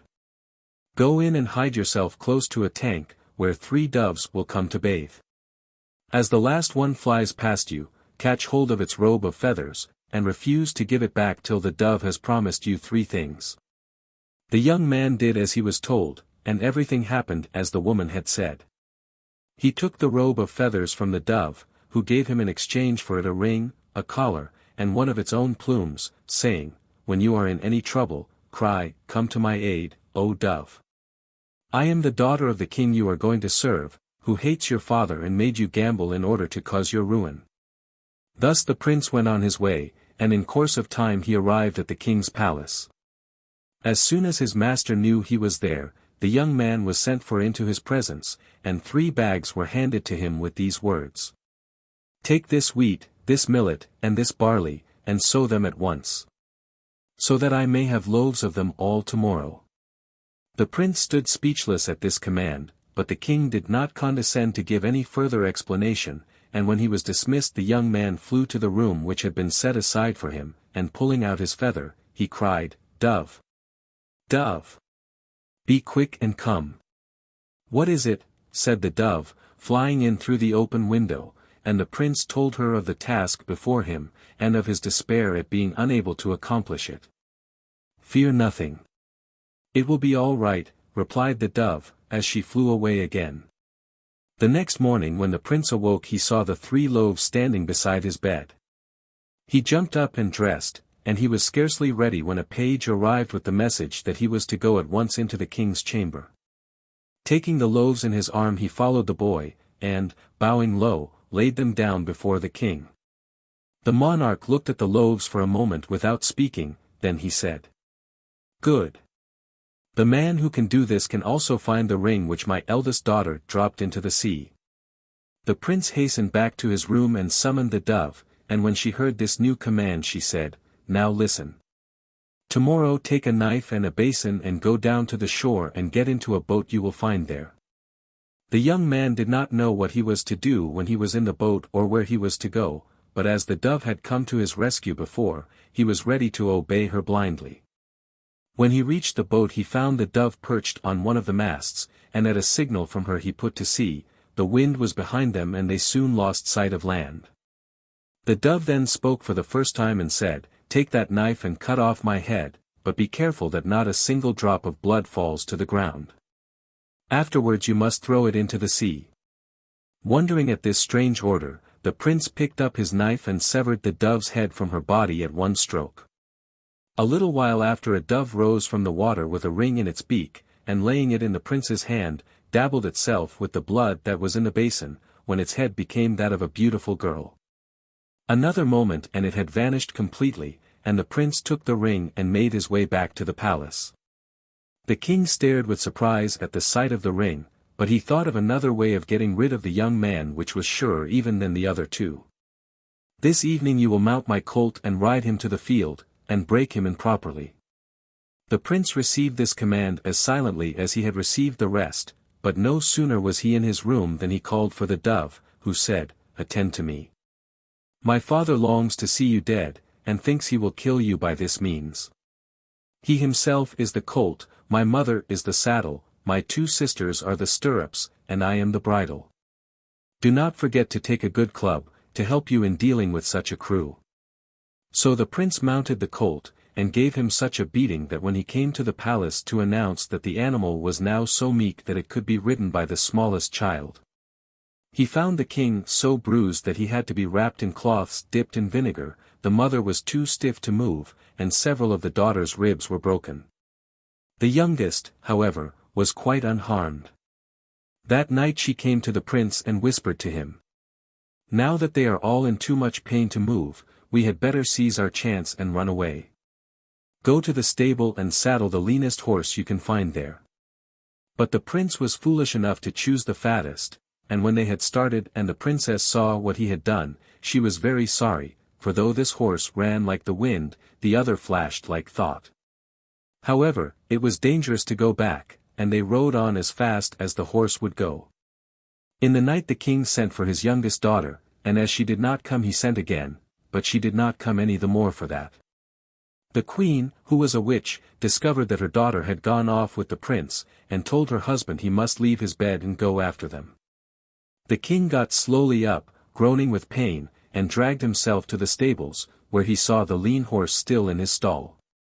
Leaping on his back he shook the reins, and his daughter, who knew what to expect and had her eyes open, saw the horse start forward, and in the twinkling of an eye changed her own steed into a cell, the prince into a hermit, and herself into a nun. When the king reached the chapel, he pulled up his horse and asked if a girl and a young man had passed that way. The hermit raised his eyes, which were bent on the ground, and said that he had not seen a living creature. The king, much disgusted at this news, and not knowing what to do, returned home and told his wife that, though he had ridden for miles, he had come across nothing but a hermit and a nun in a cell. "Why, those were the runaways, of course," she cried, flying into a passion, "and if you had only brought a scrap of the nun's dress, or a bit of stone from the wall, I should have had them in my power." At these words the king hastened back to the stable, and brought out the lean horse who travelled quicker than thought. But his daughter saw him coming, and changed her horse into a plot of ground, herself into a rose tree covered with roses, and the prince into a gardener. As the king rode up, the gardener looked up from the tree which he was trimming and asked if anything was the matter. "Have you seen a young man and a girl go by?" said the king, and the gardener shook his head and replied that no one had passed that way since he had been working there. So the king turned his steps homewards and told his wife. "Idiot!"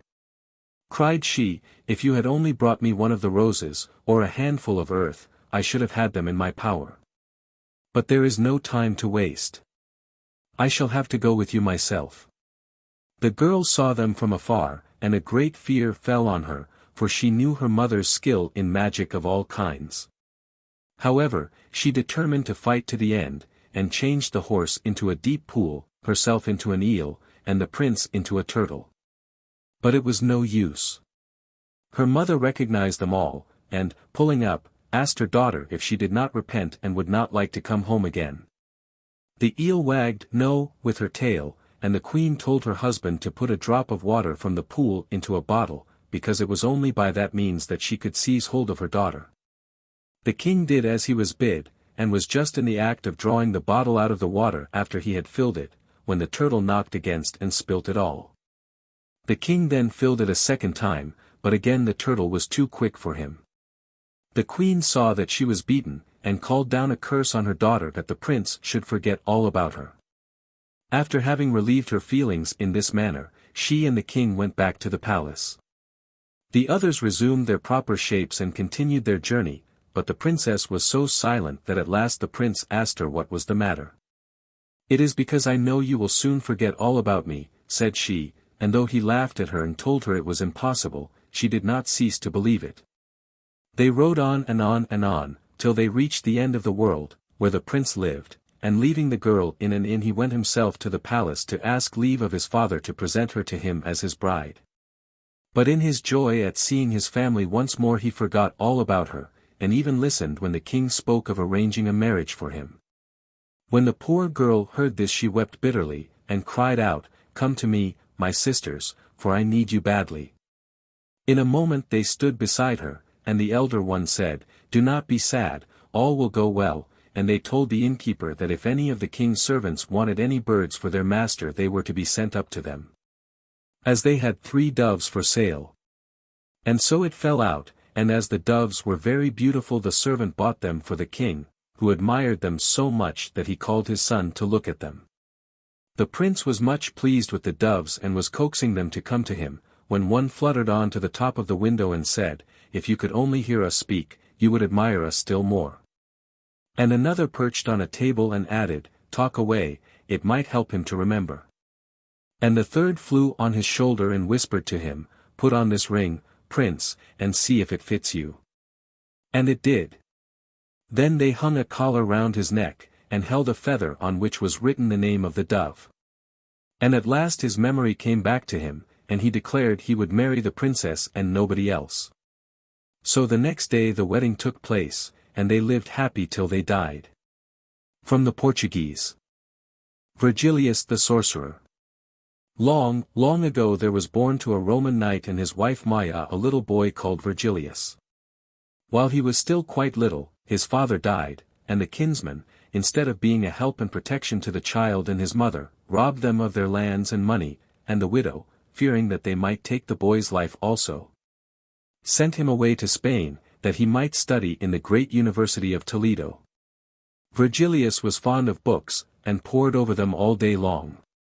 But one afternoon, when the boys were given a holiday, he took a long walk, and found himself in a place where he had never been before. In front of him was a cave, and, as no boy ever sees a cave without entering it, he went in. The cave was so deep that it seemed to Virgilius as if it must run far into the heart of the mountain, and he thought he would like to see if it came out anywhere on the other side. For some time he walked on in pitch darkness, but he went steadily on, and by and by a glimmer of light shot across the floor, and he heard a voice calling, "Virgilius! Virgilius!" "Who calls?" he asked, stopping and looking round. "Virgilius," answered the voice. "Do you mark upon the ground where you are standing a slide or bolt?" "I do," replied Virgilius. "Then," said the voice, "draw back that bolt, and set me free." "But who are you?" asked Virgilius, who never did anything in a hurry. "I am an evil spirit," said the voice, "shut up here till doomsday, unless a man sets me free. If you will let me out I will give you some magic books, which will make you wiser than any other man." Now Virgilius loved wisdom, and was tempted by these promises, but again his prudence came to his aid, and he demanded that the books should be handed over to him first, and that he should be told how to use them. The evil spirit, unable to help itself, did as Virgilius bade him, and then the bolt was drawn back. Underneath was a small hole, and out of this the evil spirit gradually wriggled himself. But it took some time, for when at last he stood upon the ground he proved to be about 3 times as large as Virgilius himself, and coal-black besides. "Why, you can't have been as big as that when you were in the hole," cried Virgilius. "But I was," replied the spirit. "I don't believe it," answered Virgilius. "Well, I'll just get in and show you," said the spirit, and after turning and twisting, and curling himself up, then he lay neatly packed into the hole. Then Virgilius drew the bolt, and, picking the books up under his arm, he left the cave. For the next few weeks Virgilius hardly ate or slept, so busy was he in learning the magic the books contained. But at the end of that time a messenger from his mother arrived in Toledo, begging him to come at once to Rome, as she had been ill, and could look after their affairs no longer. Though sorry to leave Toledo, where he was much thought of as showing promise of great learning, Virgilius would willingly have set out at once, but there were many things he had first to see to. So he entrusted to the messenger 4 pack-horses laden with precious things, and a white palfrey on which she was to ride out every day. Then he set about his own preparations, and, followed by a large train of scholars, he at length started for Rome, from which he had been absent 12 years. His mother welcomed him back with tears in her eyes, and his poor kinsmen pressed round him, but the rich ones kept away, for they feared that they would no longer be able to rob their kinsmen as they had done for many years past. Of course, Virgilius paid no attention to this behavior, though he noticed they looked with envy on the rich presents he bestowed on the poorer relations and on anyone who had been kind to his mother. Soon after this had happened, the season of tax-gathering came round, and everyone who owned land was bound to present himself before the emperor. Like the rest, Virgilius went to court, and demanded justice from the emperor against the men who had robbed him. But as these were kinsmen to the emperor, he gained nothing, as the emperor told him he would think over the matter for the next 4 years, and then give judgment. This reply naturally did not satisfy Virgilius, and, turning on his heel, he went back to his own home, and, gathering in his harvest, he stored it up in his various houses. When the enemies of Virgilius heard of this, they assembled together and laid siege to his castle. But Virgilius was a match for them. Coming forth from the castle so as to meet them face to face, he cast a spell over them of such power that they could not move, and then bade them defiance. After which he lifted the spell, and the invading army slunk back to Rome, and reported what Virgilius had said to the emperor. Now the emperor was accustomed to have his lightest word obeyed, almost before it was uttered, and he hardly knew how to believe his ears. But he got together another army, and marched straight off to the castle. But directly they took up their position, Virgilius girded them about with a great river, so that they could neither move hand nor foot. Then, hailing the emperor, he offered him peace, and asked for his friendship. The emperor, however, was too angry to listen to anything, so Virgilius, whose patience was exhausted, feasted his own followers in the presence of the starving host, who could not stir hand or foot. Things seemed getting desperate, when a magician arrived in the camp and offered to sell his services to the emperor. His proposals were gladly accepted, and in a moment the whole of the garrison sank down as if they were dead, and Virgilius himself had much ado to keep awake. He did not know how to fight the magician, but with a great effort struggled to open his black book, which told him what spells to use. In an instant all his foes seemed turned to stone, and where each man was there he stayed. Some were halfway up the ladders, some had 1 foot over the wall, but wherever they might chance to be there every man remained, even the emperor and his sorcerer. All day they stayed there like flies upon the wall, but during the night Virgilius stole softly to the emperor, and offered him his freedom, as long as he would do him justice. The emperor, who by this time was thoroughly frightened, said he would agree to anything Virgilius desired. So Virgilius took off his spells, and, after feasting the army and bestowing on every man a gift, bade them return to Rome. And more than that, he built a square tower for the emperor, and in each corner all that was said in that quarter of the city might be heard, while if you stood in the center every whisper throughout Rome would reach your ears. Having settled his affairs with the emperor and his enemies, Virgilius had time to think of other things, and his first act was to fall in love. The lady's name was Fibilla, and her family was noble, and her face fairer than any in Rome, but she only mocked Virgilius, and was always playing tricks upon him. To this end, she bade him one day come to visit her in the tower where she lived, promising to let down a basket to draw him up as far as the roof. Virgilius was enchanted at this quite unexpected favor, and stepped with glee into the basket. It was drawn up very slowly, and by and by came altogether to a standstill, while from above rang the voice of Fibilla crying, "Rogue of a sorcerer, there shalt thou hang."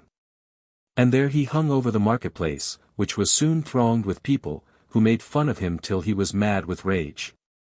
At last the emperor, hearing of his plight, commanded Fibilla to release him, and Virgilius went home vowing vengeance. The next morning every fire in Rome went out, and as there were no matches in those days this was a very serious matter. The emperor, guessing that this was the work of Virgilius, besought him to break the spell. Then Virgilius ordered a scaffold to be erected in the marketplace, and Fibilla to be brought clothed in a single white garment. And further, he bade everyone to snatch fire from the maiden, and to suffer no neighbor to kindle it. And when the maiden appeared, clad in her white smock, flames of fire curled about her, and the Romans brought some torches, and some straw, and some shavings, and fires were kindled in Rome again. For 3 days she stood there, till every hearth in Rome was alight, and then she was suffered to go where she would. But the emperor was wroth at the vengeance of Virgilius, and threw him into prison, vowing that he should be put to death. And when everything was ready he was led out to the Viminal Hill, where he was to die. He went quietly with his guards, but the day was hot, and on reaching his place of execution he begged for some water. A pail was brought, and he, crying "Emperor, all hail! Seek for me in Sicily," jumped headlong into the pail, and vanished from their sight. For some time we hear no more of Virgilius, or how he made his peace with the emperor, but the next event in his history was his being sent for to the palace to give the emperor advice how to guard Rome from foes within as well as foes without. Virgilius spent many days in deep thought, and at length invented a plan which was known to all as the preservation of Rome. On the roof of the Capitol, which was the most famous public building in the city, he set up statues representing the gods worshipped by every nation subject to Rome, and in the middle stood the god of Rome herself. Each of the conquered gods held in its hand a bell, and if there was even a thought of treason in any of the countries its god turned its back upon the god of Rome and rang its bell furiously. And the senators came hurrying to see who was rebelling against the majesty of the empire. Then they made ready their armies, and marched against the foe. Now there was a country which had long felt bitter jealousy of Rome, and was anxious for some way of bringing about its destruction. So the people chose 3 men who could be trusted, and, loading them with money, sent them to Rome, bidding them to pretend that they were diviners of dreams. No sooner had the messengers reached the city than they stole out at night and buried a pot of gold far down in the earth, and let down another into the bed of the Tiber, just where a bridge spans the river. Next day they went to the Senate house, where the laws were made, and, bowing low, they said, "Oh, noble lords, last night we dreamed that beneath the foot of a hill there lies buried a pot of gold. Have we your leave to dig for it?" And leave having been given, the messengers took workmen and dug up the gold and made merry with it. A few days later the diviners again appeared before the Senate and said, "Oh, noble lords, grant us leave to seek out another treasure, which has been revealed to us in a dream as lying under the bridge over the river." And the senators gave leave, and the messengers hired boats and men, and let down ropes with hooks, and at length drew up the pot of gold, some of which they gave as presents to the senators. A week or 2 passed by, and once more they appeared in the Senate house.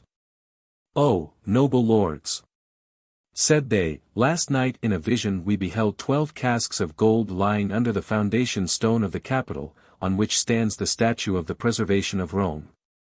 Now, seeing that by your goodness we have been greatly enriched by our former dreams, we wish, in gratitude, to bestow this 3rd treasure on you for your own profit, so give us workers, and we will begin to dig without delay." And receiving permission they began to dig, and when the messengers had almost undermined the Capitol they stole away as secretly as they had come. And next morning the stone gave way, and the sacred statue fell on its face and was broken. And the senators knew that their greed had been their ruin. From that day things went from bad to worse, and every morning crowds presented themselves before the emperor, complaining of the robberies, murders, and other crimes that were committed nightly in the streets. The emperor, desiring nothing so much as the safety of his subjects, took counsel with Virgilius how this violence could be put down. Virgilius thought hard for a long time, and then he spoke. "Great prince," said he, "cause a copper horse and rider to be made, and stationed in front of the Capitol. Then make a proclamation that at 10 o'clock a bell will toll, and every man is to enter his house, and not leave it again." The emperor did as Virgilius advised, but thieves and murderers laughed at the horse, and went about their misdeeds as usual. But at the last stroke of the bell the horse set off at full gallop through the streets of Rome, and by daylight men counted over 200 corpses that it had trodden down. The rest of the thieves, and there were still many remaining, instead of being frightened into honesty, as Virgilius had hoped, prepared rope ladders with hooks to them. And when they heard the sound of the horse's hoofs they stuck their ladders into the walls, and climbed up above the reach of the horse and its rider. Then the emperor commanded 2 copper dogs to be made that would run after the horse. And when the thieves, hanging from the walls, mocked and jeered at Virgilius and the emperor, the dogs leaped high after them and pulled them to the ground, and bit them to death. Thus did Virgilius restore peace and order to the city. Now about this time there came to be noised abroad the fame of the daughter of the Sultan who ruled over the province of Babylon, and indeed she was said to be the most beautiful princess in the world. Virgilius, like the rest, listened to the stories that were told of her, and fell so violently in love with all he heard that he built a bridge in the air, which stretched all the way between Rome and Babylon. He then passed over it to visit the princess, who, though somewhat surprised to see him, gave him welcome, and after some conversation became in her turn anxious to see the distant country where this stranger lived. And he promised that he would carry her there himself, without wetting the soles of his feet. The princess spent some days in the palace of Virgilius, looking at wonders of which she had never dreamed, though she declined to accept the presents he longed to heap on her. The hours passed as if they were minutes, till the princess said that she could be no longer absent from her father. Then Virgilius conducted her himself over the airy bridge, and laid her gently down on her own bed, where she was found next morning by her father. She told him all that had happened to her, and he pretended to be very much interested, and begged that the next time Virgilius came he might be introduced to him. Soon after, the Sultan received a message from his daughter that the stranger was there, and he commanded that a feast should be made ready, and, sending for the princess delivered into her hands a cup, which he said she was to present to Virgilius herself, in order to do him honor. When they were all seated at the feast the princess rose and presented the cup to Virgilius, who directly he had drunk fell into a deep sleep. Then the Sultan ordered his guards to bind him, and left him there till the following day. Directly the Sultan was up he summoned his lords and nobles into his great hall, and commanded that the cords which bound Virgilius should be taken off, and the prisoner brought before him. The moment he appeared the Sultan's passion broke forth, and he accused his captive of the crime of conveying the princess into distant lands without his leave. Virgilius replied that if he had taken her away he had also brought her back, when he might have kept her, and that if they would set him free to return to his own land he would come hither no more. Not so, cried the Sultan, but a shameful death you shall die. And the princess fell on her knees, and begged she might die with him. You are out in your reckoning, Sir Sultan, said Virgilius, whose patience was at an end, and he cast a spell over the Sultan and his lords, so that they believed that the great river of Babylon was flowing through the hall, and that they must swim for their lives. So, leaving them to plunge and leap like frogs and fishes, Virgilius took the princess in his arms, and carried her over the airy bridge back to Rome. Now Virgilius did not think that either his palace, or even Rome itself, was good enough to contain such a pearl as the princess, so he built her a city whose foundations stood upon eggs, buried far away down in the depths of the sea. And in the city was a square tower, and on the roof of the tower was a rod of iron, and across the rod he laid a bottle, and on the bottle he placed an egg, and from the egg there hung chained an apple, which hangs there to this day. And when the egg shakes the city quakes, and when the egg shall be broken the city shall be destroyed. And the city Virgilius filled full of wonders, such as never were seen before, and he called its name Naples.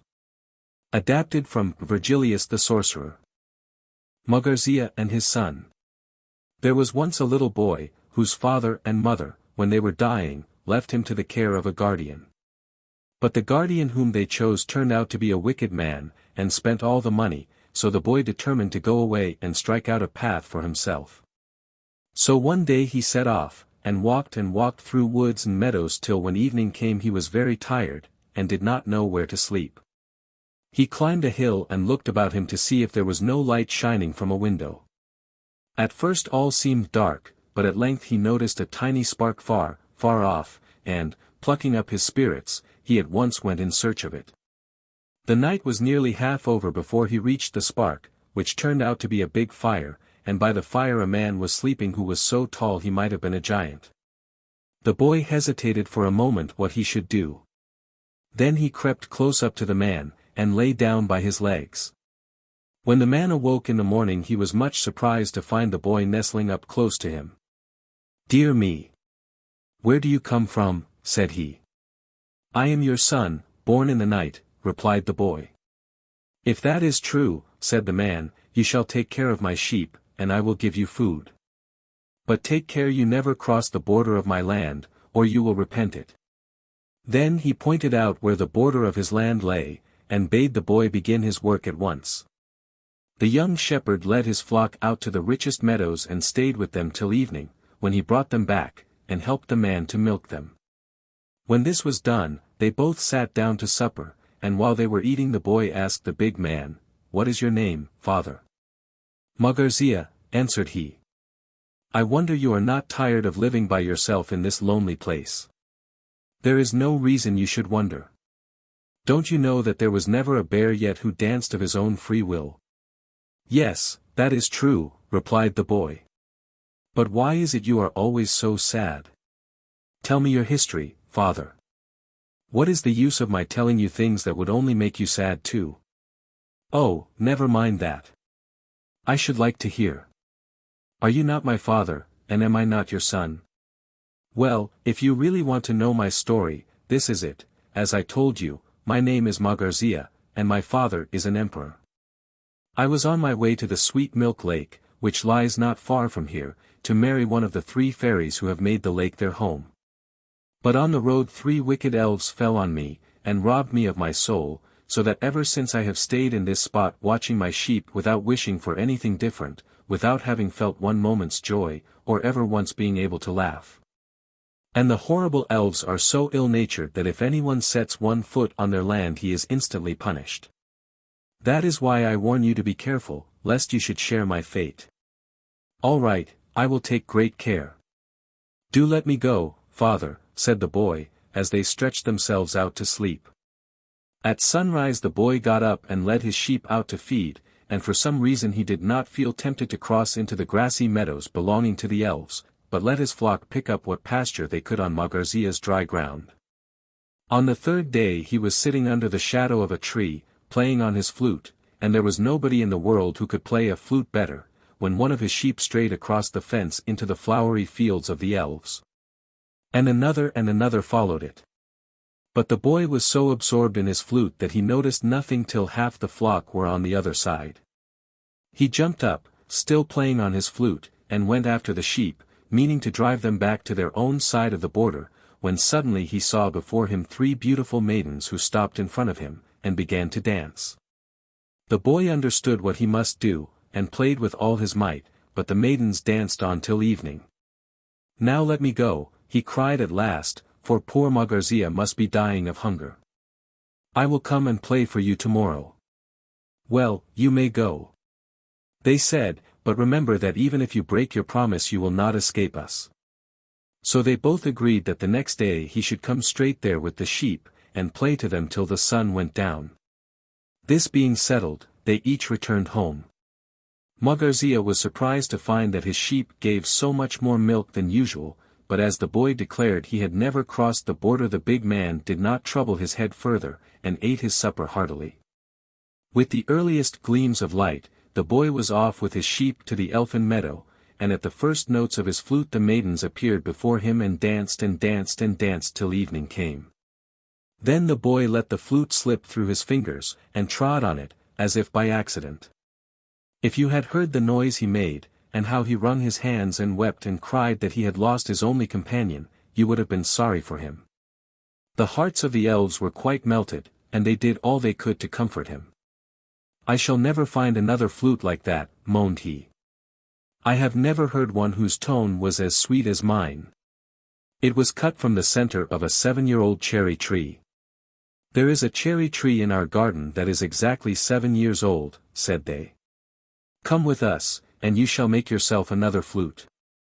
So they all went to the cherry tree, and when they were standing round it the youth explained that if he tried to cut it down with an axe he might very likely split open the heart of the tree, which was needed for the flute.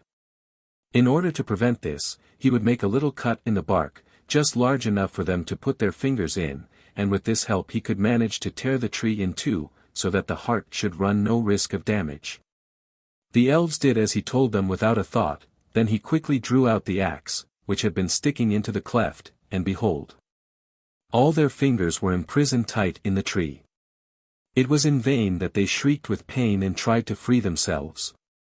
They could do nothing, and the young man remained cold as marble to all their entreaties. Then he demanded of them Mogarzea's soul. "Oh, well, if you must have it, it is in a bottle on the window sill, said they, hoping that they might obtain their freedom at once. But they were mistaken. You have made so many men suffer, answered he sternly, that it is but just you should suffer yourselves, but tomorrow I will let you go. And he turned towards home, taking his sheep and the soul of Mogarzea with him. Mogarzea was waiting at the door, and as the boy drew near he began scolding him for being so late. But at the first word of explanation the man became beside himself with joy, and he sprang so high into the air that the false soul which the elves had given him flew out of his mouth, and his own, which had been shut tightly into the flask of water, took its place. When his excitement had somewhat calmed down, he cried to the boy, "Whether you are really my son matters nothing to me. Tell me, how can I repay you for what you have done for me?" "By showing me where the milk lake is, and how I can get one of the 3 fairies who lives there to wife, and by letting me remain your son forever." The night was passed by Mogarzea and his son in songs and feasting, for both were too happy to sleep, and when day dawned they set out together to free the elves from the tree. When they reached the place of their imprisonment, Mogarzea took the cherry tree and all the elves with it on his back, and carried them off to his father's kingdom, where everyone rejoiced to see him home again. But all he did was to point to the boy who had saved him, and had followed him with his flock. For 3 days the boy stayed in the palace, receiving the thanks and praises of the whole court. Then he said to Mogarzea, "The time has come for me to go hence, but tell me, I pray you, how to find the sweet milk lake, and I will return, and will bring my wife back with me."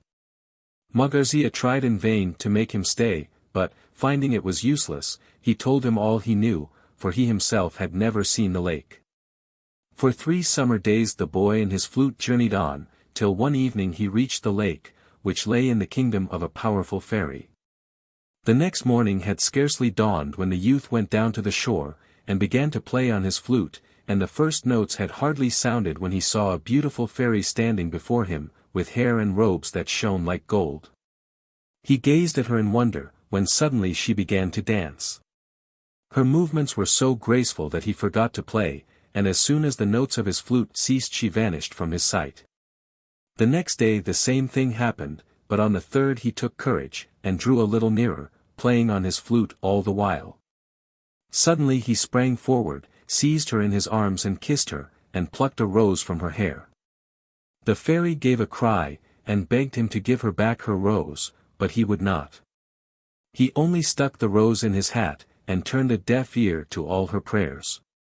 At last she saw that her entreaties were vain, and agreed to marry him, as he wished. And they went together to the palace, where Mogarzea was still waiting for him, and the marriage was celebrated by the emperor himself.